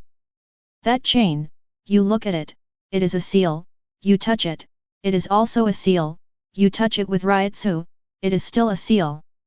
But the most critical point is that this seal can be opened in reverse. When Eisen was sealed by the SEAL Squad, the seal chain set by Duke was not released, and the SEAL Squad was Eisen who used Duke's seal as the central seal. And Duke also gave Eisen the spell to reverse and open the seal, so this guy can easily untie the seal and regain his freedom. In other words, Huajie is no longer Eisen's prison. It has become Eisen's private research room. And that guy can open and close the seal by himself, who knows what he did in the past 5 days. Duke didn't intend to bother him anymore. Since he was interested in reincarnation from the earth, he should study it carefully and take advantage of this time to take a good rest. As for what Kuratsuka Mayuri said about the so-called attack on the Invisible Empire is coming soon, Duke treats him as a fart. It's been 5 days, and that old boy hasn't come out of his laboratory yet. 533 Before Kuratsuka Mayuri took Ljibaluo's body into the laboratory, he patted his chest and promised Duke that he would come out the next day at most. It's already the 5th day now, Duke's enhancement points have been accumulated to 5 points, and there is no news about Kuratsuka Mayuri. Not only did he have no news, even Nai Yunmen was also in the laboratory, busy with Kuratsuka Mayuri. Duke also spent 5 days in the team building of the 12th team. While ensuring daily check-in, he went out from time to time for a walk, bought some food and returned, and then continued to wait for news from Kuratsuka Mayuri in the team building of the 12th team. Does this BD have any promises? After Duke put down his teacup and complained, he began to think about a very serious problem. Well, what's for lunch? This can be said to be a very serious epic problem. After all, what to eat is a very serious problem for many people. What's for lunch? Duke raised his head, looked over the eaves above his head, and looked at the blue sky. After staring at the blue sky for a while, Duke suddenly found a small black spot suddenly appeared in the sky. This little black spot was only the size of a sesame seed at first, but as time went by, this little black spot became bigger and bigger, bigger and bigger, and bigger and bigger. As the small black spot got bigger and bigger, Duke also heard the sound of howling ghosts and wolves. Whoa whoa whoa! Aunt Kiryu, you lied to me with Yamato show. Where is this fast return to Jingling Ting? This is clearly a rapid fall to Jingling Ting, I'm afraid of heights. Wow wow wow! At the same time as the howling of ghosts and wolves, 2 mock rings burst out in the sky one after another. Setsuna, Judge, just emerged from the mock ring, followed by the piercing howl. Then, like a meteorite falling to the ground, a round unknown object hit the courtyard in front of Duke directly. At the same time that a deep hole was smashed into the ground of the courtyard, dense cracks appeared on the ground instantly. Not only that, a cloud of dust was also accompanied by the impact of the fall, spreading close to the ground in all directions. Facing the oncoming dust, Duke did not move. When the dust reached him, it disappeared without a trace as if it had been cut open. What is this that fell? Although Duke was curious about what fell from the sky, he didn't move. He just sat on the edge and waited quietly for the thing that fell just now to crawl out by itself. Time passed by every minute and every second, and a quarter of an hour passed quickly. At this time, a gas tank crawled out of the deep pit humming. Liars, liars! The gas tank uttered words, and it was very difficult to climb out of the deep pit. Duke looked at the gas tank crawling out of the deep pit. No matter how he looked at it, he felt familiar, especially the black and white suit of the other party, which made him feel very familiar.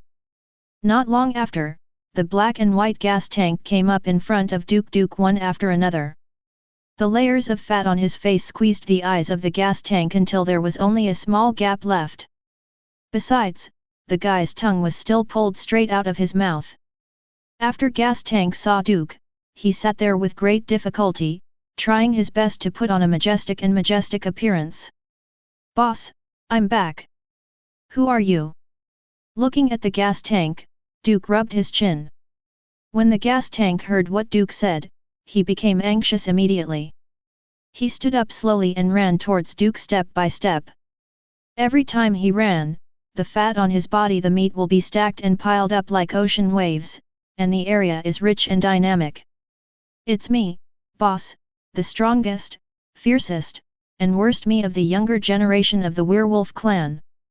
The gas tank came in front of Duke, panting heavily, but also tried his best to put on a mighty and majestic appearance. Are you a hot pot? Yes, yes, it's me. The hot pot with the gas tank Shengjing nodded vigorously, and at the same time the fat on his face swayed for a while. Duke tilted his head, and hot pot tilted his head immediately, and then fell to the ground with a thud. The 4 short legs groaned and rode the hot pot for a long time, and they simply gave up the idea of standing up, lying on the ground on their side, raised their heads to Duke and said, Boss, I have successfully cultivated, and then I can help you even more. And I have my own Zanpakut. You still have your own Zanpakut?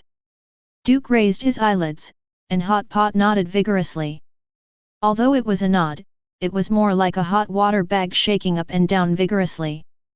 Some Duke couldn't bear to look directly at him, his eyelids twitched and said, Where did you come from Zanpakut?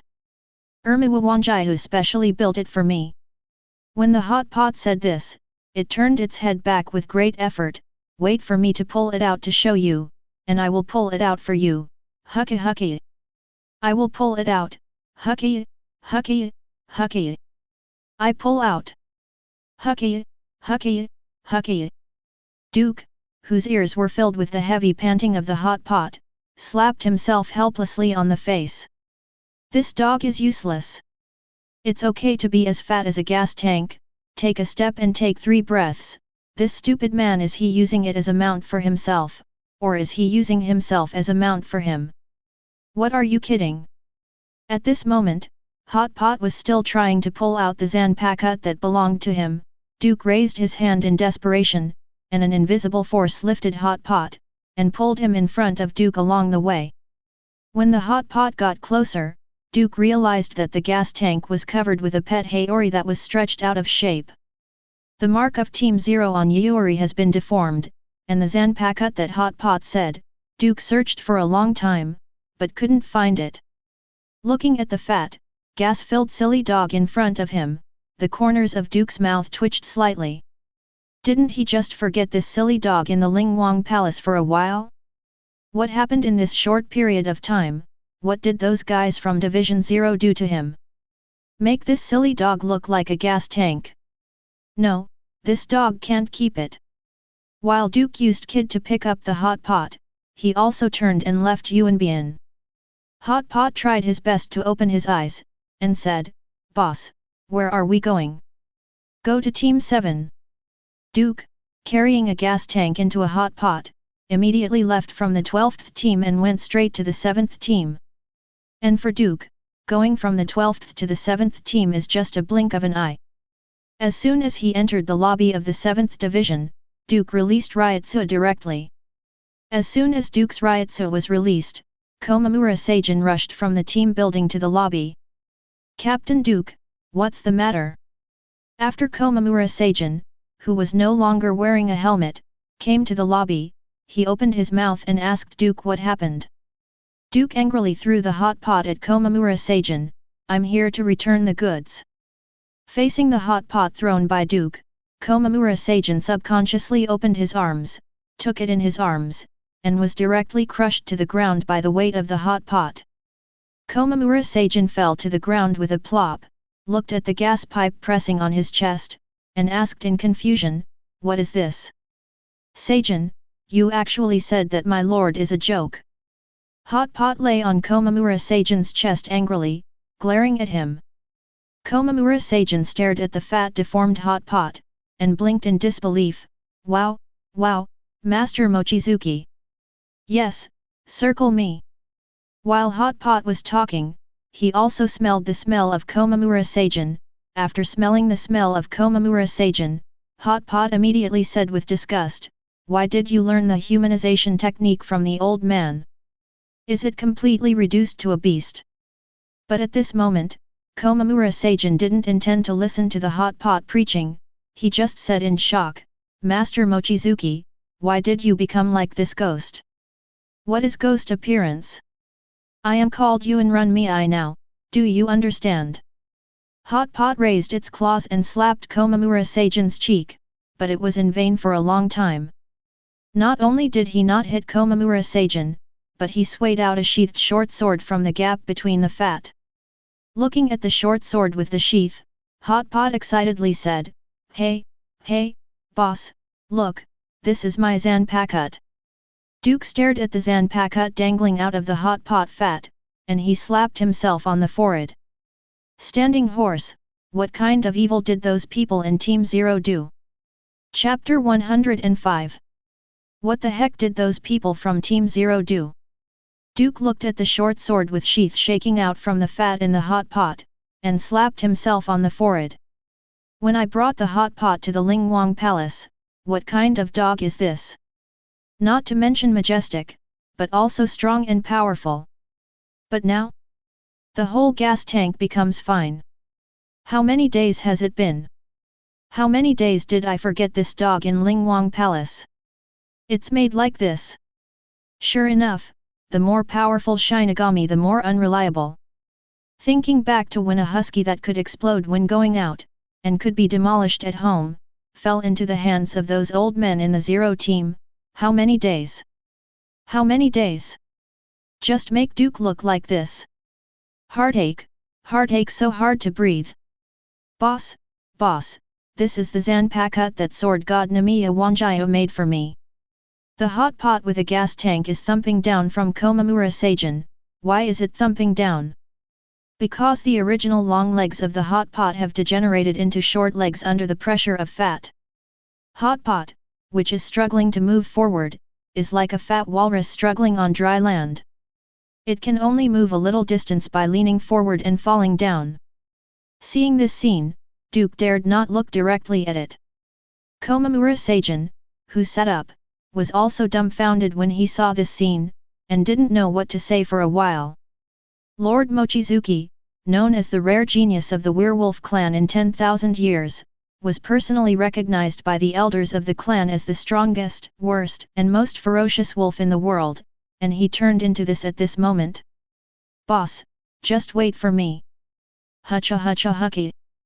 Hot Pot lowered his head with difficulty, trying to grab his zanpakut with his mouth, but no matter how hard he tried, his mouth couldn't touch the zanpakut that was close at hand. "Strange, I was able to touch this zanpakut yesterday, why not today?" "Boss, wait a minute." Hot Pot raised his head, and at the same time as he spoke to Duke, the tongue in his mouth also flicked out, drooping by the side of his mouth. This scene made Duke and Komamura Seijin look away silently, and couldn't bear to watch it, really couldn't bear to watch it. The strongest genius of the majestic werewolf clan has fallen to this point. There is no law of heaven, no law of the king. "Boss, wait a minute, I can activate my zanpakut ability to show you right away." The Hot Pot was still trying to bite zanpakut. Duke silently came to Komamura Seijin, and whispered, "Ahem, look, I don't dislike him either. Although, now the Hot Pot is already a gas tank, but his talent is still there, isn't it?" "That's right, the return post is very heavy." What Duke said, only Komamura Seijin could hear. Komamura Seijin looked at the Hot Pot in embarrassment, and then whispered, "Captain Duke, Lord Mochizuki." "Then what? He's called Hot Pot now." "Oh." Komamura Seijin immediately changed his words, "I can't make the decision about Mr. Hot Pot. He was sent out by the master and the others, and he is given to you. And you send the Hot Pot back, I guess he will be expelled." When Komamura Seijin said this, Duke's eyelids twitched. "Deportation." "That's right, like Tianlian and the others beside Captain Anajawa, and Mr. Hot Pot next to you, they were sent out after discussions between the elders of the werewolf clan and the elders. That is to say, whether it's Hot Pot or Tianlian, after seeing you, they are already the retainers of you and Captain Anoka. And when they become your retainers, they have nothing to do with our werewolf clan anymore. In other words, if you choose that, to return the product, you will actually sever ties with Mr. Hot Pot, that is to say, you will be expelled. And the werewolves have also severed ties with them, so you don't want them anymore, and they have nowhere to go, so they can only become homeless." When Komamura Seijin said this, Duke clicked his tongue immediately. "No, aren't you so feudal?" "It's not feudalism, it's tradition, Captain Duke." Komamura Seijin explained to Duke with a wry smile, "Any clan has rules and traditions, and those without rules and traditions are just mobs. I just want him to go back and lose some weight, is that okay?" "Really cannot." "Tisk." Duke clicked his tongue and looked at the Hot Pot on the ground. This guy finally bit his zanpakut in his mouth, and shook the zanpakut in his mouth vigorously, trying to throw out the scabbard. But no matter how hard the Hot Pot tried, the scabbard seemed to be stuck on the zanpakut, unable to move. "Hey, why is it so tight all of a sudden?" Hot Pot was still trying to pull out zanpakut. Duke also sighed when he saw this, and when he came to Hot Pot, he raised his hand to take zanpakut from Hot Pot's mouth. Okay, don't try it, let's talk about it next time." "Boss, I can do it, I really can do it." Hot Pot said eagerly, "Give me a try." "Really, I can do it. I won't send you away." Holding the short sword of the Hot Pot, Duke tapped his head with the scabbard, "Just to scare you, don't take it seriously." That. Come on." Duke raised his palm to make the Hot Pot float, and at the same time said to Komamura Seijin, "I'm sorry to trouble you today, I'll find him a weight loss teacher and train him well. Then go slowly." "Well, don't send it. The Invisible Empire, Between the Thrones."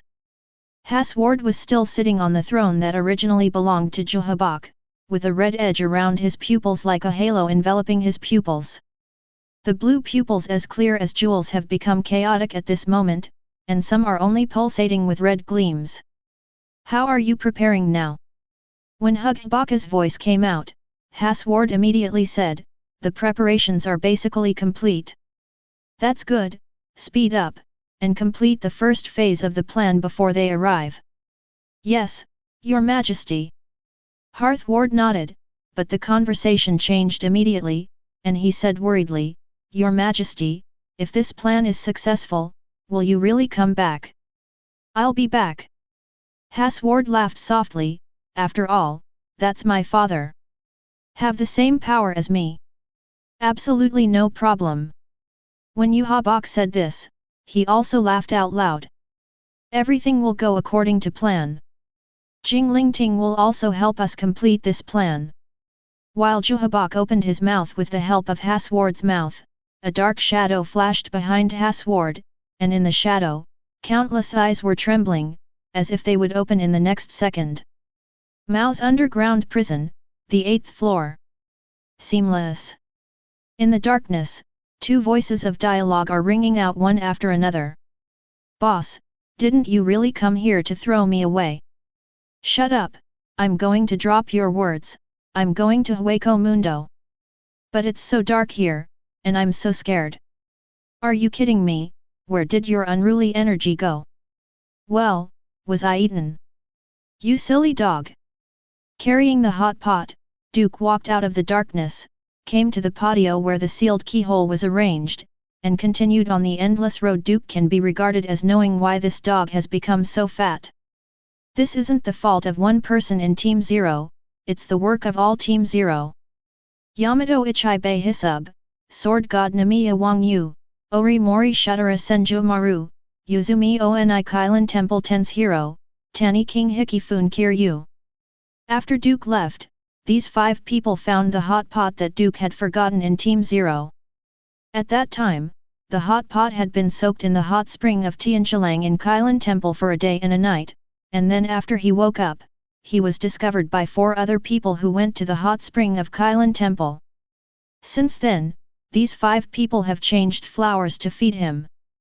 Hikifun Kiryu used his own special dishes made by Ryotsu to fatten up the hot pot.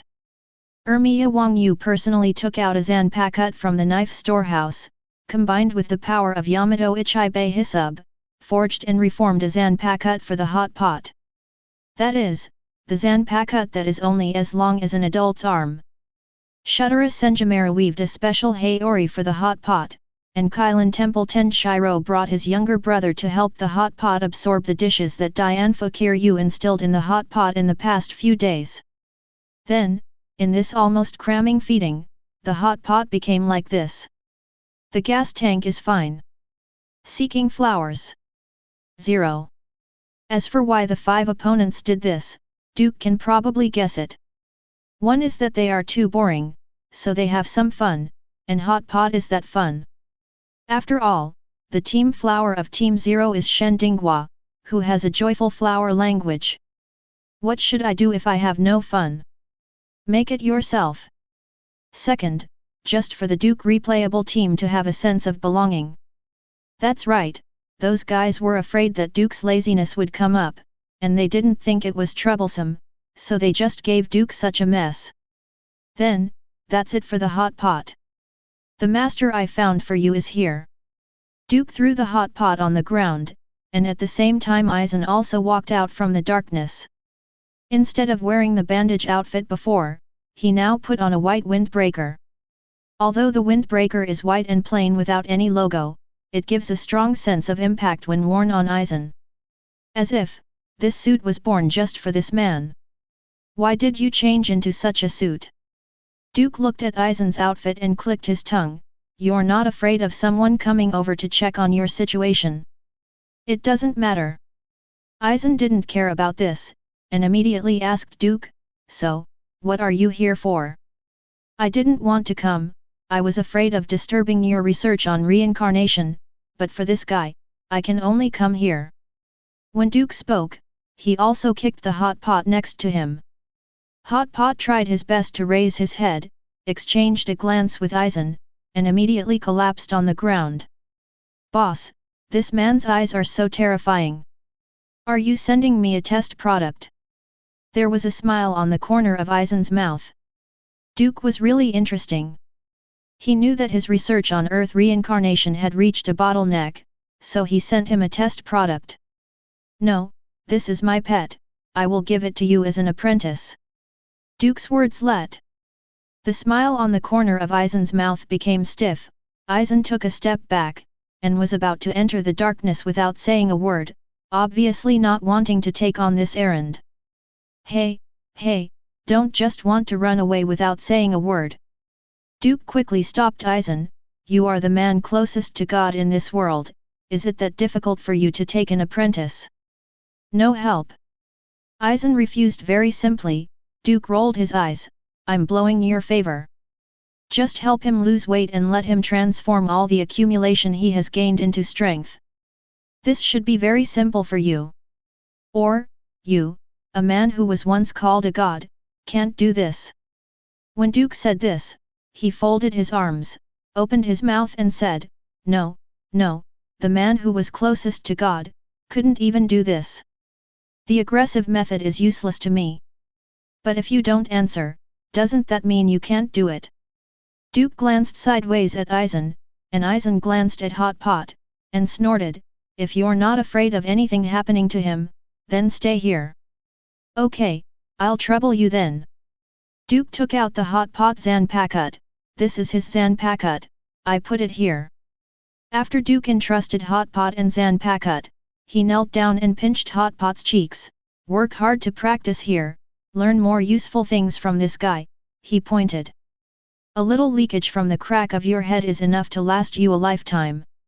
Hearing Duke's praise of himself, Eisen couldn't help but smile, but in an instant he asked curiously, by the way, why didn't you train him yourself? According to your strength, it shouldn't be too difficult. Because I'm lazy, is that enough reason? Duke spread his arms, and Eisen's eyes darkened. Believe it or not, I stewed him. If you want to stew it, he will stew it. Anyway, the dog is handed over to you. I will pick him up later. Duke turned around and left. I hope you can give me a surprise.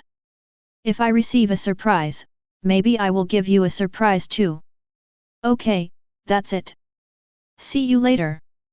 After the words fell, Duke disappeared into Huajie, leaving only Hot Pot and Eisen.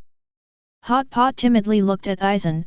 Staring at Eisen, he moved 2 steps forward, trying to pick up his Zanpakut, but failed after repeated efforts. Eisen looked at this dog who was so hard to even pick up a knife, with neither sadness nor joy on his face. In 3 seconds, pick up the knife, or I'll stew you. Comparison of Hot Pot before and after. Force. Chapter 106. 6 days later, Team 12, Technology Development Bureau. Secretary's Office. Kuratsuka Mayuri, open the door, you can talk big if you have the ability, open the door if you have the ability. Duke standing at the door of Kuratsuka Mayuri's office knocked hard on the iron door in front of him, while Kirako Shunsui covered his face helplessly. After knocking on the door for a long time, Duke withdrew his hand and looked at Kirako Shunsui beside him. You see, if he doesn't come out, I can't help it. So, you can go back and do your own business, and I'll be here to supervise him. Facing Duke's persuasion to leave, Kirako Shunsui said helplessly, Captain Duke, you have been nesting in the 12th squad for 11 days, so it's time to leave here to do something else. Your exclusive office has been decorated, and it's time to move the place. Oh, no, I have to protect Kuratsuka Mayuri here, he is researching how to invade the Invisible Empire, I have to protect him. Duke, with a righteous face, rejected Kirako Shunsui decisively. The joke is that in the 12th division, he can sleep until he wakes up naturally every day, and then sit on the edge side doing nothing all day long. There are special staff to prepare whatever you want to eat, every meal is a feast. If you have nothing to do, you can go to tease the female members of the 12th division, not to mention, you can find some interesting little things in the 12th division. Such a leisurely and fun day, you asked him to move, what a joke. Impossible. 370. Duke, even if he jumped from the highest building of Jingling Court today, and fell from Lingwang Palace, he would not move his place. This sentence, he said, no one will use it. Seeing Duke like this, Kurako Shunsui knew that he couldn't make Duke move. Well, since that's the case, then I won't force it. Well, you go back first, and wait for Kuratsuka Mayuri to get it done, and I will go back. After Duke sent Kurako Shunsui all the way out of the 12th Squad's residence, he also walked leisurely to his residence with the back of his head in his arms. It has been 6 days since he sent the hot pot to Aizen for special training. During these 6 days, he has been extremely comfortable. Check in every day to accumulate reinforcement points, and then start your own salted fish life. If only every day was like this. While Duke was talking to himself, he also hoped that such days would last for a while. If he can't continue to live on, it is impossible for the studio to work. If you don't let me FK you anymore, how can you still control me? Just kidding, impossible. Anyway, even if Duke continues to perform poorly, as long as he keeps accumulating enhancement points, he will be a truly awakened Yhwach, and he will have the confidence to smash the opponent back to his mother's womb with 10 strength. But at this stage, the reinforcement points he has accumulated are far from enough to meet his needs. After returning to his old place, Duke sat cross-legged on the edge side, with 2 Zanpakut of Liangduan and Deviant Sword Beast beside him. With his hands in his sleeves, Duke said silently in his heart, "System, open the personal panel." Next second, the personal panel of the system he was familiar with emerged before Duke's eyes. Name, Duke. S*X, male. Race, Shinigami. 983. 1:983. 983. Speed, 983. Skills, Sword Master LV.93, Melee Master LV.89, Kid Master LV.86. Current Strengthening Point, 16. Looking at his panel, Duke silently calculated. It takes 68 points to raise the 4 panels to the apex, 7 points are needed to raise the Sword Master to the limit, and 11 points are needed for the Melee Master. Kid Master needs 14 points. In other words, the current me needs at least 100 enhancement points. Duke stared at his system panel and fell into thought. There is a gap of 84 points, but it is impossible for the Invisible Empire to give me this time. Therefore, the Invisible Empire must be settled in a short period of time. But that old Yinbai of Yhwach is unlikely to give me this time, unless... Duke narrowed his eyes and said to himself, unless this guy realizes that the gap between me and him is insurmountable for him. In this way, he will continue to hibernate, waiting for his strength to become stronger. And this period of time may be very long, or it may be very short. But no matter what, I need to buy time for myself. Then, the next time I meet with Huajie, I will give him a more severe, more terrifying, and faster blow than the last time. Duke looked at the 2 sides while speaking. Bankai can't be used casually, otherwise, the wedge of King Ling won't be able to stabilize the soul society that I cut open. Then in the state of full Shikai, can I use Zhanlu? Duke stroked his chin and fell into deep thought. His chopping technique is divided into 9 moves. From chop 1 to chop 5 are prepared for Shikai's 2 cuts, and chop to 9 is prepared for Zanpakut after Bankai. Duke has never tried to use the back 4 style cut technique in the case of full Shikai. Because, those 4 poses can only be endured by Zanpakut after Bankai. Trouble. If I could cut through that barrier directly, even 100 Yhwachs would not be enough for me to cut, so why bother? Duke fell backwards, lying directly on the edge. Forget it, don't want to. Duke closed his system panel and closed his eyes simply. Sleep for a while, wake up and clock out of get off work, and then have dinner. After dinner, let's go tease that Seireitei of the 12th squad. She has a big heart and a changeable temperament. She is a very good girl. While Duke put his hands behind his head, he also heard a cold laugh from the side. Oh, you dirty BD! Duke opened his eyes, and saw Sui Feng with his arms folded on his chest, staring down at him. Duke turned over, turning from a lying position to a side-lying position. Yo, Sui Feng, do you want to take a restorative nap together? Duke patted the floor in front of him. Sui Feng snorted coldly, turned his head away. Forget it, I'm not interested in that. That's really a pity. Duke lay back down again. It's such a great pleasure to take a nap in the sunshine on such a beautiful afternoon. Sui Feng didn't want to say a word to Duke who looked like this, but said in a businesslike way, please get up quickly, the captain has something to ask for you. No.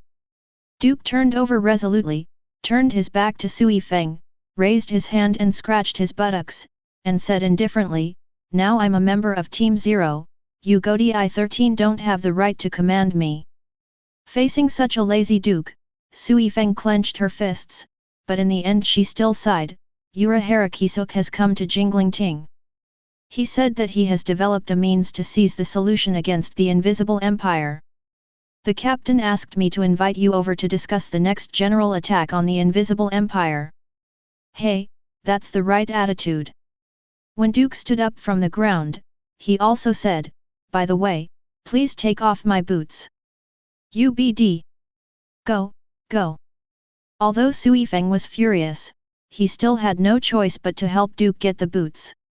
After putting on the boots, Duke stretched vigorously, and when his raised arms fell, he circled around Sui Feng's shoulders, but this guy dodged ahead of time.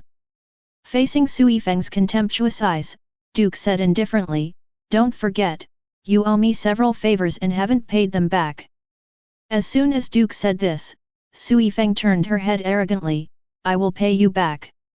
Hey, actually it doesn't need to be so troublesome, you only need to dress up as a maid once, and I will.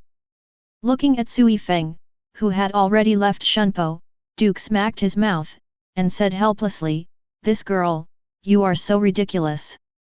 After the voice fell, Duke's figure disappeared without a trace. A team office. Tuk tuk tuk. There was a knock on the door, and at the same time Sui Feng pushed the door open and entered. Excuse me, Captain. Yamamoto Genrisaya looked at Sui Feng who walked into the team office, nodded slightly, thank you, where is Duke? His words came this way too. Sui Feng doesn't want to say a word about Duke now. Her attitude towards Duke is very complicated. On the one hand, he has saved her several times, and he is her benefactor, which should be admired. But on the other hand, this guy was so flirtatious with himself that she couldn't help but want to punch him after seeing Duke. After returning to his seat, Yamamoto Genrisaya silently waited for Duke's arrival, but the wait lasted nearly a quarter of an hour. Sui Feng, is Duke really coming? Yamamoto Genrisaya looked at Sui Feng in the side team, and Sui Feng said simply, the subordinates have already informed him. According to common sense, he should have.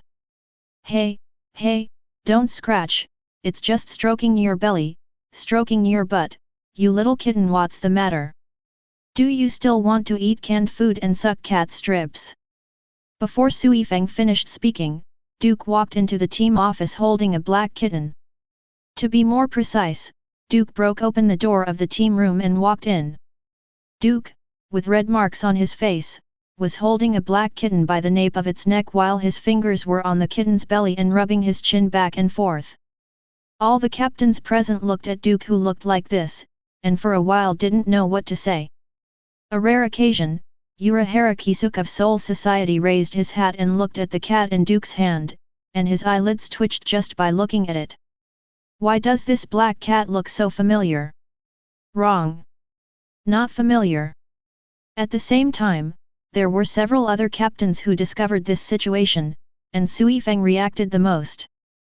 3.7 Seeing that Duke was ravaging the little black cat's belly, Sui Feng took a step forward in a daze, and said, "Duke, the cat in your hand." "Oh, you said this." Duke picked up the little black cat in his hand, and after rubbing his cheeks in front of him, he smiled and said, "I found it on the courtyard wall outside the first team. When I found it, this guy was basking in the sun. It looked cute, so I just grabbed it." "Oh, the poor little guy should be a stray cat." When Duke was talking, he patted the little black cat's belly and said, "So, for its sake, I planned to adopt it as soon as I saw it. It's just that this little guy seems a little unhappy, so I put a seal on it. Take it back and raise it for a while, it should be able to mature." Duke was pinching the little black cat's cheeks again at this moment, teasing the cat with a chirp in his mouth. The loveless little black cat ravaged by Duke simply gave up resistance, his limbs hang down weakly, with an expression of "whatever you like. By the way, do you want a hug?" Duke handed the little black cat in his hand to Sui Feng in front of him. Sui Feng raised his hand and grabbed Zanpakuh on the back, gnashing his teeth and growling, "Ubd! How dare you treat Master Yueki like this?" With the short sword out of its sheath, Sui Feng shouted Tian Sheng. Bang Kai. Chapter 107. Bang Kai. Sui Feng pulled out the Zanpakuh hanging from his waist, and Ryotsuo immediately rose to the top, and then exploded. In the golden light of fine fragments, the Zanpakuh in Sui Feng's hand quickly transformed into a golden shoulder-fired missile. Jakarake Ben. But it's not so much a shoulder-fired bazooka as it is a golden bladeless spear attached to a one-handed shield. The shape of the spear is similar to a bee sting, but it does not have a curved arc. Grabbing Jakarake Ben's Sui Feng, he spread Jakarake Ben's shield in front of him, and the bladeless golden spear suddenly turned around and aimed at Duke. Ubd! Sui Feng snarled out of composure. His idol was being held in his hand to be molested, not to mention, the other party still provoked him like this. This time, she couldn't maintain the rationality in her mind. But in the next second, several figures came to her side, the long knife at her waist was unsheathed, and the blade was aimed at Sui Feng's vitals. "Captain Sui Feng, calm down." Kurako Shunsui's tone was a little helpless, but his eyes were a little cold. "You have to know that the target you are aiming at now is a member of Team Zero. This is disrespectful. You'll be sent to Skyaku." "Captain Sui Feng, put Bang Kai away." Standing in front of Sui Feng, Jaishur Yuka take side. Although Duke is joking on weekdays, his identity is different. "Captain Sui Feng." Komamura Seijin yelled softly. Sui Feng glanced at Duke with the black kitten in his hand, immediately gritted his teeth, closed his eyes and released his Bankai. When Jakarake Ben returned to the form of Zanpakuh, the Zanpakuh in his hand was also taken away by Kurako Shunsui. Temporarily confiscated. 28. Kurako Shunsui, who took away Sui Feng's Zanpakuh and scabbard, looked at Yamamoto Genrisaya who was standing in the first place. Yamamoto Genrisaya still had his eyes closed at this moment, as if turning a blind eye to everything in front of him. But the more so, the more troublesome Kurako Shunsui felt. The old man Yamamoto kept silent. Sui Feng's punishment report could not come down, then Sui Feng's life in the future would be very difficult. "Well, don't be so nervous." Duke came in front of Sui Feng, pushed aside the others, and at the same time took Sui Feng's Zanpakuh out of Kurako Shunsui's hand and handed it back to Sui Feng. "It's just a joke, don't be so nervous." Moreover, Duke placed the little black cat in front of Sui Feng's head. "You don't really think she can hurt me, or kill me, do you?" No way, don't you guys think that any of you can beat me in a head-to-head duel?" Kurako Shunsui also heaved a sigh of relief seeing Duke look so cheap. Duke made his statement, which means that this matter has been exposed for the time being. But whether it is really uncovered or not depends on what Yamamoto Genrisaya means. "Okay, if you've had enough trouble, go back to your respective positions and stand up." Yamamoto Genrisaya finally spoke out at this moment. Hearing his old man's voice, Kurako Shunsui immediately gave the other captains a look. Everyone went back and sat down. Sui Feng also hugged the little black cat sealed by Duke and returned to his seat. The little black cat was lying in Sui Feng's arms, and glanced resentfully at Duke, who was standing next to Yamamoto Unmarried Shigakuni. This stinky boy is really unruly. It doesn't matter if you seal yourself, but you can even touch yourself. Don't you know that cats don't like rough and rude people? Duke noticed the way the black cat looked at him, tilted his head, and smiled at the black cat. Duke made a belly-scratching gesture with his hand, which made the black cat shrink its head immediately and lie down obediently. No more words in Sui Feng's arms. This kid is so scary, he is Meow's lifelong enemy. Seeing that the scene returned to normal, Yamamoto Genrisaya said simply, the reason why everyone is called today is because of an important matter. This matter is about the war between our Jingling Tgodi 13 and the Invisible Empire. As for what it is, come on, Urahara. Yes, Captain. Urahara Kisuk saw Yamamoto Genrisaya calling himself, and went directly to the middle of the team office, that is, between the captains of the two teams in the team office. Everyone, stop talking nonsense. Urahara Kisuk took out a transparent package from his pocket, which contained pure black pills. That's why I asked the captain to call everyone here today. In other words, we can seize the countermeasures that we have solved against the Invisible Empire. As soon as Urahara Kisuk said this, the eyes of all the people present couldn't help looking at the plastic bag in Urahara Kisuk's hand. Look at the black pills in the plastic bag. The eyes of all the captains began to change, and there were small-scale discussions. Is this what was developed for those damned Quincy? Some black pills. How does this thing work? It's made by Urahara Kisuk, so it should be fine.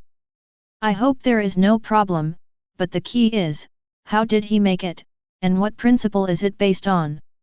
Captain Kuratsuka Mayuri is not here. If he is here, maybe we can see some clues. Listening to everyone's discussion, Duke stroked his chin, and glanced at the black pill in the plastic bag in Urahara Kisuk's hand. If he was not mistaken, the pill seemed to contain virtual power.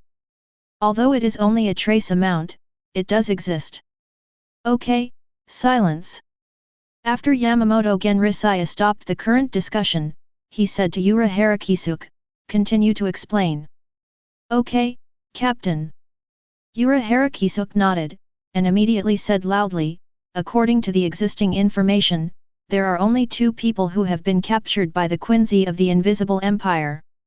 One of them is Chur Sasakaibe, the former vice-captain of the 1st Division, whose Bangkai Huang Yanling Palace was taken by the enemy. The other is Shinigami agent Kurosaki Ichigo. However, the enemies who tried to capture Kurosaki Ichigo's Bankai did not capture Kurosaki Ichigo's Bankai for some reason. And on the eve of the war, Captain Duke's intelligence provided us with the embarrassment of fighting without knowing that the enemy could capture Bankai. When Urahara Kisuk said this, Duke shrugged his shoulders. If he hadn't thought of this incident, I am afraid that some of the captains present here would not be able to come. Given the above two kinds of intelligence, I analyzed the enemy and the existing intelligence. Among them, the reason why Kurosaki Ichigo was not captured Bankai has been found out by me.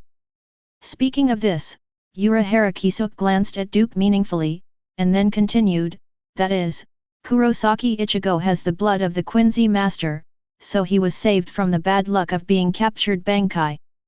In other words, what we know now is that people with the blood of the Quincy will not be able to capture Bankai, but Kurosaki Ichigo is just an exception and cannot be replicated. So, I will carry out targeted development based on the second clue. I don't know if the captains know that Hueco Mundo has been captured by the Invisible Empire. As soon as Urahara Kisuk uttered his voice, Yamamoto Genrisai immediately looked at Duke beside him.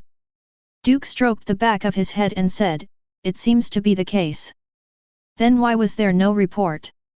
Yamamoto Genrisai is a little helpless, this guy does it again. Zaraki Kenpeki also knows about this, why don't you ask him? Duke pointed to Seireitei Kenpeki in the crowd. Seireitei Kenpeki saw that he was being called, and said simply and neatly, I didn't pay attention. In Huajie Mundo, I'm either on the way to cut people, or I'm looking for someone to cut people. How can I pay attention to such trivial things? As soon as this explanation was uttered, several captains present covered their foreheads and sighed. This reason is Seireitei Kenpeki, no problem. Ugh. Yamamoto Genryuze Daxi aside, didn't say anything more, and turned to Ura Harakisuke, go on. Yes, Captain. I mentioned before that the Invisible Empire captured Huajie Mundo. Their purpose of doing this is not to wipe out all voids. It's to pick a lot of soldiers. And in the process, the only target they picked was Arankar. But there is a very strange phenomenon in the process of selecting Arankar soldiers by the Invisible Empire. That's why they didn't take Arankar's sword liberation. Why didn't they take Arankar's return blade? This is very strange.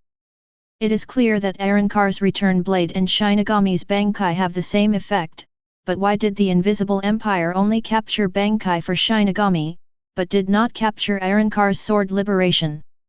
There are nothing more than two possibilities. The first is that the Quincy Master is unable to capture the sword to release it, and the second is that the Quincy Master wants to capture it, but Huajie can't. I believe it's the second reason. Having said that, Ura Harakisuke raised the black tablet in his hand. So this is also an important factor for me to develop this drug called invasion. The Invisible Empire did not capture the returning blades of the Arankars, because the Quincy 373 have no resistance to the power of the void. The power of Su is pure poison to Quincy. So, based on this conclusion, I developed the invasion medicine, which is this black tablet. Invasion medicine contains a small amount of virtual power, and this medicine can only be effective for Shinigami who have comprehended Bankai. As long as you have a Bankai's Shinigami, use any part of your body or Zanpakuto to touch the tablet, and the virtual power contained in it will infiltrate the soul of the Shinigami from the part that touches the tablet. The Quincy who tries to capture the Shinigami Bankai will suffer damage to his own body due to the power of the Shinigami's soul infused. Even the Bankai that has been taken away will return to Shinigami's Zanpakuto because Shinigami's Zanpakuto and the soul respond to each other. Having said that, Ura Harakisuke paused. However, there are also shortcomings. According to my clinical test, because there is little virtual power in the tablet, under the influence of virtual power, when Shinigami using the invasion medicine casts Bankai, the body will briefly appear virtual mask. After Ura Harakisuke explained the efficacy of the medicine he had developed, he sent it forward, and Kurako Shunsui also stepped out of the queue at this moment, and took the invasion medicine in his hand. Thank you, Ura Hara. While Yamamoto Genryuze nodded slightly towards Ura Harakisuke, the latter also said modestly, it's nothing, Chief. In fact, I was able to research the invading shadow medicine and Captain Duke are inseparable. If Captain Duke hadn't provided me with a large number of Quincy test items, I wouldn't have developed the medicine so quickly. Duke, is that so? More or less. At this moment, Duke left Yamamoto Genryuze and came to Kurako Shunsui. He took out a Duke of invading shadow medicine from the plastic bag in the opponent's hand, and took the tablet in his hand to look at it. Using this thing, can I wear the virtual mask? Duke squeezed the shadow invading medicine and looked at Ura Harakisuke, who nodded, that's right. But why, I didn't respond when I took the invasion medicine. Duke looked at the unresponsive invasion medicine lying in his palm, then looked at Ura Harakisuke, and emphasized again, it's really unresponsive. Chapter 108. No response. Duke glanced at the invasion pill lying in his palm, and then at Ura Harakisuke, emphasizing it deliberately. Hearing the sound, Ura Harakisuke came to Duke's side. He raised the fisherman's hat on his head, stared at the unresponsive invasion medicine lying in Duke's palm, and scratched the corner of U directly. Strange, how come there is no response? Harakisuk looked at Kurako Shunsui, and the other handed the black plastic bag in his hand to Harakisuk at the right time, and Harakisuk took out one from it. Just the moment his fingertips touched, the golden flame of the day group was instantly ignited. With the burning of the golden flame, the shadow-invading medicine on Harakisuk's fingertips also melted into his body in an instant. Harakisuk blinked and twisted his neck. Absorbing a little of Su's power would do no harm to the Shinigami. But it would give Shinigami an instinctive sense of discomfort. Harakisuk, who forcibly suppressed the discomfort, turned his attention to Kurako Shunsui, who took out a black pill from the bag with a wry smile. The moment Kurako Shunsui touched the black pill, golden flames also burst out. And in the blink of an eye, Kurako Shunsui absorbed the invasion medicine. Hiss, this feeling is really indescribable. Kurako Shunsui shrank his neck a little uncomfortable, and Harakisuk stared at the invasion medicine in the plastic bag for a moment, then turned his attention to Yamamoto Motoyanagi Shigakuni. Captain, do you know if you can take one? Yamamoto Genrisai nodded immediately, and Harakisuk immediately took a pill to Yamamoto Genrisai. Yamamoto Genrisai, who was holding the invading shadow medicine, stared at the invading shadow medicine in his palm, accompanied by the rising of the golden flame, and gradually disappeared, and at the same time said in a low voice, "The virtual power contained in this medicine is really chilling and wanting. However, if this drug can really deal with the Invisible Empire's capture of Bankai, then it doesn't hurt to ingest Void's power. It seems that there is no problem with the Ying-Ying medicine." Harakisuk breathed a sigh of relief after testing himself, as well as Kurako Shunsui and Yamamoto Genrisai. But looking at Duke, he frowned deeply. "But Captain Duke, why can't you absorb the invasion medicine?" "How did I know this? You developed the Vying medicine, not me." Duke stared dumbfoundedly at the black tablet in his palm, and tried changing a few pills from the plastic bag, but it didn't work. Seeing this, Harakisuk came up to Duke and held out his palm. "Can Captain Duke shake my hand, please?" Duke looked at the brilliance of Kid's spell in Harakisuk's palm, and knew that this kid was going to test himself, but he would be afraid of these temptations if he wanted to act and walk straight. Well, probably not afraid. After all, he has followed the most orthodox Shinigami path from the beginning to now, without the messy bloodline of Kurosaki Ichigo. Okay. Duke put his hand on Harakisuk's, and the two only touched once, and Harakisuk retracted his hand like an electric shock. Looking at his scorched palm, Harakisuk smiled wryly and lowered the brim of his bucket hat. "Captain Duke, I know why the stopper pills aren't working for you." While Harakisuk was speaking, all the captains present pricked up their ears, hoping to hear a little bit about Duke. Even Anohanaretsu paid attention to this. "Why?" Duke withdrew his hand and asked Harakisuk, and Harakisuk sighed, "Because your Ryotsu concentration is too strong.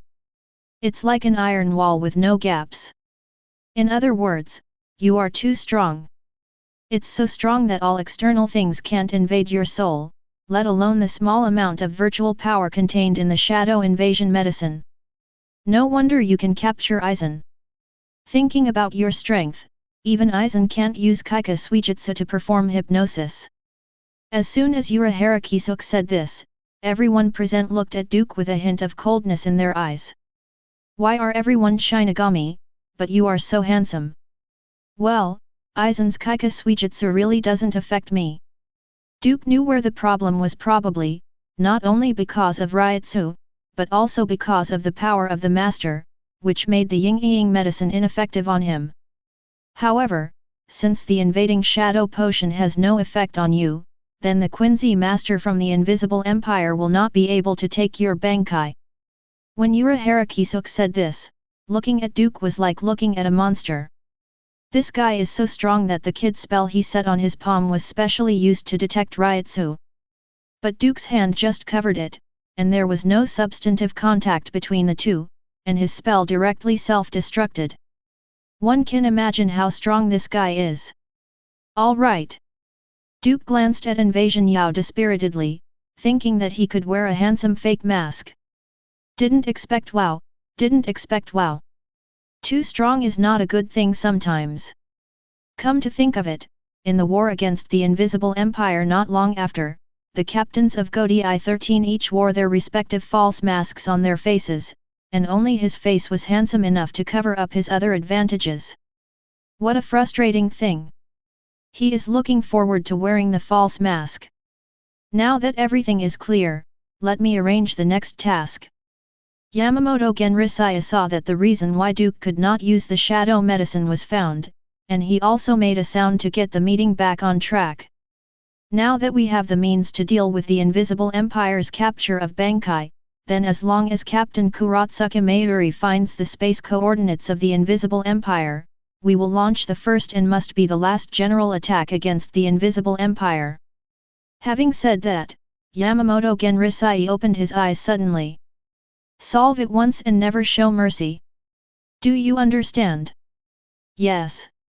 All the captains agreed, and Yamamoto Genrisai nodded in satisfaction. In that case, the meeting ends here. Also, Sui Feng and Duke stay.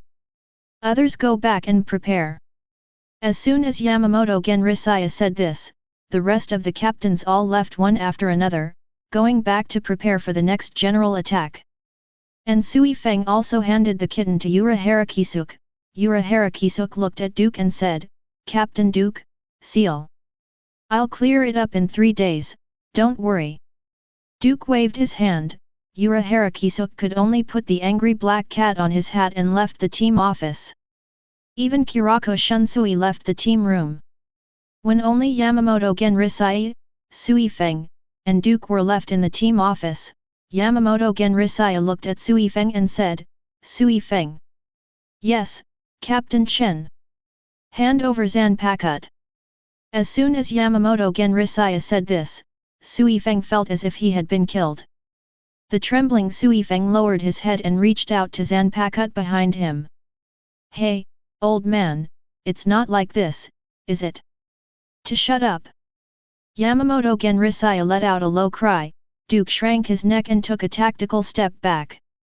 Following the above, ignoring the rules, breaking your own iron rules as the captain of the secret mobile team, just these 3, how many times are you on the Skyaku stage?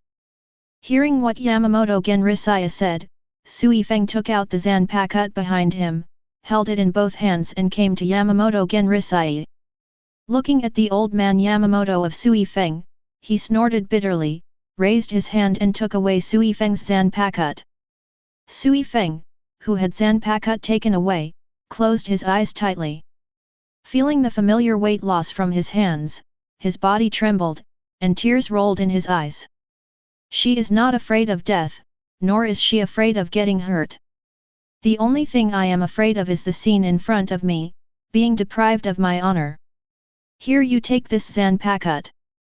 Yamamoto Genrisai glanced at Duke, and handed him Sui Feng's Zanpakut. What? Duke pointed to himself, why me? As a superior, you can be magnanimous, but as the manager of Huajie 13, I cannot tolerate Sui Feng's attitude of committing crimes. This is the principle and the rule. Yamamoto Genrisai forced Sui Feng's Zanpakut to Duke very forcefully, and said in a deep voice, "You can forgive Sui Feng, but I can't just teach her." During the period before launching the general attack on the Invisible Empire, Sui Feng's Zanpakut, Wang Wang's, is in your possession until she obtains your understanding. Speaking of which, Yamamoto Jinyanaga Shigakuni wrote Hyaku Sui Feng. Do you understand what I said? Sui Feng. Yes. Sui Feng knelt down on one knee, bowed his head deeply. Duke held Sui Feng's Zanpakut, blinked his eyes, and asked in amazement, "Can you still play like this? How about, Sui Feng, if you sing me a song and let's learn how to meow together, how about I return the knife to you?" Duke winked at Sui Feng. Sui Feng raised his head and whispered, "Captain Duke, don't do that, I will use my efforts to get my knife back. You don't have to be like this." Sui Feng paused, gritted his teeth and said, "Have mercy on me." "Oh, I see. Duke took Sui Feng's knife and tapped his shoulder. If that's the case, then you should behave yourself. Then, if it's okay, I'll go back first. After Duke greeted Yamamoto Genrisai, he left the team office on his own, leaving Sui Feng and Yamamoto Genrisai behind. Yamamoto Genrisai looked at Sui Feng, who was kneeling on the ground, and said in a low voice, "Prove yourself with your actions." Yes, former captain. Chapter 109. Mao's underground prison, the 8th floor. Seamless. Eisen, how is my dog doing with you? Duke walked out of the darkness and came to the patio where the keyhole was sealed. Standing in the light, Duke folded his arms and waited for Eisen to appear in the darkness. But this time, Eisen didn't come out of the darkness immediately. What's the matter? Why is it so late today? After waiting for a quarter of an hour, Duke wondered why Eisen appeared so slowly today. Are you sleeping? Do you think I'm you? Eisen came out from behind Duke, still holding a bag in his hand. Duke glanced at Eisen, who came out from behind him, curled his lips. Are you out? Collected some experimental items. Eisen stuffed his bag into the darkness, and immediately looked at Duke. What? You want to take your dog back? More or less. Wait a while, Duke. There was an intriguing smile on Eisen's face. Duke scratched the back of his head, and said with some embarrassment, if you stew the hot pot, just say so, don't play charades for me here. No, it's just that there is something special about your dog that makes me a little curious, so I plan to stay and take care of you for a while. As soon as Eisen said this, Duke was not relieved. Instead he stared at Eisen and said, if you dissect my dog, can you just say don't play charades here? Your things, I'm not going to kill them. Eisen was a little angry at Duke for doubting himself. Duke rolled his eyes, and you didn't look in the mirror, don't you know how many things you did to harm others and benefit yourself? Don't worry, your dog is really good now, I see untapped potential in your dog. With my unique training, that guy will be transformed in no time. When Eisen spoke, there was an unspeakable confidence in his words. Okay, then I'll wait for this surprise from you. Duke scratched his hair. Eisen sighed, don't forget what you gave me. I remember, actually I should have told you this at the izakaya, but I thought about it, maybe it's not good to let you know before mentioning 000. Duke's expression was very serious, so you'd better be mentally prepared. When you say that, I'm more and more curious about the surprise in your mouth. Eisen raised his eyelids. It is estimated that something so serious to Duke may have a lot to do with it, which made him even more curious. Then you can look forward to it, I just hope that when you know, you won't be too surprised. 17. Duke waved his hand, ending the topic. Okay, I'm here just to see the hot pot, you can keep busy. Duke turned around and left, but when it was time to leave, he paused, turned his head and said to Eisen, be careful when looking for experimental products, don't make too much noise. Don't worry, I have a share.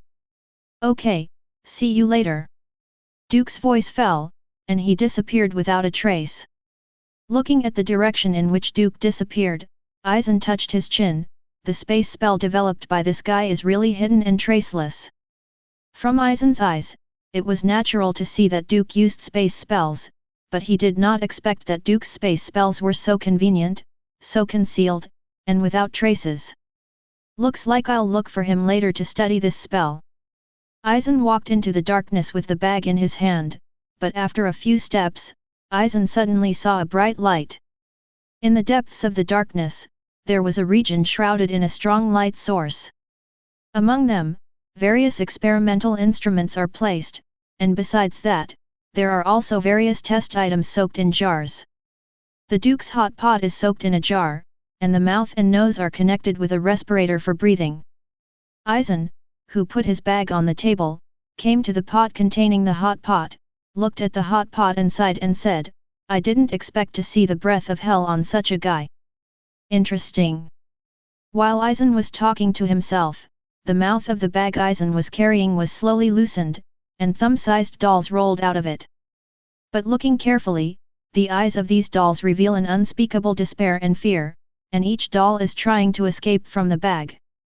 But soon, a big hand swept the villain into the bag, stuck the bag in, and put it aside. Jingling Court, the living area. Under the dark sky, Duke supported the two parts of his waist with one hand, and the other hand hung down naturally, and walked slowly along with the flow of people on the street.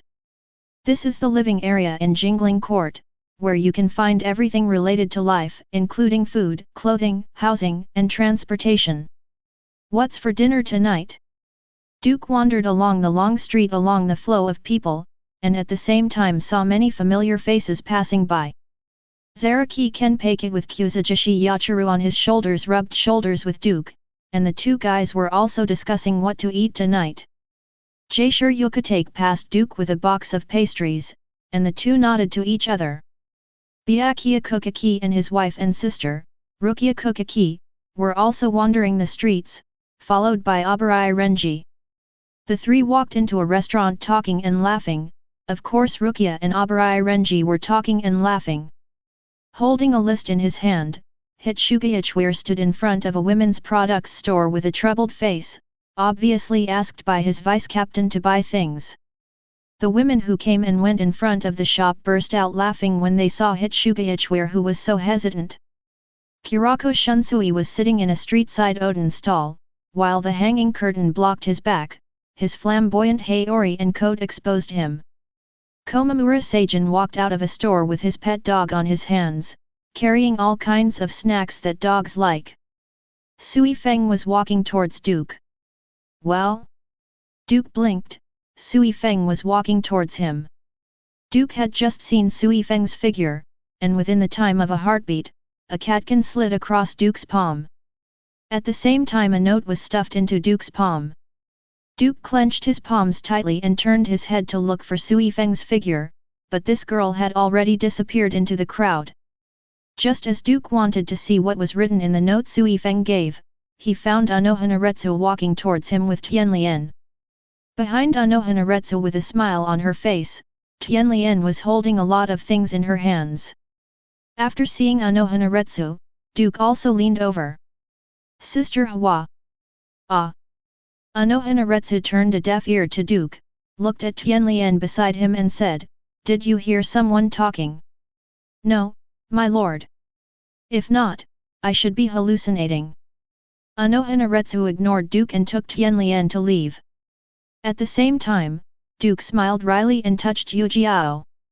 "Still angry? If I can't pay the public grain anymore, I will really find another grain purchasing station." Duke watched Anohanaretsu leave, and shook his head, CB, helplessly. "Have a little drink tonight?" Duke saw the nearest izakaya and went straight in. After Duke, dressed in haori, walked into the izakaya, the guests in the izakaya saw Duke and immediately lowered their voices. After all, those who can wear haori are big men. Seeing this scene, Duke beckoned to the boss helplessly. "Is there a private room?" "Yes, guest. Take me to the private room, along with some special dishes and a pot of sake." "Okay, guest, you go this way." After the boss guide Duke went to the private room, Duke sat down and waited for the food to be served. After the boss brought tempura, tofu, and grilled chicken skewers, Duke also asked the other party to enter the private room. After propping up a barrier to prevent peeping, Duke took out the note that Sui Feng had stuffed for him earlier. Duke, who opened the note, saw only a short sentence. "See you at 11 o'clock tonight, the second team." Well, what is this girl going to do?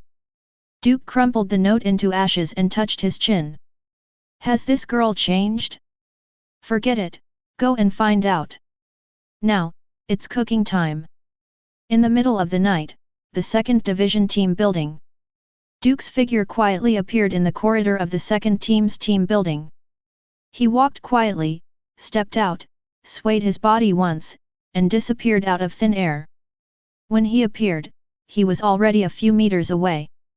At the same time, Duke also escaped several waves of patrolling second division members. So, Where is Sui Feng? With his hands in his sleeves, Duke strolled in the team building of the second team. At this moment, except for some players who couldn't go home temporarily, only those who were still in their posts were left in the team room. Duke let go of his perception, and soon found the breath of Sui Feng in the vast darkness. Following his breath, Duke, who teleported 3 to 5 meters in one step, came directly to the door of the most remote team building. Looking at the pitch-black team building, Duke raised his hand and opened the sliding door in front of him.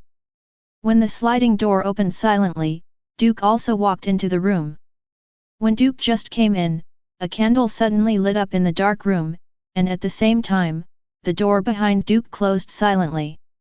Duke cast his eyes on the lit candle, and saw a pair of bright eyes, but the owner of the eyes was hiding in the darkness at this moment, and he never wanted to show his figure. Duke casually popped out a barrier that concealed the figure, concealed the sound, and concealed the traces. He also folded his arms and said calmly, "Captain Sui Feng, is there something wrong with calling me over in the middle of the night? If you call me out so late and still meet here, if you are discovered, it will have a bad impact on my reputation." UBD. Sui Feng's broken thoughts came from the darkness behind the candlelight. What reputation do you have? Then why did you call me here? Duke took a step forward. Sui Feng immediately said in a panic, "Wait, you stand there, don't move." "Okay, I'm standing here, but what are you up to?" Facing Duke's inquiry, Sui Feng quickly put the candle in place, and then she walked out of the darkness slowly. The moment Sui Feng walked out, Duke's eyes widened and he couldn't help but let out an exclamation. "Woohoo! I saw that Sui Feng, who came out of the darkness behind the candlelight, was wearing a black and white maid outfit and a flower on his head. The skirt of the maid's outfit only reached above Sui Feng's knees, and while the scenery under the skirt was intriguing, a pair of slender legs moved restlessly. With his hands behind his back, Sui Feng turned his head away, with shyness and unspeakable annoyance in his eyes. "I would actually put on a maid outfit and apologize to him like this guy said." In the past, Sui Feng never dared to think about it. Now, Sui Feng twitched, "You will forgive me." Duke looked at the extremely shy Sui Feng, raised his hand and stroked his chin. "Well, the maid pretending to be apologetic is to show that you are full of sincerity." "But what?" Duke walked towards Sui Feng, "There's something wrong with it. I'm already dressed like this, and you still think it's okay?" Sui Feng blushed and opened his mouth, but Duke came in front of Sui Feng. Standing in front of Sui Feng, who was only 1.5 meters tall, Sui Feng, who was only 1.5 meters tall, looked even more petite. Taking a step back, Duke bowed forward and lifted Sui Feng's chin with his hand. "Well, there is no black silk, so 100 points can only give you 9 points. UBD. Sui Feng gritted her teeth in embarrassment, but she couldn't say anything in the next second. Sui Feng, who felt that he was about to be crushed into the arms of the other party, looked at the still beating candle, and let out a soft groan. "Turn off the lights, BD."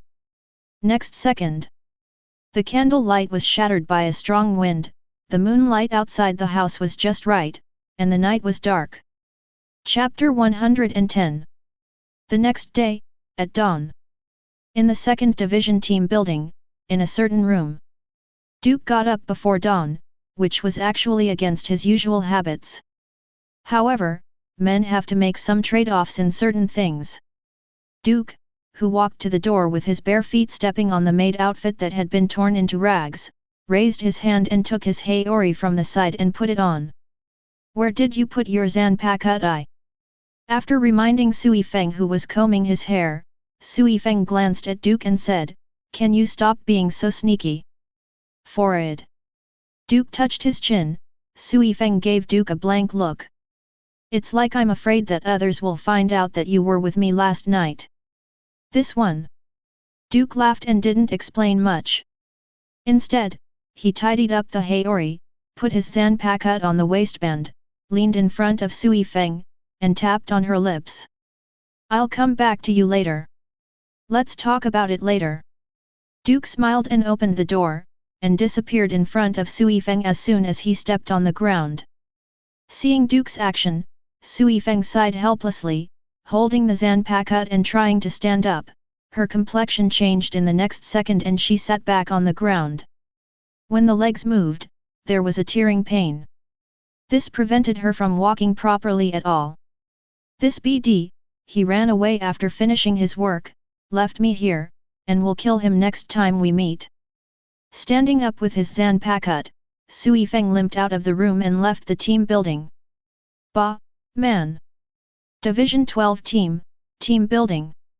Just after returning to his temporary room in the 12th Division team dormitory, Duke waved away the phantom on the bed, and he quickly constructed a spell to dispel the smell that did not belong to him. Afterwards, he took off his clothes and got into the bed in his usual posture. Feeling the feeling of the heavy quilt pressing on him, Duke let out a breath slowly. The public food that has been saved for so long is finally sent out. Very decompressing. Duke, who had just closed his eyes, immediately opened them again. Now, I already have 2 grain depots that can deliver public grain. Although a grain depot put him on the blacklist for the time being, as the so-called bottoming out, when he returned to the white list, it is estimated that there will be no grain left. However, another grain depot that has just established a cooperative relationship also needs to turn in public grain from time to stabilize the relationship between supply and demand on both sides. And as the new grain depot collects more work, the requirements on the contract will also increase.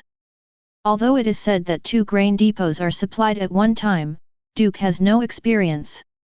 But going back and forth between the 2 grain depots is a technical job. The new grain depot knows its relationship with the old grain depot, but the old grain depot does not know its relationship with the new grain depot. If that day, this matter will be smashed. I probably won't be divided into 135 and 246, but will be discussed by those 2 whether to divide vertically or horizontally. Oh, what a mess! It's both sweet and distressing.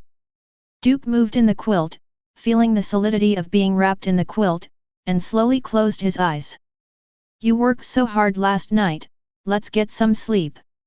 Not long after Duke closed his eyes, the door of his room was violently opened, and at the same time, the dazzling golden light filled the whole room, so that Duke had to raise his hands to cover his eyes and sit up. No, who is it? Duke grumbled angrily, and squinted his eyes to look in the direction of the light. At the same time, a black and white scary face suddenly appeared in front of Duke. The man opened a mouth full of yellow teeth, and leaned in front of Duke with wide eyes, crossed and said, I succeeded. What? Duke pushed away Kurotsuka Mayuri in front of him, but Kurotsuka Mayuri didn't care about Duke's attitude, instead he grabbed Duke's wrist and dragged him outside.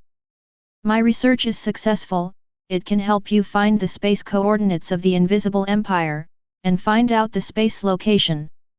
Duke, who was being dragged by Kurotsuka Mayuri, suddenly sank his center of gravity. At the same time, the palm of the wrist held by Kurotsuka Mayuri also pinched the opponent's wrist, and exerted force in the opposite direction. Thump! As Duke slammed Kurotsuka Mayuri to the ground, he let out a sigh. I said, don't you check what time it is? Don't know if I need a break. What's the matter, let's talk about it tomorrow. Worry. Kurotsuka Mayuri, who was pushed to the ground by Duke, patted the floor and said excitedly, I have been researching in my office for 12 days, and now I finally succeeded. How do you make me calm down? Also, get up quickly, you lazy BD.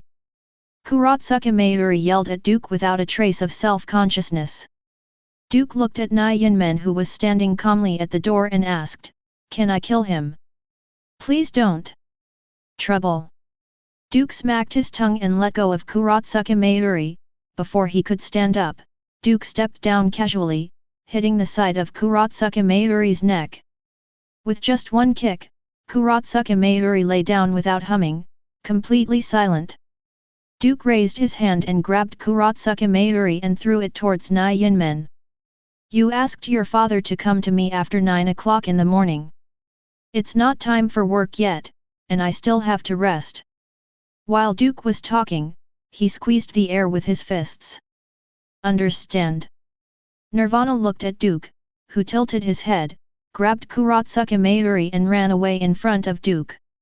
Duke looked at the open door and didn't make any moves. Nirvana trotted back and bowed at the door. While apologizing, he slammed the door shut. Watching the door close, Duke got under the covers again. So, I don't like these fanatical scientists, and they don't know how to be considerate of others. But speaking of it, after I get off work tonight, should I go to see Sui Feng or Sui Feng or Sui Feng? A girl who has a height difference with me is really a treasure. At 9 o'clock in the morning, while Duke was yawning, he was also signing in on the system panel. Holding a bowl of ramen in his left hand and stirring the ramen with chopsticks in his right hand, he wandered into the team affairs room of the 12th squad. As soon as Duke entered the gate, he saw that all the other captains in Godi I-13 except Kurotsuka Mayuri were present. Everyone came quite early, suck. Duke, who greeted everyone, picked up a chopstick of noodles and stuffed them into his mouth. Yamamoto Genrisaya looked at him lazily. Duke, who was looking for a place to sit with a bowl of ramen, felt that his brain blood vessels were challenging an unknown limit. Maybe the next second will be collapsed by Duke's anger. But thinking that Duke now belongs to Team Zero, not to mention that he is not under his own jurisdiction, and he will be subject to the opponent's jurisdiction, Yamamoto Genrisaya decided to pretend that he can't see this guy, out of sight and out of mind. Asking for flowers, 0. Duke wobbled to his place to finish his job. While he was scratching his face, he sized up Anohanaretsu and Sui Feng without leaving any traces. Both behaved as usual. The former was sitting on his seat like a flower of the high mountains, with his hands folded in his sleeves. He was also smiling and talking to the captains on the left and right. The latter is as indifferent as ever. While sitting upright, he is also talking to the captain on the side about the latest deployment task. Well, everything is normal, the world is peaceful. Duke, who nodded secretly, continued to smack his face, and at the same time the sound of sucking was endless. The eyebrows of Yamamoto Genrisaya beside him also twitched frequently. Obviously, this guy is on the verge of breaking out. When Duke finished his bowl of noodles, Kurotsuka Mayuri also came to the scene accompanied by Nai Yunmen. But the difference is that behind this guy is a figure in a black cloak. While this figure was walking, there was the sound of chains shaking. The most important thing was that when this figure was walking, its movements were exactly the same as that of Kurotsuka Mayuri. 0. As a master of melee combat, Duke's research on posture is unrivaled in the entire Soul Society. After all, close combat requires one hit to kill, so observation is very important. By observing the opponent's footsteps, arm swing, breathing, and muscle movement during body movements, these are the basic skills of Duke as a melee fighter. Find the opening, hit the opening, kill the enemy. This is the purpose of his melee combat. As for the so-called instant opening that combines kid and white hits played by Sui Feng, it is no different from juggling in Duke's view. In close combat, only the body is the best weapon. Punch an immune-to-death enemy. Do you still dare to say that you are a progress fighter? Joke. The divergent Duke was quickly brought back to reality by Kurotsuka Mayuri. Kurotsuka Mayuri, who was supporting his side neck, glared at Duke, and at the same time raised his voice. Everyone is called today because the last meeting said to open the Invisible Empire. There is a new step forward in the matter of the gate. As soon as Kurotsuka Mayuri said this, all the captains immediately focused their attention on him. Already made progress. That means, it's ready to go to war. This is coming too fast. Yesterday Urahara Kisuk released the invading shadow medicine, and today Kurotsuka Mayuri found the door to the Invisible Empire. Everything went so smoothly. But no matter what, we now have the opportunity to launch a general offensive. We must launch an attack, and we cannot continue to be passive. For a while, the captains of each team had different opinions. After a while, Yamamoto Genrisaya directly stopped everyone. Okay, everyone is silent.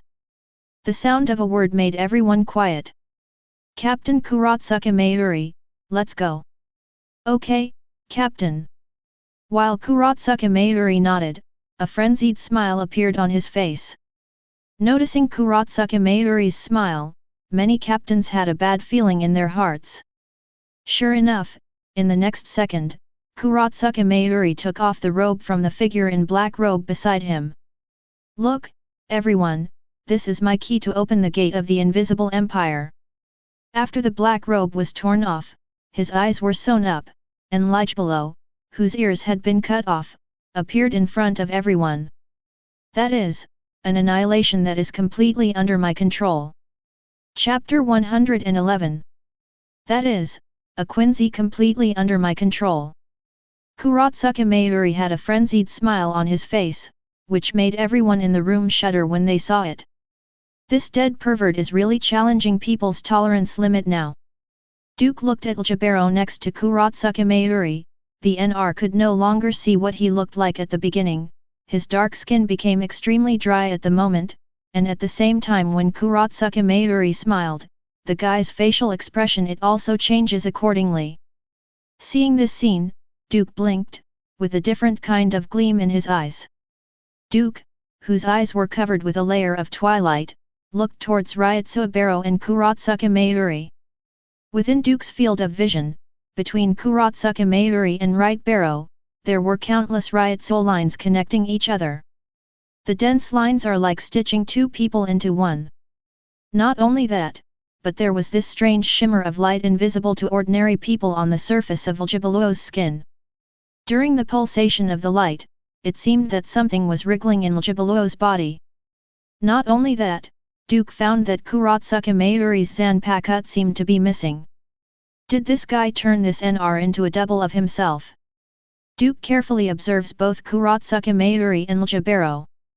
He is not surprised that Kuratsuka Mayuri, a pervert scientist, has come up with any weird technology. But how did this guy do it? 297. Kuratsuka Mayuri's Zanpakuto is missing. Could it be that his Zanpakuto? Duke blinked his eyes to eliminate the glimmer on the surface of his pupils, and a guess also appeared in his heart. Take control of a Quincy.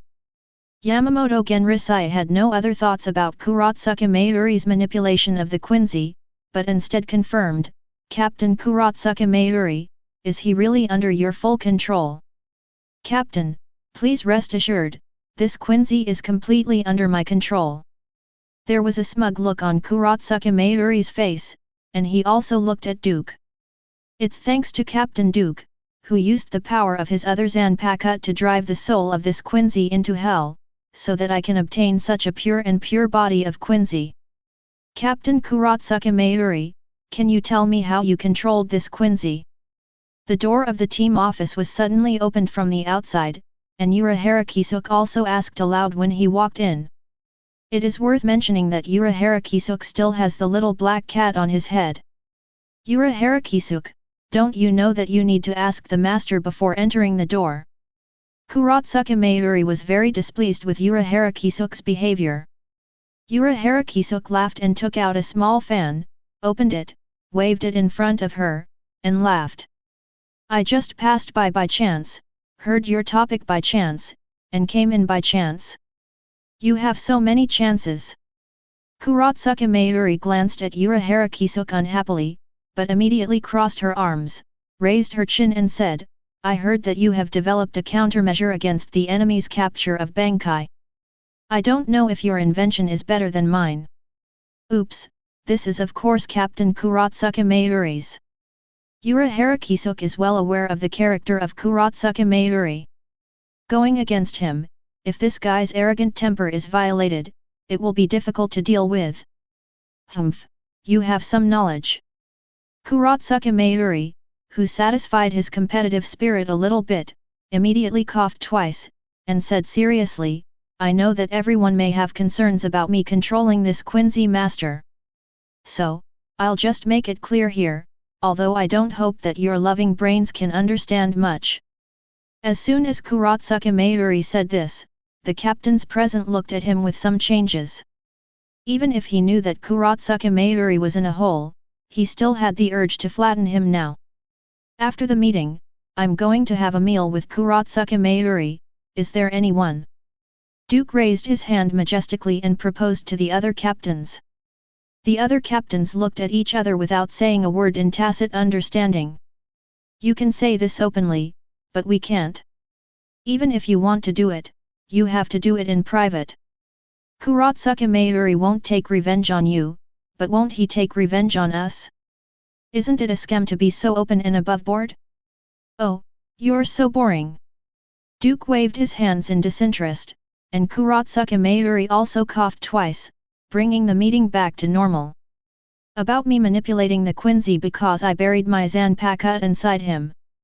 As soon as Kurotsuka Mayuri said this, people even realized that the Zanpakuto that this guy usually hangs in the middle of his belt had disappeared. As soon as Kurotsuka Mayuri said this, the eyes of the captains of each team looked at him changed. This guy gave up his Zanpakuto to control Quincy? Wait, this guy seems to have modified his Zanpakuto many times. Oh, that's all right. According to the mutual response between Shinigami and Zanpakuto, I buried my Zanpakuto as a signal receiver and buried it in the body of this Quincy master. Like a host in nature where parasites can influence or even control themselves, my Zanpakuto has become a parasite in this body. Through a series of methods such as Ryutsu control and nerve manipulation, I obtained the clone of this Quincy master. When Kurotsuka Mayuri said this, Duke lazily said, it is said to be a clone, but it is actually a human-shaped scabbard, right? This statement is also true. But no matter what, this Quincy is completely under my control, and can help us open the door to the Invisible Empire. In other words, I will soon be able to obtain the spatial coordinates of the Invisible Empire, as well as the spatial distance between the Invisible Empire and Jingling. And once everything is surveyed, it's time for us to launch a general attack. When Kurotsuka Mayuri said this, Urahara Kisuke rubbed his chin and pondered, by putting Zanpakuto into a body without a soul, you really have you, Captain Nirvana. It's nothing, it's just a trivial skill, not worth mentioning. Kurotsuka Mayuri raised his head proudly. Urahara Kisuke was very familiar with Kurotsuka Mayuri, so naturally he didn't take him seriously. Ding! Suddenly, a bell rang in the team office. Attracting the attention of the other captains, Yamamoto Genrisai also looked at Duke beside him. Oh, someone told me to pick up my dog, you go ahead, I'll leave for a while. Duke took out a bell from his pocket, which was the bell that rang just now. You keep meeting, when you launch an attack, notify me when. When Duke stood up, he also walked towards the team's guest room. At the door, Duke just opened the door, turned sideways again, and said to Yamamoto Genrisai, by the way, it's best to choose the time between 9 in the morning and 5 in the afternoon. I'm going to work at this time, don't look for me at other times. I was resting at that time. That's it, let's talk later. Duke closed the door and left the team room of Division 12, leaving behind a group of captains looking at each other. After a long time, Kirako Shunsui said with a helpless smile, Captain Duke, you are still as free and easy as ever. Didn't it say it will take a few more days? Duke walked out of the darkness and stepped into the courtyard. Aizen had been waiting here for a long time. Seeing Duke appearing, Aizen put away the bell in his hand at will. The bell is a communication tool for Duke and Aizen to communicate with each other. When something happens, just use Ryutsu to rap the bell and ring it to notify the other party. I just said later, but I didn't say it's not now. Tisk. Duke rolled his eyes, okay, where is my dog? Before then, what about the information you promised to give me? Aizen looked at Duke calmly. Seeing him like this, Duke knew that what he said yesterday had successfully aroused Aizen's curiosity. And this guy speeded up his hot pot training in order to obtain information in the shortest possible time. As a result, Duke came to urge him yesterday, and today Eisen notified him that the hot pot is ready to start. I told you before, what are parallel universes and multiple worlds? Well, it's a very novel and very straightforward theory. Well, there is a problem, I don't know if you have noticed. Duke raised a finger and said directly, although we don't know what is beyond the world, have you ever thought about what connects the world to the world? Separated. Separate. That's right. Duke raised his hand and used his kid spell to weave a star map in front of him at the same time. He also tapped 10 stars in front of him and said, assume this star represents the world we live in. And the other stars are other worlds. Then the question is, what is it that cuts off the communication between the various worlds, and even makes some of the more backward and ignorant worlds still unable to understand the truth that there is a sky beyond the sky, and there are people beyond people? You mean, something separates our world from the rest of the world by 420 million.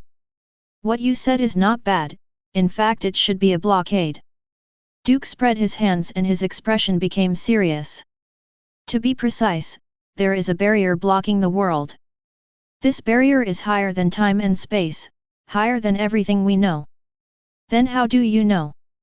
Eisen was even more curious about how Duke knew this, but Duke waved his hand with a sly smile on his face. That's another matter, Eisen. If you want to know, you can exchange other information and price. Faced with Duke's attitude, Eisen is not surprised. The relationship between the two is very delicate. In the exchange of information and other matters, the principle of equivalence is followed. If Eisen wants to obtain the information in Duke's hands, he must exchange for that thing. Want to prstute? You ask Duke's knife to answer. In this case, I will wait for the next opportunity for you to come to me. Eisen restrained his curiosity, and clapped his hands at the same time. A figure walked out from behind Eisen. Duke heaved a sigh of relief seeing this familiar figure with some strangeness. Finally, it's no longer the gas tank's appearance. Chapter 112. Finally, I no longer look like a gas tank. Duke stared at the hot pot coming out from behind Eisen, and sighed sincerely. The current hot pot has returned to the lean and strong appearance when Duke and him first met.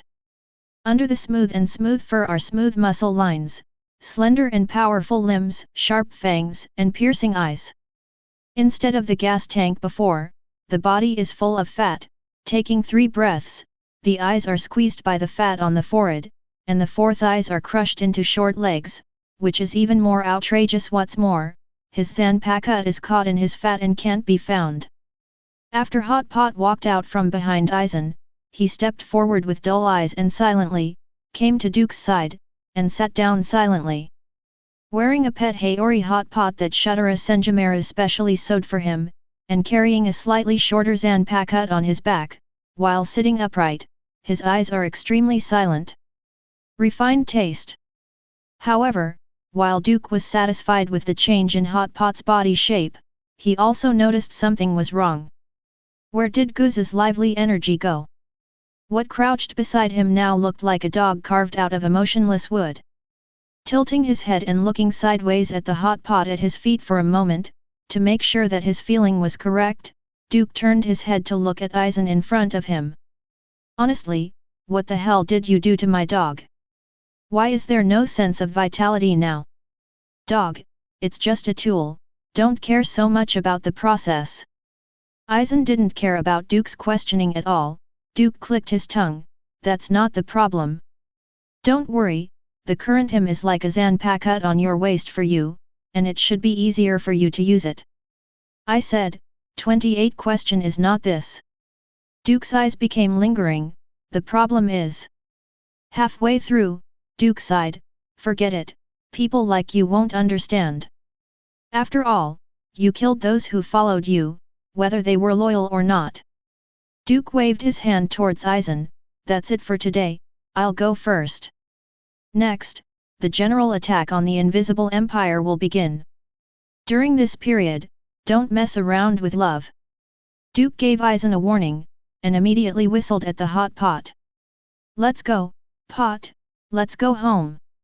Hot pot followed Duke blankly, and when the two were about to leave, Eisen said again, the ability of your dog's Zanpakuh is very interesting and should be complementary to your Zanpakuh's ability in a certain sense. Understood, see you later. Duke raised his head without looking back, and then disappeared into the darkness with the hot pot. Eisen stared at the direction where Duke disappeared, squinted his eyes, and said in a low voice, this guy is getting more and more difficult for me to see through. Who made you unable to see through? Tsuneyashiro Tokinata, with dark green hair, dressed in aristocratic attire, wearing a deathbat outfit at the bottom, and wearing a Zanpakuh around his waist, walked into Huajie. After seeing Tsuneyashiro Tokinata, Eisen said very coldly, this has nothing to do with you. Oh, is this the attitude towards your collaborators? Tsuneyashiro Tokinata shook his head, this is not good, Eisen. Although I cooperate with you, it doesn't mean I'm not with you. Aizen's treatment of Tsuneyashiro Tokinata was not at all as pleasant as it was when he was treating Duke, not only in his tone, but also in his eyes with a kind of hatred and contempt. As expected of Eisen, the man closest to God. Tsuneyashiro Tokinata didn't care about Aizen's ridicule, but instead clapped his hands in praise. Okay, come with me. Whatever you want, I'm ready. This is the best. Tsuneyashiro Tokinata followed Eisen into the depths of darkness, and behind him, Eisen watched him silently. Oh, something that can't even be compared to a dog. Seireitei, a certain street. Duke was walking in front, followed by Hot Pot with blank eyes. Duke with his hands in his sleeves, looked at Hot Pot who seemed to be placed in every step around him, and kept tilting his head and smacking his tongue. At this time, several Shinigami team leaders who were patrolling came across from Duke. After the other party saw Duke from afar, they all came to the side of the road ahead of time, and while slowing down their pace, they also put their arms close to their sides and bowed to Duke in salute. There was not a word in the whole process, but people could feel their respect from the bottom of their hearts. Duke nodded slightly towards these Shinigami, and said casually, "Thank you for your hard work on patrol." Several people did not reply, but their bodies were shaking. But at this time, the Hot Pot beside Duke was always looking at the throats, limbs, hearts, and other vital parts of these Shinigami soldiers. There was vigilance in the blank eyes, even though Duke led him far away. This guy did not let go of his vigilance against the group of people. Noticing this, Duke stopped and clicked his tongue. This is really difficult. Duke, who was squatting on the ground, and Hot Pot with indifferent eyes looked at each other, stretched out his hands to pinch Guze's cheeks, and shook Guze's cheeks vigorously. But even so, Guze's eyes still didn't fluctuate. Husky's eyes don't move a little bit, is it still a husky? This look is absolutely dead. How on earth did that Eisen guy train my dog? What a headache! Duke, who squatted down, pulled Hot Pot's cheek with both hands. No matter how hard he tried, this guy just didn't respond at all. No, you have to break this dog back. I keep pets, not tools and props. Duke let go of his hand and patted Hot Pot's head. I have to break it back for you, so I don't want to step into that forbidden place again. When Duke said this, his eyes became extremely serious. He looked in a certain direction and slowly clenched his fists. Moments later, Flower Street, Stipe.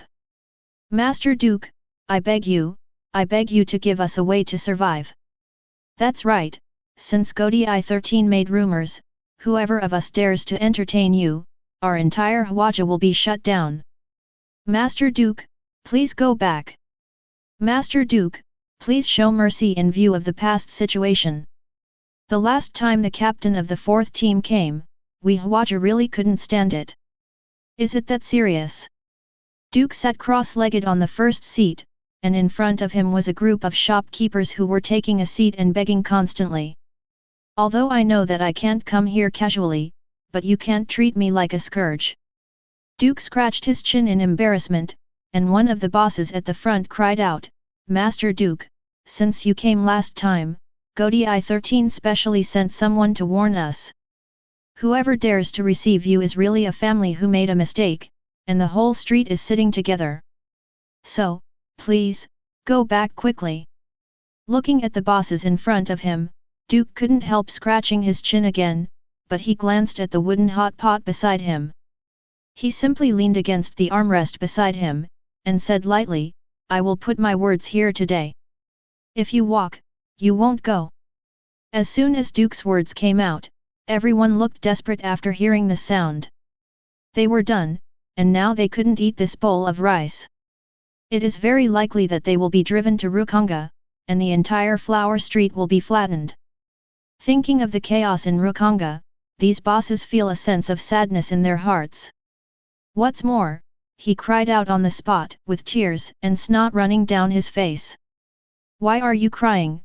Why are you crying?" Duke patted the armrest on the side angrily, "All raise your heads." All the bosses raised their heads timidly, and Duke also pointed at the hot pot beside him at the moment. "I came to Flower Street today, do you think I'm here to play? Wrong, I'm here to take my dog out to see the world today." As soon as the words came out, the rest of the people were a little dazed, and some of the bosses who were playing in private looked at Duke and his dog in horror. "This can't be done. Our Huajie has never received this kind of guest, the precedent of this kind of guest. That is, it is impossible for the oiran to." "Master Duke, don't embarrass us." "Stop, stop, who said I'm going to let the girl in your shop serve him?" While Duke was speaking, he also patted Hot Pot on the head. After being patted on the head by Duke, his eyes wandered indifferently among the crowd in front of 497, with cruelty and violence looming in his eyes. Apparently, the influence of oiran on Hot Pot has been deeply rooted. Therefore, if you want to reverse the influence of oiran on Hot Pot, you have to prescribe the right medicine, and you have to give it a strong medicine. "Ah!" A boss in Huajie who had more power to speak raised his head in astonishment. "Then what do you mean? I remember that some girls and oirans in Huajie have pet dogs, right?" As soon as Duke's words came out, everyone present twitched. It turned out that this guy had this idea. However, Duke may be the first person in all over the world to bring a dog to the kill and pay for it by himself. Wait, it looks like this BD has never paid me once in the past 10 years. That's okay, this guy is really the #1 prostitution client in Seoul society history. Today, I don't know how to do anything, just prepare enough food for me." Duke patted the hot pot next to him for the second time while speaking, "But him. You guys are ready to serve me. No matter how many female dogs you have in Huajie, give them all to me. They let you have nothing to eat, are you afraid?" Duke leaned forward slightly, "Aren't you afraid of me?" Facing Duke, who suddenly changed his normal state and overwhelmed others, many bosses and proprietresses looked at each other, and then asked the leader with a wry smile, "Since you said so, let's try. Hurry up." At the same time as Duke waved his hand, many bosses also took action one after another. They took their subordinates and went all over the street to find pet dogs, and they had to be magnetic. In just half an hour, dozens of pet dogs with different breeds, colors, shapes, and appearances appeared in front of Duke. Seeing these dazed and fearful pet dogs, Duke pushed the hot pot in front of him. "What I promised you at the beginning is now fulfilled. Come on, it's up to you." Chapter 113. Flower Street, Yoshiwara House. Wow woof woof. Wow woof woof. Woo hoo hoo hoo hoo hoo hoo. Kerr.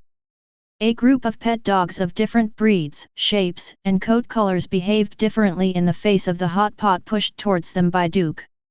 Some bared their teeth, arched their backs, and looked like "I would fight if you came over."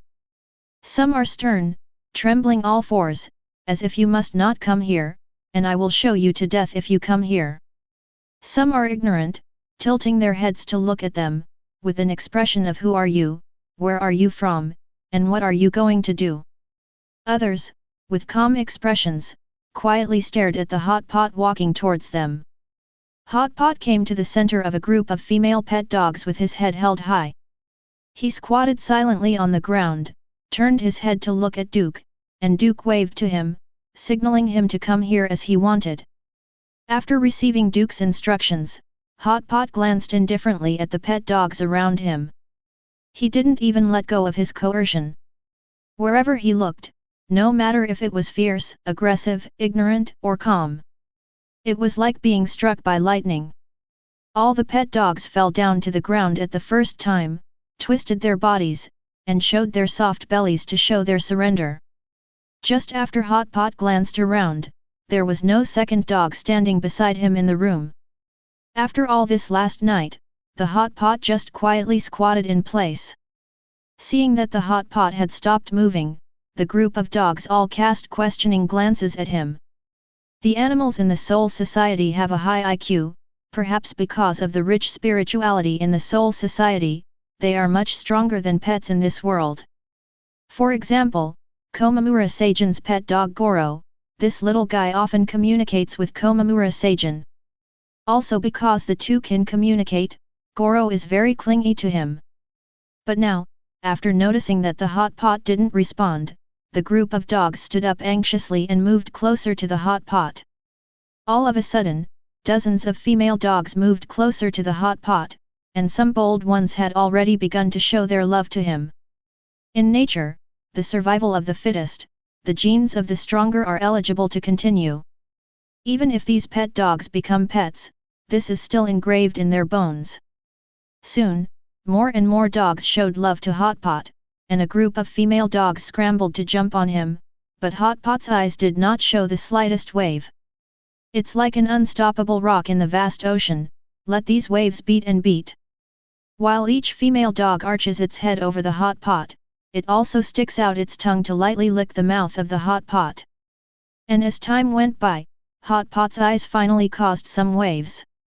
Duke, who was watching all this, took a small sip from the wine glass at the side, and then looked at the scene before him with a smile. Duke could clearly see the waves in Hot Pot's eyes, and the more female dogs showed love to him, the more turbulent the waves in his eyes became. Hot Pot's eyes became turbulent, and he actively turned his head to look at the female dog beside him. Feeling the smell of hormones in the air, Hot Pot's eyes also began to fluctuate. Hot Pot, whose breathing gradually became heavy, blinked again and again, as if he felt a little unreal about everything he was in. "Have you already left that dark hell? No longer have to be forced to train continuously by that cold-faced demon. Don't you need to be soaked in a jar by him to study slowly? Is this real?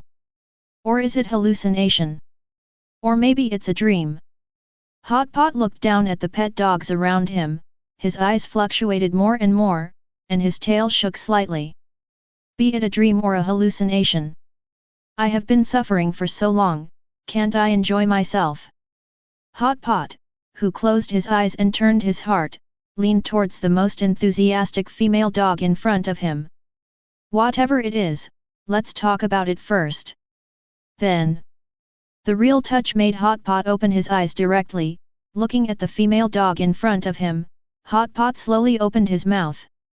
"All this is true, not false? In other words, I was finally out of the sea of suffering. Don't be tormented by that demon anymore." Whoa! While the Hot Pot was full of tears, it also raised its paws and began to hug left and right. "Wonderful, this is heaven. Come, return." Seeing Hot Pot enjoying his face, Duke coughed, attracting Hot Pot's gaze, and Hot Pot immediately looked at Duke when he heard the sound. "Boss, is that you, boss? Well, come here." Duke spent his time looking at the dog who was embracing left and right, and when Hot Pot saw Duke, he wailed immediately, "Boss, the master you found for me is not human. He set up an illusion for me, making me reverse back and forth between reality and illusion 24 hours a day, and I don't even know what is real and what is fake. When I thought what I saw was real, he immediately told me it was fake. When I think what I'm seeing is fake, he let me know what I'm experiencing is real. When I was real, he just told me it was fake. I was an illusion, and he just told me it was true. Boss, do you know how I got here these days? Hot Pot wailed loudly, complaining to Duke, while pushing away the 2 pet dogs beside him and replacing them with 2 new ones. Too bitter. Wow. Okay, it's back. While Duke smiled and comforted the Hot Pot, he also took advantage of the situation and looked towards the door, because just now, 2 waves of Ryotsu, which were very terrifying to him, had quietly descended. A stream was just outside the window, invisible, and Ryotsu nearly disappeared, but Duke could still feel it. The other one is right at the door, upright and royal. At the same time, both strands of Ryotsu revealed a gloom and coldness that sent chills down Duke's back. Swish! The door of the room was opened suddenly, and Anohanaretsu, who was holding a knife, stood at the door, beckoning slightly to Duke. Duke, come home. Ha, hee. Duke laughed out loud, and the same hand that held the wine glass spilled out even a drop of wine from the trembling wine glass. You let me go back, and I will go back. Duke rubbed his empty wine glass against his mouth. Aren't I embarrassing then? I said, go home. Anohanaretsu's smiling face became brighter and brighter, but there was no smile at all, and there was a chill in the back. Duke put down his wine glass, stood up and landed on his knees with a plop. Legs are weak, I can't walk. Also, do you think I came out to play by myself? Duke pointed at the Hot Pot and said, he forced me to come. All this has nothing to do with me. Duke grabbed his earlobe with both hands, his face full of stubbornness. Let's talk about it when we go home, and we won't disturb other people's business here. Anohanaretsu came to Duke and grabbed Duke's ear to leave. At the same time, Duke also grabbed Nabe by the ear and dragged him away together. Before leaving, Duke's lips twitched, and then disappeared at the door of the room. Outside the window of the room, Sui Feng, who was secretly whereabouts, glanced at Duke who was dragged away by Anohana, and his words still echoed in his ears.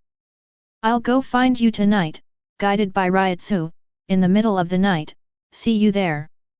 In the evening, Anohana Mansion. Whoa! An oak ball was stuffed into the mouth of the Hot Pot hanging from the beam, and he struggled endlessly as his body was tightened by the rope, his eyes filled with accusations and castigation of all injustices. Hey, it's all the Hot Pot's fault. If it wasn't for him, how would I go to that kind of place? I know that I am now in the period of self-reflection, but I can't stand the Hot Pot. Duke sat behind Anoka, pinching the other's fragrant shoulders with both hands and kneading slightly, and at the same time whispered, I pretend to be all about you, how can I pretend to be other people? I have already thought about our marriage. When the whole Godi 13 will come to participate, anyone who does not come will not give me face. The Lingwang Palace has to be a wedding venue for me. When I saw it, I didn't agree. On the night of the wedding day, I will let everyone fly Kongming lanterns with your and my names written on them, so that our love will be etched in the sky forever. Anohanaretsu, who listened to all kinds of sweet words from Duke who doesn't want money, chuckled, I'm moved by what you said. Then let's set a date. Okay, you look at the date, when the time comes, we will make preparations. How many children do you have after marriage? Humph, you can climb along the pole. Anohanaretsu turned her head and tapped the tip of Duke's nose lightly, and Duke embraced Anohana in his arms. It may not be who climbed the pole tonight. In the middle of the night, Duke with the scar remaining on his neck got up from the bed, and the bell that he and Aizen used to communicate was ringing non-stop at the moment. It's so late, you still have to go out. Anohanaretsu's long, silky hair draped over his shoulders. Duke raised his index and middle fingers and tapped Anohanaretsu's forehead. That collaborator and I have some urgent matters to discuss. Have I met this collaborator? Anohanaretsu suddenly said something, and Duke sighed, don't ask, it won't do you any good if you ask too much. That's it, I'll be back tomorrow morning, you sleep first. After getting dressed, Duke folded his zanpakut and opened the door. Remember to prepare breakfast for me tomorrow.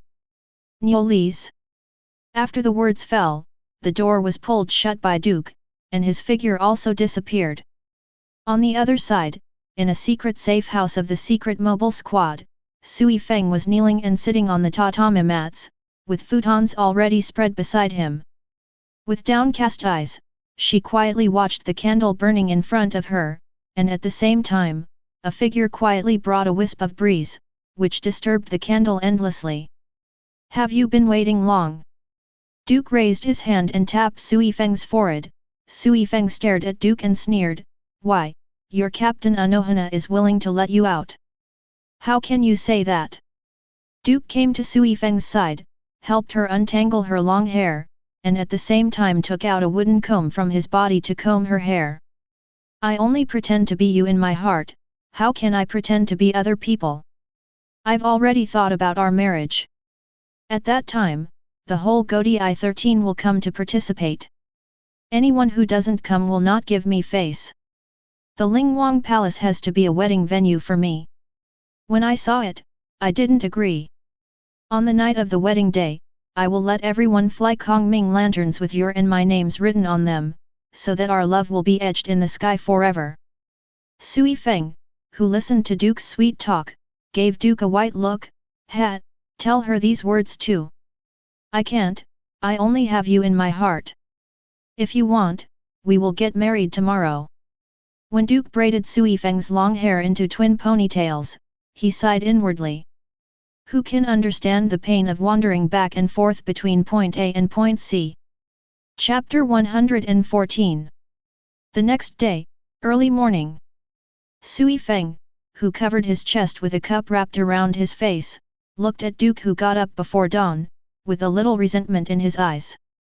"Are you going to her place again? My heart is all here with you, it doesn't matter where I go." Duke, who pulled up his pants, smiled at Sui Feng, who had a double ponytail hairstyle, and immediately began to put on his jacket and haori in an orderly manner. Duke, who tied his two zanpakut around his waist, bent over Sui Feng's lips a little. "Okay, I'll go back first, goodbye. Smelly man." Sui Feng covered himself with the quilt, leaving only a pair of bright eyes staring at Duke. Duke laughed, opened the door, and then closed Setsuna, which disappeared in front of Sui Feng. "Slip away, all the rations for tonight are in place. Time to go back and rest." In a blink of an eye, Duke of Ruo Mingjing Shisui returned to the Anohana mansion in the blink of an eye. Before entering the door, he made sure that he did not smell of Sui Feng on him. Duke, who only had the smell of Anohana, pushed open the door and saw seeing the sleeping beauty, Duke tiptoed into the house. "Rest. The invisible empire, between the thrones. It's all ready." Chuhabaka's voice passed through the thick door and reached the ears of the members of the Star-Crossed Knights outside. "My lord, everything is ready. In that case, let's get started. The group of guys are going to attack here, then we will give them a big surprise." After Chuhabaka's voice came out, all members of the Star-Crossed Knights outside the door half-kneeled on the ground, nodding in agreement. When Ishida Urayu, who was mixed in the crowd, was half-kneeling on the ground, he raised his eyes slightly to look at the door panel. "Haven't seen Hasward in a while, that guy should still be between the thrones. But why would Fahabak choose to be with him? Is it because Hasward has a special role?" While his mind was in a mess, Ishida Urayu also heard a summons. 573. Ishida Urayu. "Yes, your majesty." Ishida Urayu raised his head indifferently, and Yuhabaka's voice came to his ears through the thick door. "This time, you will be admiral. The time has come to show your strength to all Quincy masters." "Yes. Then, let's get ready." In the morning, 9 o'clock. With the system turned on, Duke glanced at the reinforcement points he had accumulated, and nodded in satisfaction. He likes the feeling of watching his accumulated reinforcement points jumping up bit by bit. It is probably because of the concept of accumulating food widely and becoming king slowly. Maybe it's also because of his squirrel hoarding syndrome. However, no matter which one it is, Duke likes the feeling of watching the strengthening points increase little by little until it meets his needs. There is still a long way to go before raising all of them to the full level, but after today, he should have a safe time. Are you ready? Anohanaretsu, who was wearing his zanpakuto like a bag, appeared at the door of the room. Duke had just put on his haori. Picking up the two broken and deviant sword beasts, he inserted the two zanpakuto into his girdle. Ready and ready to go. With a smile on Duke's face, Anohanaretsu nodded slightly. Then let's go, the captain and the others should be ready. Row. Duke walked out of the room with extremely brisk steps, and at the same time put down the hot pot that was hung from the beams of the room last night and blew in the wind all night. Looks good, but Duke reckons this guy must have had a hard time last night. After all, the strangle marks between the hairs can be seen so clearly. In addition to, sick, hot pot, I was waiting for myself at the door, and Tianlian and other guards belonging to Anohanaretsu were also waiting silently. Duke, who came to the door, said simply, "The hot pot follows me, Yinlian and you guys protect Sister Huajie." Yes. The human wolf guards headed by Tianlian all nodded, and Duke conveniently smacked hot pot's head. Gone. Siling court, an open space somewhere. Are you all ready? Kurako Shunsui, who is the general dispatcher on site, looked at the various reports delivered to him, and asked Nanao Ise at the side. As Kurako Shunsui's personal adjutant, Ise Nanao is already too busy to keep her heels on the ground. But even so, she still nodded extremely calmly, "It's all ready, Captain." Then, the next thing is to wait for the protagonist to arrive. Taking all the reports in his hand to Nanao Ise, Kurako Shunsui also glanced at Yamamoto Genrisai. As the chief captain, Yamamoto Genre Isai Shigakuni will not enter the intangible empire, but will be stationed in Jinglingting along with Jaishur Yukatake, Maguruma Kensei and Torabashi RJR in case of unexpected changes. Except for the left-behind captain and the other three captains, all the rest of Godi I-13 will go to the Invisible Empire for conquest. This time, besides Duke, there will be 9 captains, 9 vice-captains, and the surviving chiefs as vanguards, attacking the Invisible Empire. As for Admiral, it is Kurako Shunsui. As for Duke, because he now belongs to Team 0 and is not in the same system as Godi I-13, he can be said to be the only free man on the battlefield. However, the responsibility of this free man is also very important, not only to fight against the strongest combat power of the enemy, but also to have an overview of the overall situation, so as to avoid the occurrence of a defeat or a complete collapse. After looking around to make sure nothing was going wrong, Kurako Shunsui looked at the huge erected mechanism in front of him, which was designed by Kuratsuka Mayuri to secure the passage to the gate of the Invisible Empire. Kurako Shunsui, who looked away, supported his hat and said distressedly, "When will Duke arrive?" Hey, don't speak ill of others behind their backs." Duke appeared behind Kurako Shunsui without any warning, and with hot pot beside him, he took off Kurako Shunsui's hat and put it on his head at the same time. Seeing Duke's sudden appearance, instead of being frightened, Kurako Shunsui smiled helplessly. "Don't make fun of me, I'm just talking about you, but I didn't say anything bad about you. By the way, change back my hat." Cut. With a click of his tongue, Duke took off the hat on his head and put it on the head of the hot pot. "You must know that you owe me 10 times of health care, and this is considered an interest." "Stop kidding me, Captain Duke." While Kurako Shunsui was speaking, he took his hat back from the hot pot head, blew on Kurako Shunsui inside the hat, and put it on his head. "Speaking of which, why does your dog look a little different from before?" Looking at the hot pot with a short zanpakuto on his back, Kurako Shunsui instinctively felt something was wrong. Duke touched hot pot's head and asked, "What's wrong?" "I can't tell, maybe it's my illusion." Kurako Shunsui, who laughed and fooled the matter, glanced at the hot pot again. This black and white wolfhound, which looked unattractive, gave him an unspeakable sense of threat. It's unbelievable. Could it be that this dog is stronger than him? Impossible. Kurako Shunsui shook his head, a little laughing in his heart. It should be his illusion. How can a wolfhound with black and white flowers be worse than him? But even if he thought it was an illusion, Kurako Shunsui paid more attention to the hot pot. Always thought this dog would make a big difference. After exchanging pleasantries between Duke and Kurako Shunsui for a while, he walked towards Kurotsuka Mayuri standing under the huge door-like mechanism, followed by Ligebelow in black robe. Seeing Ligebelow in black robes, Duke thought of the guy's eyes sewn up, ears cut off, and ear canals blocked. Kurotsuka Mayuri should have done this to prevent Ligebero's perception from affecting him. Are you ready? Duke came to Kurotsuka Mayuri, and Kurotsuka Mayuri said simply, I'm ready and waiting for you. So what are you going to do next? Duke pressed the long knife at his waist, and Kurotsuka Mayuri did not act as a riddle. Huajie said frankly, I plan to use the power of Quincy directly to send him and you to the Invisible Empire. In this way, you can open a road to the jingling court in the Invisible Empire. It looks like I'm going to be under a lot of pressure.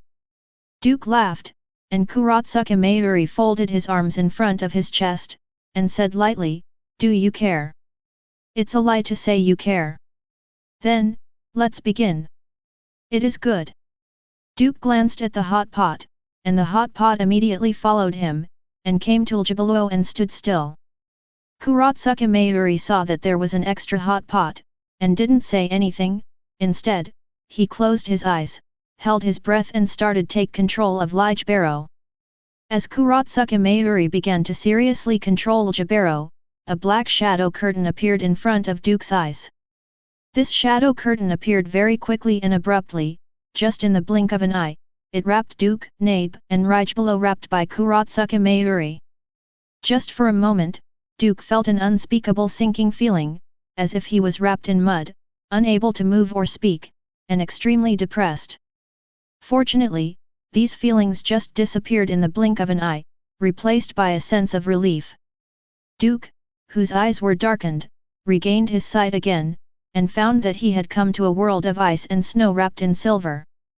Well, it is not so much a world of ice and snow as it is a huge palace wrapped in ice. It seems that this is the Invisible Empire.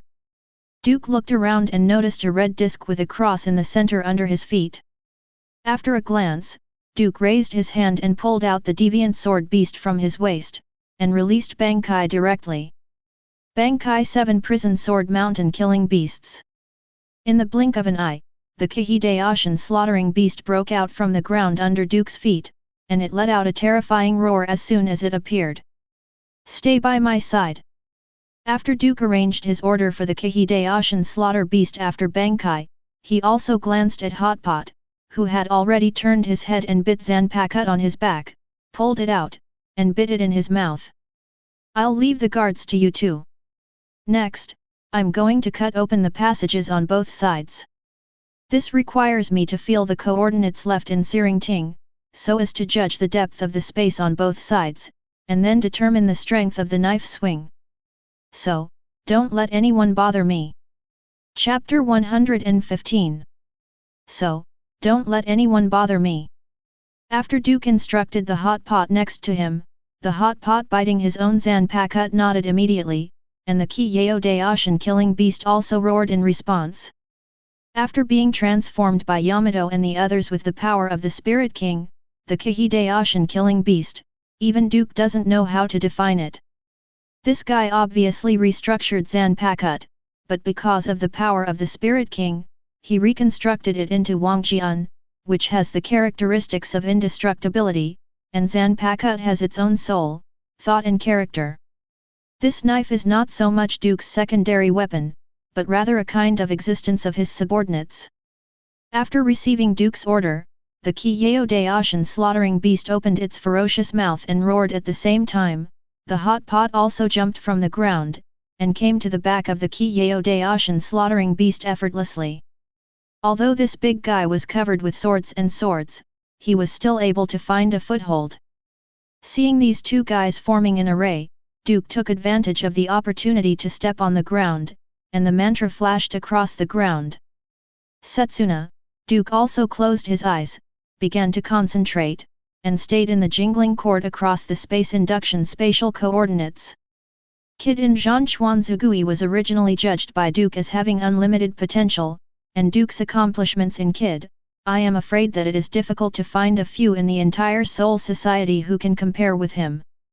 But even so, it is very difficult to fully comprehend it above the space. However, Duke has his own method. The space beacons he left behind are the space anchor points. As long as these beacons are sensed, they can establish contact with the anchor points, and then go back and forth between the two spaces. But the invisible empire is located in the shadow of Jinglingting, and the spatial distance between the two is estimated to not be measured by many people. It would take at least 3 minutes for Duke to temporarily measure the spatial distance between the two spaces. That is to say, within these 3 minutes, the hot pot and the Kihidaoshan slaughtering beast have to withstand the pressure exerted by the entire invisible empire. Otherwise, Duke can only temporarily open Wushuan by himself, killing all the people here, and slowly feel the space distance. After Duke closed his eyes, the hot pot who was squatting on the back of the 7 prison knife mountain slaughter beast felt weakly and looked in one direction beside him. There is a young man wearing a white uniform of the Quincy. The other party is looking at this place, and has already grasped the unique curved cross of the Quincy in his hand. Just after Hot Pot noticed the other party, the 7 prison knife mountain slaughtering beast also roared in that direction. Just a roar, the ground under the opponent's feet immediately turned into a mountain of knives, protruding spiral sharp knives from the ground, stabbing him become a blood gourd. After Bankai, it doesn't mean that Shikai lost Shikai's ability to kill beasts. On the contrary, after Bankai, Shikai's ability to reach the range of influence becomes more exaggerated. But even if the opponent was stabbed into a blood gourd by several spiral sharp knives, the palm that still had a trace of strength was crushed by the Mike cross. Snapped.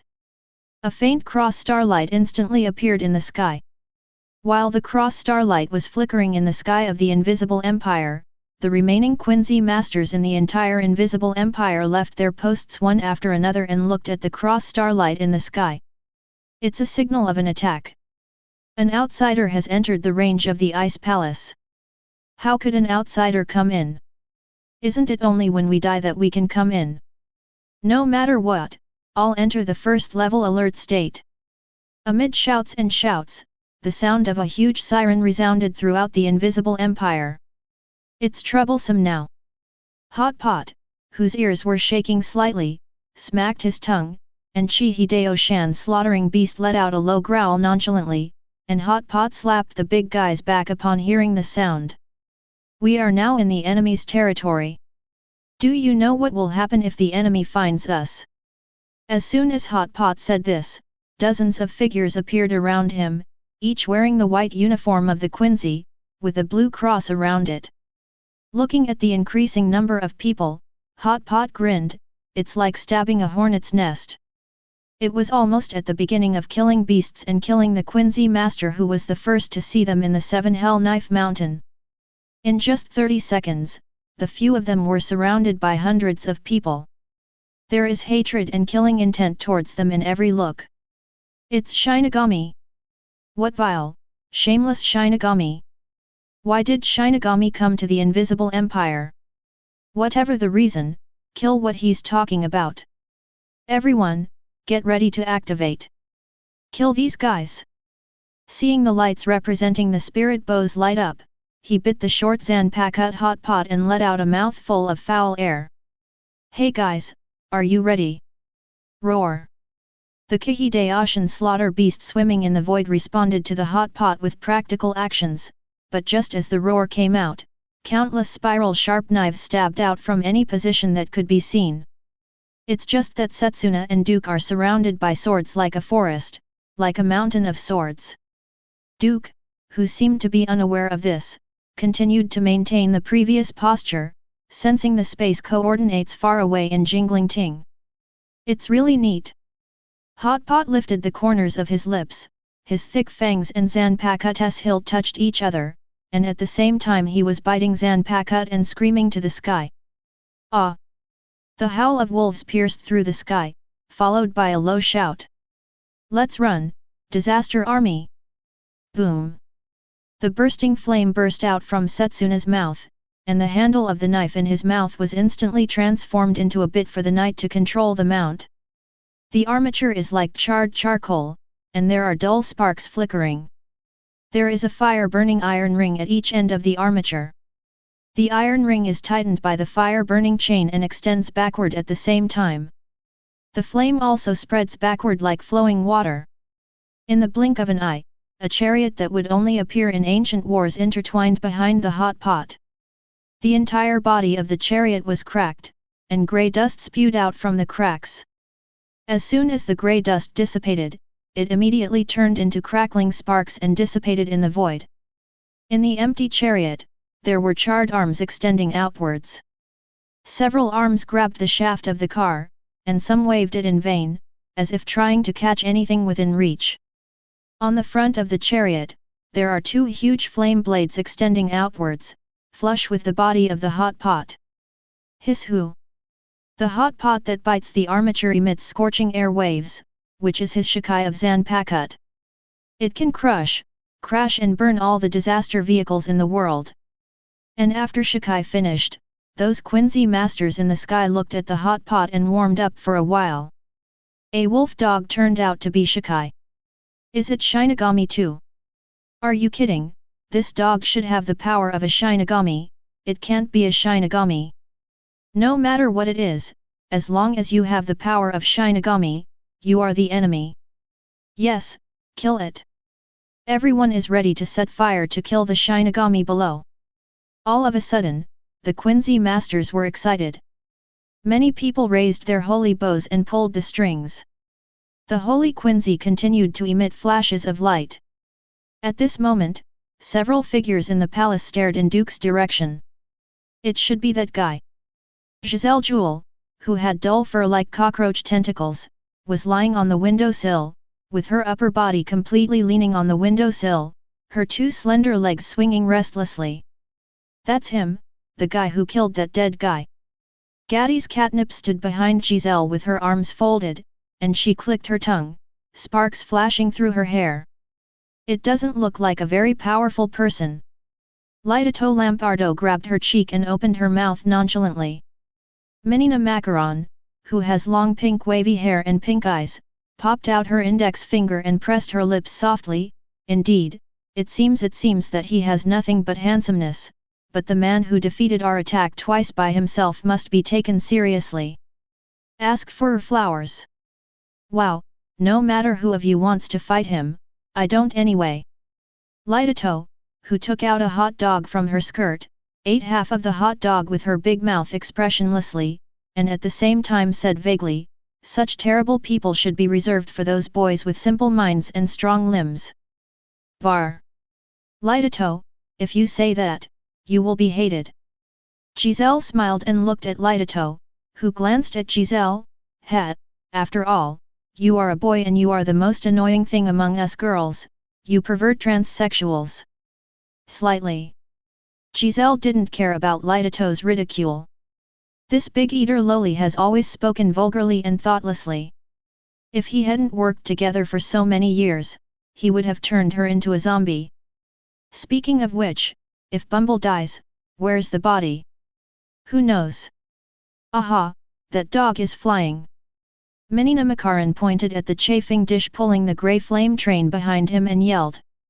At the same time, raging flames emanated from the chafing pot's four claws, and he rushed into the sky with a road of flames emerging from under him. The road of flames seems to have no end, stretching wantonly. The hot pot is constantly galloping on the road of flames. Every time the limbs exert strength, the flames that will be stepped on will shake endlessly. The hot pot, which was getting faster and faster, pulled the ash flame train straight into the doctors of the Quincy Corps who were aiming at them. Seeing the hot pot approaching, many Quincies showed cruel smiles on their faces.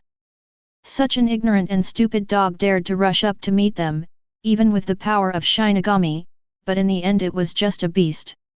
However, the reality immediately slapped their faces hard with their size 48 sneakers. After one slap was not enough, they forcibly turned their cheeks over for a second time. In just one heartbeat, the speed of the hot pot has skyrocketed dozens of times compared to before, and the path of flames under him extends straight into the enemy formation. At this time, hundreds of holy arrows are released at the same time, densely covering the bottom open. However, the hot pot running on the road of flames ignored the powerful sacred loss and plunged into the enemy's formation, forcibly crushed a road of ashes. As for those holy annihilations, when they approached him, they were bounced away by an invisible force, as if they couldn't hurt him. The person hit by the hot pot will be lifted up first by his iron head, then pierced by the flaming knives on both sides of the hot pot, and then the Setsuna room will be burned to ashes by the flaming knives. And the arm in the carriage of the grey flame train is to grab any Quincy that can be touched, and drag it towards the carriage. After being caught, Quincy couldn't react at all, so he was caught in the carriage and turned into a ball of torches in the blink of an eye. The hot pot that knocked out a path of flames, and rushed through the enemy's formation in just one breath. The road of flames twisted rapidly, and the hot pot also began to turn back, launching a charge for the second time, and the speed was getting faster and faster. Not only that, countless ashes also spewed out from the gaps in the body of the ash flame train behind him. Ashes spreading to the surrounding area in the blink of an eye. Then, combustion. At the same time as it was burning, a pair of spiral sharp knives bathed in flames were produced out of thin air, stabbing all the surrounding creatures that could be touched indiscriminately. In the Ice Palace, the female members of the Star-Crossed Knights all showed dumb expressions after seeing the scene where the hot pot smashed through the formation of the Quincy division. What is the origin of this dog? I thought that guy was strong enough, why is his dog so outrageous? This dog's ability seems to have complementary characteristics with that of the sharp knife monster. I can't continue to watch it any longer. If I continue to watch it, I will be punished by His Majesty. I've been waiting for a word. Chapter 116. Woohoo! Biting the hot pot of the bit, a deep growl came out of his throat.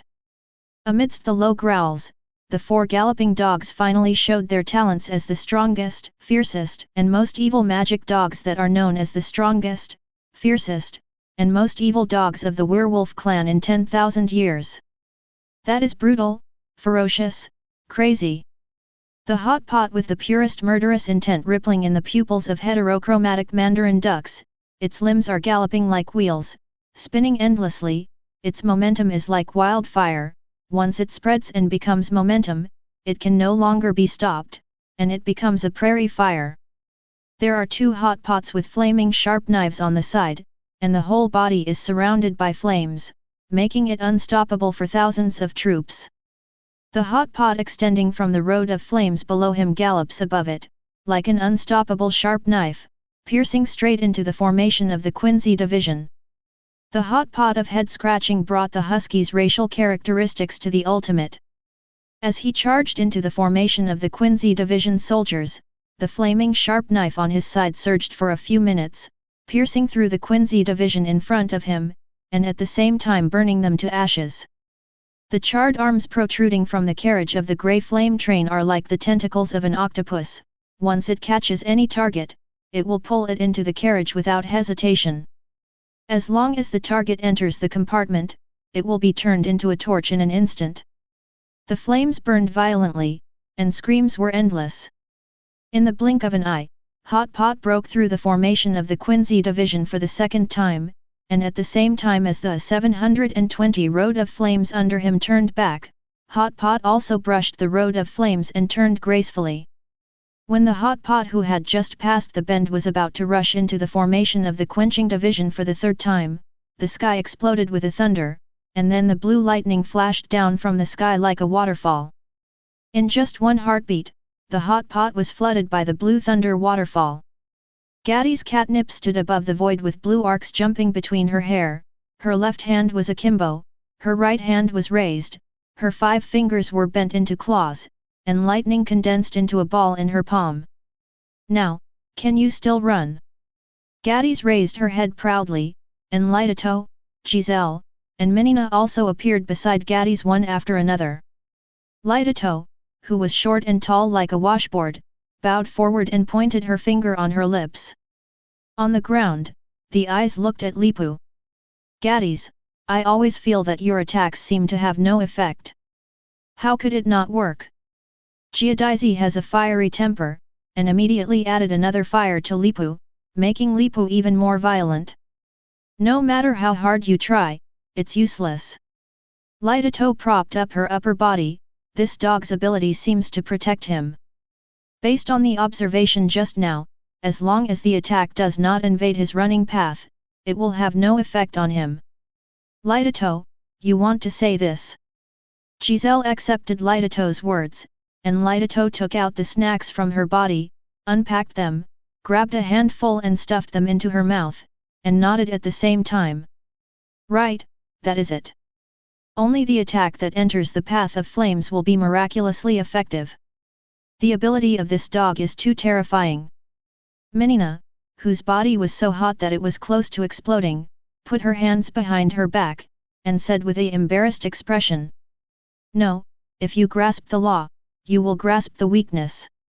Looking at the looming figure in the thunder waterfall, Gaddy snorted coldly, and while raising her arms high, the electric arc danced back and forth between her arms, and the flash of thunder made everyone around turn their heads and dare not look directly. Just intervene in his path of fire, let's go. Then run through his path of fire. Between her arms, a thunder spear quickly condensed into reality. Gadisi's eyes were flickering with madness, and the corners of her mouth could not stop provoking. But at this moment, a hoarse sound sounded like swallowing hair in the middle of the thunder. Bang Kai! 16 prison flames of no return. As Bang Kai sang, the flames flowed slowly through the void like water flowing through the soil. Under the witness of Gaddy's, Seireitei, Giselle, Menina, and many Quincy's, the flowing flames covered the entire sky at a seemingly slow but fast speed. When the flames covered the sky, everyone saw that the sea of flames quickly transformed into a straight avenue. On this avenue of flames, there were pointing arrows condensed from ashes of charred corpses. But this pointing arrow was crooked, and it was marked with a prohibition mark. Just like Bang Kai's name, this is a road of no return once you step on it. With the liberation of the 16 prison flames of no return, the distorted figure of the hot pot in the thunder waterfall also disappeared. And in the army formation of the Quincy division, a grey shadow flashed by Setsuna, and countless scorched ghost hands spread out from the sea of flames, and quickly grabbed all the people in the area swept by the grey shadow. Quench division. What is this? A ghost hand stretched out from the sea of flames. I'm caught. This ghost hand is burning me, ah! What is this Bang Kai ability? Hurry up and grab his Bang Kai, hurry up! For a time, screams, howls, and howls were continuous, and against each other, it was like hell. It was also at this time that the hot pot covered with a white bone mask and 10 flaming shallow flame clothes appeared in front of Giadis and the others. Seeing that this dead dog that used Bang Kai dared to appear in front of her so majestically, Gaddy's, standing on top of the sea of flames, simply took out her star badge and pointed it at the hot pot in front of her. You bloody BD, how dare you face me so boldly after using Bang Kai? I want you to understand the pain of having Bang Kai taken away. At the same time as Gaddy's roared, Giselle also saw something was wrong. No, there's something wrong with this guy. Seireitei and Menina also saw something was wrong. While they were planning to stop Gaddis, the star in Gaddis's hand was already emitting light. The light radiated and enveloped the hot pot. But hot pot was not afraid at all. Under the continuous radiance of the light, the 17 hell flame path of no return under hot pot's body began to become less stable. But in the next second, Giadisi's complexion changed, and bright red blood spewed out from her mouth.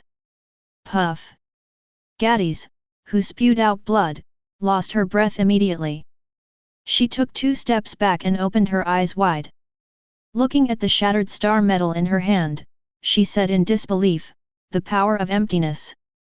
There is virtual power in this guy's body. Then the mask on this dog's face is a false mask. But why, he would. This is indeed the power of the Shinigami, but why can't it be taken? Could it be that Shinigami has developed a means to target the stars?"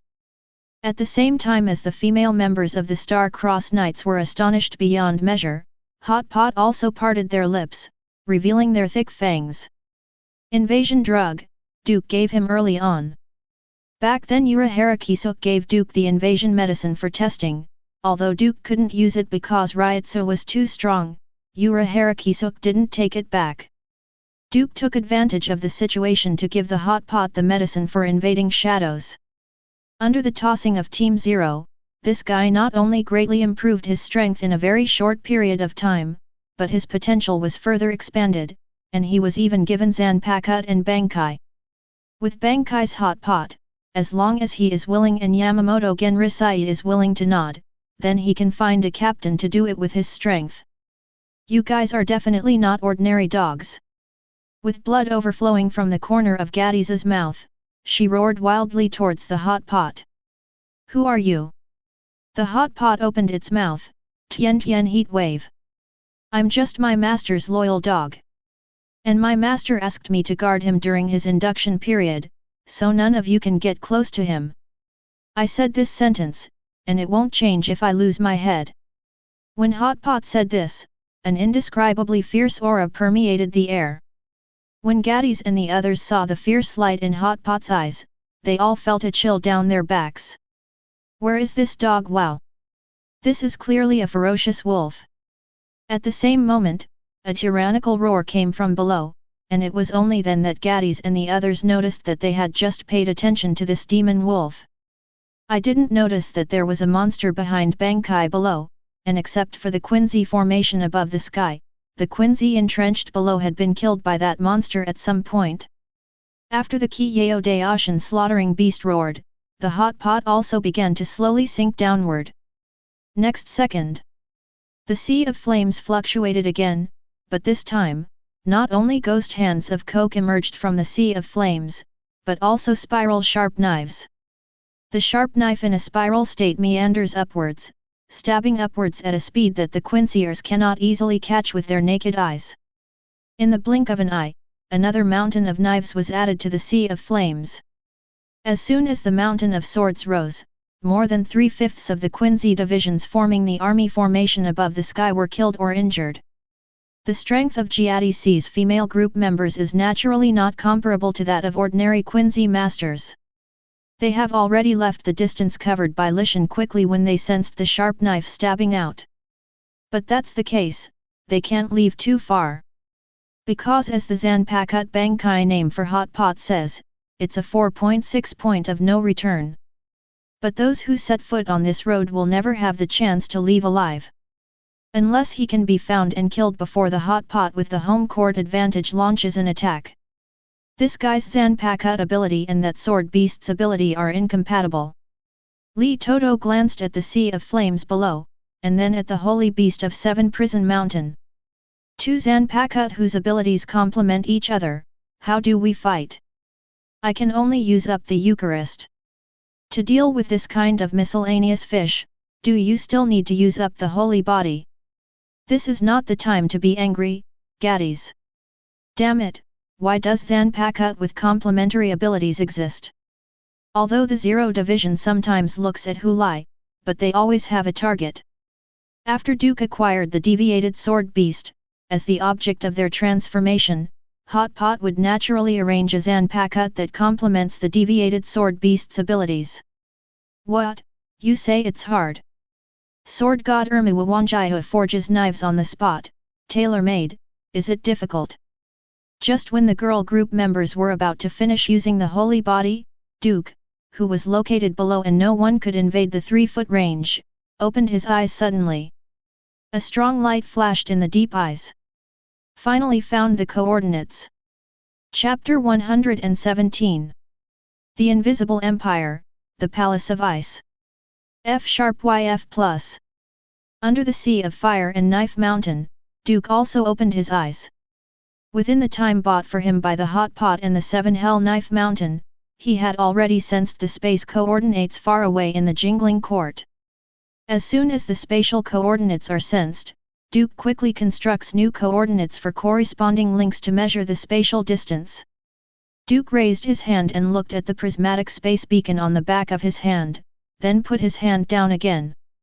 Once the space coordinates of SEI Lingting are sensed, and then the space coordinates are constructed here, the rest depends on the mutual echo between the two coordinates, and the calculated space distance. In other words, before the space distance is fully calculated, Duke still has a little time to squander. There is still a little time, what to do? Duke looked up at the sky, and the sea of flames in the sky had already trapped all the Quincy Corps that had appeared before. And when Duke's eyes caught sight of those beautiful figures, Duke's eyes lit up. Well, it seems that this time I can add a few new figures to enrich my collection.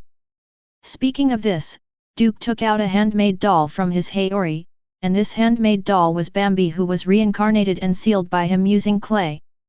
Yo, little guy! Duke stretched out his finger and flicked the Bambi doll in his hand. The Bambi doll that had been hidden by Duke for a long time opened his eyes, only numbness remained in his eyes. Don't look at me like that, you'll have friends to keep you company. Duke stuffed Bambi's figure back into his clothes and said to himself, the same, I will have a new collection. After the words fell, Duke had disappeared without a trace. 28 Above the Sea of Fire, Gaddies, Giselle, Lidato, and Minina are also on the verge of Bankai's point of no return, Bankai who wants to break through the hot pot. Damn it, this dog's Bankai is going to be a large enchantment. Gaddies resisted the injuries caused by absorbing Sue's power, and raised her hand to release Thunderbolt to strike the invisible barrier in front of her. However, after Thunderbolt encountered the barrier, instead of being defeated, the barrier began to shrink continuously. Once you try to attack the barrier will shrink. Is there really such an unsolvable Bankai ability? Li Toto looked at the ever-shrinking sea of flames, and suddenly felt his head was as big as his head. Hot Pot's Bankai ability can be called a rogue. Not only is it a large barrier, anyone who wants to attack the barrier will make the barrier shrink further. After the boundary range shrinks, their living space is further compressed. Although the range of activities of the hot pot is also limited, it can come and go freely within the coverage area of the Sea of Fire, and it is also assisted by the Kiyao Daoshan slaughtering beast. It can be said that for those inside the barrier, they have only one dead end left to choose. If you want to leave here, you can only find that dog and kill it. Giselle turned around to look for the hot pot, but as far as she could see, she couldn't see anything except the distorted flames and howling Quincy soldiers. Can't find that guy. Ladies and gentlemen, what are you looking for? A frivolous voice suddenly sounded, which startled the four of them. Following the sound, Duke with a knife on his waist was in the middle of the flames, staring at them with a smile on his face. Do you need my help? Duke's eyes wandered around the four people in front of him. Among the four people, apart from the flat lowly Lidato, there are two girls with a body that is so good that they explode, which is very good. As for the guy with his hands hidden in the long sleeves, delicate face, and cockroach-like tentacles, Duke just took a look and gritted his teeth. Man. Still a handsome man. He hates this type of man the most. It is obviously a man, but he is dressed as a woman, which makes people feel disgusting. Giselle, who was being stared at by Duke, subconsciously swallowed her saliva. For some reason, an unspeakable fear grew in her heart while being stared at by Duke. Fear spread rapidly in his heart like a weed, without stopping for a moment. Not only that, but also unspeakable death threats. In just an instant, Giselle's originally rosy face instantly turned grey, and even the two dull hairs on her head that resembled cockroach tentacles stood upright. Cluck cluck! With trembling teeth, Giselle released her own power almost instinctively, and opened the Holy Eucharist. Setsuna, whose blue light soared into the sky, and the wings of skeletons appeared behind Giselle, but Giselle, who had opened the Eucharist, could not dilute her inner fear. On the contrary, after opening the Eucharist, the fear was like a river bursting its banks, out of control. Giselle. Gaddis looked at Giselle, who was pale and teeth chattering, and was a little incomprehensible for a moment. Although this Shinigami appeared abruptly, it wouldn't make Giselle, a hidden trembling frightened like this. Katis, Giselle is being targeted by this guy. Lidato took Gaddis's hand, and while leading Minina back, she also explained, because we didn't notice anything unusual because this guy's attention wasn't on us at all. He's watching Giselle, that's why Giselle is terrified like that. It's too ridiculous to scare Giselle like that just because of staring at her. Gaddis was a little puzzled. Minina shook her head, and said in a low voice, the other party is a powerhouse at the same level as His Majesty. Think about the fear in your heart when you are watched by His Majesty, and you can understand. But why, the other party just stared at Giselle?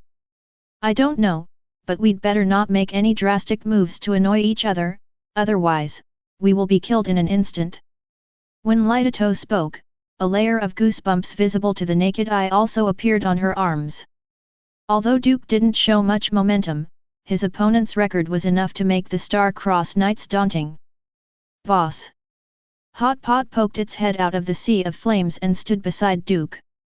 Get rid of those soldiers, and give these to me. Duke glanced at the Hot Pot and gave an order. Hot Pot nodded immediately. I see, I'll do it right away. The Hot Pot jumping high is like an Arctic fox that found a mouse hidden in the snow on the snowy field. After jumping up, it plunged into the sea of flames.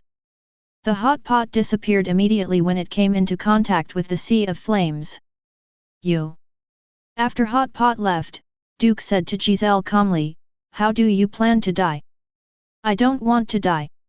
It's not up to you, little one.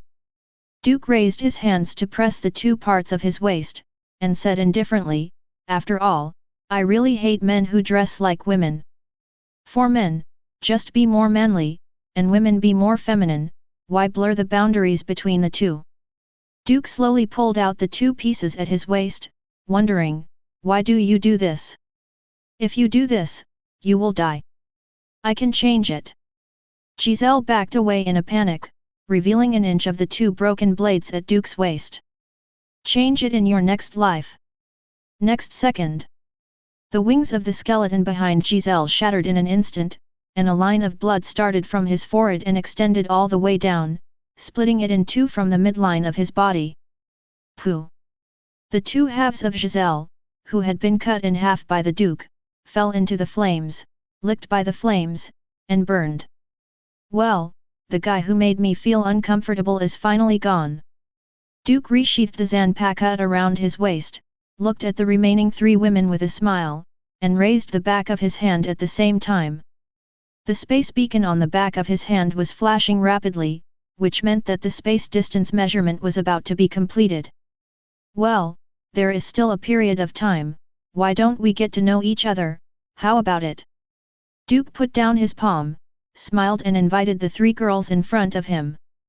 Gaddis, who has the most fiery temper, has electric arcs flowing in her long hair on her forehead. Who wants to meet you? A thunderbolt fell from the sky and cut straight towards Duke. Duke patted Lei Guang aside, shook his head and said, don't be so indifferent. Self-introduction is the best way to help us meet and understand each other, what do you think? While taking a step forward, Duke opened his hands and said, why don't I make a sample first? You must be very afraid of me now, but it doesn't matter, you won't be afraid of 843 soon. My name is Duke. I live in a residential area in the northeast of Jinglingting. I am currently unmarried and work in Team 0. I clock in at 9 am every day and leave work at 5 pm. I never work overtime. No smoking, alcohol is also tasted. When I am in a good mood at night, I will do some small exercises before going to bed to relieve the pressure of the whole body, relax the paralyzed nerves, and let the body relax before going to bed. If I'm in a bad mood, I'll also do some exercise before going to bed, which will make me relax even more. This way I usually get a good night's sleep. Wake up in the morning like a baby, without any fatigue and stress left. Listening to Duke's self-introduction, the complexions of the three girls, Gadis, Lidato, and Minina, changed unnaturally, and this Shinigami was not facing each other. This attitude is not right. It's like the calmness and confidence of a hunter facing the prey that has fallen into the trap.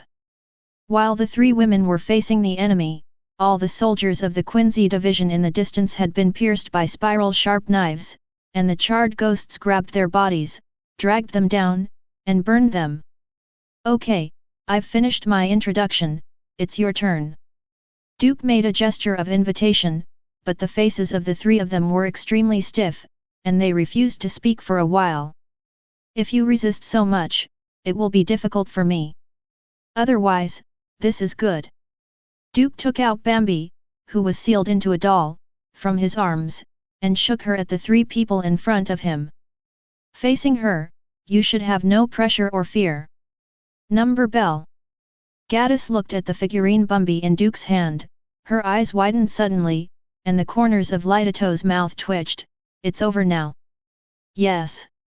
Minina also foresaw her own future through the handmade Bambi, her pretty face is full of bitterness. Duke took out the Setsuna of Bambi, and they knew what happened to them. It seems that you don't like talking very much. Duke shook his head. In this case, let's talk slowly in the future. Duke put away the handle Bambi, and stretched out his hand to the three women in front of him. From now on, we will have a long time to talk slowly. Chapter 118. Jingling Court, a certain open space. The space stabilization machine set up by the 12th Division is in standby mode, ready to start at any time. The captains of each division who are about to fight look at the space stabilization machine, waiting for the passage to open. Is that guy all right?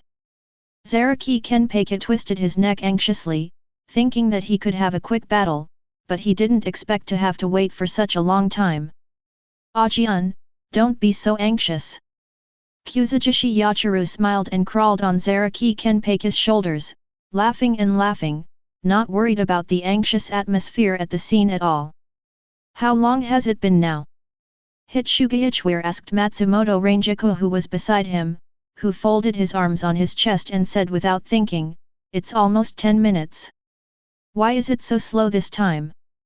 Komamura Seijin pressed the long knife at his waist, with confusion in his eyes. Kurako Shunsui also sighed and said helplessly, could that guy play with the invisible empire? Although Captain Duke looks as inconspicuous as you, Captain Duke, he is also very reliable at certain times, probably not. When Ise Nanao spoke, she belittled Kurako Shunsui again. Kurako Shunsui gave a wry smile, I hope so. Master, Lord Duke sighed.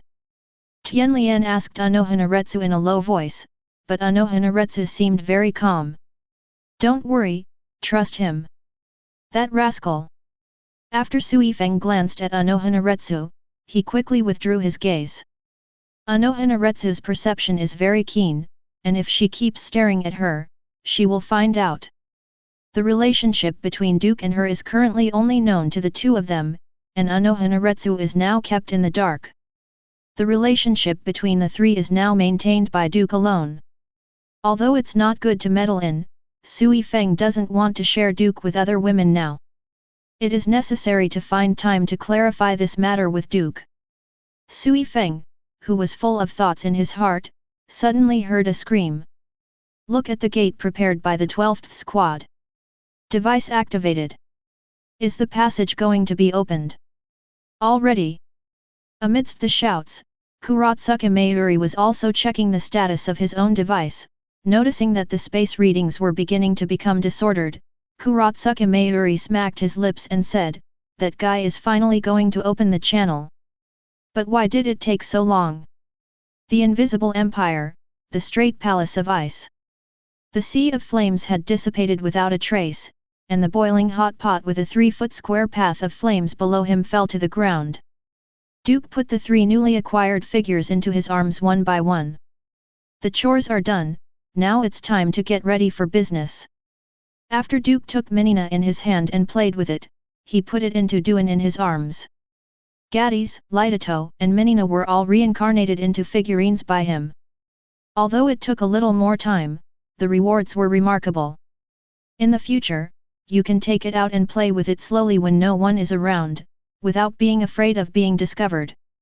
After all, I'm a big man, so it's fine to develop a new hobby. Patting Duke on his chest, he glanced at the space beacon on the back of his hand, and pulled out the zanpakut from his waist. Duke, holding the knife in front of him, took a deep breath, his eyes sparkled, and he needed a complete shikai if he wanted to cut through the space. Okay, it's time to cut off everything in the world. As Duke spat out 2 real shikai words for the second time, the zanpakut in his hand also began to emit a strong light. Whether it's the sky or the earth. Whether it's the ocean or the mountain. Whether it is something tangible or something intangible. Let them all tremble under your sharp edge.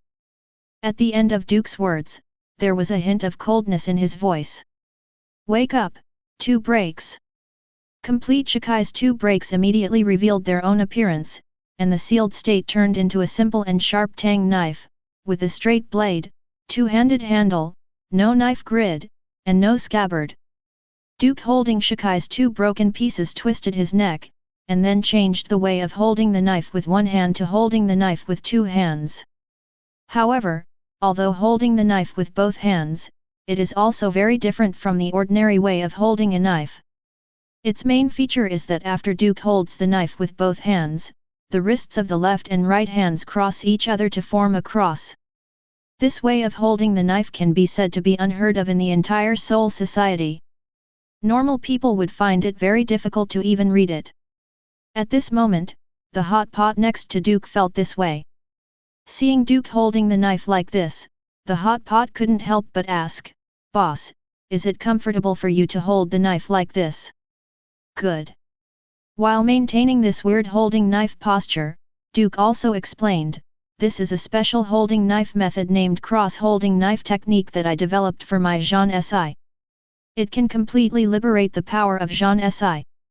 However, because Zansi is a bit special, I usually don't use it lightly. Now, in order to open the passage between Zansitong and the Invisible Empire, I can only use it." As Duke spoke, the muscles in both arms tensed rapidly, and the defensive curse mark on the surface of the skin also appeared instantly. At the same time, a sharp saber intent burst out from Duke. "Stay away from me now, or you will be cut into pieces on the spot if you get hit by my sword intent later." As soon as Duke's reminder came out, Hot Pot instantly opened the distance between him and Duke. Even the 7 prison Lishan Lu Tila quickly opened the distance between him and Duke. Seeing that these 2 guys were so far away, Duke no longer continued to suppress his strength, but began to release it with all his strength. At the same time, a question popped up in Duke's mind, where is that Yuhabok guy now, and he just looks at himself here to do whatever he wants? When Hot Pot and the others were delaying for themselves, it was impossible for Fahabok not to perceive his own aura. But he didn't show up. Why is that? Or, did he start playing dirty again? Duke's thoughts flashed in his heart, and the savings of the knife made him forget to continue thinking, and instead focused on what he should do now. Duke exuded the sword intent, and the 2 pieces in his hand began to hum continuously. An unspeakable terrifying sword momentum was continuously accumulating, and Duke's aura was also raised to the peak among Setsuna. In the blink of an eye, the sky above Duke's head was cut in half by the saber intent radiating from his body. A clear-cut mark ran across the sky, dividing the clouds into 2 halves. Cut 4. Duke held the 2 pieces high above his head with a cross grip. Anti-cross decision gate. Liangduan cut down at an extremely fast speed, and in Setsuna, an inverted cross flashed across the void, followed by the first half of Liangduan's blade disappearing. No, it's not disappearing. Instead, he cut into the void. Right in front of Duke, a space crack about the length of his forearm loomed, and the two broken front half of the blade had been completely submerged into the space. Because the space is invisible, the two breaks cut into the space seem to disappear. Duke's cross-hand grip technique is to hold the knife forward with his right hand, and hold the knife backward with his left hand. Under the interaction of one forward and one reverse, although the posture is weird, the power is fully erupted.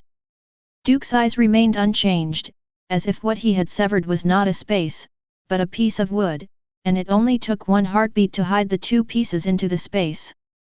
Subsequently, swish! With a flash of saber light, Duke stood in front of him as tall as a person, and he cut out a space passage nearly 2 meters away. The scene of jingling cord can be seen faintly at the other end of the space passage. It is obvious that Duke opened up the space passage between the invisible empire and jingling cord with one knife. Just after the space passage was cut open by Duke, Duke quickly raised his hand to condense the Kid mantra. 169 of Bakud Mingjin Gate. The Kid mantra quickly solidified, and a Torii gate made of 3 red logs was constructed from scratch, and quickly fit the space gap cut by Duke. After the red Torii and the space rift are combined, the space rift is immediately pulled apart by an invisible traction force, and the narrow shuttle at both ends and thick in the middle is transformed into a square shape under the Torii crossbar. After the Torii is in contact with the ground, it quickly takes root in the surrounding space and is inseparable. In just a moment, the passage of time and space is firmly completed. After Duke finished all this, he also exhaled slightly foul air. It can be regarded as completed. At this time, a tall figure walked out of the space passage in the Myojin gate, and the other party snorted dissatisfiedly as soon as he walked out. "So slow, Duke, what the hell were you dawdling about?"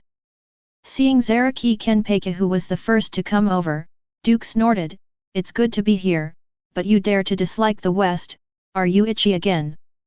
Why, do you want to fight with me?" Seireitei Kenpeki approached Duke. Duke snorted, raised his hand, for good money, to Seireitei Kenpeki's shoulder and pushed him back. "I hacked you to death, and I have to help you raise the child, too bad." Seireitei Kenpeki snorted coldly, and in the passage behind him, a helpless voice came out, "You two, the battle is ahead, so don't make any noise, okay?" Kurako Shunsui stepped out of the space crack, and as soon as he stepped on the land of the invisible empire, he began to look around. Seeing the strange scenery around him, Kurako Shunsui immediately sighed, "Is this the invisible empire? It's really spectacular. But this grandeur is based on the premise of stealing the power of Jingling, which is clearly a dirty city." Hitsuga Ichware also walked out of the Myojin gate with his adjutant, and more people came to the invisible empire from the space rift one after another. Seeing so many people coming, Duke asked Kurako Shunsui simply, "Are there enough people coming?" In the face of this war, it can be said that all the members of the Searing Court have been mobilized. Kurako Shunsui sniffed out the hidden meaning in Duke's words, "As for Jingling, Mr. Yamamoto sits there, there is no problem. In this case, you can kill them with confidence." Duke turned his head, and in the sky opposite them, countless quinzies had already occupied the sky, and the leader was Ishida Uriah wearing flat glasses with an indifferent expression. Hands on group. Annihilate them. Chapter 119.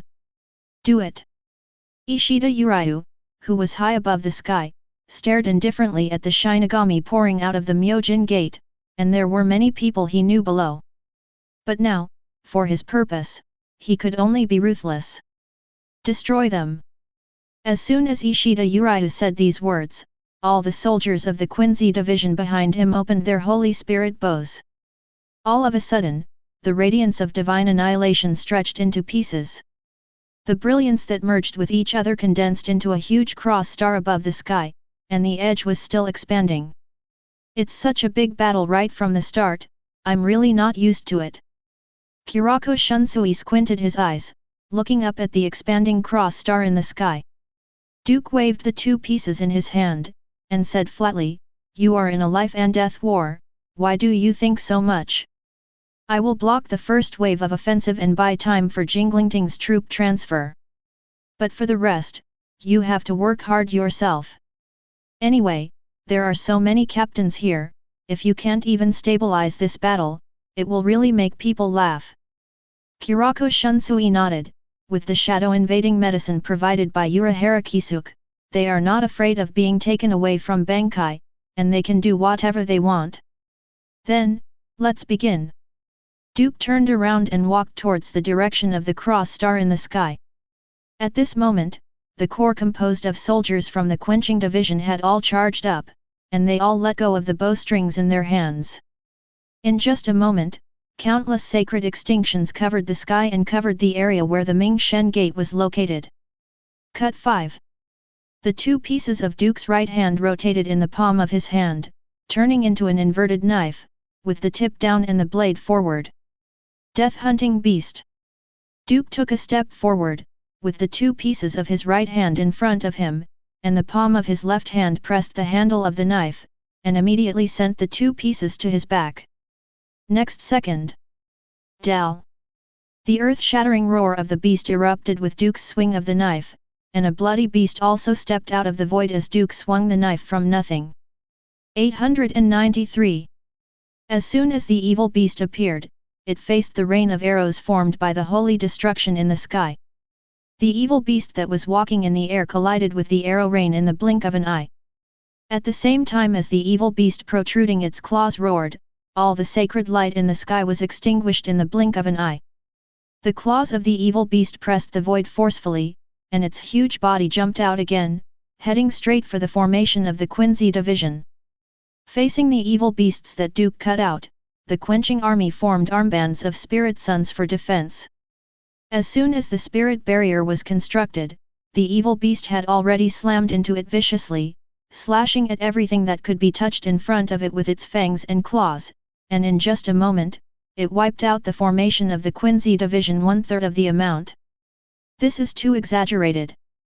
Kurako Shunsui looked at the bloody fireworks exploding in the sky, the corners of his mouth twitched involuntarily. He knew that Duke was very strong, but it was a bit of a foul no matter how he thought about killing 1/3 of the total number of enemies. It's great that Duke still chooses to stay in Jingling Court and didn't defect. Not only this, but it is also a great gift for him to keep his own place in Jingling Ting. Once such a person leaves, I am afraid that the sum of the Soul Society will not be enough to kill the other party alone. Moreover, the opponent is only using Zanpakuto in a complete Shikai state, if he uses Bankai. Kurako Shunsui didn't dare to think about it anymore. The current Duke has the power to destroy the opponent's army, but he is only responsible for dealing with the first wave of offensive. In other words, Duke's goal is the Emperor of the Invisible Empire Yuhabok. But that guy's body has been killed by Duke. Although his soul has not been killed by Duke, why does Duke still value Yuhabok so much? Jingle Chuncha naturally couldn't guess what Duke was thinking. For Duke, Yuhabok had to die. As long as he dies, the Invisible Empire will stop, and he can continue to develop in Jingling Court with peace of mind.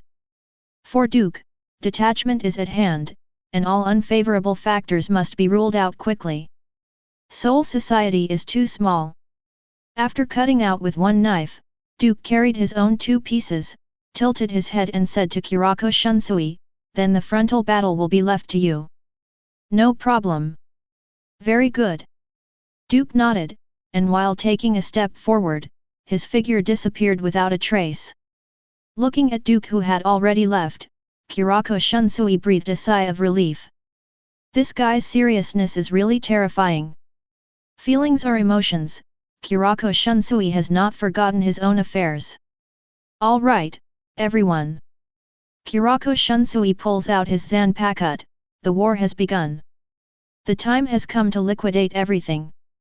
Behind Kurako Shunsui, the team captains drew their swords one after another and released their own Zanpakuto, while Ryotsu let go with a bang.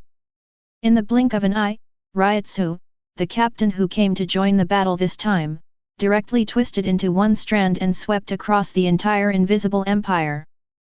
Between the thrones. Here comes the guy. At the same time as Juhabaka's voice came out, Hasward also said, Your Majesty, your current situation is not good. I know, Heart Sword. Juhabaka's voice continued to echo between the thrones, and the voice of Juhabak came from the mouth of Hasward, who was sitting on the chair. But, he's here. Next second. Boom. The gate between the thrones was shattered, and amidst the smoke and dust, the figure with a long knife raised his hand and knocked on the air. Dong dong dong, is anyone home?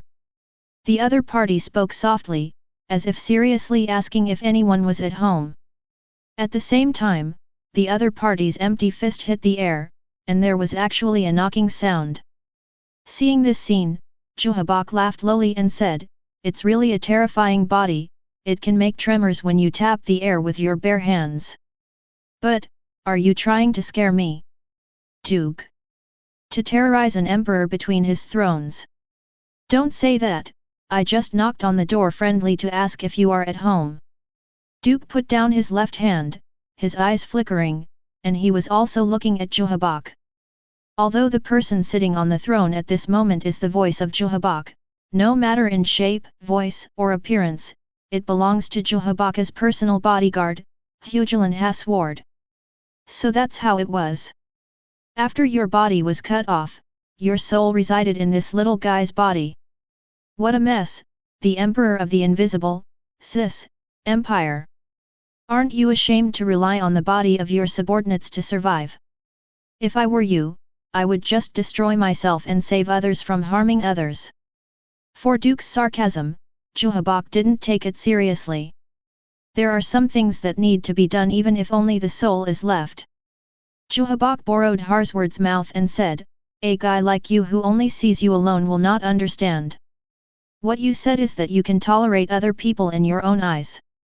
Duke twisted his neck, and mocked again, They are all foxes on the same mountain, why don't you stay here and talk to me? Do not make jokes. Duke dropped his knife from his shoulder and took a step forward. Everyone is a person who can do anything for the purpose, so don't continue to fake stars here. Let me see how much strength you still have. You want to kill me? Juhabak sensed the murderous intent in Duke's tone, which was pure and strong, and Duke was also rich and undisguised. I let you run away before, but this time, I chopped up the body you are boarding into stuffing, and I will see where you can go. Duke took another step forward, but there was a strong light of spiritual particles rising in front of him, and the enchantment of praise in the sanctuary immediately unfolded. This is the first time I've seen you use this. Is there no other move? Duke, who was surrounded by the praises of the sanctuary, dismissed this, and Juhabak sighed, Since you want to see the new power, let me show you. After the words fell, Duke was overwhelmed by the intense light. It can be next second. The bright sword light cut through everything, and also cut the palace. Boom! A huge explosion swept across the entire battlefield, and everyone subconsciously looked in the direction of the explosion. It is the central position of the Ice Palace, and the central position is between the thrones of Juhabak. The members of the Star-Crossed Knights on the battlefield showed expressions of astonishment after witnessing this scene. Has His Majesty fought the enemy in such a short period of time? It looks like it should be the guy who blocked all the arrow attacks with a single knife and killed a third of our army. It seems to be serious. It can't go on like this. Advance with all members, at all costs, to defeat the Shinigami. Rush. Kill. Yeah, the commotion over there at Duke is really big. Jing Le Chuncho looked at the soaring knife light and the flames from the explosion, and immediately opened his hidden hat. But now that the battlefield has been divided, and there are no other captains around, I can show some real skills. While Kurako Shunsui was speaking, he also took out a cloth bag made of special insulating material from his body. After unpacking the cloth bag, there was a shadow-invading medicine inside. After touching the Kurako Shunsui of the invading shadow medicine with his fingers to absorb it, he held Kaiten Kaikotsu with his hands behind his back, while squatting down, he also said in a low voice, Bang Kai Huafa Quang Guhe Song Zin. Next second, behind Kurako Shunsui appeared a plump female black shadow, and with the appearance of the black shadow, there was another distorted shadow in front of him, spreading outward like ink staining white paper. In the blink of an eye, these shadows transformed into several black pine trees and pine leaves printed on the ground. The scenery around Kurako Shunsui also became slightly darker in a certain area. At the same time, a chilling large-scale riotsu spread. Even if you don't see or hear anything, just coming to riotsu will make you shudder and fear. The rest of the captains sensed Kurako Shunsui's riotsu change, and took out their bankai one after another. Bankai Jakarake Ben. Bankai is all done. Bankai Evil 8 Treasure Plug. Bankai Jianjing. Senbonzakura Kage Yoshi. Bankai S Zabimaru. Bankai Black Rope God's Scourge. Bankai Daiguran Haran Meru. Devour it, Wild West. Bankai Golden Killing Jizo Magic Embryo Fuyan Body. At the same time, many of the captains participating in this battle are using Bankai, as is the vice-captain who has mastered Bankai. For a time, the change of riotsu caused by Bankai disturbed the celestial changes of the entire invisible empire. And this is just the beginning. The war is not over yet. Chapter 120. Bang! Amidst the huge explosion, the team captains on the frontal battlefield used Bankai one after another after cutting the battlefield.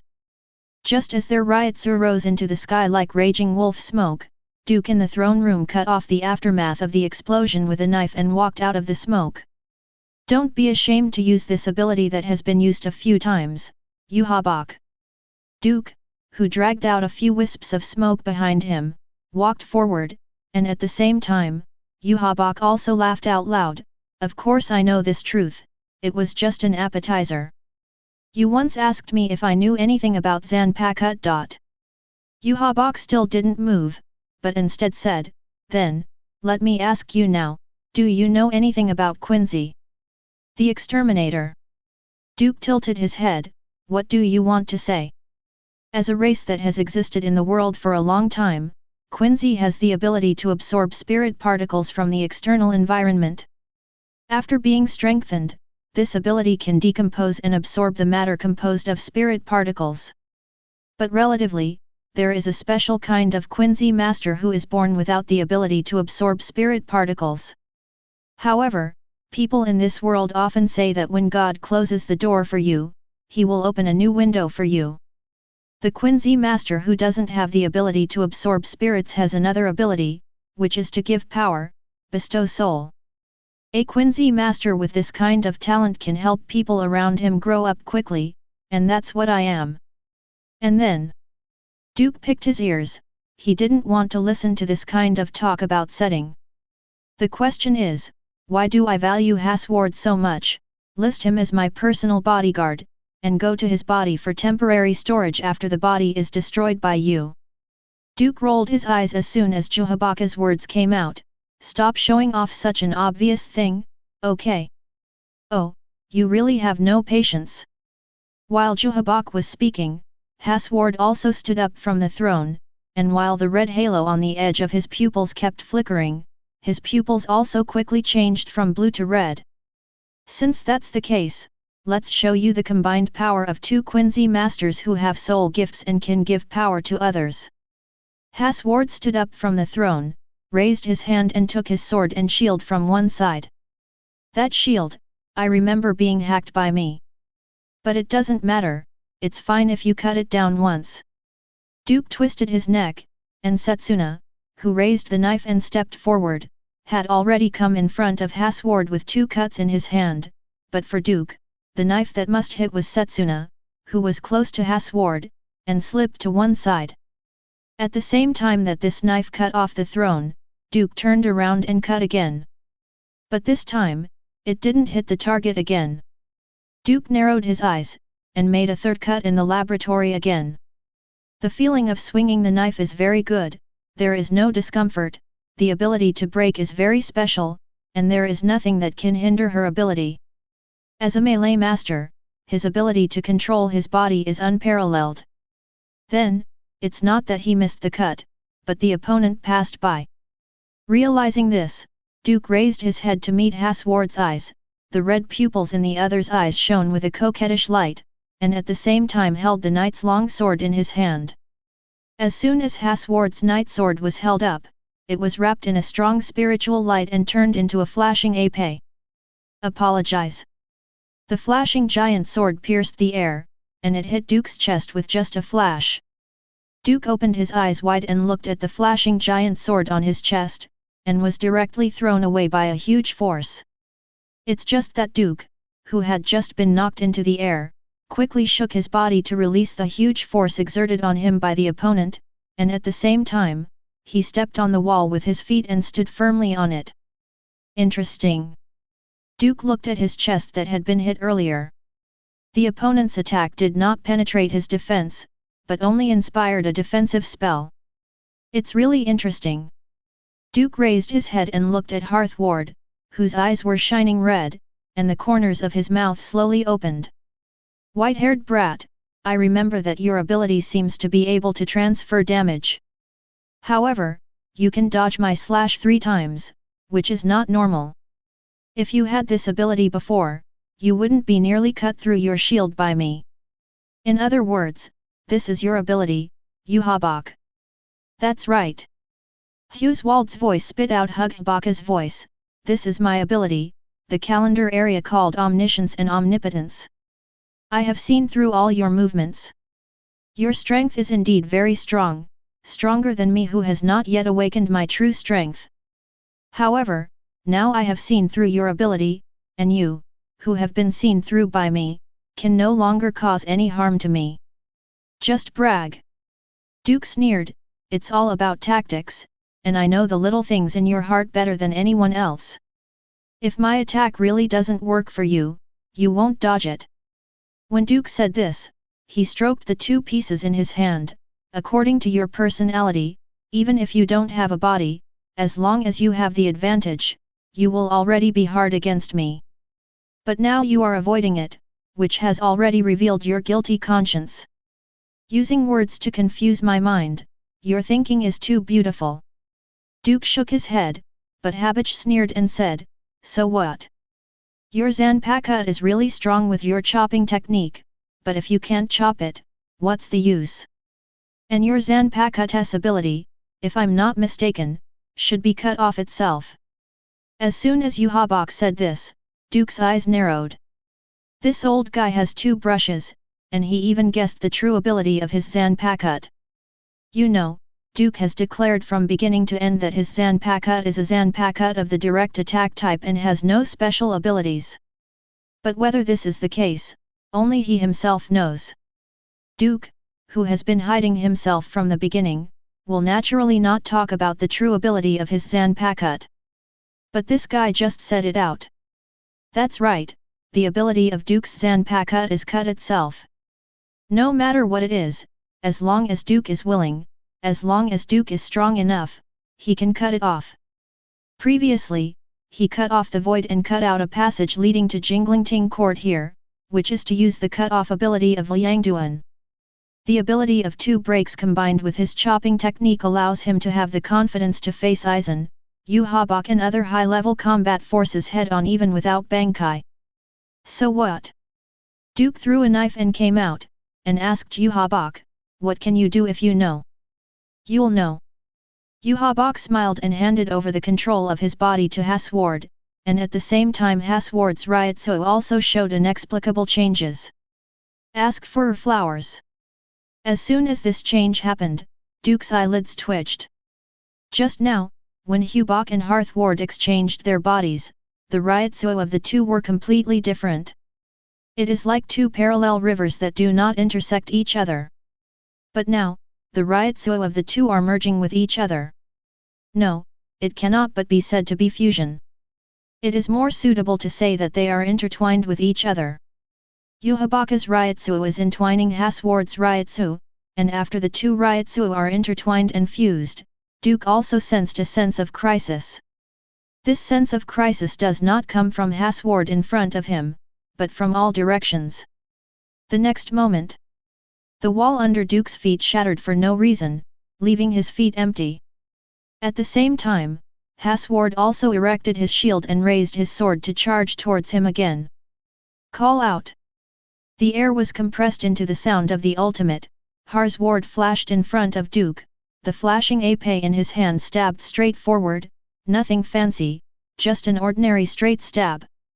Seeing this, Duke slashed forward with his saber, and directly collided with Huajie's flashing épée. With just one contact, Huajie flew backwards like a kite with a broken string.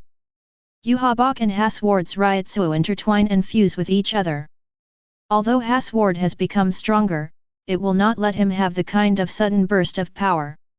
Otherwise, you can just pull anyone out and be the protagonist. Where do you put Kurosaki Ichigo's face? But since Huajie has not been intuitively strengthened, then what is the purpose of Huajie's Seireitei entanglement towards Huajie's? Duke, who just had this confusion in his heart, also fell to the ground.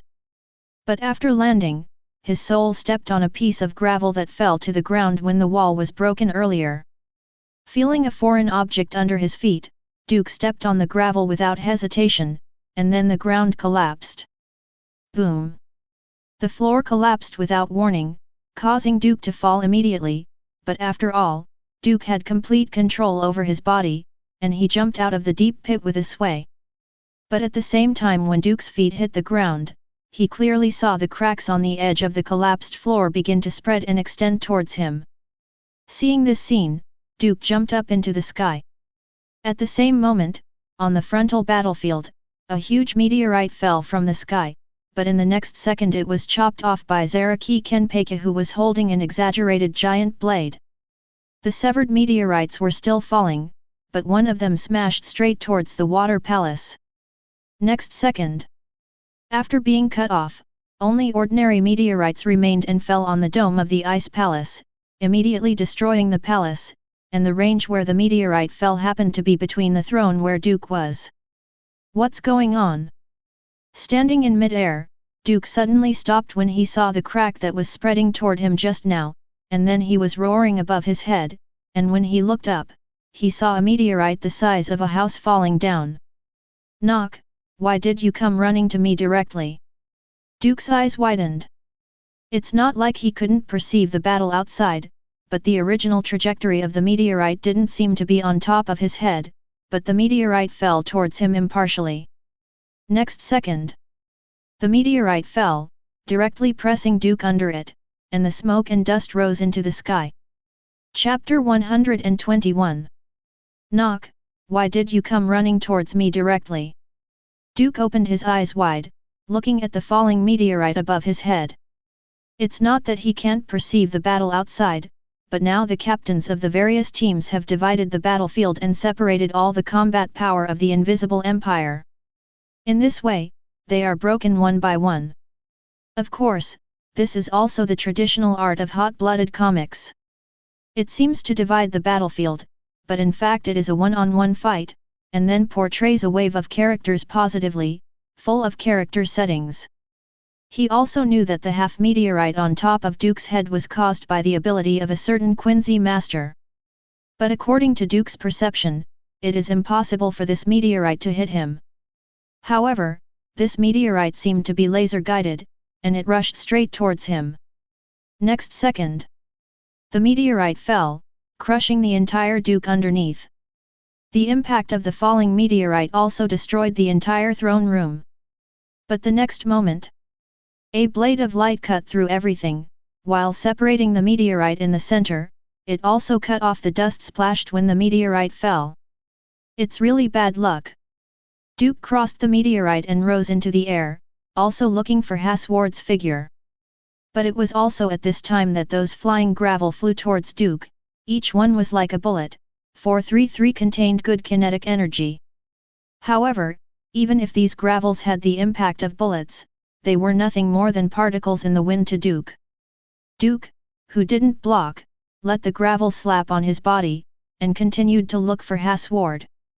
But then, suddenly there was an evil wind coming from nowhere on the battlefield.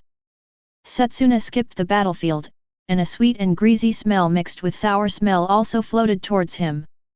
The tip of Duke's nose moved, and he immediately looked in the direction of Kurotsuka Mayuri. Kurotsuka Mayuri, this guy is gassing indiscriminately. Duke held his breath, and set off a strong wind to disperse the poisonous gas, but just as the poisonous gas dissipated, another pillar of fire exploded from a distance. Before the exploding pillar of fire approached, the crackling sound made people subconsciously want to avoid it. In particular, the violent high temperature directly melted the moisture contained in the air, and the ice layer outside the ice palace also melted in Setsuna because of the attack of the fire pillar. At the same time, somewhere on the battlefield, the coxcomb-headed Busby's fingertips were burning with scorching flames, protruding a mouthful of heat, and said to Hitsugaichware, who was holding a Daiguren Haranmaru in front of him, "Next time, you will not be so lucky up." "Yes." Hitsugaichware clenched his zanpakut tightly, and immediately slashed out. Setsuna, whose blade pierced through the air, headed towards Busby with the half-moon-shaped solid ice supporting the ground. Busby dodges sideways and releases fire fingers again, joining Hitsugaichware. But the two of them didn't notice that the attacks they avoided all headed towards someone in the palace under the control of a strange wind direction. Laugh. After killing the pillar of fire, Duke saw another ice blade flying towards him. "Is it over?" Duke's eyebrows glared. He stabbed 2 times, the light of the saber shot forward, and the water knife smashed his chest. The shattered ice blades exploded, and while the ice slag scattered in the sky with cold air, many of them flew towards Duke. With a cold snort, Duke evaporated all the flying ice slag, and began to examine himself. He encountered accidents one after another, but the first time was accidental, the second time was accidental, and the third time was deliberate. And he encountered accidents more than 3 times. In other words, it's that guy's ability. This kid's ability is probably not as simple as rebounding damage. He has a sense of déjà vu from the lucky fruit of the next studio. Is it possible to control fate? It seems that after Yuhabaka's Ryutsu and that kid's Ryutsu are fused with each other, it is the kid's ability that is strengthened. Shinigami World version Shinigami coming. Or is it the Shinigami World version of Miracle and You? Duke guessed Hasward's ability in a few words. It's really a cold joke. Duke, who was talking to himself, was concentrating on Harsward's figure while talking. The opponent's ability is a big trouble for ordinary Shinigami. No matter what, once the luck decreases, all kinds of bad luck will follow. Duke was standing on the floor between the thrones, and then the floor gave way, and he shifted, the crack in the cave chasing him. From this point, it can be seen that the opponent's ability is treacherous and difficult. All kinds of weird events for no reason are enough to kill most unsuspecting people. However, no matter how strange and difficult the opponent's ability was, his body was extremely weak for Duke. As long as you find the opponent and slash to death, this ability can be invalidated. However, Hugbaka's ability allows Hathward to avoid Duke's attack, so he can only use a wide range of slashes. As long as Duke cuts fast enough, it's hard to believe that the blonde boy can dodge. While Duke was searching for Harsward, Fang seemed to have discovered that Duke had discovered his ability. Therefore, in a short period of time, all kinds of attacks for no reason came to Duke one after another. What came first was the substantive sword pressure of Captain Deguzi, who had received Duke's kindness many times. As the air twisted, the ice layer on the surface of the ice palace was cracked by the pressure of the sword, and Duke cut off the sword pressure with a backhand. But also at this time, a beam of light hit him. Again. Duke backhanded the beam, and more attacks came at him. It was as if those attacks on the battlefield that were ignored after being dodged by the enemy all flew towards Duke in one go. At this moment, somewhere in the ice palace, the breathless Hasward closed his eyes, manipulating the luck and misfortune around him. His holy text ability is B, called World Harmony, the balance. Misfortune can be imparted directly to the opponent through the sword in his hand, and things that have been endowed with misfortune by Hasward will become fragile in front of his own power. And when Hathward's sword cannot bring misfortune to the opponent, it means that the opponent has a certain degree of luck. At this time, Hathward counteracts the other party's luck by collecting misfortune around the world to correct the balance, so the luck that the other party gives him damage will be forced to bear the same amount of misfortune. In short, no matter what home court advantage it is, Hathward can cut it off with one knife, and then turn you into a paper doll, hacked to death with one knife. But under the blessing of Huajie, Hasward's ability has gone to another extreme. That is to give people the ultimate misfortune, and let them be involved in the torrent of disaster. As time goes by, the other party may even be hated by the world itself, thus making himself unlucky.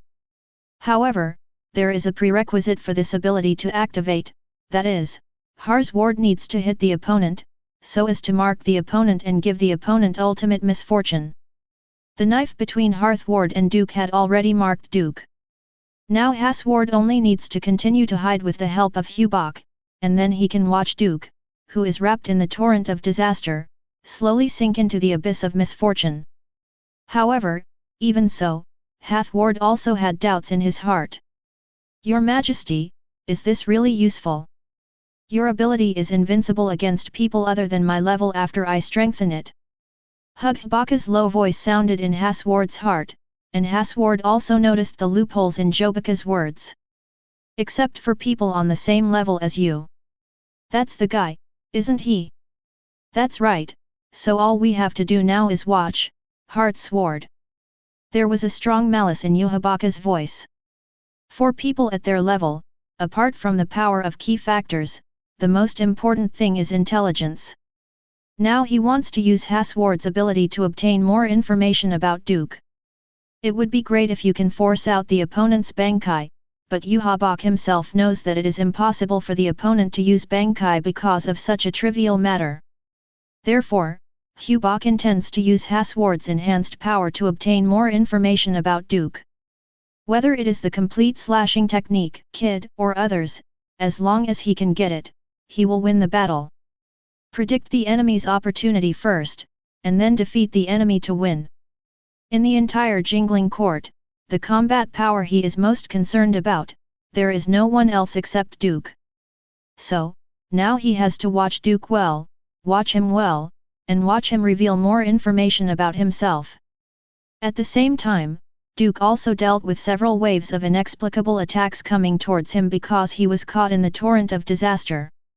Duke, who broke his fingers, looked around, and the thoughts in his mind quickly turned. This guy, Huajie, like him, is a very purposeful person. So, in this situation, what is his purpose? Just playing with that blonde kid's abilities? Wrong.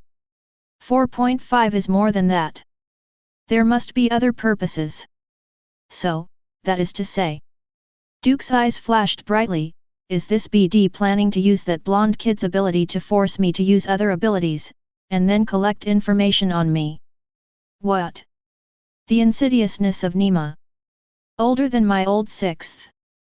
Thinking of this, Duke simply released Zanpakut's Shikai from his hand, allowing Zanpakut to return to its original sealed state form. With the knife still in the sheath, Duke slowly took off the Haori on his body, folded it in half from the neckline a few times, and put it on his waist. Then, Duke unbuttoned his jacket, letting his jacket hang down at his waist at will, revealing his strong upper body.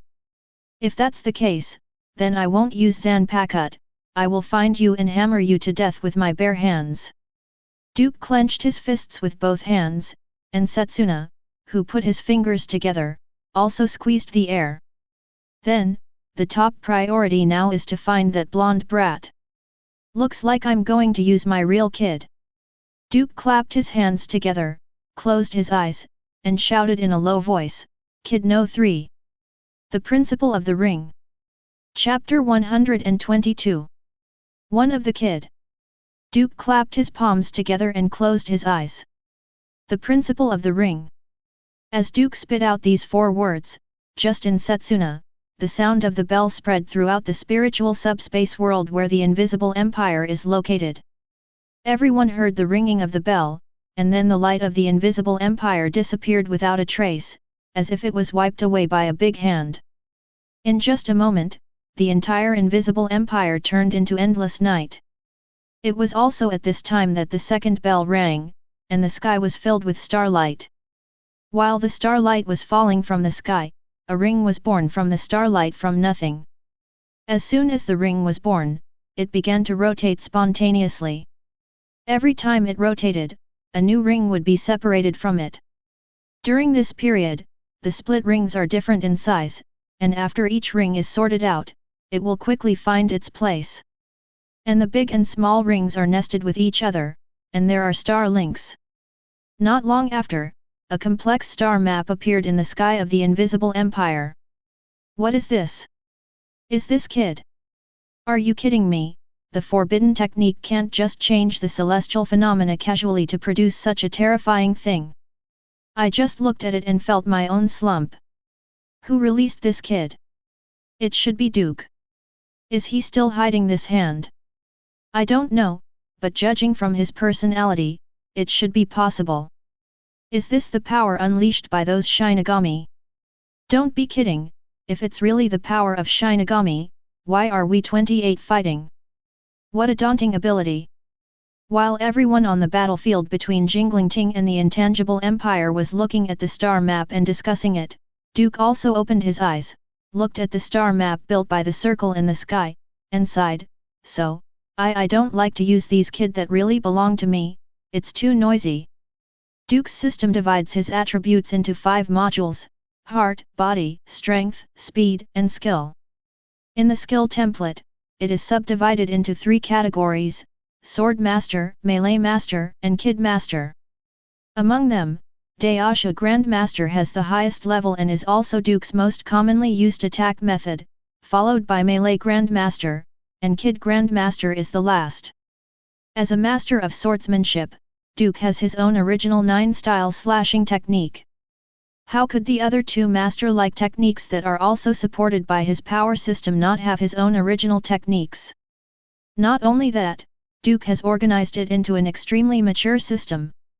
But why not?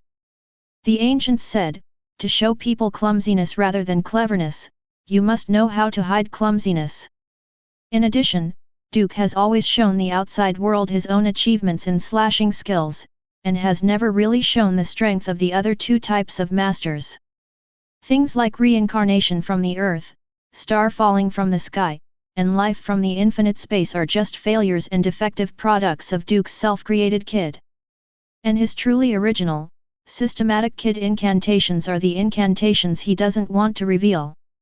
First of all, as he said, the movement is too loud and does not conform to his style of conduct.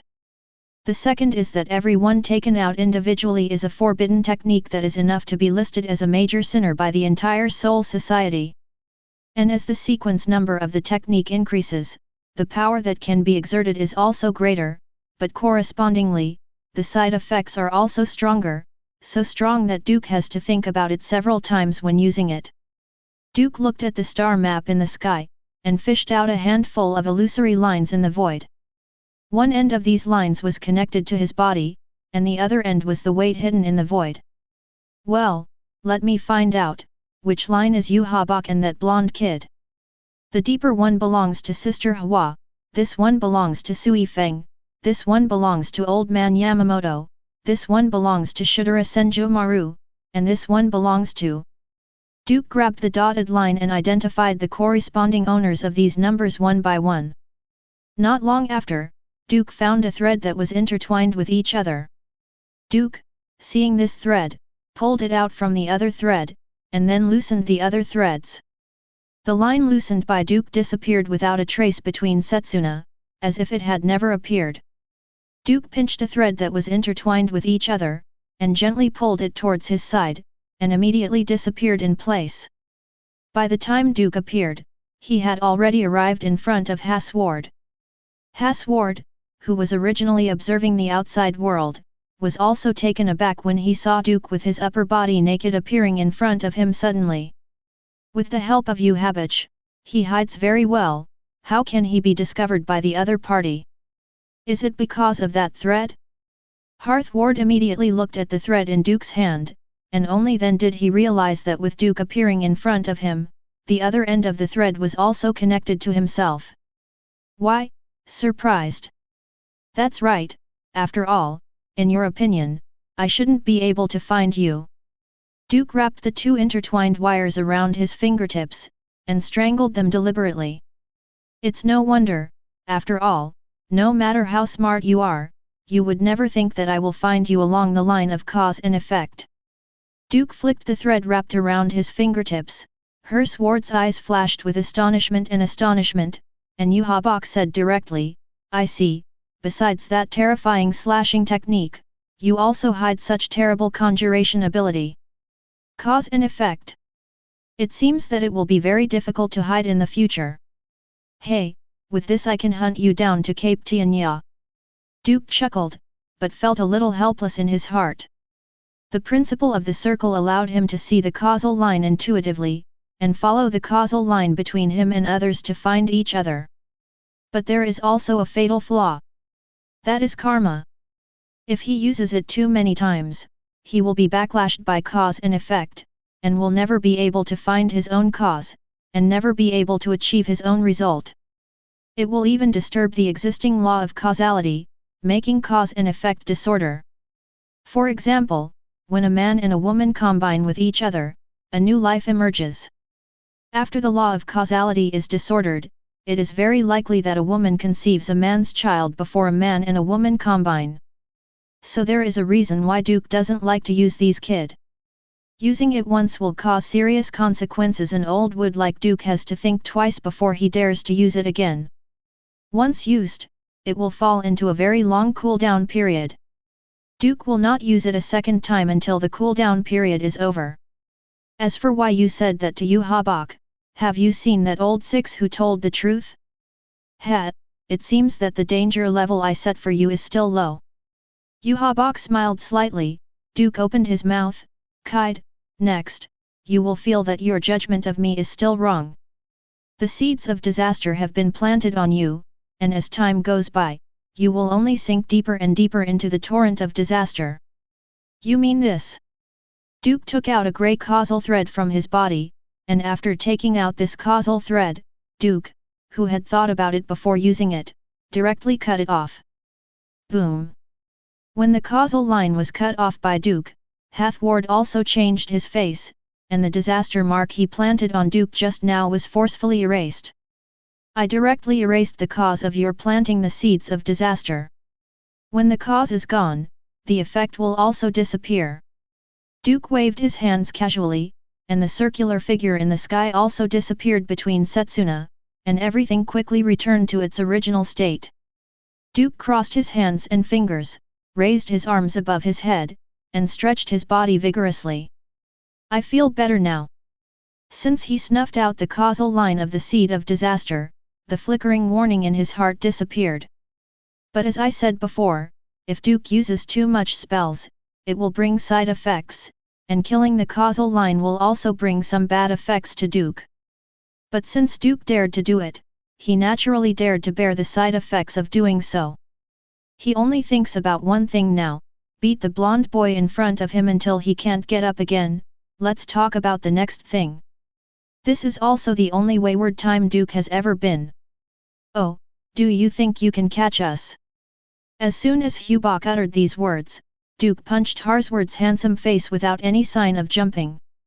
Harthward's face was distorted by Duke's heavy punch. The punch was so powerful that it was hard to describe. It was sunken inward, and the facial features were deformed. What? Duke retracted his fist and punched again. The piercing crackling sound made Harthward's eardrums scream. Then, boom!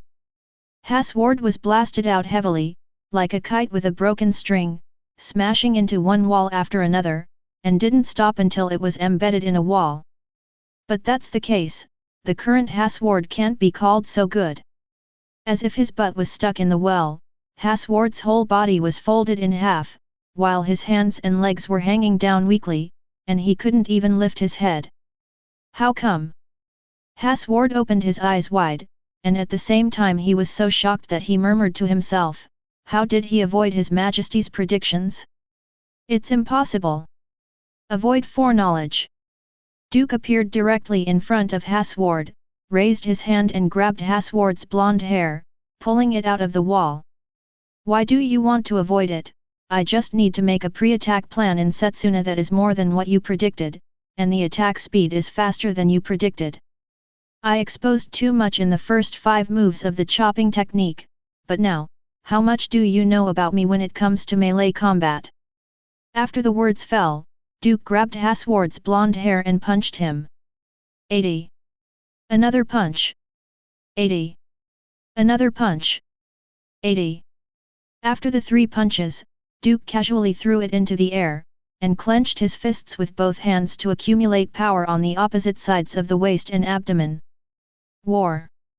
Duke suddenly blasted 2 heavy punches, the front of the fists disturbed the space, causing layers upon layers of waves to emerge in the void, and the waves superimposed on each other, directly enveloping Hasward who was falling. Chao Kyunran. Next second. Hasward was squeezed by the endless waves, his whole body cracked, and thick blood mist splashed out. What?